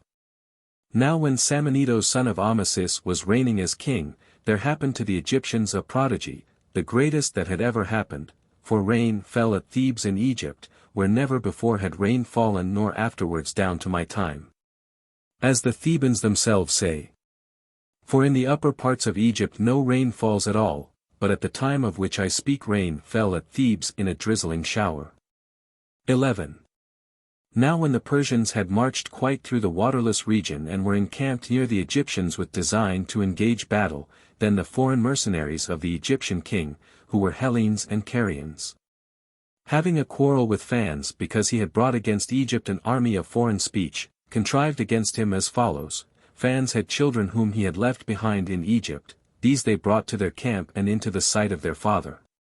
And they set up a mixing bowl between the 2 camps, and after that they brought up the children one by one and cut their throats so that the blood ran into the bowl. Then when they had gone through the whole number of the children, they brought and poured into the bowl both wine and water, and not until the mercenaries had all drunk of the blood, did they engage battle. Then after a battle had been fought with great stubbornness, and very many had fallen of both the armies, the Egyptians at length turned to flight. 12. I was witness moreover of a great marvel, being informed of it by the natives of the place. For of the bones scattered about of those who fell in this fight, each side separately, since the bones of the Persians were lying apart on one side according as they were divided at first, and those of the Egyptians on the other. The skulls of the Persians are so weak that if you shall hit them only with a pebble you will make a hole in them, while those of the Egyptians are so exceedingly strong that you would hardly break them if you struck them with a large stone. The cause of it, they say, was this: and I for my part readily believe them, namely that the Egyptians beginning from their early childhood shave their heads. And the bone is thickened by exposure to the sun, and this is also the cause of their not becoming bald-headed. For among the Egyptians you see fewer bald-headed men than among any other race. This then is the reason why these have their skulls strong. And the reason why the Persians have theirs weak is that they keep them delicately in the shade from the first by wearing tiaras, that is felt caps.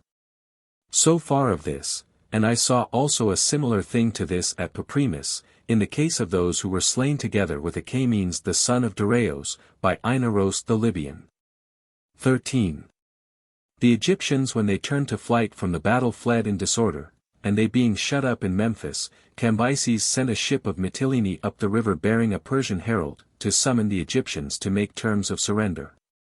But they, when they saw the ship had entered into Memphis, pouring forth in a body from the fortress both destroyed the ship and also tore the men in it limb from limb, and so bore them into the fortress. After this the Egyptians being besieged, in course of time surrendered themselves. And the Libyans who dwell on the borders of Egypt, being struck with terror by that which had happened to Egypt, delivered themselves up without resistance.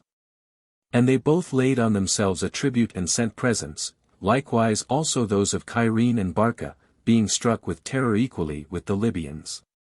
Acted in a similar manner, and Cambyses accepted graciously the gifts which came from the Libyans, but as for those which came from the men of Cyrene, finding fault with them, as I suppose, because they were too small in amount, for the Cyrenians sent in fact 500 pounds weight of silver, he took the silver by handfuls and scattered it with his own hand among his soldiers. 14. On the 10th day after that on which he received the surrender of the fortress of Memphis, Cambyses set the king of the Egyptians Samanitos, who had been king for 6 months, to sit in the suburb of the city, to do him dishonor. Him I say with other Egyptians he set there, and he proceeded to make trial of his spirit as follows. Having arrayed his daughter in the clothing of a slave, he sent her forth with a pitcher to fetch water. And with her he sent also other maidens chosen from the daughters of the chief men, arrayed as was the daughter of the king, and as the maidens were passing by their fathers with cries and lamentation. The other men all began to cry out and lament aloud, seeing that their children had been evilly entreated, but Samanitos when he saw it before his eyes and perceived it bent himself down to the earth. Then when the water-bearers had passed by, next Cambyses sent his son with 2,000 Egyptians besides who were of the same age, with ropes bound round their necks and bits placed in their mouths. And these were being led away to execution to avenge the death of the Mytileneans who had been destroyed at Memphis with their ship, for the royal judges had decided that for each man 10 of the noblest Egyptians should lose their lives in retaliation. He then, when he saw them passing out by him and perceived that his son was leading the way to die, did the same as he had done with respect to his daughter, while the other Egyptians who sat round him were lamenting and showing signs of grief. When these also had passed by, it chanced that a man of his table companions, advanced in years, who had been deprived of all his possessions and had nothing except such things as a beggar possesses, and was asking alms from the soldiers, passed by Samanitos the son of Amasis and the Egyptians who were sitting in the suburb of the city, and when Samanitos saw him he uttered a great cry of lamentation, and he called his companion by name and beat himself upon the head. Now there was, it seems, men set to watch him, who made known to Cambyses all that he did on the occasion of each going forth, and Cambyses marveled at that which he did, and he sent a messenger and asked him thus, Samanitos, thy master Cambyses asks thee for what reason, when thou sawest thy daughter evilly entreated and thy son going to death, thou didst not cry aloud nor lament for them, whereas thou didst honor with these signs of grief the beggar who, as he hears from others, is not in any way related to thee? Thus he asked, and the other answered as follows, O son of Cyrus, my own troubles were too great for me to lament them aloud, but the trouble of my companion was such as called for tears, seeing that he has been deprived of great wealth, and has come to beggary upon the threshold of old age. When this saying was reported by the messenger, it seemed to them that it was well spoken. And, as is reported by the Egyptians, Croesus shed tears, for he also, as fortune would have it, had accompanied Cambyses to Egypt, and the Persians who were present shed tears also. And there entered some pity into Cambyses himself, and forthwith he bade them save the life of the son of Samanitos from among those who were being put to death. And also he bade them raise Samanitos himself from his place in the suburb of the city and bring him into his own presence. 15. As for the son, those who went for him found that he was no longer alive, but had been cut down first of all, but Samanitos himself they raised from his place and brought him into the presence of Cambyses, with whom he continued to live for the rest of his time without suffering any violence. And if he had known how to keep himself from meddling with mischief, he would have received Egypt so as to be ruler of it, since the Persians are wont to honor the sons of kings, and even if the kings have revolted from them, they give back the power into the hands of their sons. Of this, namely that it is their established rule to act so, one may judge by many instances besides and especially by the case of Thanairas the son of Inaros, who received back the power which his father had. And by that of Pausiris the son of Amyrtaeus, for he too received back the power of his father, yet it is certain that no men ever up to this time did more evil to the Persians than Inaros and Amyrtaeus. As it was, however, Samanitos devised evil and received the due reward, for he was found to be inciting the Egyptians to revolt, and when this became known to Cambyses, Samanitos drank bull's blood and died forthwith. Thus he came to his end. 16. From Memphis Cambyses came to the city of Sais with the purpose of doing that which in fact he did, for when he had entered into the palace of Amasis, he forthwith gave command to bring the corpse of Amasis forth out of his burial place. And when this had been accomplished, he gave command to scourge it and pluck out the hair and stab it, and to do to it dishonor in every possible way besides, and when they had done this too until they were wearied out. For the corpse being embalmed held out against the violence and did not fall to pieces in any part, Cambyses gave command to consume it with fire, enjoining thereby a thing which was not permitted by religion, for the Persians hold fire to be a god. To consume corpses with fire then is by no means according to the custom of either people, of the Persians for the reason which has been mentioned, since they say that it is not right to give the dead body of a man to a god. While the Egyptians have the belief established that fire is a living wild beast, and that it devours everything which it catches. And when it is satiated with the food it dies itself together with that which it devours, but it is by no means their custom to give the corpse of a man to wild beasts, for which reason they embalm it, that it may not be eaten by worms as it lies in the tomb. Thus then Cambyses was enjoining them to do that which is not permitted by the customs of either people. However, the Egyptians say that it was not Amasis who suffered this outrage, but another of the Egyptians who was of the same stature of body as Amasis. And that to him the Persians did outrage, thinking that they were doing it to Amasis, for they say that Amasis learnt from an oracle that which was about to happen with regard to himself after his death. And accordingly, to avert the evil which threatened to come upon him, he buried the dead body of this man who was scourged within his own sepulchral chamber near the doors, and enjoined his son to lay his own body as much as possible in the inner recess of the chamber. These injunctions, said to have been given by Amasis with regard to his burial and with regard to the man mentioned, were not in my opinion really given at all, but I think that the Egyptians make pretense of it from pride and with no good ground. 17. After this Cambyses planned 3 several expeditions, one against the Carthaginians, another against the Ammonians, and a third against the long-lived Ethiopians, who dwell in that part of Libya which is by the southern sea, and in forming these designs he resolved to send his naval force against the Carthaginians, and a body chosen from his land army against the Ammonians. And to the Ethiopians to send spies first, both to see whether the table of the sun existed really, which is said to exist among these Ethiopians, and in addition to this to spy out all else, but pretending to be bearers of gifts for their king. 18. Now the table of the sun is said to be as follows: there is a meadow in the suburb of their city full of flesh meat boiled of all 4-footed creatures.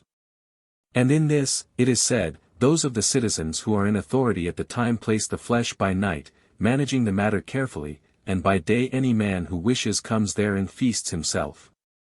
And the natives, it is reported, say that the earth of herself produces these things continually. 19. Of such nature is the so-called table of the sun said to be. So when Cambyses had resolved to send the spies, forthwith he sent for those men of the Ichthyophagoi who understood the Ethiopian tongue, to come from the city of Elephantine, and while they were going to fetch these men, he gave command to the fleet to sail against Carthage, but the Phoenicians said that they would not do so, for they were bound not to do so by solemn vows. And they would not be acting piously if they made expedition against their own sons, and as the Phoenicians were not willing, the rest were rendered unequal to the attempt. Thus then the Carthaginians escaped being enslaved by the Persians. For Cambyses did not think it right to apply force to compel the Phoenicians, both because they had delivered themselves over to the Persians of their own accord and because the whole naval force was dependent upon the Phoenicians. Now the men of Cyprus also had delivered themselves over to the Persians, and were joining in the expedition against Egypt. 20. Then as soon as the Ichthyophagoi came to Cambyses from Elephantine, he sent them to the Ethiopians, enjoining them what they should say and giving them gifts to bear with them, that is to say a purple garment, and a collar of twisted gold with bracelets, and an alabaster box of perfumed ointment, and a jar of palm wine. Now these Ethiopians to whom Cambyses was sending are said to be the tallest and the most beautiful of all men. And besides other customs which they are reported to have different from other men, there is especially this, it is said, with regard to their regal power. Whomsoever of the men of their nation they judge to be the tallest and to have strength in proportion to his stature, this man they appoint to reign over them. 21. So when the Ichthyophagoi had come to this people they presented their gifts to the king who ruled over them, and at the same time they said as follows, the king of the Persians Cambyses, desiring to become a friend and guest to thee, send us with command to come to speech with thee, and he gives thee for gifts these things which he himself most delights to use. The Ethiopian however, perceiving that they had come as spies, spoke to them as follows, neither did the king of the Persians send you bearing gifts because he thought it a matter of great moment to become my guest friend. Nor do ye speak true things, for ye have come as spies of my kingdom, nor again is he a righteous man. For if he had been righteous he would not have coveted a land other than his own, nor would he be leading away into slavery men at whose hands he has received no wrong. Now however give him this bow and speak to him these words, the king of the Ethiopians gives this counsel to the king of the Persians, that when the Persians draw their bows, of equal size to mine, as easily as I do this, then he should march against the long-lived Ethiopians, provided that he be superior in numbers. But until that time he should feel gratitude to the gods that they do not put it into the mind of the sons of the Ethiopians to acquire another land in addition to their own. 22. Having thus said and having unbent the bow, he delivered it to those who had come. Then he took the garment of purple and asked what it was and how it had been made, and when the Ichthyophagoi had told him the truth about the purple fish and the dyeing of the tissue, he said that the men were deceitful and deceitful also were their garments. Then secondly he asked concerning the twisted gold of the collar and the bracelets. And when the Ichthyophagoi were setting forth to him the manner in which it was fashioned, the king broke into a laugh and said, supposing them to be fetters, that they had stronger fetters than those in their country. Thirdly he asked about the perfumed ointment, and when they had told him of the manner of its making and of the anointing with it, he said the same as he had said before about the garment. Then when he came to the wine, and had learned about the manner of its making, being exceedingly delighted with the taste of the drink he asked besides what food the king ate, and what was the longest time that a Persian man lived.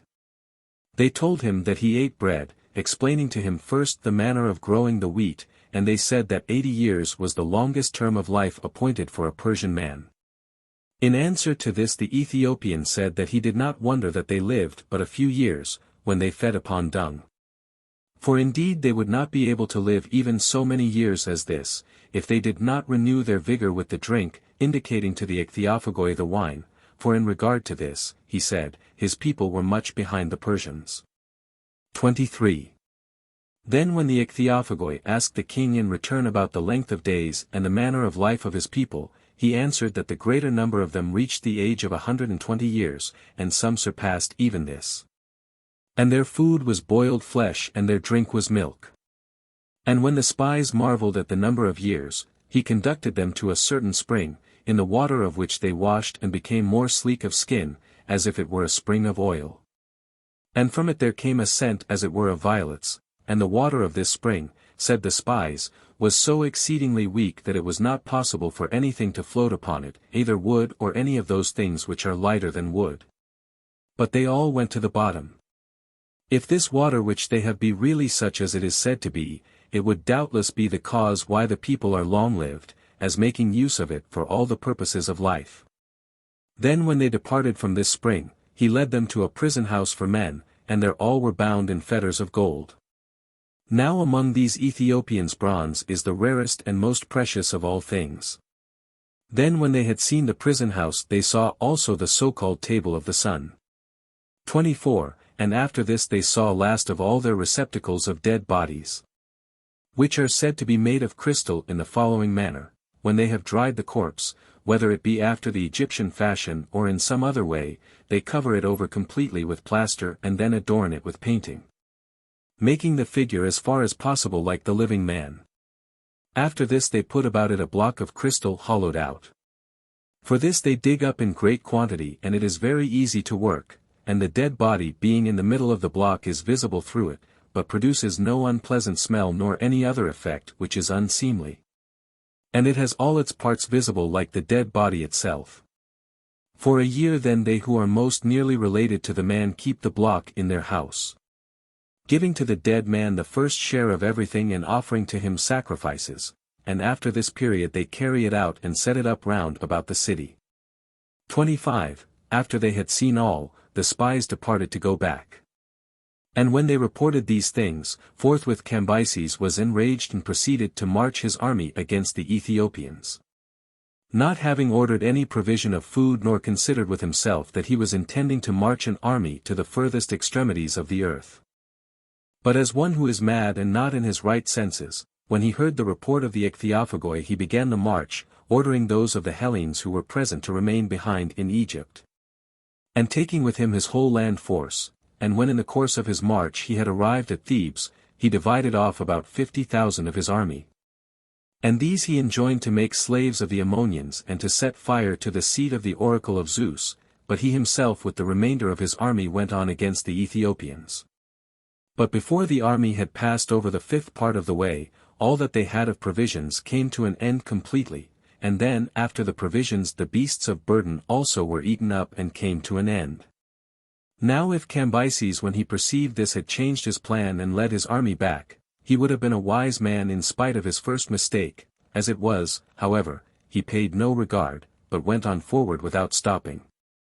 The soldiers accordingly, so long as they were able to get anything from the ground, prolonged their lives by eating grass. But when they came to the sand, some did a fearful deed, that is to say, out of each company of 10 they selected by lot one of themselves and devoured him, and Cambyses, when he heard it, being alarmed by this eating of one another gave up the expedition against the Ethiopians and set forth to go back again. And he arrived at Thebes having suffered loss of a great number of his army. Then from Thebes he came down to Memphis and allowed the Hellenes to sail away home. 26. Thus fared the expedition against the Ethiopians, and those of the Persians who had been sent to march against the Ammonians set forth from Thebes and went on their way with guides. And it is known that they arrived at the city of Oasis, which is inhabited by Samians said to be of the Ascreonian tribe, and is distant 7 days' journey from Thebes over sandy desert. Now this place is called in the speech of the Hellenes the Isle of the Blessed. It is said that the army reached this place, but from that point onwards, except the Ammonians themselves and those who have heard the account from them, no man is able to say anything about them. For they neither reached the Ammonians nor returned back. This however is added to the story by the Ammonians themselves. They say that as the army was going from this oasis through the sandy desert to attack them, and had got to a point about midway between them and the oasis, while they were taking their morning meal a violent south wind blew upon them, and bearing with it heaps of the desert sand it buried them under it, and so they disappeared and were seen no more. Thus the Ammonians say that it came to pass with regard to this army. 27. When Cambyses arrived at Memphis, Apis appeared to the Egyptians, whom the Hellenes call Epiphos, and when he had appeared, forthwith the Egyptians began to wear their fairest garments and to have festivities. Cambyses accordingly seeing the Egyptians doing thus, and supposing that they were certainly acting so by way of rejoicing because he had fared ill, called for the officers who had charge of Memphis. And when they had come into his presence, he asked them why when he was at Memphis on the former occasion, the Egyptians were doing nothing of this kind, but only now, when he came there after losing a large part of his army. They said that a god had appeared to them, who was wont to appear at intervals of long time, and that whenever he appeared, then all the Egyptians rejoiced and kept festival. Hearing this Cambyses said that they were lying, and as liars he condemned them to death. 28. Having put these to death, next he called the priests into his presence. And when the priests answered him after the same manner, he said that it should not be without his knowledge if a tame god had come to the Egyptians. And having so said he bade the priests bring Apis away into his presence, so they went to bring him. Now this Apis Epiphos is a calf born of a cow who after this is not permitted to conceive any other offspring. And the Egyptians say that a flash of light comes down from heaven upon this cow, and of this she produces Apis. This calf which is called Apis is black and has the following signs, namely a white square upon the forehead, and on the back the likeness of an eagle, and in the tail the hairs are double, and on the tongue there is a mark like a beetle. 29. When the priests had brought Apis, Cambyses being somewhat affected with madness drew his dagger, and aiming at the belly of Apis, struck his thigh. Then he laughed and said to the priests, O ye wretched creatures, are gods born such as this? With blood and flesh, and sensible of the stroke of iron weapons? Worthy indeed of Egyptians is such a god as this. Ye however at least shall not escape without punishment for making a mock of me. Having thus spoken he ordered those whose duty it was to do such things, to scourge the priests without mercy, and to put to death any one of the other Egyptians whom they should find keeping the festival. Thus the festival of the Egyptians had been brought to an end, and the priests were being chastised, and Apis wounded by the stroke in his thigh lay dying in the temple. 30. Him, when he had brought his life to an end by reason of the wound, the priests buried without the knowledge of Cambyses, but Cambyses, as the Egyptians say, immediately after this evil deed became absolutely mad. Not having been really in his right senses even before that time, and the first of his evil deeds was that he put to death his brother Smerdis, who was of the same father and the same mother as himself. This brother he had sent away from Egypt to Persia in envy, because alone of all the Persians he had been able to draw the bow which the Ichthyophagoi brought from the Ethiopian king, to an extent of about 2 finger-breadths. While of the other Persians not one had proved able to do this. Then when Smerdis had gone away to Persia, Cambyses saw a vision in his sleep of this kind. It seemed to him that a messenger came from Persia and reported that Smerdis sitting upon the royal throne had touched the heaven with his head. Fearing therefore with regard to this lest his brother might slay him and reign in his stead, he sent Prexaspes to Persia, the man whom of all the Persians he trusted most, with command to slay him. He accordingly went up to Susa and slew Smerdis. And some say that he took him out of the chase and so slew him, others that he brought him to the Erythraean Sea and drowned him. 31. This they say was the first beginning of the evil deeds of Cambyses. And next after this he put to death his sister, who had accompanied him to Egypt, to whom also he was married, she being his sister by both parents. Now he took her to wife in the following manner, for before this the Persians had not been wont at all to marry their sisters. Cambyses fell in love with one of his sisters, and desired to take her to wife. So since he had it in mind to do that which was not customary, he called the royal judges and asked them whether there existed any law which permitted him who desired it to marry his sister. Now the royal judges are men chosen out from among the Persians, and hold their office until they die or until some injustice is found in them, so long and no longer. These pronounce decisions for the Persians and are the expounders of the ordinances of their fathers, and all matters are referred to them. So when Cambyses asked them, they gave him an answer which was both upright and safe, saying that they found no law which permitted a brother to marry his sister. But apart from that they had found a law to the effect that the king of the Persians might do whatsoever he desired. Thus on the one hand they did not tamper with the law for fear of Cambyses, and at the same time, that they might not perish themselves in maintaining the law, they found another law beside that which was asked for, which was in favor of him who wished to marry his sisters. So Cambyses at that time took to wife her with whom he was in love, but after no long time he took another sister. Of these it was the younger whom he put to death, she having accompanied him to Egypt. 32. About her death, as about the death of Smyrtis, two different stories are told. The Hellenes say that Cambyses had matched a lion's cub in fight with a dog's whelp, and this wife of his was also a spectator of it. And when the whelp was being overcome, another whelp, its brother, broke its chain and came to help it. And having become two instead of one, the whelps then got the better of the cub, and Cambyses was pleased at the sight, but she sitting by him began to weep, and Cambyses perceived it and asked wherefore she wept. And she said that she had wept when she saw that the whelp had come to the assistance of its brother, because she remembered Smyrtis and perceived that there was no one who would come to his assistance. The Hellenes say that it was for this saying that she was killed by Cambyses, but the Egyptians say that as they were sitting round at table, the wife took a lettuce and pulled off the leaves all round. And then asked her husband whether the lettuce was fairer when thus plucked round or when covered with leaves, and he said, when covered with leaves. She then spoke thus, nevertheless thou didst once produce the likeness of this lettuce, when thou didst strip bare the house of Cyrus. And he moved to anger leapt upon her, being with child, and she miscarried and died. 33. These were the acts of madness done by Cambyses towards those of his own family, whether the madness was produced really on account of Apis or from some other cause, as many ills are wont to seize upon men. For it is said moreover that Cambyses had from his birth a certain grievous malady, that which is called by some the sacred disease, and it was certainly nothing strange that when the body was suffering from a grievous malady, the mind should not be sound either. 34. The following also are acts of madness which he did to the other Persians, to Prexaspes, the man whom he honored most and who used to bear his messages. His son also was cupbearer to Cambyses, and this too was no small honor. To him it is said that he spoke as follows, Prexaspes, what kind of a man do the Persians esteem me to be, and what speech do they hold concerning me?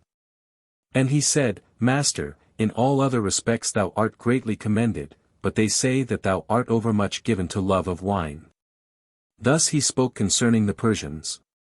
And upon that Cambyses was roused to anger, and answered thus, It appears then that the Persians say I am given to wine, and that therefore I am beside myself and not in my right mind, and their former speech then was not sincere. For before this time, it seems, when the Persians and Croesus were sitting with him in council, Cambyses asked what kind of a man they thought he was as compared with his father Cyrus. And they answered that he was better than his father, for he not only possessed all that his father had possessed, but also in addition to this had acquired Egypt and the sea. Thus the Persians spoke. But Croesus, who was present and was not satisfied with their judgment, spoke thus to Cambyses, To me, O son of Cyrus, thou dost not appear to be equal to thy father, for not yet hast thou a son such as he left behind him in you. Hearing this Cambyses was pleased, and commended the judgment of Croesus. 35. So calling to mind this, he said in anger to Prexaspes, Learn then now for thyself whether the Persians speak truly, or whether when they say this they are themselves out of their senses, for if I, shooting at thy son there standing before the entrance of the chamber, hit him in the very middle of the heart, the Persians will be proved to be speaking falsely, but if I miss, then thou mayest say that the Persians are speaking the truth and that I am not in my right mind. Having thus said he drew his bow and hit the boy, and when the boy had fallen down, it is said that he ordered them to cut open his body and examine the place where he was hit. And as the arrow was found to be sticking in the heart, he laughed and was delighted, and said to the father of the boy, Prexaspes, It has now been made evident, as thou sayest, that I am not mad, but that it is the Persians who are out of their senses. And now tell me, whom of all men didst thou ever see before this time hit the mark so well in shooting? Then Prexaspes, seeing that the man was not in his right senses and fearing for himself, said, Master, I think that not even God himself could have hit the mark so fairly. Thus he did at that time, and at another time he condemned 12 of the Persians, men equal to the best, on a charge of no moment, and buried them alive with the head downwards. 36. When he was doing these things, Croesus the Lydian judged it right to admonish him in the following words: O king, do not thou indulge the heat of thy youth and passion in all things. But retain and hold thyself back. It is a good thing to be prudent, and forethought is wise. Thou however art putting to death men who are of thine own people, condemning them on charges of no moment, and thou art putting to death men's sons also. If thou do many such things, beware lest the Persians make revolt from thee. As for me, thy father Cyrus gave me charge, earnestly bidding me to admonish thee, and suggest to thee that which I should find to be good. Thus he counselled him, manifesting goodwill towards him. But Cambyses answered, Dost thou venture to counsel me, who excellently well didst rule thine own country, and well didst counsel my father, bidding him pass over the river Araxes and go against the Massagetai? When they were willing to pass over into our land, and so didst utterly ruin thyself by ill government of thine own land, and didst utterly ruin Cyrus, who followed thy counsel. However thou shalt not escape punishment now, for know that before this I had very long been desiring to find some occasion against thee. Thus having said he took his bow meaning to shoot him, but Croesus started up and ran out, and so since he could not shoot him, he gave orders to his attendants to take and slay him. The attendants however, knowing his moods, concealed Croesus, with the intention that if Cambyses should change his mind and seek to have Croesus again, they might produce him and receive gifts as the price of saving his life. But if he did not change his mind nor feel desire to have him back, then they might kill him.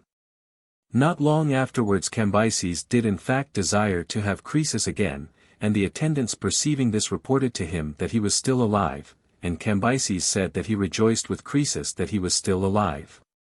But that they who had preserved him should not get off free, but he would put them to death, and thus he did. 37. Many such acts of madness did he both to Persians and allies, remaining at Memphis and opening ancient tombs and examining the dead bodies. Likewise also he entered into the temple of Hephaestos and very much derided the image of the god, for the image of Hephaestos very nearly resembles the Phoenician Pateikoi, which the Phoenicians carry about on the prows of their triremes. And for him who has not seen these, I will indicate its nature, it is the likeness of a dwarfish man. He entered also into the temple of the Kabiroi, into which it is not lawful for any one to enter except the priest only, and the images there he even set on fire, after much mockery of them. Now these also are like the images of Hephaestos, and it is said that they are the children of that god. 38. It is clear to me therefore by every kind of proof that Cambyses was mad exceedingly. For otherwise he would not have attempted to deride religious rites and customary observances. For if one should propose to all men a choice, bidding them select the best customs from all the customs that there are, each race of men, after examining them all, would select those of his own people.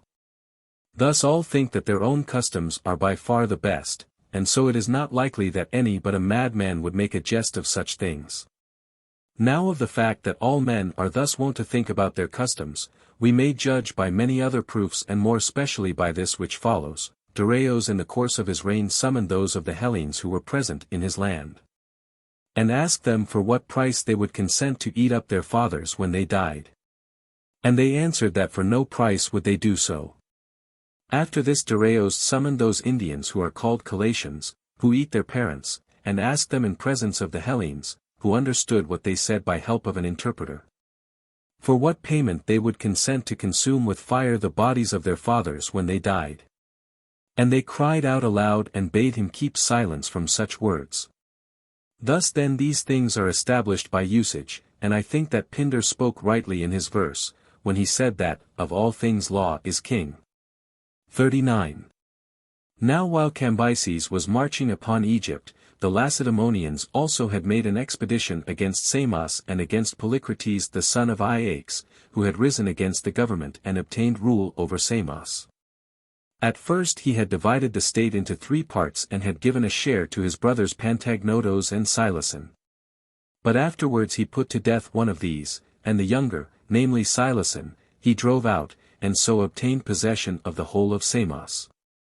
Then, being in possession, he made a guest friendship with Amasis the king of Egypt, sending him gifts and receiving gifts in return from him. After this straightway within a short period of time the power of Polycrates increased rapidly, and there was much fame of it not only in Ionia, but also over the rest of Hellas, for to whatever part he directed his forces, everything went fortunately for him, and he had got for himself 150 oared galleys and 1,000 archers, and he plundered from all, making no distinction of any. For it was his wont to say that he would win more gratitude from his friend by giving back to him that which he had taken, than by not taking at all. So he had conquered many of the islands and also many cities of the continent, and besides other things he gained the victory in a sea fight over the Lesbians, as they were coming to help the Milesians with their forces. And conquered them. These men dug the whole trench round the wall of the city of Samos working in chains. 40. Now Amasis, as may be supposed, did not fail to perceive that Polycrates was very greatly fortunate, and it was to him an object of concern. And as much more good fortune yet continued to come to Polycrates, he wrote upon a paper these words and sent them to Samos. Amasis to Polycrates thus saith, It is a pleasant thing indeed to hear that one who is a friend and guest is faring well. Yet to me thy great good fortune is not pleasing, since I know that the divinity is jealous.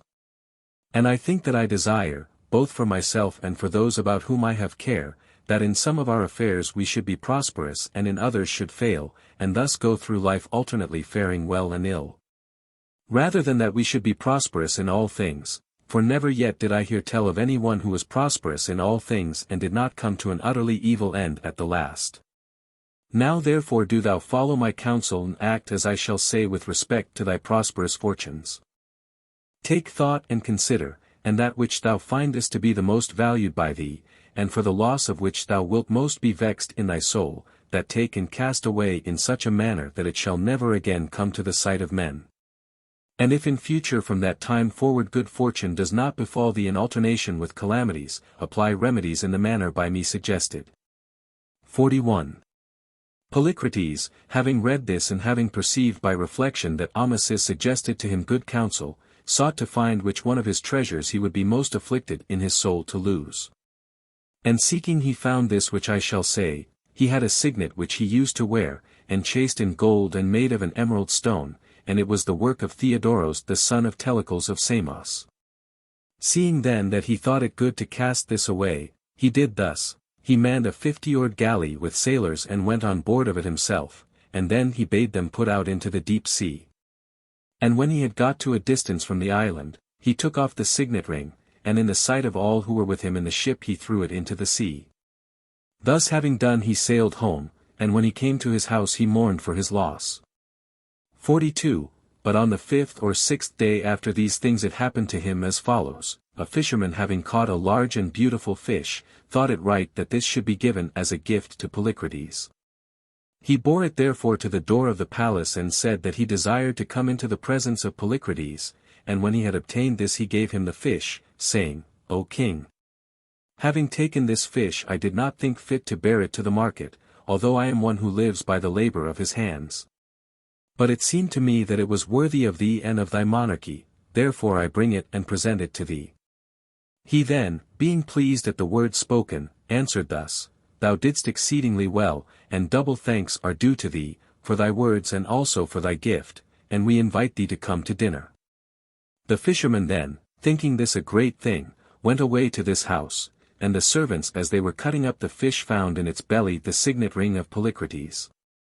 Then as soon as they had seen it and taken it up, they bore it rejoicing to Polycrates, and giving him the signet ring they told him in what manner it had been found, and he perceiving that the matter was of God, wrote upon paper all that he had done and all that had happened to him, and having written he dispatched it to Egypt. 43. Then Amasis, when he had read the paper which had come from Polycrates, perceived that it was impossible for man to rescue man from the event which was to come to pass, and that Polycrates was destined not to have a good end, being prosperous in all things, seeing that he found again even that which he cast away. Therefore he sent an envoy to him in Samos and said that he broke off the guest friendship, and this he did lest when a fearful and great mishap befell Polycrates, he might himself be grieved in his soul as for a man who was his guest. 44. It was this Polycrates then, prosperous in all things, against whom the Lacedaemonians were making an expedition, being invited by those Samians who afterwards settled at Kydonia in Crete, to come to their assistance. Now Polycrates had sent an envoy to Cambyses the son of Cyrus without the knowledge of the Samians, as he was gathering an army to go against Egypt, and had asked him to send to him in Samos and to ask for an armed force. So Cambyses hearing this very readily sent to Samos to ask Polycrates to send a naval force with him against Egypt, and Polycrates selected of the citizens those whom he most suspected of desiring to rise against him and sent them away in 40 triremes, charging Cambyses not to send them back. 45. Now some say that those of the Samians who were sent away by Polycrates never reached Egypt, but when they arrived on their voyage at Carpathos, they considered with themselves, and resolved not to sail on any further. Others say that they reached Egypt and being kept under guard there, they made their escape from thence. Then, as they were sailing into Samos, Polycrates encountered them with ships and engaged battle with them, and those who were returning home had the better and landed in the island. But having fought a land battle in the island, they were worsted, and so sailed to Lacedaemon. Some however say that those from Egypt defeated Polycrates in the battle. But this in my opinion is not correct, for there would have been no need for them to invite the assistance of the Lacedaemonians if they had been able by themselves to bring Polycrates to terms. Moreover, it is not reasonable either, seeing that he had foreign mercenaries and native archers very many in number, to suppose that he was worsted by the returning Samians, who were but few. Then Polycrates gathered together the children and wives of his subjects and confined them in the ship sheds, keeping them ready so that, if it should prove that his subjects deserted to the side of the returning exiles, he might burn them with the sheds. 46. When those of the Samians who had been driven out by Polycrates reached Sparta, they were introduced before the magistrates and spoke at length, being urgent in their request. The magistrates however at the first introduction replied that they had forgotten the things which had been spoken at the beginning, and did not understand those which were spoken at the end. After this they were introduced a second time, and bringing with them a bag they said nothing else but this, namely that the bag was in want of meal, to which the others replied that they had overdone it with the bag. However, they resolved to help them. 47. Then the Lacedaemonians prepared a force and made expedition to Samos, in repayment of former services, as the Samians say, because the Samians had first helped them with ships against the Messenians. But the Lacedaemonians say that they made the expedition not so much from desire to help the Samians at their request, as to take vengeance on their own behalf for the robbery of the mixing bowl which they had been bearing as a gift to Croesus, and of the corslet which Amasis the king of Egypt had sent as a gift to them. For the Samians had carried off the corslet also in the year before they took the bowl, and it was of linen with many figures woven into it and embroidered with gold and with cotton. And each thread of this corslet is worthy of admiration, for that being itself fine it has in it 360 fibers, all plain to view. Such another as this moreover is that which Amasis dedicated as an offering to Athene at Lindos. 48. The Corinthians also took part with zeal in this expedition against Samos, that it might be carried out. For there had been an offense perpetrated against them also by the Samians a generation before the time of this expedition and about the same time as the robbery of the bull. Periander the son of Kypselos had dispatched 300 sons of the chief men of Corcyra to Aliats at Sardis to be made eunuchs. And when the Corinthians who were conducting the boys had put into Samos, the Samians, being informed of the story and for what purpose they were being conducted to Sardis, first instructed the boys to lay hold of the temple of Artemis. And then they refused to permit the Corinthians to drag the suppliants away from the temple, and as the Corinthians cut the boys off from supplies of food, the Samians made a festival, which they celebrate even to the present time in the same manner, for when night came on, as long as the boys were suppliants they arranged dances of maidens and youths. And in arranging the dances they made it a rule of the festival that sweet cakes of sesame and honey should be carried, in order that the Corcyrian boys might snatch them and so have support. And this went on so long that at last the Corinthians who had charge of the boys departed and went away, and as for the boys, the Samians carried them back to Corcyra. 49. Now, if after the death of Periander the Corinthians had been on friendly terms with the Corcyraeans, they would not have joined in the expedition against Samos for the cause which has been mentioned.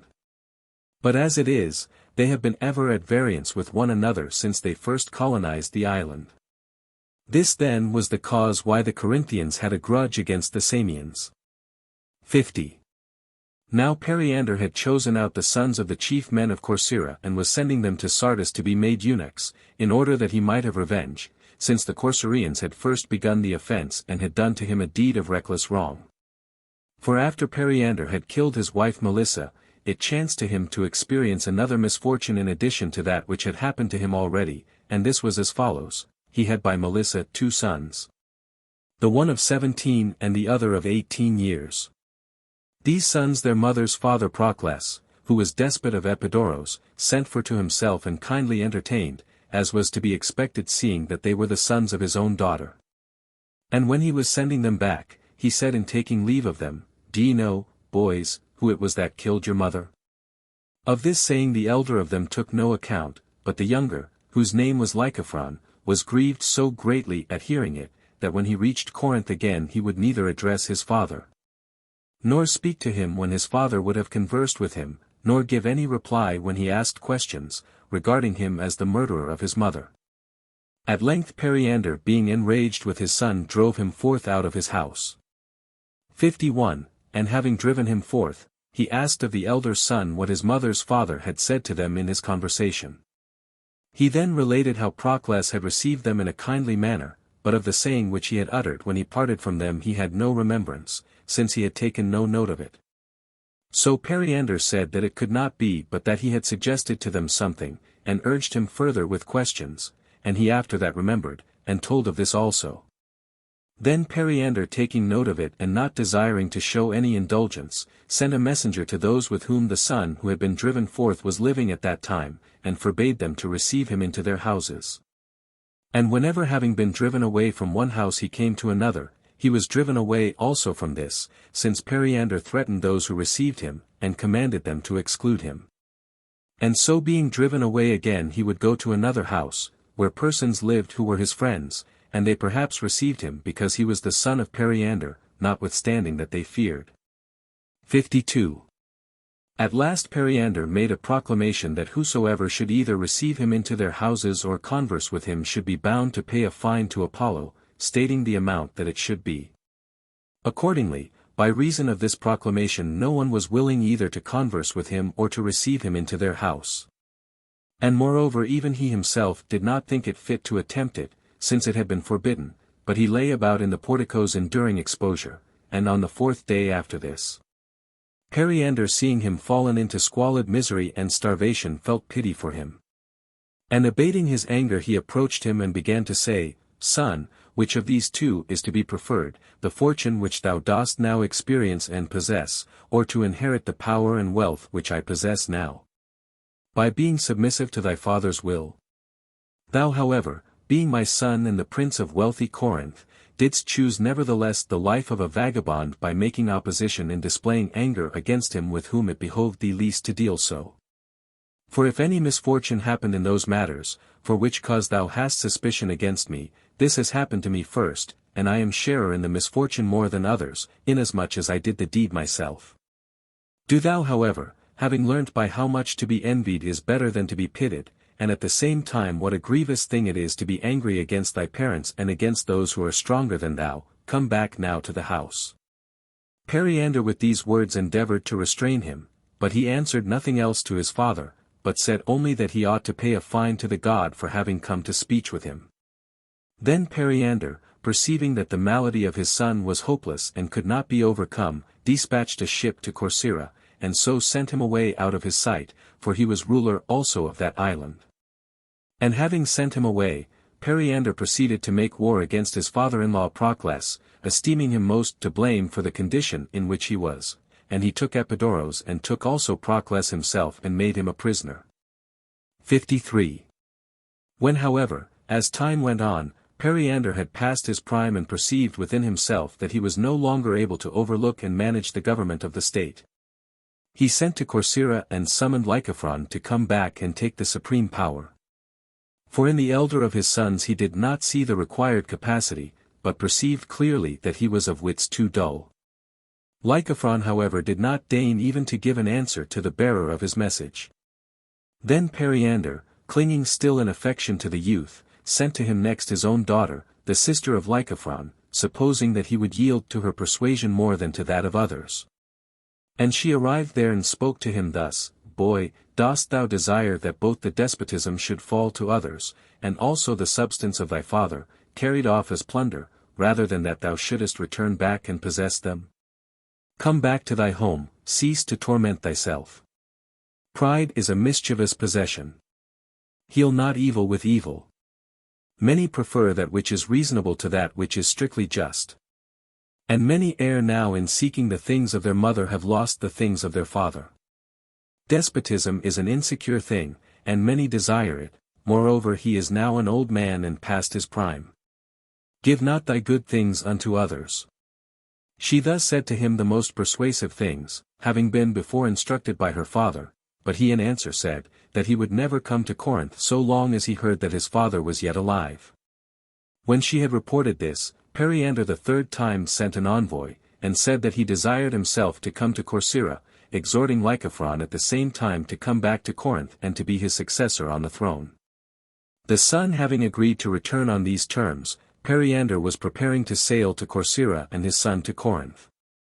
But the Corcyraeans, having learnt all that had taken place, put the young man to death, in order that Periander might not come to their land. For this cause it was that Periander took vengeance on those of Corcyra. 54. The Lacedaemonians then had come with a great armament and were besieging Samos.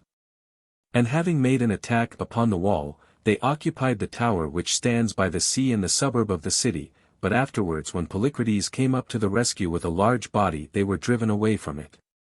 Meanwhile by the upper tower which is upon the ridge of the mountain there had come out to the fight the foreign mercenaries and many of the Samians themselves. And these stood their ground against the Lacedaemonians for a short while and then began to fly backwards. And the Lacedaemonians followed and were slaying them. 55. Now if the Lacedaemonians there present had all been equal on that day to Archias and Lycopas, Samos would have been captured. For Archias and Lycopas alone rushed within the wall together with the flying Samians, and being shut off from retreat were slain within the city of the Samians. I myself moreover had converse in Pitane, for to that demi he belonged, with the third in descent from this Archias, another Archias the son of Samius the son of Archias, who honored the Samians of all strangers most. And not only so, but he said that his own father had been called Samius because his father Archias had died by a glorious death in Samos, and he said that he honored Samians because his grandfather had been granted a public funeral by the Samians. 56. The Lacedaemonians then, when they had been besieging Samos for 40 days and their affairs made no progress, set forth to return to Peloponnesus. But according to the less credible account which has been put abroad of these matters Polycrates struck in lead a quantity of a certain native coin, and having gilded the coins over, gave them to the Lacedaemonians. And they received them and upon that set forth to depart. This was the first expedition which the Lacedaemonians, being Dorians, made into Asia. 57. Those of the Samians who had made the expedition against Polycrates themselves also sailed away, when the Lacedaemonians were about to desert them, and came to Sipnos, for they were in want of money. And the people of Sipnos were then at their greatest height of prosperity and possessed wealth more than all the other islanders, since they had in their island mines of gold and silver. So that there is a treasury dedicated at Delphi with the tithe of the money which came in from these mines. And furnished in a manner equal to the wealthiest of these treasuries, and the people used to divide among themselves the money which came in from the mines every year. So when they were establishing the treasury, they consulted the oracle as to whether their present prosperity was capable of remaining with them for a long time. And the Pythian prophetess gave them this reply.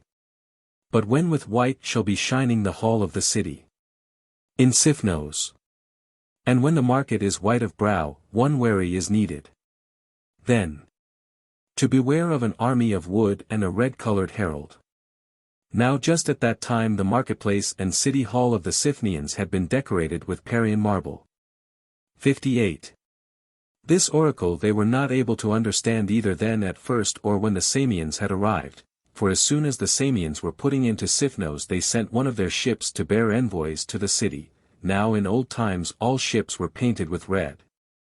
And this was that which the Pythian prophetess was declaring beforehand to the Siphnians, bidding them guard against the army of wood and the red-colored herald. The messengers accordingly came and asked the Siphnians to lend them 10 talents. And as they refused to lend to them, the Samians began to lay waste their lands, so when they were informed of it, forthwith the Siphnians came to the rescue, and having engaged battle with them were defeated. And many of them were cut off by the Samians and shut out of the city. And the Samians after this imposed upon them a payment of 100 talents. 59. Then from the men of Hermion they received by payment of money the island of Hydria, which is near the coast of Peloponnese, and they gave it in charge to the Troezenians, but they themselves settled at Kydonia which is in Crete. Not sailing thither for that purpose but in order to drive the Zacinthians out of the island. Here they remained and were prosperous for 5 years, so much so that they were the builders of the temples which are now existing in Kydonia, and also of the house of Dictynna. In the 6th year however the Aeginetans together with the Cretans conquered them in a sea fight and brought them to slavery. And they cut off the prows of their ships, which were shaped like boars, and dedicated them in the temple of Athene in Aegina. This the Aeginetans did because they had a grudge against the Samians. For the Samians had first made expedition against Aegina, when Amphicrates was king in Samos, and had done much hurt to the Aeginetans and suffered much hurt also from them. Such was the cause of this event. 60. And about the Samians I have spoken at greater length, because they have 3 works which are greater than any others that have been made by Hellenes. First a passage beginning from below and open at both ends, dug through a mountain not less than 150 fathoms in height. The length of the passage is 7 furlongs and the height and breadth each 8 feet, and throughout the whole of it another passage has been dug 20 cubits in depth and 3 feet in breadth, through which the water is conducted and comes by the pipes to the city, brought from an abundant spring, and the designer of this work was a Megarian, Eupolinos the son of Nostrophus. This is one of the 3, and the second is a mole in the sea about the harbor, going down to a depth of as much as 20 fathoms, and the length of the mole is more than 2 furlongs. The third work which they have executed is a temple larger than all the other temples of which we know. Of this the first designer was Roikos the son of Philes, a native of Samos. For this reason I have spoken at greater length of the Samians. 61. Now while Cambyses the son of Cyrus was spending a long time in Egypt and had gone out of his right mind, there rose up against him 2 brothers, Magians, of whom the one had been left behind by Cambyses as caretaker of his household. This man, I say, rose up against him perceiving that the occurrence of the death of Smyrtis was being kept secret, and that there were but few of the Persians who were aware of it, while the greater number believed without doubt that he was still alive. Therefore he endeavored to obtain the kingdom, and he formed his plan as follows. He had a brother, that one who, as I said, rose up with him against Cambyses, and this man in form very closely resembled Smyrtis the son of Cyrus, whom Cambyses had slain, being his own brother. He was like Smyrtis, I say, in form, and not only so but he had the same name, Smyrtis. Having persuaded this man that he would manage everything for him, the Magian Patizithes brought him and seated him upon the royal throne, and having so done he sent heralds about to the various provinces, and among others one to the army in Egypt, to proclaim to them that they must obey Smyrtis the son of Cyrus for the future instead of Cambyses. 62. So then the other heralds made this proclamation, and also the one who was appointed to go to Egypt, finding Cambyses and his army at Ecbatana in Syria, stood in the midst and began to proclaim that which had been commanded to him by the Magian. Hearing this from the herald, and supposing that the herald was speaking the truth and that he had himself been betrayed by Prexaspes, that is to say, that when Prexaspes was sent to kill Smyrtis he had not done so, Cambyses looked upon Prexaspes and said, Prexaspes, was it thus that thou didst perform for me the thing which I gave over to thee to do? And he said, Master, the saying is not true that Smyrtis thy brother has risen up against thee, nor that thou wilt have any contention arising from him, either great or small, for I myself, having done that which thou didst command me to do, buried him with my own hands. If therefore the dead have risen again to life, then thou mayest expect that Astyages also the Mede will rise up against thee, but if it is as it was beforetime, there is no fear now that any trouble shall spring up for you, at least from him. Now therefore I think it well that some should pursue after the herald and examine him, asking from whom he has come to proclaim to us that we are to obey Smerdis as king. 63. When Prexaspes had thus spoken, Cambyses was pleased with the advice, and accordingly the herald was pursued forthwith and returned. Then when he had come back, Prexaspes asked him as follows, Man, thou sayest that thou art come as a messenger from Smerdis the son of Cyrus, now therefore speak the truth and go away in peace. I ask thee whether Smerdis himself appeared before thine eyes and charged thee to say this, or some one of those who serve him. He said, Smerdis the son of Cyrus I have never yet seen, since the day that King Cambyses marched to Egypt, but the Magian whom Cambyses appointed to be guardian of his household, he, I say, gave me this charge, saying that Smerdis the son of Cyrus was he who laid the command upon me to speak these things to you. Thus he spoke to them, adding no falsehoods to the first, and Cambyses said, Prexaspes, thou hast done that which was commanded thee like an honest man, and hast escaped censure. But who of the Persians may this be who has risen up against me and usurped the name of Smerdis? He said, I seem to myself, O king, to have understanding of this which has come to pass. The Magians have risen against thee, Patizithes namely, whom thou didst leave as caretaker of thy household, and his brother Smerdis. 64. Then Cambyses, when he heard the name of Smerdis, perceived at once the true meaning of this report and of the dream. For he thought in his sleep that some one had reported to him that Smerdis was sitting upon the royal throne and had touched the heaven with his head, and perceiving that he had slain his brother without need, he began to lament for Smerdis. And having lamented for him and sorrowed greatly for the whole mishap, he was leaping upon his horse, meaning as quickly as possible to march his army to Susa against the Magian. And as he leapt upon his horse, the cap of his sword sheath fell off, and the sword being left bare struck his thigh. Having been wounded then in the same part where he had formerly struck Apis the god of the Egyptians, and believing that he had been struck with a mortal blow, Cambyses asked what was the name of that town, and they said, Ecbatana. Now even before this he had been informed by the oracle at the city of Buto that in Ecbatana he should bring his life to an end, and he supposed that he should die of old age in Ecbatana in Media, where was his chief seat of power.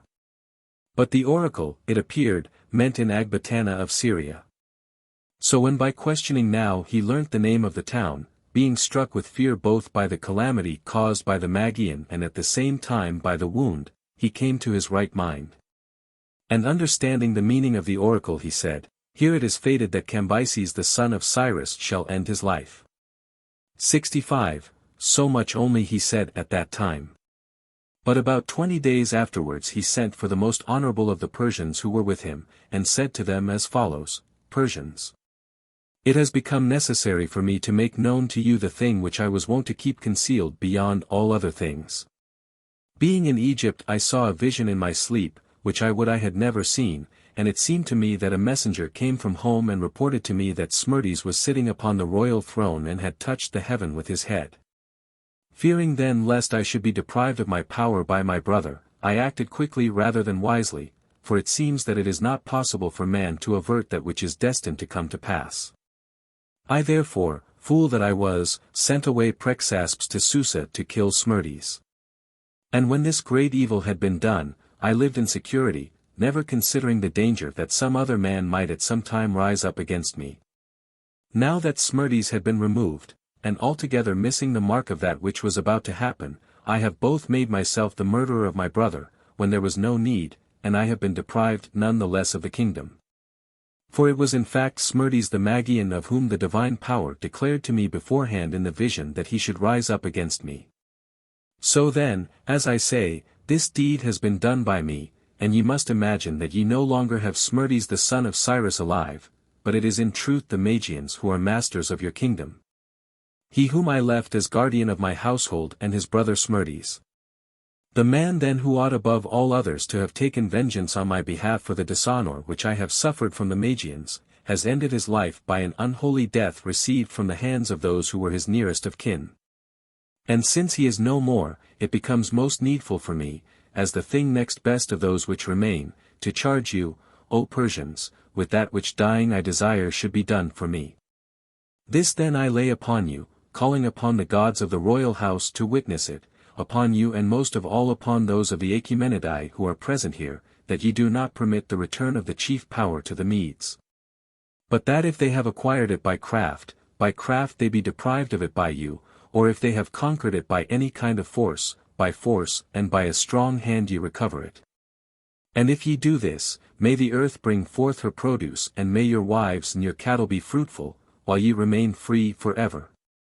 But if ye do not recover the power nor attempt to recover it, I pray that curses the contrary of these blessings may come upon you, and moreover that each man of the Persians may have an end to his life like that which has come upon me. Then as soon as he had finished speaking these things, Cambyses began to bewail and make lamentation for all his fortunes. 66. And the Persians, when they saw that the king had begun to bewail himself, both rent the garments which they wore and made lamentation without stint.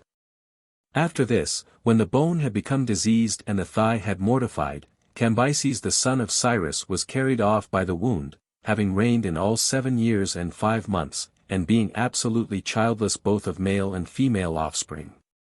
The Persians meanwhile who were present there were very little disposed to believe that the power was in the hands of the Magians, on the contrary. They were surely convinced that Cambyses had said that which he said about the death of Smerdis to deceive them, in order that all the Persians might be moved to war against him. These then were surely convinced that Smerdis the son of Cyrus was established to be king. For Prexaspes also very strongly denied that he had slain Smerdis, since it was not safe, now that Cambyses was dead, for him to say that he had destroyed with his own hand the son of Cyrus. 67. Thus when Cambyses had brought his life to an end, the Magian became king without disturbance, usurping the place of his namesake Smerdis the son of Cyrus. And he reigned during the 7 months which were wanting yet to Cambyses for the completion of the 8 years, and during them he performed acts of great benefit to all his subjects. So that after his death all those in Asia except the Persians themselves mourned for his loss, for the Magian sent messengers abroad to every nation over which he ruled, and proclaimed freedom from military service and from tribute for 3 years. 68. This proclamation, I say, he made at once when he established himself upon the throne, but in the 8th month it was discovered who he was in the following manner: there was one Otanes the son of Pharnaspes, in birth and in wealth not inferior to any of the Persians. This Otanes was the first who had had suspicion of the Magian, that he was not Smerdis the son of Cyrus but the person that he really was, drawing his inference from these facts, namely that he never went abroad out of the fortress, and that he did not summon into his presence any of the honorable men among the Persians, and having formed a suspicion of him, he proceeded to do as follows: Cambyses had taken to wife his daughter, whose name was Phadime. And this same daughter the Magian at that time was keeping as his wife and living with her as with all the rest also of the wives of Cambyses. Otanes therefore sent a message to this daughter and asked her who the man was by whose side she slept, whether Smerdis the son of Cyrus or some other. She sent back word to him saying that she did not know, for she had never seen Smerdis the son of Cyrus, nor did she know otherwise who he was who lived with her. Otanes then sent a second time and said, If thou dost not thyself know Smerdis the son of Cyrus, then do thou ask of Atossa who this man is, with whom both she and thou live as wives, for assuredly it must be that she knows her own brother. 69. To this the daughter sent back word, I am not able either to come to speech with Atossa or to see any other of the women who live here with me.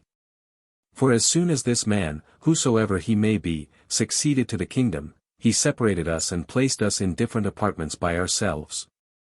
When Otanes heard this, the matter became more and more clear to him, and he sent another message in to her, which said, Daughter, it is right for thee, nobly born as thou art, to undertake any risk which thy father bids thee take upon thee, for if in truth this is not Smerdis the son of Cyrus but the man whom I suppose, He ought not to escape with impunity either for taking thee to his bed or for holding the dominion of Persians, but he must pay the penalty. Now therefore do as I say. When he sleeps by thee and thou perceivest that he is sound asleep, feel his ears. And if it prove that he has ears, then believe that thou art living with Smerdis the son of Cyrus, but if not, believe that it is with the Magian Smerdis. To this Phaedime sent an answer saying that, if she should do so, she would run a great risk. For supposing that he should chance not to have his ears, and she were detected feeling for them, she was well assured that he would put her to death, but nevertheless she would do this. So she undertook to do this for her father, but as for this Magian Smerdis, he had had his ears cut off by Cyrus the son of Cambyses when he was king, for some grave offense.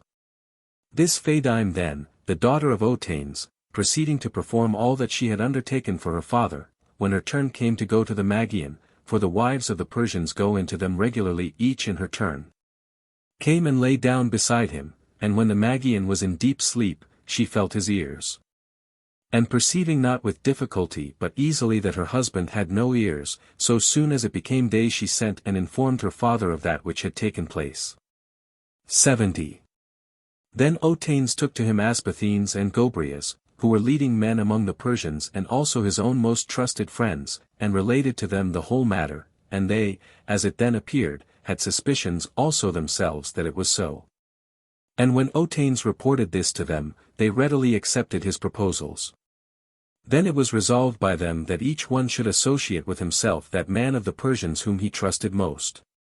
So Otanes brought in Entaphrines, Gobryas brought in Megabyzos, and Aspathenes brought in Hydarnes.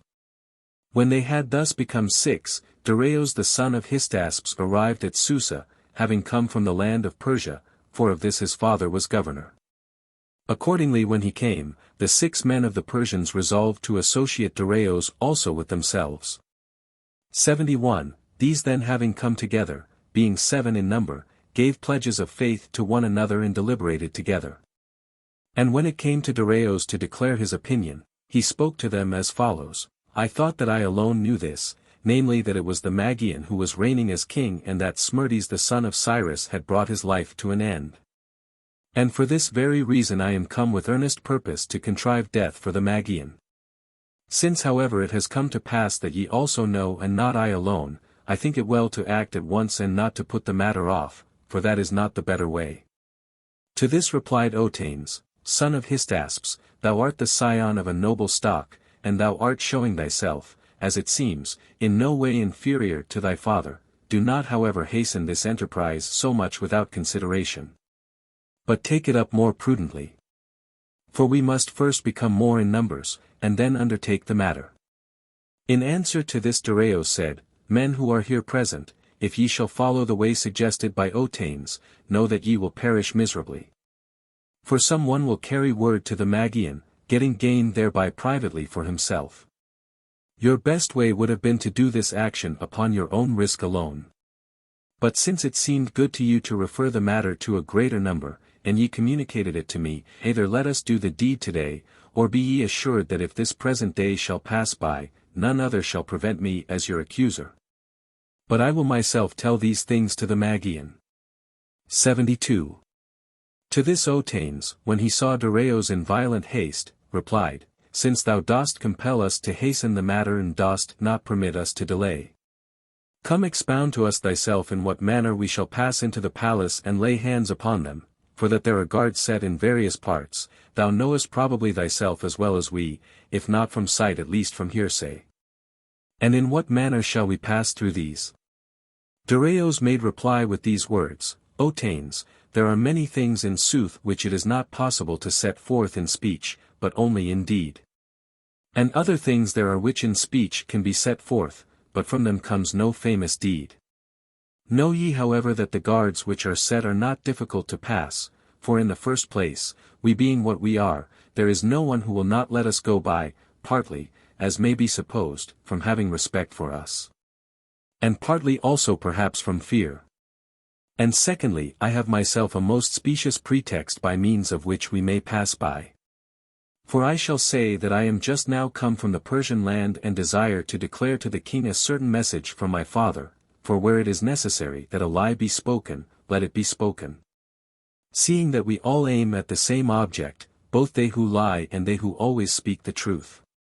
Those lie whenever they are likely to gain anything by persuading with their lies, and these tell the truth in order that they may draw to themselves gain by the truth, and that things may be entrusted to them more readily. Thus, while practicing different ways, we aim all at the same thing. If however they were not likely to make any gain by it, the truth-teller would lie and the liar would speak the truth, with indifference. Whosoever then of the doorkeepers shall let us pass by of his own free will, for him it shall be the better afterwards. But whosoever shall endeavor to oppose our passage, let him then and there be marked as our enemy, and after that let us push in and set about our work. 73. Then said Gobryas, Friends, at what time will there be a fairer opportunity for us either to recover our rule, or, if we are not able to get it again, to die?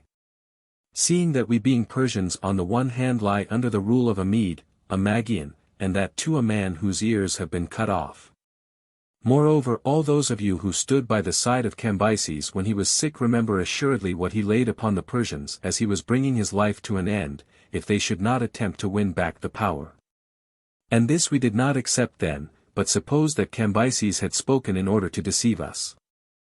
Now therefore I give my vote that we follow the opinion of Dareios, and that we do not depart from this assembly to go anywhither else but straight to attack the Magian.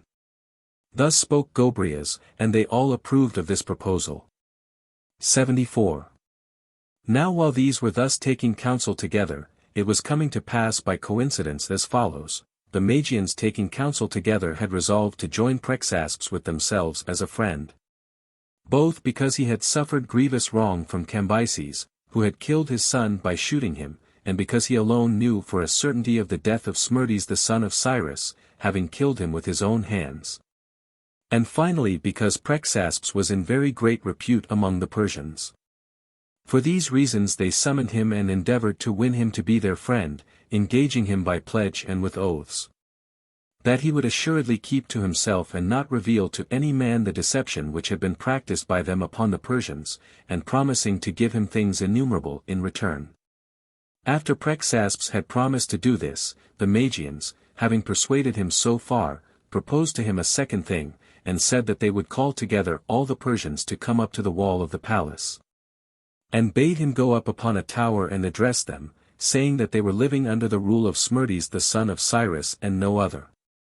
This they so enjoined because they supposed that he had the greatest credit among the Persians, and because he had frequently declared the opinion that Smerdis the son of Cyrus was still alive, and had denied that he had slain him.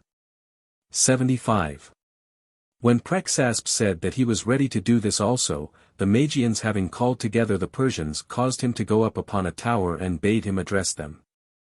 Then he chose to forget those things which they asked of him, and beginning with Achaemenes he traced the descent of Cyrus on the father's side, and then, when he came down to Cyrus, he related at last what great benefits he had conferred upon the Persians. And having gone through this recital he proceeded to declare the truth, saying that formerly he kept it secret, since it was not safe for him to tell of that which had been done, but at the present time he was compelled to make it known. He proceeded to say how he had himself slain Smerdis the son of Cyrus, being compelled by Cambyses, and that it was the Magians who were now ruling. Then he made imprecation of many evils on the Persians, if they did not win back again the power and take vengeance upon the Magians, and upon that he let himself fall down from the tower head foremost. Thus Prexaspes ended his life, having been throughout his time a man of repute. 76. Now the 7 of the Persians, when they had resolved forthwith to lay hands upon the Magians and not to delay, made prayer to the gods and went. Knowing nothing of that which had been done with regard to Prexaspes, and as they were going and were in the middle of their course, they heard that which had happened about Prexaspes. Upon that they retired out of the way and again considered with themselves, Otanes and his supporters strongly urging that they should delay and not set to the work when things were thus disturbed. While Dareios and those of his party urged that they should go forthwith and do that which had been resolved, and not delay. Then while they were contending, there appeared 7 pairs of hawks pursuing 2 pairs of vultures, plucking out their feathers and tearing them. Seeing this, the seven all approved the opinion of Darius, and thereupon they went to the king's palace, encouraged by the sight of the birds. 77. When they appeared at the gates, it happened nearly as Darius supposed, for the guards, having respect for men who were chief among the Persians, and not suspecting that anything would be done by them of the kind proposed, allowed them to pass in under the guiding of heaven, and none asked them any question. Then when they had passed into the court, they met the eunuchs who bore in the messages to the king. And these inquired of them for what purpose they had come, and at the same time they threatened with punishment the keepers of the gates for having let them pass in, and tried to stop the seven when they attempted to go forward. Then they gave the word to one another, and drawing their daggers stabbed these men there upon the spot, who tried to stop them, and themselves went running on towards the chamber of the men. 78. Now the Magians happened both of them to be there within, consulting about that which had been done by Prexaspes. So when they saw that the eunuchs had been attacked and were crying aloud, they ran back both of them, and perceiving that which was being done they turned to self-defense, and one of them got down his bow and arrows before he was attacked, while the other had recourse to his spear. Then they engaged in combat with one another. And that one of them who had taken up his bow and arrows found them of no use, since his enemies were close at hand and pressed hard upon him, but the other defended himself with his spear, and first he struck Aspathanes in the thigh, and then Entaphrines in the eye. And Entaphrines lost his eye by reason of the wound, but his life he did not lose. These then were wounded by one of the Magians, but the other, when his bow and arrows proved useless to him, fled into a bedchamber which opened into the chamber of the men, intending to close the door. And with him there rushed in two of the seven, Darius and Gobryas. And when Gobryas was locked together in combat with the Magian, Darius stood by and was at a loss what to do, because it was dark, and he was afraid lest he should strike Gobryas. Then seeing him standing by idle, Gobryas asked why he did not use his hands, and he said, Because I am afraid lest I may strike thee, and Gobryas answered, Thrust with thy sword even though it stab through us both. So Darius was persuaded, and he thrust with his danger and happened to hit the Magian. 79. So when they had slain the Magians and cut off their heads, they left behind those of their number who were wounded, both because they were unable to go, and also in order that they might take charge of the fortress. And the 5 others taking with them the heads of the Magians ran with shouting and clashing of arms and called upon the other Persians to join them, telling them of that which had been done and showing the heads. And at the same time they proceeded to slay every one of the Magians who crossed their path. So the Persians, when they heard of that which had been brought to pass by the 7 and of the deceit of the Magians, thought good themselves also to do the same, and drawing their daggers they killed the Magians wherever they found one. So that if night had not come on and stopped them, they would not have left a single Magian alive. This day the Persians celebrate in common more than all other days, and upon it they keep a great festival which is called by the Persians the festival of the slaughter of the Magians, on which no Magian is permitted to appear abroad. But the Magians keep themselves within their houses throughout that day. 80.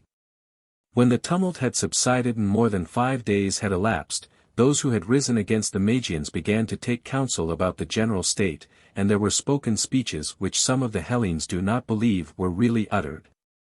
But spoken they were nevertheless. On the one hand Otanes urged that they should resign the government into the hands of the whole body of the Persians, and his words were as follows, To me it seems best that no single one of us should henceforth be ruler. For that is neither pleasant nor profitable. Ye saw the insolent temper of Cambyses, to what lengths it went, and ye have had experience also of the insolence of the Magian, and how should the rule of one alone be a well-ordered thing? Seeing that the monarch may do what he desires without rendering any account of his acts.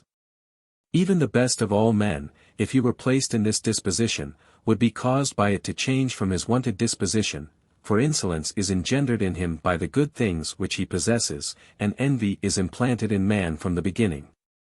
And having these 2 things, he has all vice, for he does many deeds of reckless wrong, partly moved by insolence proceeding from satiety, and partly by envy.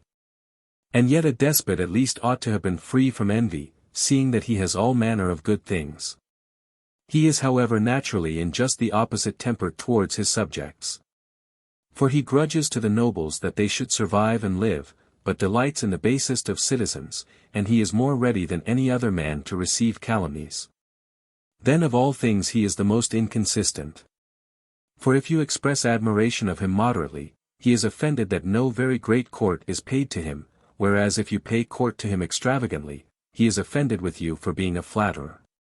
And the most important matter of all is that which I am about to say: he disturbs the customs handed down from our fathers, he is a ravisher of women, and he puts men to death without trial. On the other hand, the rule of many has first a name attaching to it which is the fairest of all names, that is to say, equality. Next, the multitude does none of those things which the monarch does. Offices of state are exercised by lot. And the magistrates are compelled to render account of their action, and finally all matters of deliberation are referred to the public assembly. I therefore give as my opinion that we let monarchy go and increase the power of the multitude, for in the many is contained everything. 81. This was the opinion expressed by Otanes. But Megabyzos urged that they should entrust matters to the rule of a few, saying these words: that which Otanes said in opposition to a tyranny, let it be counted as said for me also. But in that which he said urging that we should make over the power to the multitude, he has missed the best counsel, for nothing is more senseless or insolent than a worthless crowd. And for men flying from the insolence of a despot to fall into that of unrestrained popular power, is by no means to be endured, for he, if he does anything, does it knowing what he does, but the people cannot even know. For how can that know which has neither been taught anything noble by others nor perceived anything of itself, but pushes on matters with violent impulse and without understanding, like a torrent stream? Rule of the people then let them adopt who are foes to the Persians, but let us choose a company of the best men, and to them attach the chief power. For in the number of these we shall ourselves also be, and it is likely that the resolutions taken by the best men will be the best. 82. This was the opinion expressed by Megabyzos. And thirdly, Dareios proceeded to declare his opinion, saying, to me it seems that in those things which Megabyzos said with regard to the multitude he spoke rightly, but in those which he said with regard to the rule of a few, not rightly, for whereas there are three things set before us, and each is supposed to be the best in its own kind, that is to say a good popular government, and the rule of a few, and thirdly the rule of one. I say that this last is by far superior to the others. For nothing better can be found than the rule of an individual man of the best kind, seeing that using the best judgment he would be guardian of the multitude without reproach, and resolutions directed against enemies would so best be kept secret. In an oligarchy however it happens often that many, while practicing virtue with regard to the commonwealth, have strong private enmities arising among themselves. For as each man desires to be himself the leader and to prevail in councils, they come to great enmities with one another, whence arise factions among them, and out of the factions comes murder, and from murder results the rule of one man. And thus it is shown in this instance by how much that is the best. Again, when the people rules, it is impossible that corruption should not arise, and when corruption arises in the commonwealth, there arise among the corrupt men not enmities but strong ties of friendship, for they who are acting corruptly to the injury of the commonwealth put their heads together secretly to do so. And this continues so until at last someone takes the leadership of the people and stops the course of such men. By reason of this the man of whom I speak is admired by the people, and being so admired he suddenly appears as monarch. Thus he too furnishes herein an example to prove that the rule of one is the best thing. Finally, to sum up all in a single word, whence arose the liberty which we possess, and who gave it to us? Was it a gift of the people or of an oligarchy or of a monarch? I therefore am of opinion that we, having been set free by one man, should preserve that form of rule, and in other respects also that we should not annul the customs of our fathers which are ordered well, for that is not the better way. 83. These three opinions then had been proposed, and the other 4 men of the 7 gave their assent to the last. So when Otanes, who was desirous to give equality to the Persians, found his opinion defeated, he spoke to those assembled thus: Partisans, it is clear that some one of us must become king, selected either by casting lots, or by entrusting the decision to the multitude of the Persians and taking him whom it shall choose, or by some other means. I therefore shall not be a competitor with you, for I do not desire either to rule or to be ruled. And on this condition I withdraw from my claim to rule, namely that I shall not be ruled by any of you, either I myself or my descendants in future time. When he had said this, the 6 made agreement with him on those terms, and he was no longer a competitor with them, but withdrew from the assembly. And at the present time this house remains free alone of all the Persian houses, and submits to rule only so far as it wills to do so itself, not transgressing the laws of the Persians. 84. The rest however of the 7 continued to deliberate how they should establish a king in the most just manner. And it was resolved by them that to Otanes and his descendants in succession, if the kingdom should come to any other of the 7, there should be given as special gifts a Median dress every year and all those presents which are esteemed among the Persians to be the most valuable, and the reason why they determined that these things should be given to him was because he first suggested to them the matter and combined them together. These were special gifts for Otanes. And this they also determined for all in common, namely that any one of the 7 who wished might pass into the royal palaces without any to bear in a message, unless the king happened to be sleeping with his wife. And that it should not be lawful for the king to marry from any other family, but only from those of the men who had made insurrection with him, and about the kingdom they determined this. Namely that the man whose horse should first neigh at sunrise in the suburb of the city when they were mounted upon their horses, he should have the kingdom. 85. Now Dareios had a clever horse-keeper, whose name was Oibers. To this man, when they had left their assembly, Dareios spoke these words, Oibers, we have resolved to do about the kingdom thus, namely that the man whose horse first neighs at sunrise, when we are mounted upon our horses he shall be king. Now therefore, if thou hast any cleverness, contrive that we may obtain this prize, and not any other man. Oibers replied thus, If, my master, it depends in truth upon this whether thou be king or no, have confidence so far as concerns this and keep a good heart, for none other shall be king before thee, such charms have I at my command. Then Dareios said, If then thou hast any such trick, it is time to devise it and not to put things off, for our trial is tomorrow. Oibers therefore hearing this did as follows. When night was coming on he took one of the mares, namely that one which the horse of Dareios preferred. And this he led into the suburb of the city and tied her up, then he brought to her the horse of Dareios, and having for some time led him round her, making him go so close by so as to touch the mare, at last he let the horse mount. 86. Now at dawn of day the 6 came to the place as they had agreed, riding upon their horses. And as they rode through by the suburb of the city, when they came near the place where the mare had been tied up on the former night, the horse of Dareios ran up to the place and neighed. And just when the horse had done this, there came lightning and thunder from a clear sky, and the happening of these things to Dareios consummated his claim, for they seemed to have come to pass by some design. And the others leapt down from their horses and did obeisance to Dareios.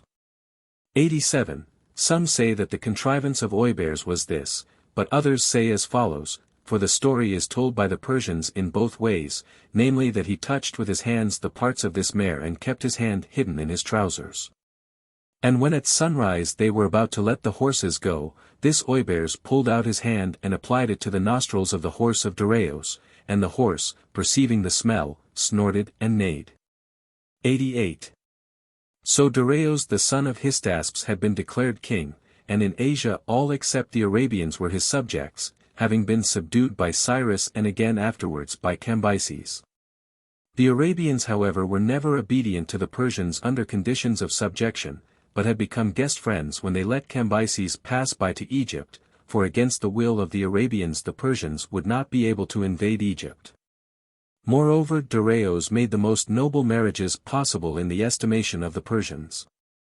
For he married 2 daughters of Cyrus, Atossa and Artistone, of whom the one, Harassa, had before been the wife of Cambyses her brother and then afterwards of the Magian, while Artistone was a virgin. And besides them he married the daughter of Smerdis the son of Cyrus, whose name was Parmes, and he also took to wife the daughter of Otanes, he who had discovered the Magian, and all things became filled with his power. And first he caused to be a carving in stone, and set it up.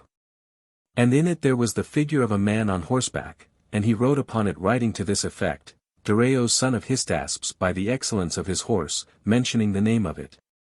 And of his horsekeeper Oibers obtained the kingdom of the Persians. 89. Having so done in Persia, he established 20 provinces, which the Persians themselves call satrapies. And having established the provinces and set over them rulers, he appointed tribute to come to him from them according to races, joining also to the chief races those who dwelt on their borders. Or passing beyond the immediate neighbors and assigning to various races those which lay more distant. He divided the provinces and the yearly payment of tribute as follows, and those of them who brought in silver were commanded to pay by the standard of the Babylonian talent, but those who brought in gold by the Euboic talent. Now the Babylonian talent is equal to 870 Euboic pounds. For in the reign of Cyrus, and again of Cambyses, nothing was fixed about tribute, but they used to bring gifts, and on account of this appointing of tribute and other things like this, the Persians say that Dareios was a shopkeeper, Cambyses a master, and Cyrus a father. The one because he dealt with all his affairs like a shopkeeper, the second because he was harsh and had little regard for any one, and the other because he was gentle and contrived for them all things good. 90. From the Ionians and the Magnesians who dwell in Asia and the Aeolians, Carians, Lycians, Millians and Pamphylians, for one single sum was appointed by him as tribute for all these, there came in 400 talents of silver. This was appointed by him to be the first division. From the Mysians and Lydians and Laconians and Cabalians and Hytenians there came in 500 talents, this is the second division. From the Hellespontians who dwell on the right as one sails in and the Phrygians and the Thracians who dwell in Asia and the Paphlagonians and Mariandanoi and Syrians the tribute was 360 talents, this is the third division. From the Cilicians, besides 360 white horses, one for every day in the year, there came also 500 talents of silver. Of these 140 talents were spent upon the horsemen which served as a guard to the Cilician land, and the remaining 360 came in year by year to Dareios, this is the fourth division. 91. From that division which begins with the city of Posidion, founded by Amphilochos the son of Amphiaraos on the borders of the Cilicians and the Syrians, and extends as far as Egypt. Not including the territory of the Arabians, for this was free from payment, the amount was 350 talents. And in this division are the whole of Phoenicia and Syria which is called Palestine and Cyprus, this is the fifth division. From Egypt and the Libyans bordering upon Egypt, and from Cyrene and Barca, for these were so ordered as to belong to the Egyptian division, there came in 700 talents, without reckoning the money produced by the lake of Moeris. That is to say from the fish. Without reckoning this, I say, or the corn which was contributed in addition by measure, there came in 700 talents. For as regards the corn, they contribute by measure 120,000 bushels for the use of those Persians who are established in the White Fortress at Memphis, and for their foreign mercenaries, this is the sixth division. The Satygidae and Gandarians and Daticans and Aparatai, being joined together, brought in 170 talents, this is the seventh division. From Susa and the rest of the land of the Kishans there came in 300, this is the eighth division. 92. From Babylon and from the rest of Assyria there came in to him 1,000 talents of silver and 500 boys for eunuchs, this is the ninth division. From Agbatana and from the rest of Media and the Paracanians and Orthocorybantians, 450 talents, this is the 10th division. The Caspians and Pozicans and Pantomathoi and Dariatai, contributing together, brought in 200 talents, this is the 11th division. From the Bactrians as far as the Agloi the tribute was 360 talents, this is the 12th division. 93. From Pactiaik and the Armenians and the people bordering upon them as far as the Euxine, 400 talents, this is the 13th division. From the Sagartians and Sarangians and Thamanaeans and Eushans and Mycans and those who dwell in the islands of the Erythraean Sea, where the king settles those who are called the removed. From all these together a tribute was produced of 600 talents, this is the 14th division. The Sakans and the Caspians brought in 250 talents, this is the 15th division. The Parthians and Chorasmians and Sogdians and Arians 300 talents, this is the 16th division. 94. The Paracanians and Ethiopians in Asia brought in 400 talents, this is the 17th division. To the Machianians and Saspirians and Alarodians was appointed a tribute of 200 talents, this is the 18th division. To the Moschoi and Tiberinians and Macronians and Masanoikoi and Mares 300 talents were ordered, this is the 19th division. Of the Indians the number is far greater than that of any other race of men of whom we know. And they brought in a tribute larger than all the rest, that is to say 360 talents of gold dust, this is the 20th division. 95. Now if we compare Babylonian with Euboic talents, the silver is found to amount to 9,880 talents. And if we reckon the gold at 13 times the value of silver, weight for weight, the gold dust is found to amount to 4,680 Euboic talents. These being all added together, the total which was collected as yearly tribute for Dareios amounts to 14,560 Euboic talents, the sums which are less than these I pass over and do not mention. 96. This was the tribute which came in to Dareios from Asia and from a small part of Libya, but as time went on, other tribute came in also from the islands and from those who dwell in Europe as far as Thessaly. This tribute the king stores up in his treasury in the following manner: he melts it down and pours it into jars of earthenware, and when he has filled the jars he takes off the earthenware jar from the metal. And when he wants money he cuts off so much as he needs on each occasion. 97. These were the provinces and the assessments of tribute, and the Persian land alone has not been mentioned by me as paying a contribution, for the Persians have their land to dwell in free from payment. The following moreover had no tribute fixed for them to pay, but brought gifts, namely the Ethiopians who border upon Egypt, whom Cambyses subdued as he marched against the long-lived Ethiopians, those who dwell about Nyssa, which is called sacred, and who celebrate the festivals in honor of Dionysus. These Ethiopians and those who dwell near them have the same kind of seed as the Calanteon Indians, and they have underground dwellings. These both together brought every other year, and continue to bring even to my own time, 2 quart measures of unmelted gold and 200 blocks of ebony and 5 Ethiopian boys and 20 large elephant tusks. The Colchians also had set themselves among those who brought gifts, and with them those who border upon them extending as far as the range of the Caucasus, for the Persian rule extends as far as these mountains. But those who dwell in the parts beyond Caucasus toward the north wind regard the Persians no longer. These, I say, continued to bring the gifts which they had fixed for themselves every 4 years even down to my own time, that is to say, 100 boys and 100 maidens. Finally, the Arabians brought 1,000 talents of frankincense every year.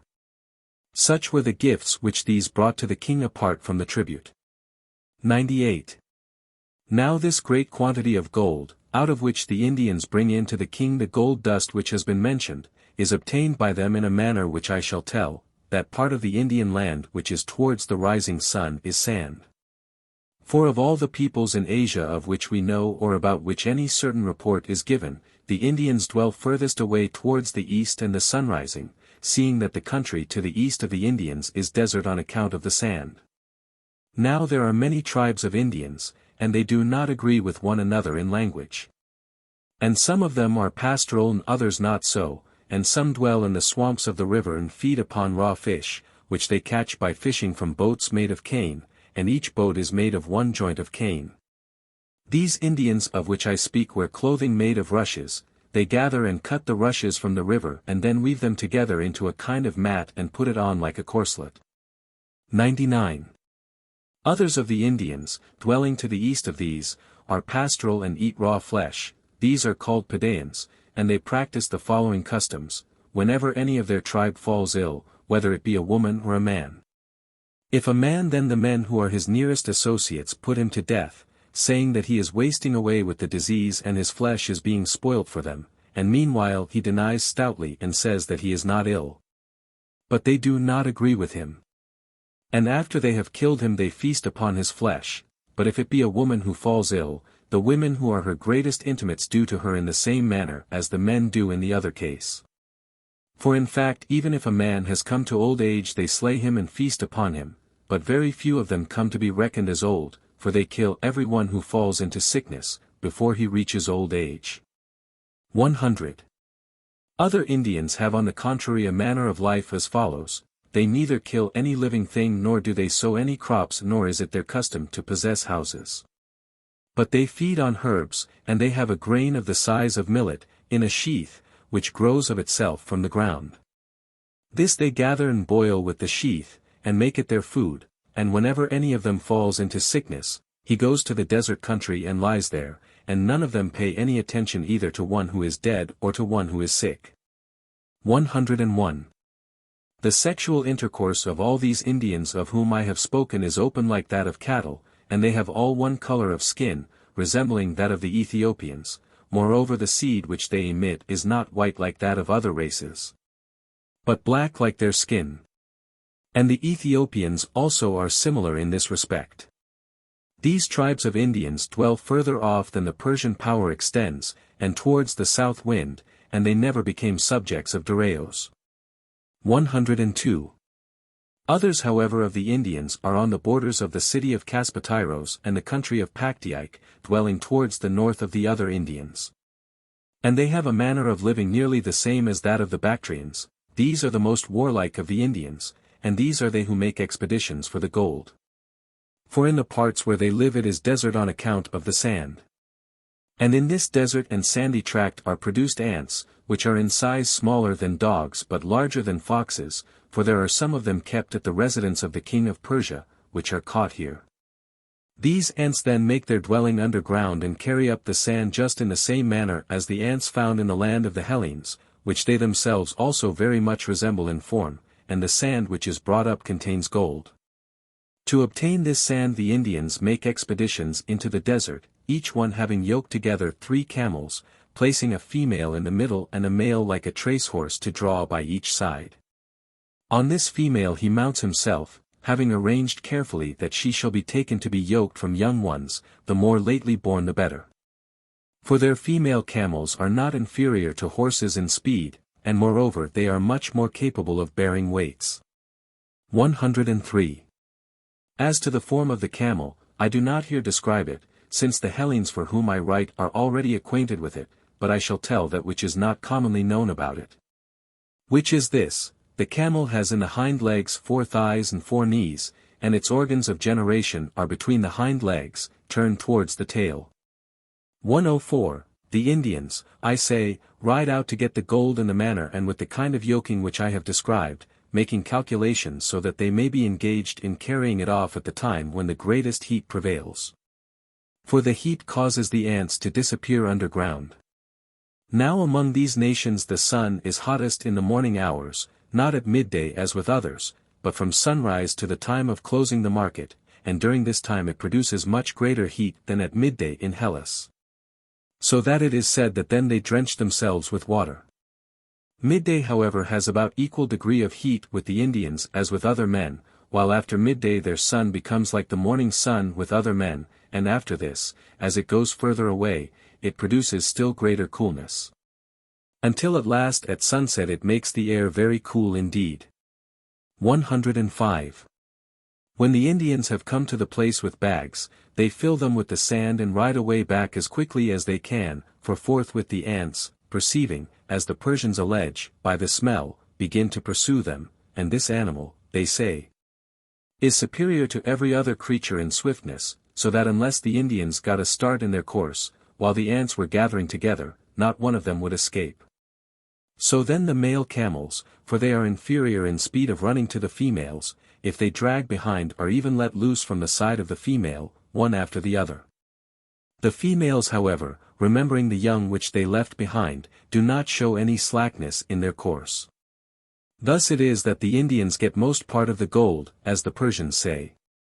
There is however other gold also in their land obtained by digging, but in smaller quantities. 106. It seems indeed that the extremities of the inhabited world had allotted to them by nature the fairest things, just as it was the lot of Hellas to have its seasons far more fairly tempered than other lands, for first, India is the most distant of inhabited lands towards the east, as I have said a little above, and in this land not only the animals, birds as well as four-footed beasts, are much larger than in other places, except the horses, which are surpassed by those of Media called Nisaean, but also there is gold in abundance there, some got by digging, some brought down by rivers, and some carried off as I explained just now, and there also the trees which grow wild produce wool which surpasses in beauty and excellence that from sheep, and the Indians were clothing obtained from these trees.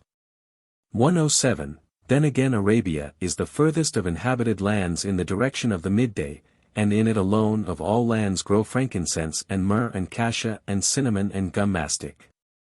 All these except myrrh are got with difficulty by the Arabians. Frankincense they collect by burning the storax, which is brought thence to the Hellenes by the Phoenicians, by burning this, I say, so as to produce smoke they take it. For these trees which produce frankincense are guarded by winged serpents, small in size and of various colors, which watch in great numbers about each tree. Of the same kind as those which attempt to invade Egypt, and they cannot be driven away from the trees by any other thing but only the smoke of storax. 108. The Arabians say also that all the world would have been by this time filled with these serpents, if that did not happen with regard to them which I knew happened with regard to vipers, and it seems that the divine providence, as indeed was to be expected, seeing that it is wise, has made all those animals prolific which are of cowardly spirit and good for food, in order that they may not be all eaten up and their race fail. Whereas it has made those which are bold and noxious to have small progeny. For example, because the hare is hunted by every beast and bird as well as by man, therefore it is so very prolific as it is, and this is the only one of all beasts which becomes pregnant again before the former young are born, and has in its womb some of its young covered with fur and others bare. And while one is just being shaped in the matrix, another is being conceived. Thus it is in this case, whereas the lioness, which is the strongest and most courageous of creatures, produces one cub once only in her life. For when she produces young she casts out her womb together with her young. And the cause of it is this, when the cub being within the mother begins to move about, then having claws by far sharper than those of any other beast he tears the womb. And as he grows larger he proceeds much further in his scratching, at last the time of birth approaches and there is now nothing at all left of it in a sound condition. 109. Just so also, if vipers and the winged serpents of the Arabians were produced in the ordinary course of their nature, man would not be able to live upon the earth. But as it is, when they couple with one another and the male is in the act of generation, as he lets go from him the seed, the female seizes hold of his neck, and fastening on to it does not relax her hold till she has eaten it through. The male then dies in the manner which I have said, but the female pays the penalty of retribution for the male in this manner. The young while they are still in the womb take vengeance for their father by eating through their mother. And having eaten through her belly they thus make their way out for themselves. Other serpents however, which are not hurtful to man, produce eggs and hatch from them a very large number of offspring. Now vipers are distributed over all the earth. But the others, which are winged, are found in great numbers together in Arabia and in no other land, therefore it is that they appear to be numerous. 110. This frankincense then is obtained thus by the Arabians. And cassia is obtained as follows, they bind up in cow's hide and other kinds of skins all their body and their face except only the eyes, and then go to get the cassia. This grows in a pool not very deep, and round the pool and in it lodge, it seems, winged beasts nearly resembling bats, and they squeak horribly and are courageous in fight. These they must keep off from their eyes, and so cut the cassia. 111. Cinnamon they collect in a yet more marvelous manner than this, for where it grows and what land produces it they are not able to tell. Except only that some say, and it is a probable account, that it grows in those regions where Dionysus was brought up. And they say that large birds carry those dried sticks which we have learnt from the Phoenicians to call cinnamon, carry them, I say, to nests which are made of clay and stuck onto precipitous sides of mountains, which man can find no means of scaling. With regard to this then the Arabians practice the following contrivance, they divide up the limbs of the oxen and asses that die and of their other beasts of burden, into pieces as large as convenient, and convey them to these places. And when they have laid them down not far from the nests, they withdraw to a distance from them, and the birds fly down and carry the limbs of the beasts of burden off to their nests. And these are not able to bear them, but break down and fall to the earth, and the men come up to them and collect the cinnamon. Thus cinnamon is collected and comes from this nation to the other countries of the world. 112. Gum mastic, however, which the Arabians call ladanon, comes in a still more extraordinary manner. For though it is the most sweet-scented of all things, it comes in the most evil-scented thing, since it is found in the beards of he-goats, produced there like resin from wood. This is of use for the making of many perfumes. And the Arabians use it more than anything else as incense. 113. Let what we have said suffice with regard to spices, and from the land of Arabia there blows a scent of them most marvelously sweet. They have also two kinds of sheep which are worthy of admiration and are not found in any other land. The one kind has the tail long, not less than 3 cubits in length. And if one should allow these to drag these after them, they would have sores from their tails being worn away against the ground. But as it is, every one of the shepherds knows enough of carpentering to make little cars, which they tie under the tails, fastening the tail of each animal to a separate little car. The other kind of sheep has the tail broad, even as much as a cubit in breadth. 114. As one passes beyond the place of the midday, the Ethiopian land is that which extends furthest of all inhabited lands towards the sunset. This produces both gold in abundance and huge elephants and trees of all kinds growing wild and ebony, and men who are of all men the tallest, the most beautiful and the most long-lived. 115. These are the extremities in Asia and in Libya. But as to the extremities of Europe towards the west, I am not able to speak with certainty, for neither do I accept the tale that there is a river called in barbarian tongue Eridanos, flowing into the sea which lies towards the north wind, whence it is said that amber comes. Nor do I know of the real existence of tin islands, from which tin comes to us, for first the name Eridanos itself declares that it is Hellenic and that it does not belong to a barbarian speech, but was invented by some poet. And secondly, I am not able to hear from anyone who has been an eyewitness, though I took pains to discover this, that there is a sea on the other side of Europe.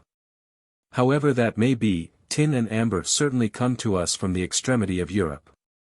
116. Then again towards the north of Europe, there is evidently a quantity of gold by far larger than in any other land. As to how it is got, here again I am not able to say for certain, but it is said to be carried off from the Griffins by Arimaspians, a one-eyed race of men. But I do not believe this tale either, that nature produces one-eyed men which in all other respects are like other men. However, it would seem that the extremities which bound the rest of the world on every side and enclose it in the midst, possess the things which by us are thought to be the most beautiful and the most rare. 117. Now there is a plain in Asia bounded by mountains on all sides, and through the mountains there are 5 clefts. This plain belonged once to the Chorasmians, and it lies on the borders of the Chorasmians themselves, the Hyrcanians, Parthians, Sarangians, and Thamanaeans, but from the time that the Persians began to bear rule it belongs to the king. From this enclosing mountain of which I speak there flows a great river, and its name is Aix. This formerly watered the lands of these nations which have been mentioned, being divided into 5 streams and conducted through a separate cleft in the mountains to each separate nation. But from the time that they have come to be under the Persians they have suffered as follows: the king built up the clefts in the mountains and set gates at each cleft. And so, since the water has been shut off from its outlet, the plain within the mountains is made into a sea, because the river runs into it and has no way out in any direction. Those therefore who in former times have been wont to make use of the water, not being able now to make use of it are in great trouble, for during the winter they have rain from heaven, as also other men have. But in the summer they desire to use the water when they sow millet and sesame seed. So then, the water not being granted to them, they come to the Persians both themselves and their wives, and standing at the gates of the king's court they cry and howl. And the king orders that for those who need it most, the gates which lead to their land shall be opened.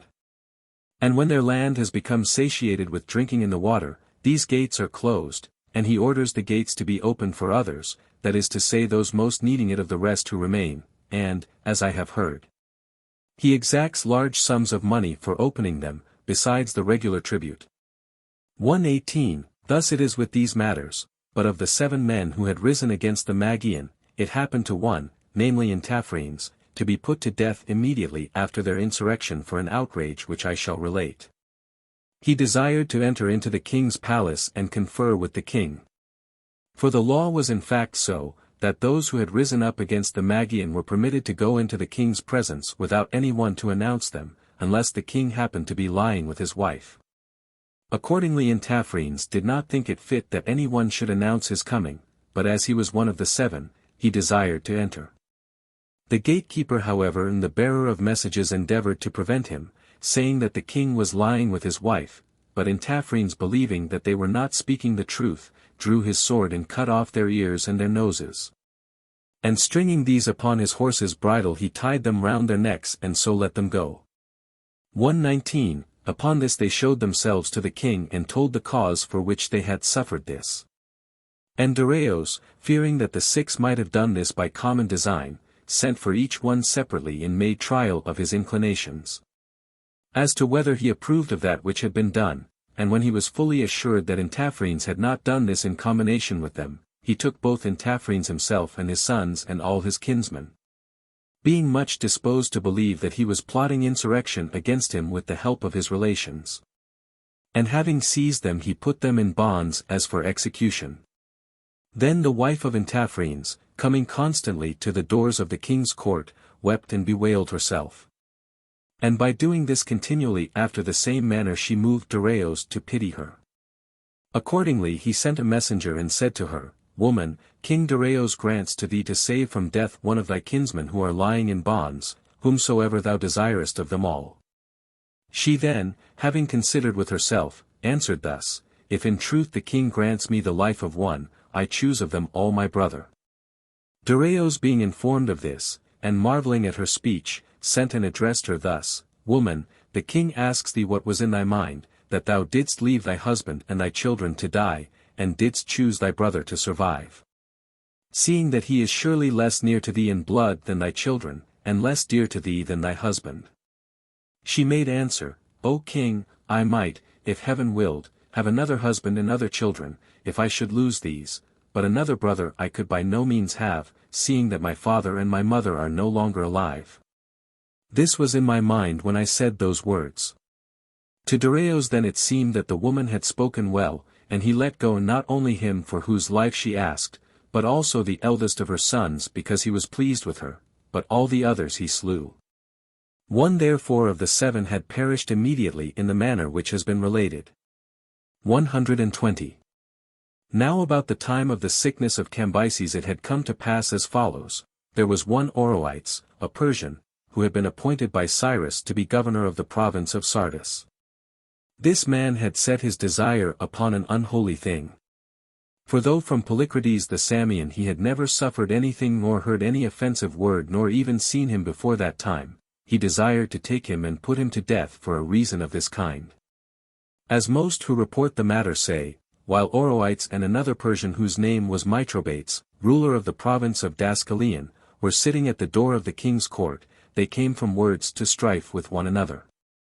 And as they debated their several claims to excellence, Mithridates taunting Oroites said, Dost thou count thyself a man, who didst never yet win for the king the island of Samos, which lies close to thy province? When it is so exceedingly easy of conquest that one of the natives of it rose up against the government with 15 men at arms and got possession of the island, and is now despot of it? Some say that because he heard this and was stung by the reproach, he formed the desire, not so much to take vengeance on him who said this, as to bring Polycrates to destruction at all costs, since by reason of him he was ill spoken of. 121. The lesser number however of those who tell the tale say that Oroites sent a herald to Samos to ask for something or other, but what it was is not mentioned. And Polycrates happened to be lying down in the men's chamber of his palace, and Anacreon also of Teos was present with him, and somehow, whether it was by intention and because he made no account of the business of Oroites, or whether some chance occurred to bring it about. It happened that the envoy of Oroites came into his presence and spoke with him, and Polycrates, who chanced to be turned away towards the wall, neither turned round at all nor made any answer. 122. The cause then of the death of Polycrates is reported in these two different ways, and we may believe whichever of them we please. Oroites, however, having his residence at that Magnesia which is situated upon the river Maeander, sent Myrsos the son of Gyges, a Lydian, to Samos bearing a message, since he had perceived the designs of Polycrates. For Polycrates was the first of the Hellenes of whom we have any knowledge, who set his mind upon having command of the sea, excepting Minos the Nautian and any other who may have had command of the sea before his time.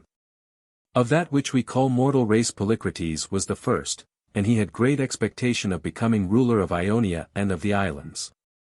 Oroites accordingly, having perceived that he had this design, sent a message to him and said thus, Oroites to Polycrates saith as follows, I hear that thou art making plans to get great power, and that thou hast not wealth according to thy high thoughts. Now therefore if thou shalt do as I shall say, thou wilt do well for thyself on the one hand, and also save me from destruction, for King Cambyses is planning death for me, and this is reported to me so that I cannot doubt it. Do thou then carry away out of danger both myself and with me my wealth, and of this keep a part for thyself and a part let me keep, and then so far as wealth may bring it about, thou shalt be ruler of all Hellas. And if thou dost not believe that which I say about the money, send some one, whosoever happens to be most trusted by thee, and to him I will show it.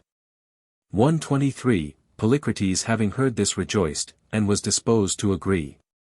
And as he had a great desire, it seems, for wealth, he first sent Meandrios the son of Meandrios, a native of Samos who was his secretary, to see it. This man was the same who not long after these events dedicated all the ornaments of the men's chamber in the palace of Polycrates, ornaments well worth seeing, as an offering to the temple of Hera. Oroites accordingly, having heard that the person sent to examine might be expected soon to come, did as follows, that is to say, he filled 8 chests with stones except a small depth at the very top of each, and laid gold above upon the stones. Then he tied up the chests and kept them in readiness. So Meandrios came and looked at them and brought back word to Polycrates. 124. And he upon that prepared to set out thither, although the diviners and also his friends strongly dissuaded him from it. And in spite moreover of a vision which his daughter had seen in sleep of this kind, it seemed to her that her father was raised up on high and was bathed by Zeus and anointed by the sun. Having seen this vision, she used every kind of endeavor to dissuade Polycrates from leaving his land to go to Oroites, and besides that, as he was going to his 50-oared galley she accompanied his departure with prophetic words, and he threatened her that if he should return safe, she should remain unmarried for long. But she prayed that this might come to pass, for she desired rather, she said, to be unmarried for long than to be an orphan, having lost her father. 125. Polycrates however neglected every counsel and set sail to go to Oroites, taking with him, besides many others of his friends, Democedes also the son of Calophon, a man of Croton, who was a physician and practiced his art better than any other man of his time. Then when he arrived at Magnesia, Polycrates was miserably put to death in a manner unworthy both of himself and of his high ambition, for excepting those who become despots of the Syracusans, not one besides of the Hellenic despots is worthy to be compared with Polycrates in magnificence. And when he had killed him in a manner not fit to be told, Oroites impaled his body, and of those who accompanied him, as many as were Samians he released, bidding them be grateful to him that they were free men. But all those of his company who were either allies or servants, he held in the estimation of slaves and kept them. Polycrates then being hung up accomplished wholly the vision of his daughter, for he was bathed by Zeus whenever it rained, and anointed by the sun, giving forth moisture himself from his body. 126. To this end came the great prosperity of Polycrates, as Amasis the king of Egypt had foretold to him, but not long afterwards retribution overtook Oroites in his turn for the murder of Polycrates. For after the death of Cambyses and the reign of the Magians Oroites remained at Sardis and did no service to the Persians, when they had been deprived of their empire by the Medes. Moreover, during this time of disturbance he slew Mithridates the governor in Dascalion, who had brought up against him the matter of Polycrates as a reproach. And he slew also Cranaspes the son of Mithridates, both men of repute among the Persians, and besides other various deeds of insolence, once when a bearer of messages had come to him from Darius. Not being pleased with the message which he brought, he slew him as he was returning, having set men to lie in wait for him by the way. And having slain him he made away with the bodies both of the man and of his horse. 127. Darius accordingly, when he had come to the throne, was desirous of taking vengeance upon Oroites for all his wrongdoings and especially for the murder of Mithridates and his son. However, he did not think it good to act openly and to send an army against him, since his own affairs were still in a disturbed state and he had only lately come to the throne, while he heard that the strength of Oroites was great. Seeing that he had a bodyguard of 1,000 Persian spearmen and was in possession of the divisions of Phrygia and Lydia and Ionia. Therefore Darius contrived as follows: having called together those of the Persians who were of most repute, he said to them, Persians, which of you all will undertake to perform this matter for me with wisdom, and not by force or with tumult? For where wisdom is wanted, there is no need of force. Which of you, I say, will either bring Oroites alive to me or slay him? For he never yet did any service to the Persians, and on the other hand he has done to them great evil. First he destroyed 2 of us, Mithridates and his son, then he slays the men who go to summon him, sent by me, displaying insolence not to be endured. Before therefore he shall accomplish any other evil against the Persians, we must check his course by death. 128. Thus Darius asked, and 30 men undertook the matter, each one separately desiring to do it himself. And Darius stopped their contention and bade them cast lots, so when they cast lots, Bagaeus the son of Artantes obtained the lot from among them all. Bagaeus accordingly, having obtained the lot, did thus: he wrote many papers dealing with various matters and on them set the seal of Darius, and with them he went to Sardis. When he arrived there and came into the presence of Oroites, he took the covers off the papers one after another and gave them to the royal secretary to read, for all the governors of provinces have royal secretaries. Now Bagaeus thus gave the papers in order to make trial of the spearmen of the guard, whether they would accept the motion to revolt from Oroites. And seeing that they paid great reverence to the papers and still more to the words which were recited from them, he gave another paper in which were contained these words: Persians, King Darius forbids you to serve as guards to Oroites, and they hearing this lowered to him the points of their spears. Then Bagaeus, seeing that in this they were obedient to the paper, took courage upon that and gave the last of the papers to the secretary, and in it was written, King Darius commands the Persians who are in Sardis to slay Oroites. So the spearmen of the guard, when they heard this, drew their swords and slew him forthwith. Thus did retribution for the murder of Polycrates the Samian overtake Oroites. 129. When the wealth of Oroites had come or had been carried up to Susa, it happened not long after, that King Darius while engaged in hunting wild beasts twisted his foot in leaping off his horse, and it was twisted, as it seems, rather violently. For the ball of his ankle joint was put out of the socket. Now he had been accustomed to keep about him those of the Egyptians who were accounted the first in the art of medicine, and he made use of their assistance then, but these by wrenching and forcing the foot made the evil continually greater. For 7 days then and 7 nights Darius was sleepless owing to the pain which he suffered. And at last on the 8th day, when he was in a wretched state, someone who had heard talk before while yet at Sardis of the skill of Democedes of Croton, reported this to Darius, and he bade them bring him forthwith into his presence. So having found him somewhere unnoticed among the slaves of Oroites, they brought him forth into the midst dragging fetters after him and clothed in rags. 130. When he had been placed in the midst of them, Darius asked him whether he understood the art. But he would not admit it, fearing lest, if he declared himself to be what he was, he might lose for ever the hope of returning to Hellas, and it was clear to Darius that he understood that art but was practicing another. And he commanded those who had brought him thither to produce scourges and pricks. Accordingly upon that he spoke out, saying that he did not understand it precisely, but that he had kept company with a physician and had some poor knowledge of the art. Then after this, when Dareios had committed the case to him, by using Hellenic drugs and applying mild remedies after the former violent means, he caused him to get sleep, and in a short time made him perfectly well, though he had never hoped to be sound of foot again. Upon this Dareios presented him with 2 pairs of golden fetters, and he asked him whether it was by design that he had given to him a double share of his suffering, because he had made him well. Being pleased by this saying, Dareios sent him to visit his wives, and the eunuchs in bringing him in said to the women that this was he who had restored to the king his life.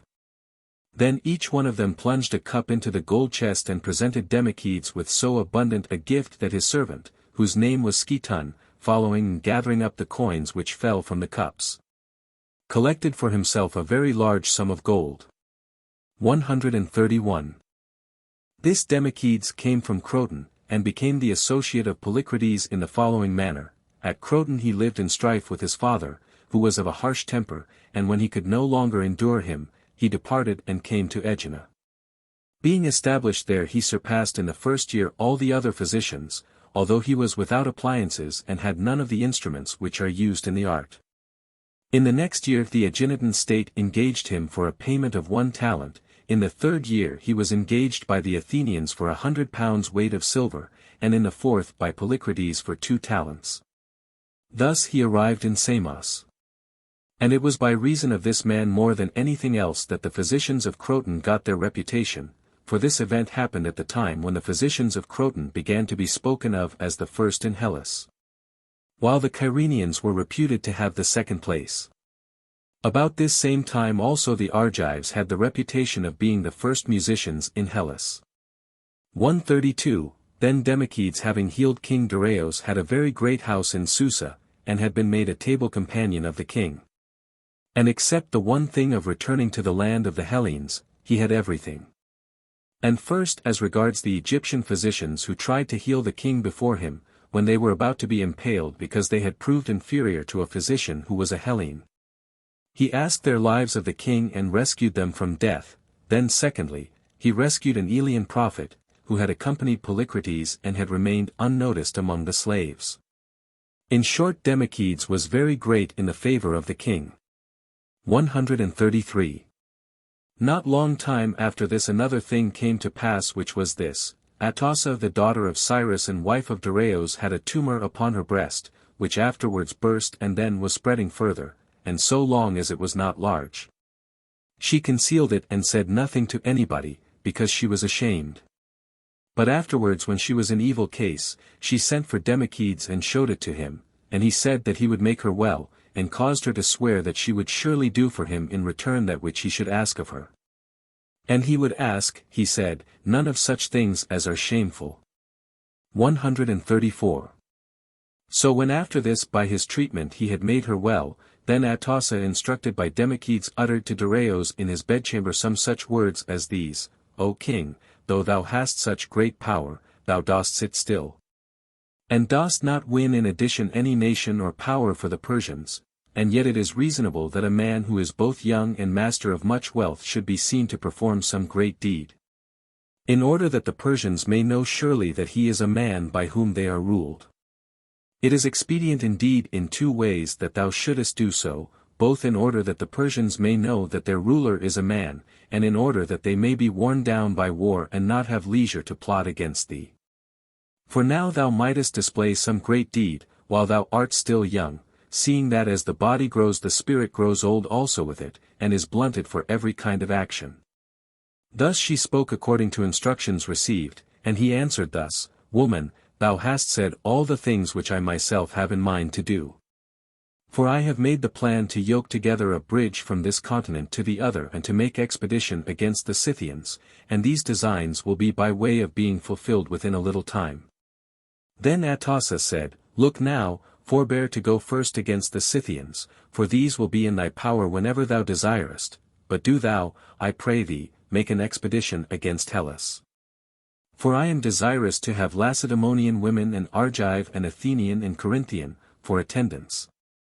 Because I hear of them by report, and thou hast the man who of all men is most fitted to show thee all things which relate to Hellas and to be thy guide, that man, I mean, who healed thy foot.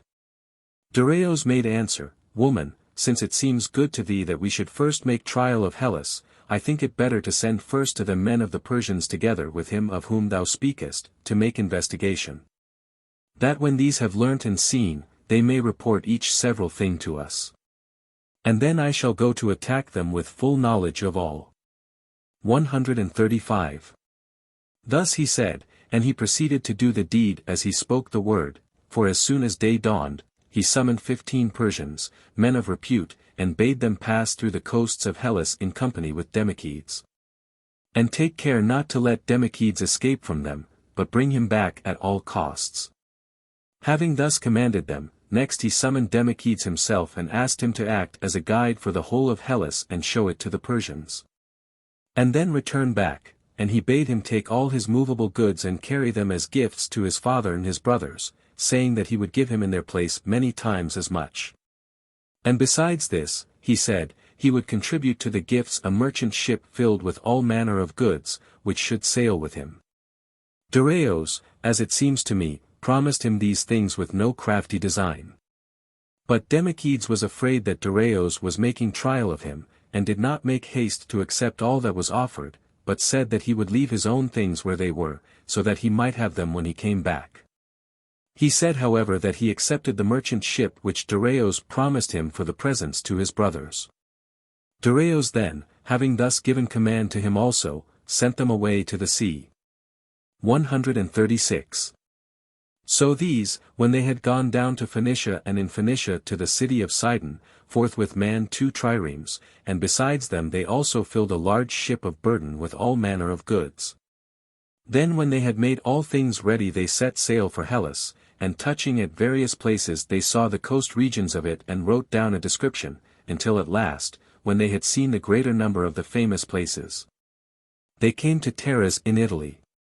There from complaisance to Democedes Aristophilides the king of the Tarentines unfastened and removed the steering oars of the Median ships, and also confined the Persians in prison, because, as he alleged, they came as spies. While they were being thus dealt with, Democedes went away and reached Croton, and when he had now reached his own native place, Aristophilides set the Persians free and gave back to them those parts of their ships which he had taken away. 137. The Persians then sailing thence and pursuing Democedes reached Croton, and finding him in the marketplace they laid hands upon him. And some of the men of Croton fearing the Persian power were willing to let him go, but others took hold of him and struck with their staves at the Persians, who pleaded for themselves in these words, Men of Croton, take care what ye are about, ye are rescuing a man who was a slave of King Dareios and who ran away from him. How, think you, will King Dareios be content to receive such an insult, and how shall this which ye do be well for you, if ye take him away from us? Against what city, think you, shall we make expedition sooner than against this, and what city before this shall we endeavor to reduce to slavery? Thus saying they did not however persuade the men of Croton, but having had Democedes rescued from them and the ship of burden which they were bringing with them taken away, they set sail to go back to Asia. And did not endeavor to visit any more parts of Hellas or to find out about them, being now deprived of their guide. This much however Democedes gave them as a charge when they were putting forth to sea, bidding them say to Dareios that Democedes was betrothed to the daughter of Milan, for the wrestler Milan had a great name at the king's court. And I suppose that Democedes was urgent for this marriage, spending much money to further it, in order that Dareios might see that he was held in honor also in his own country. 138. The Persians however, after they had put out from Croton, were cast away with their ships in Iapygia, and as they were remaining there as slaves, Gillos a Tarentine exile rescued them and brought them back to King Dareios. In return for this Dareios offered to give him whatsoever thing he should desire. And Gillos chose that he might have the power of returning to Taras, narrating first the story of his misfortune, and in order that he might not disturb all Hellas, as would be the case if on his account a great armament should sail to invade Italy. He said it was enough for him that the men of Cnidus should be those who brought him back, without any others. Because he supposed that by these, who were friends with the Tarentines, his return from exile would most easily be effected. Dareios accordingly having promised proceeded to perform. For he sent a message to Cnidus and bade them bring back Gillos to Taras, and the men of Cnidus obeyed Darius, but nevertheless they did not persuade the Tarentines, and they were not strong enough to apply force. Thus then it happened with regard to these things, and these were the first Persians who came from Asia to Hellas, and for the reason which has been mentioned these were sent as spies. 139. After this King Darius took Samos before all other cities, whether of Hellenes or barbarians, and for a cause which was as follows: when Cambyses the son of Cyrus was marching upon Egypt, many Hellenes arrived in Egypt, some, as might be expected, joining in the campaign to make profit, and some also coming to see the land itself. And among these was Cyalason the son of Iax and brother of Polycrates, an exile from Samos. To this Cyalason a fortunate chance occurred, which was this: he had taken and put upon him a flame-colored mantle, and was about the marketplace in Memphis. And Darius, who was then one of the spearmen of Cambyses and not yet held in any great estimation, seeing him had a desire for the mantle, and going up to him offered to buy it. Then Cyalason, seeing that Darius very greatly desired the mantle, by some divine inspiration said, I will not sell this for any sum, but I will give it thee for nothing, if, as it appears, it must be thine at all costs. To this Darius agreed and received from him the garment. 140. Now Cyalason supposed without any doubt that he had altogether lost this by easy simplicity. But when in course of time Cambyses was dead, and the 7 Persians had risen up against the Magian, and of the 7 Darius had obtained the kingdom, Cyalason heard that the kingdom had come about to that man to whom once in Egypt he had given the garment at his request. Accordingly he went up to Susa and sat down at the entrance of the king's palace, and said that he was a benefactor of Darius. The keeper of the door hearing this reported it to the king, and he marveled at it and said to him, Who then of the Hellenes is my benefactor, to whom I am bound by gratitude? Seeing that it is now but a short time that I possess the kingdom, and as yet scarcely one of them has come up to our court, and I may almost say that I have no debt owing to a Hellene. Nevertheless bring him in before me, that I may know what he means when he says these things. Then the keeper of the door brought Cyalason before him, and when he had been set in the midst, the interpreters asked him who he was and what he had done, that he called himself the benefactor of the king. Cyalason accordingly told all that had happened about the mantle, and how he was the man who had given it. To which Darius made answer, O most noble of men, thou art he who when as yet I had no power gavest me a gift, small it may be. But nevertheless the kindness is counted with me to be as great as if I should now receive some great thing from some one. Therefore I will give thee in return gold and silver in abundance, that thou mayest not ever repent that thou didst render a service to Darius the son of Hystaspes. To this Cyalason replied, To me, O king, give neither gold nor silver, but recover and give to me my fatherland Samos, which now that my brother Polycrates has been slain by Oroites is possessed by our slave. This give to me without bloodshed or selling into slavery. 141. Darius having heard this prepared to send an expedition with Otanes as commander of it, who had been one of the 7, charging him to accomplish for Cyalason all that which he had requested. Otanes then went down to the sea coast and was preparing the expedition. 142. Now Meandrios the son of Meandrios was holding the rule over Samos, having received the government as a trust from Polycrates.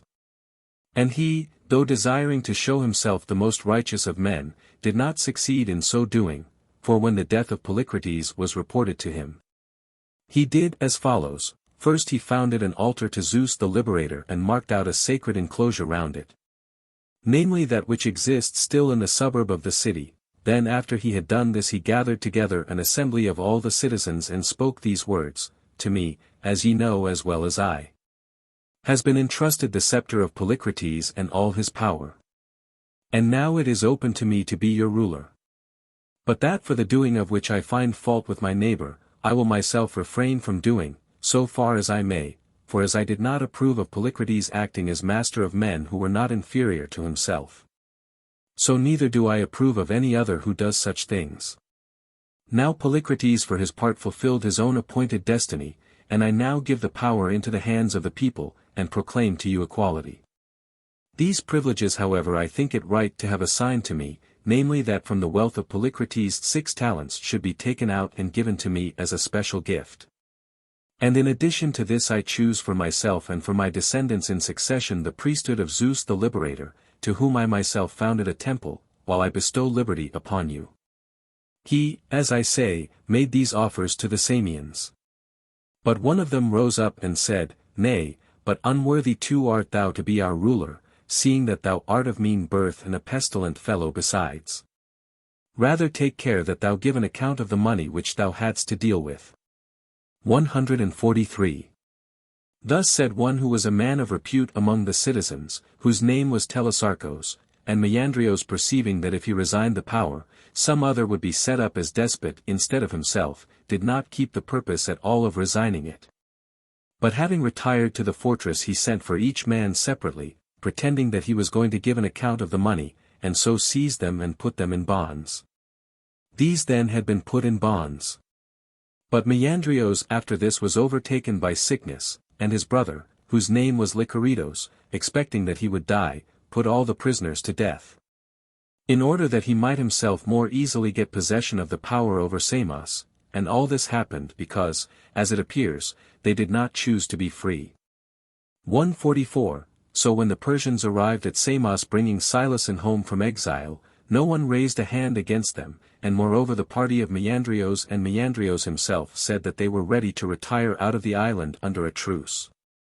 Otanes therefore having agreed on these terms and having made a treaty, the most honorable of the Persians had seats placed for them in front of the fortress and were sitting there.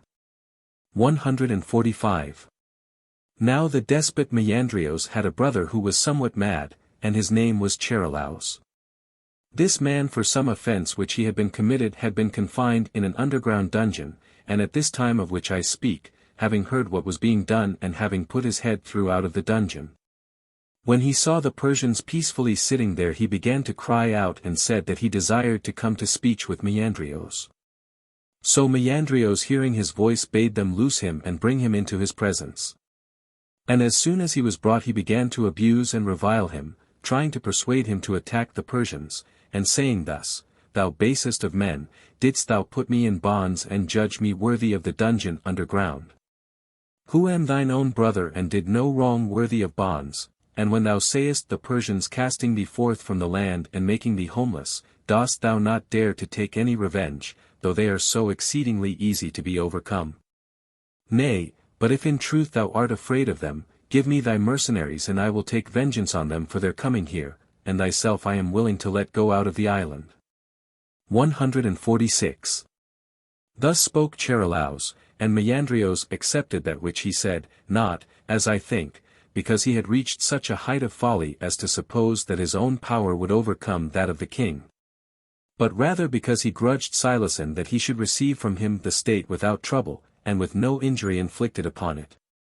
Therefore he desired to provoke the Persians to anger and make the Samian power as feeble as possible before he gave it up to him, being well assured that the Persians, when they had suffered evil, would be likely to be as bitter against the Samians as well as against those who did the wrong, and knowing also that he had a safe way of escape from the island whenever he desired, for he had had a secret passage made underground, leading from the fortress to the sea. Meandrios then himself sailed out from Samos. But Charilaus armed all the mercenaries, and opening wide the gates sent them out upon the Persians, who were not expecting any such thing, but supposed that all had been arranged, and the mercenaries falling upon them began to slay those of the Persians who had seats carried for them and were of most account. While these were thus engaged, the rest of the Persian force came to the rescue, and the mercenaries were hard pressed and forced to retire to the fortress. 147. Then Otanes the Persian commander, seeing that the Persians had suffered greatly, purposely forgot the commands which Dareios gave him when he sent him forth, not to kill any one of the Samians nor to sell any into slavery, but to restore the island to Silason free from all suffering of calamity. These commands, I say, he purposely forgot, and gave the word to his army to slay every one whom they should take, man or boy, without distinction.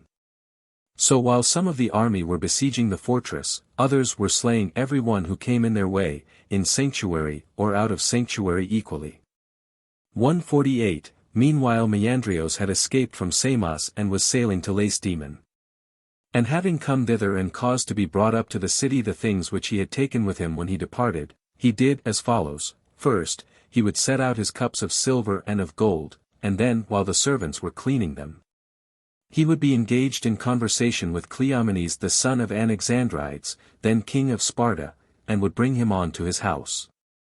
And when Cleomenes saw the cups he marveled and was astonished at them, and Meandrios would bid him take away with him as many of them as he pleased.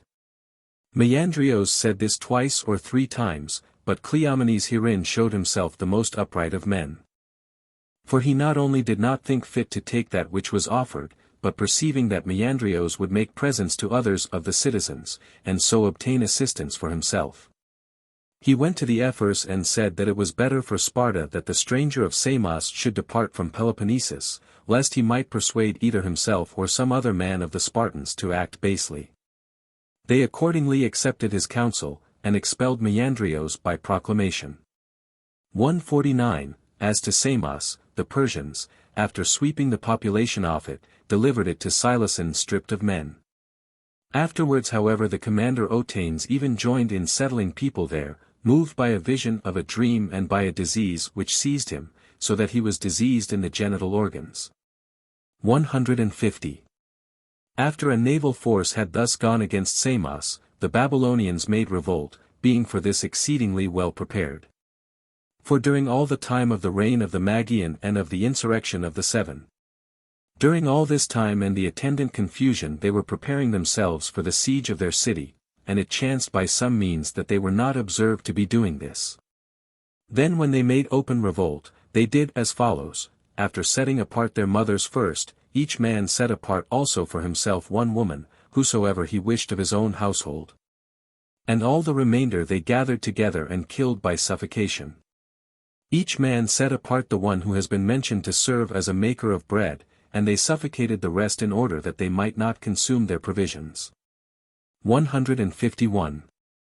Dareios being informed of this and having gathered together all his power, made expedition against them, and when he had marched his army up to Babylon he began to besiege them. But they cared nothing about the siege, for the Babylonians used to go up to the battlements of the wall and show contempt of Dareios and of his army by gestures and by words. And one of them uttered this saying, Why, O Persians, do ye remain sitting here, and not depart? For then only shall ye capture us, when mules shall bring forth young. This was said by one of the Babylonians, not supposing that a mule would ever bring forth young. 152. So when 1 year and 7 months had now passed by, Dareios began to be vexed and his whole army with him, not being able to conquer the Babylonians. And yet Dareios had used against them every kind of device and every possible means, but not even so could he conquer them, though besides other devices he had attempted it by that also with which Cyrus conquered them. But the Babylonians were terribly on their guard and he was not able to conquer them. 153. Then in the 20th month there happened to Zopyros the son of that Megabyzos who had been of the 7 men who slew the Magian, to this Zopyros, I say, son of Megabyzos there happened a prodigy.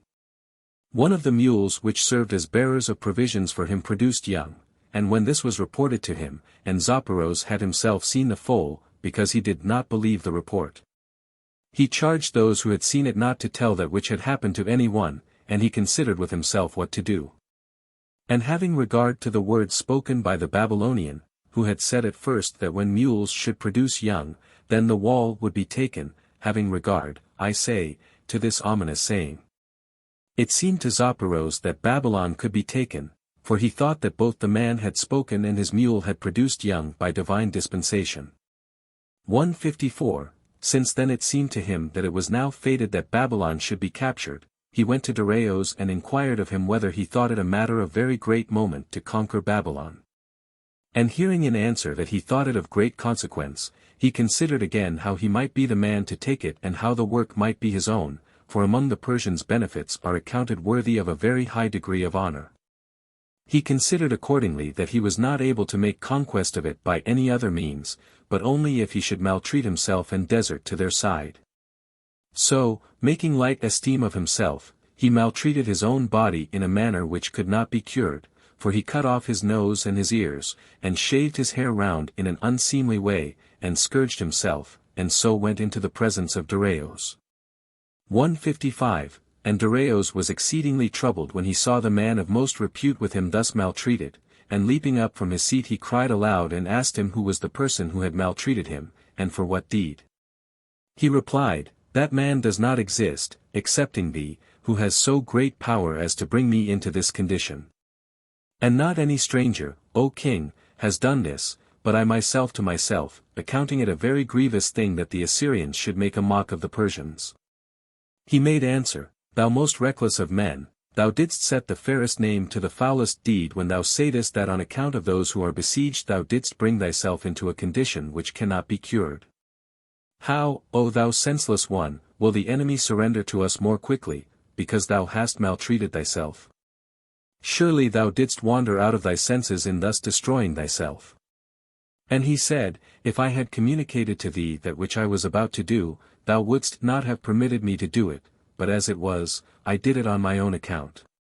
Now therefore, unless something is wanting on thy part, we shall conquer Babylon, for I shall go straightway as a deserter to the wall. And I shall say to them that I suffered this treatment at thy hands, and I think that when I have convinced them that this is so, I shall obtain the command of a part of their forces. Do thou then on the 10th day from that on which I shall enter within the wall take of those troops about which thou wilt have no concern if they be destroyed, of these, I say. Get 1,000 by the gate of the city which is called the gate of Semiramis. And after this again on the 7th day after the 10th set, I pray thee, 2,000 by the gate which is called the gate of the Ninevites. And after this 7th day let 20 days elapse, and then lead other 4,000 and place them by the gate called the gate of the Chaldeans, and let neither the former men nor these have any weapons to defend them except daggers. But this weapon let them have.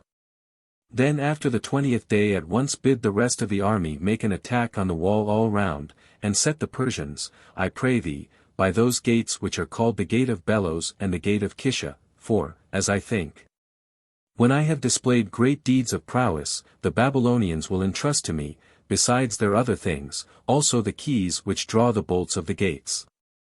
Then after that it shall be the care of myself and the Persians to do that which ought to be done. 156, Having thus enjoined he proceeded to go to the gate of the city, turning to look behind him as he went, as if he were in truth a deserter.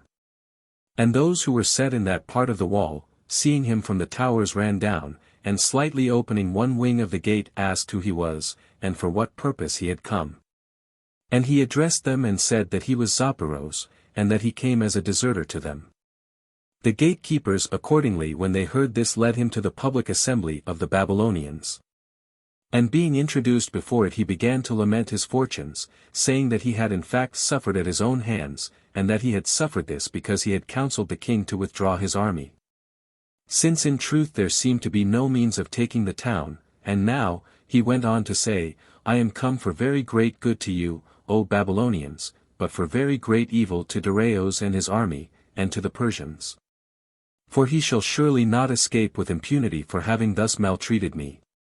And I know all the courses of his counsels. 157.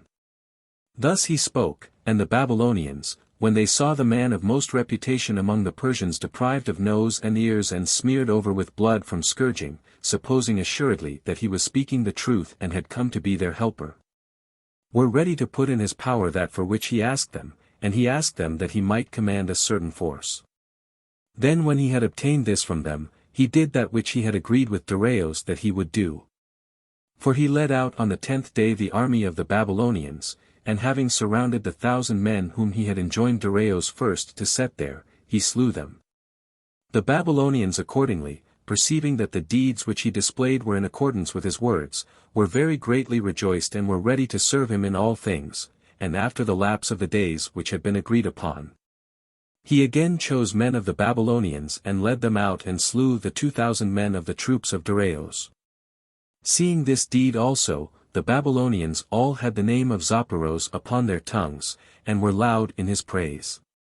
He then again, after the lapse of the days which had been agreed upon, led them out to the place appointed, and surrounded the 4,000 and slew them.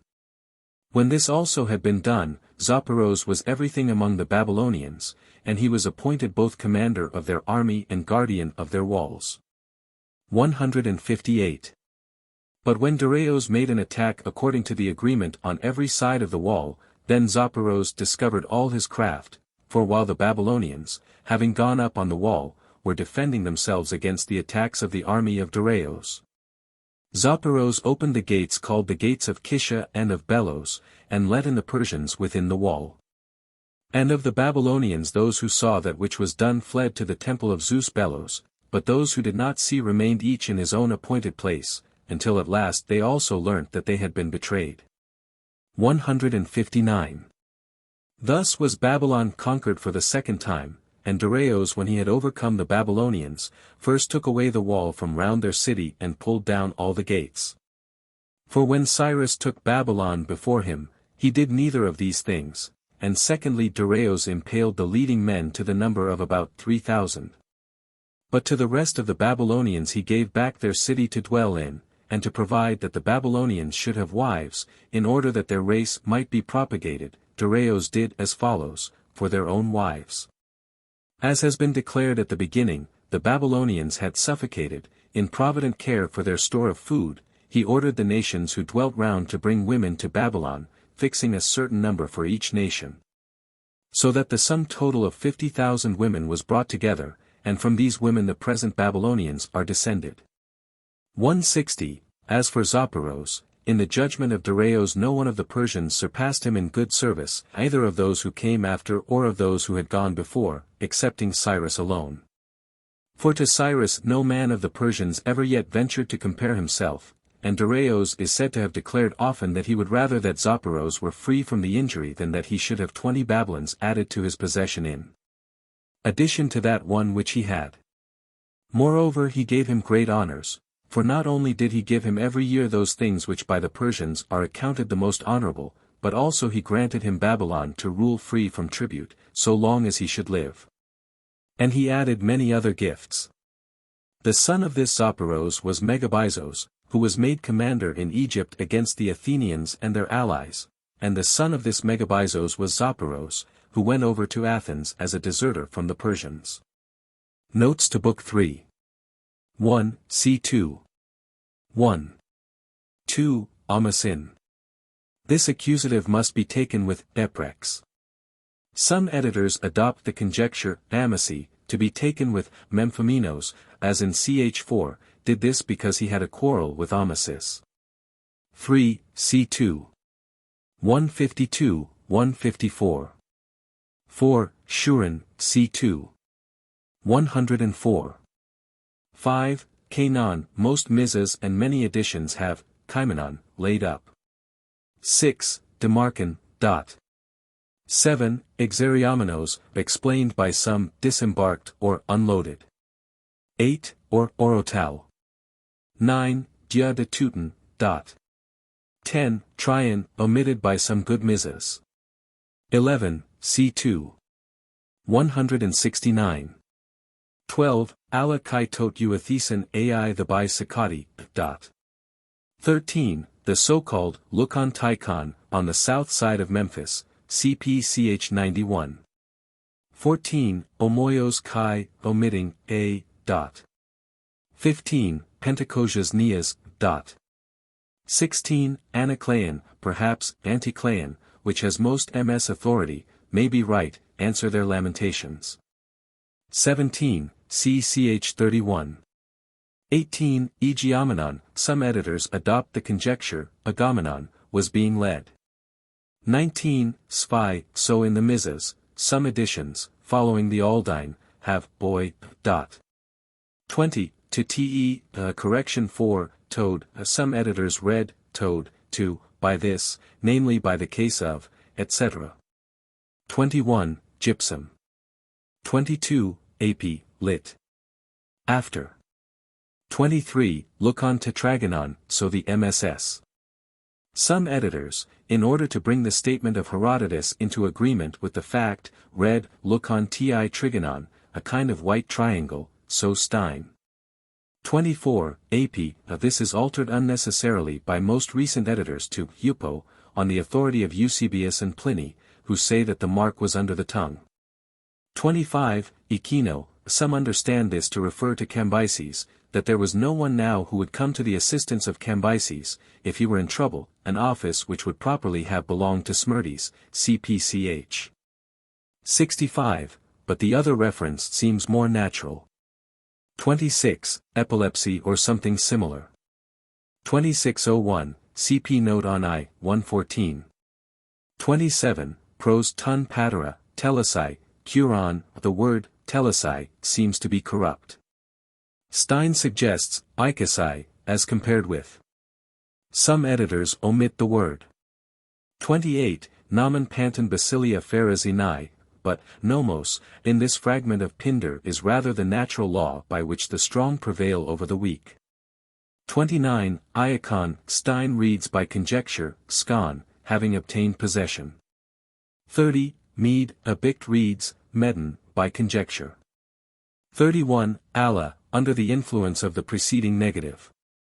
32. Pros son, refers grammatically only to autos, and marks the reference as being chiefly to himself throughout the sentence. 33. Prorizos, by the roots. 34. Toi tesi pathisi, the MSS. Mostly have, toiautizi, or toiutezi, dot. 35. Ci, 51. 36. Esa gupton epitheke, delivered it, to a messenger to convey, to Egypt. 37. The island of Carpathos, the modern Scarpanto. 38. To Thalaco periergasthai, which is susceptible of a variety of meanings. In a similar story told of the Chians, the Spartans are made to say that it would have been enough to show the empty bag without saying anything. Sext. Empire. 2. 23. Probably the meaning here is that if they were going to say so much, they need not have shown the bag. For the words were enough without the sight of the bag, or it may be only that the words, O thalakos, were unnecessary in the sentence, O thalakos alphaton de type, dot. 39, ci, 70. 40, geni. To save the chronology some insert, trite, before, geni, but this will be useless unless the clause, kata de ton auton chronon 2 crederos ter page, be omitted, as it is also proposed to do. Periander is thought to have died about 585 BC, but CV, 95. 41, the Muses add, eontes eutoisi, and apparently something has been lost. Stein and others follow Valkanar in adding, Suganese, are ever at variance with one another in spite of their kinship. 42, Noo Laban, the Muses have, now Laban kai tudo, dot. 43, Iron Zemian, dot. 44, Tauta ta nun ekon precious, the form of sentence is determined by its antithesis to, ta agatha ta nun ego echo, dot. 45, Basilius, because already destined as his father's successor. 46, Sphi, the MSS. Have a Sphi, here, and in the middle of the next chapter. 4601, the Lacedaemonians who were not Dorians had of course taken part in the Trojan War. 47, Lucagente, dot. 48, Prytania, dot. 49, Lacon, dot. 50, Prosiscan, some read, Prosescon, had put in. 51, Kai tun tes dictions neon, omitted by some editors. 52, Orguius, dot. 53, Stadioi, dot. 54, Kai, the Muses have, kata, dot. 55, Nte gar anthropy fusi uk enan era, dot. 56, or possibly, the most necessary of those things which remain to be done, is this. 57, Apistai Paul Eupikakudo, cp 2. 152. 58, or perhaps Phidimia. 59, Gobrus, or, Gobrus, dot. 60, Interphrenia, this form, which is given by at least one ms throughout, seems preferable, as being closer to the Persian name which it represents, Vindafrana, cpv 25. Most of the MSS have, Interphernia, dot. 61, Thas emu, 62. Some Muses have, tis, in order that persons may trust, themselves, to them more. 63, i.e., let him be killed on the spot. 64, ta pantamuria, 10,000 of every possible thing, or, of all the usual gifts, cpch 84, 10 pasandorin. 65, dethen. 66, oidionton ton pregmaton, while things were swelling, cpch 127, perhaps here, before things came to a head. 6601, Andreona, as in ch 121. 67, Anna te edraman palin, i.e. they ran back into the room out of which they had come to see what was the matter. With this communicated a bedchamber which had its light only by the open door of communication. 6701, Magaphonia. 68, or, after it had lasted more than 5 days, taking, Therubos, as the subject of, Egenito. The reason for mentioning the particular number 5 seems to be contained in the passage quoted by Stein from Sextus Empiricus, in Tufan kai oi person carientes nominicusi. Basilios par autois teludisantos pente tas effexes emeras anomian aegean. 69, c6. 43. 70, isonomy, equal distribution, i.e. of civil rights. 71, auden oikion, the Muses have, auden ud oikion, which might be translated, anything of its own either. 72, to lego, the MSS. Have, ton lego, each of the things about which I speak being best in its own kind. The reading, to logo, which certainly gives a more satisfactory meaning, is found in Stobaeus, who quotes the passage. 73, kakotita, as opposed to the rate practiced by the members of an aristocracy. 74, octo kebdomacontanias at the MSS. Have, ebdomacontanias, only, and this reading seems to have existed as early as the 2nd century of our era, nevertheless the correction is required, not only by the facts of the case, but also by comparison with ch 95. 75, nomos, and so throughout. 76, or Hygenians. 77, i.e. the Cappadocians, ci 6. 7701, c2. 149. 78, Muriatas, the Muses have a Muriaci. With Muriatas, we must supply metamnon. The Thamidimnos is really about a bushel and a half. 79, Pausicae, some Muses have, pausoi. 80, 2 Anaspastus Calliamenus. 81, Caspioi, some read by conjecture, Caspiroi, others, Casioi. 82, Ogdeconta kai Octocosia kai Inakiscilia, the MSS. Have, Tesseraconta kai Pentacosia kai Inakiscilia, a 9540, which is irreconcilable with the total sum given below, and also with the sum obtained by adding up the separate items given in Babylonian talents. Whether we reduce them by the proportion 70:60 given by the MSS. In ch 89, or by the true proportion 78:60. On the other hand, the total sum given below is precisely the sum of the separate items, after subtracting the 140 talents used for the defense of Cilicia, reduced in the proportion 78:60. And this proves the necessity of the emendation here, thop for thphm, as well as supplying a strong confirmation of that adopted in ch 89. 83, the reckoning throughout is in round numbers, nothing less than the tens being mentioned. 84, oi peri te nusen, perhaps this should be corrected to oi te peri nusen, because the sun amphoteroi, which follows seem to refer to two separate peoples. 85, the passage, these Ethiopians, dwellings, is marked by Stein as doubtful on internal grounds. The Kalantian Indians mentioned seem to be the same as the Kalantians mentioned in ch 38. 86, Koinikas. 87, Dia Pentatoritos. 88, i.e. the industry. 89, either, auton tekomenon, is to be taken absolutely, equivalent to, auto tekomenu, and, ta Crea, is the subject of diaphteristhai. Or, auton, is the subject and, ta Crea, is accusative of definition, wasting away in his flesh. Some Muses have diaphtherion, that he is spoiling his flesh for them. 90. Gar, some would read da, but the meaning seems to be, this is done universally, for in the case of weakness arising from old age, the same takes place. 91. Pros arc 2 te kai borio animo. 92. This clause indicates the manner in which the size is so exactly known. 93. Autoi, i.e. in themselves as well as in their habits. Some Muses read, to la for autoi, which is adopted by several editors. Others adopt the conjecture, autois.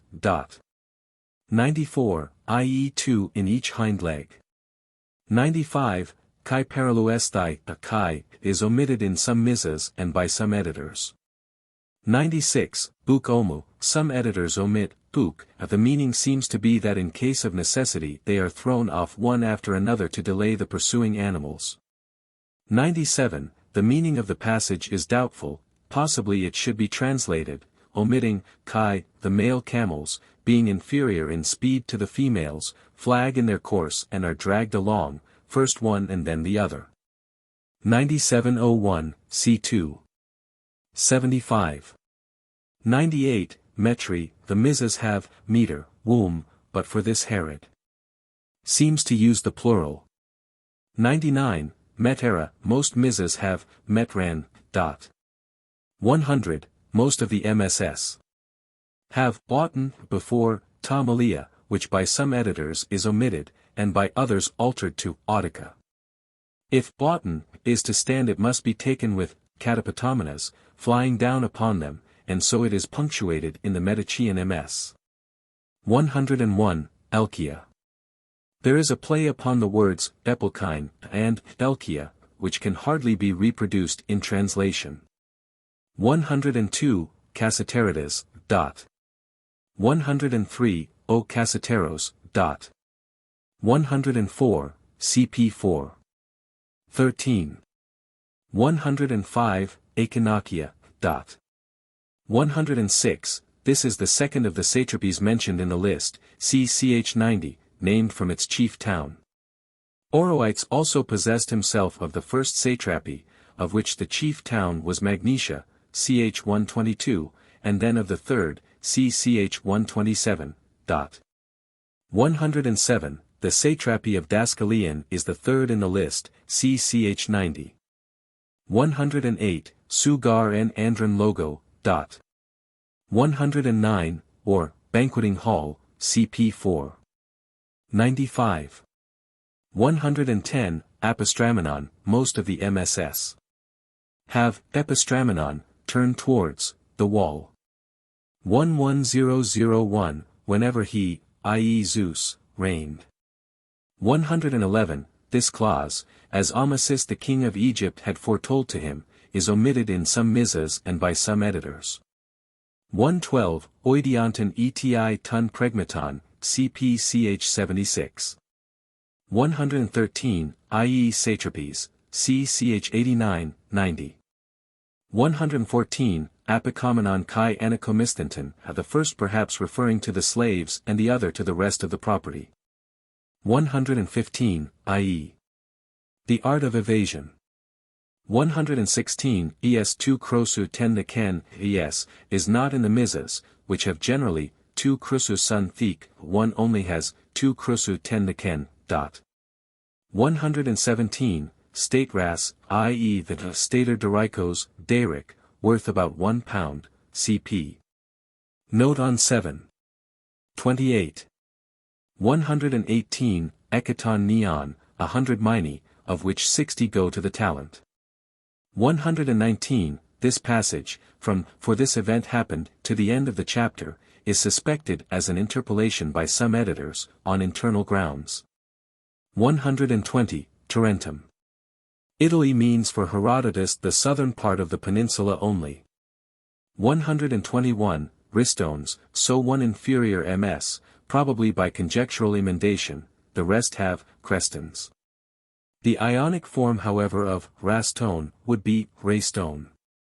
Some would read crestones, a word which is not found, but might mean the same as kresmosons, a 9. 33, in consequence of the request of Democedes. 122, cat, emporion stratuomenoi, some MSS. Read, cat, emporion, oida stratuomenoi, some for trade, others serving in the army. 123, prothura, dot. 124, tis eudes, dot. 125, isonomian, ch 80, note. 126, all, hud axios eis su ge. Meandrios can claim no credit or reward for giving up that of which by his own unworthiness he would in any case have been deprived. 127, ou de ti, some read, ud eti, or ou de eti, no longer kept the purpose. 128, en gorger, the word also means a sewer, or conduit. 129, prosempicronistai emelon toisi samioisi, dot.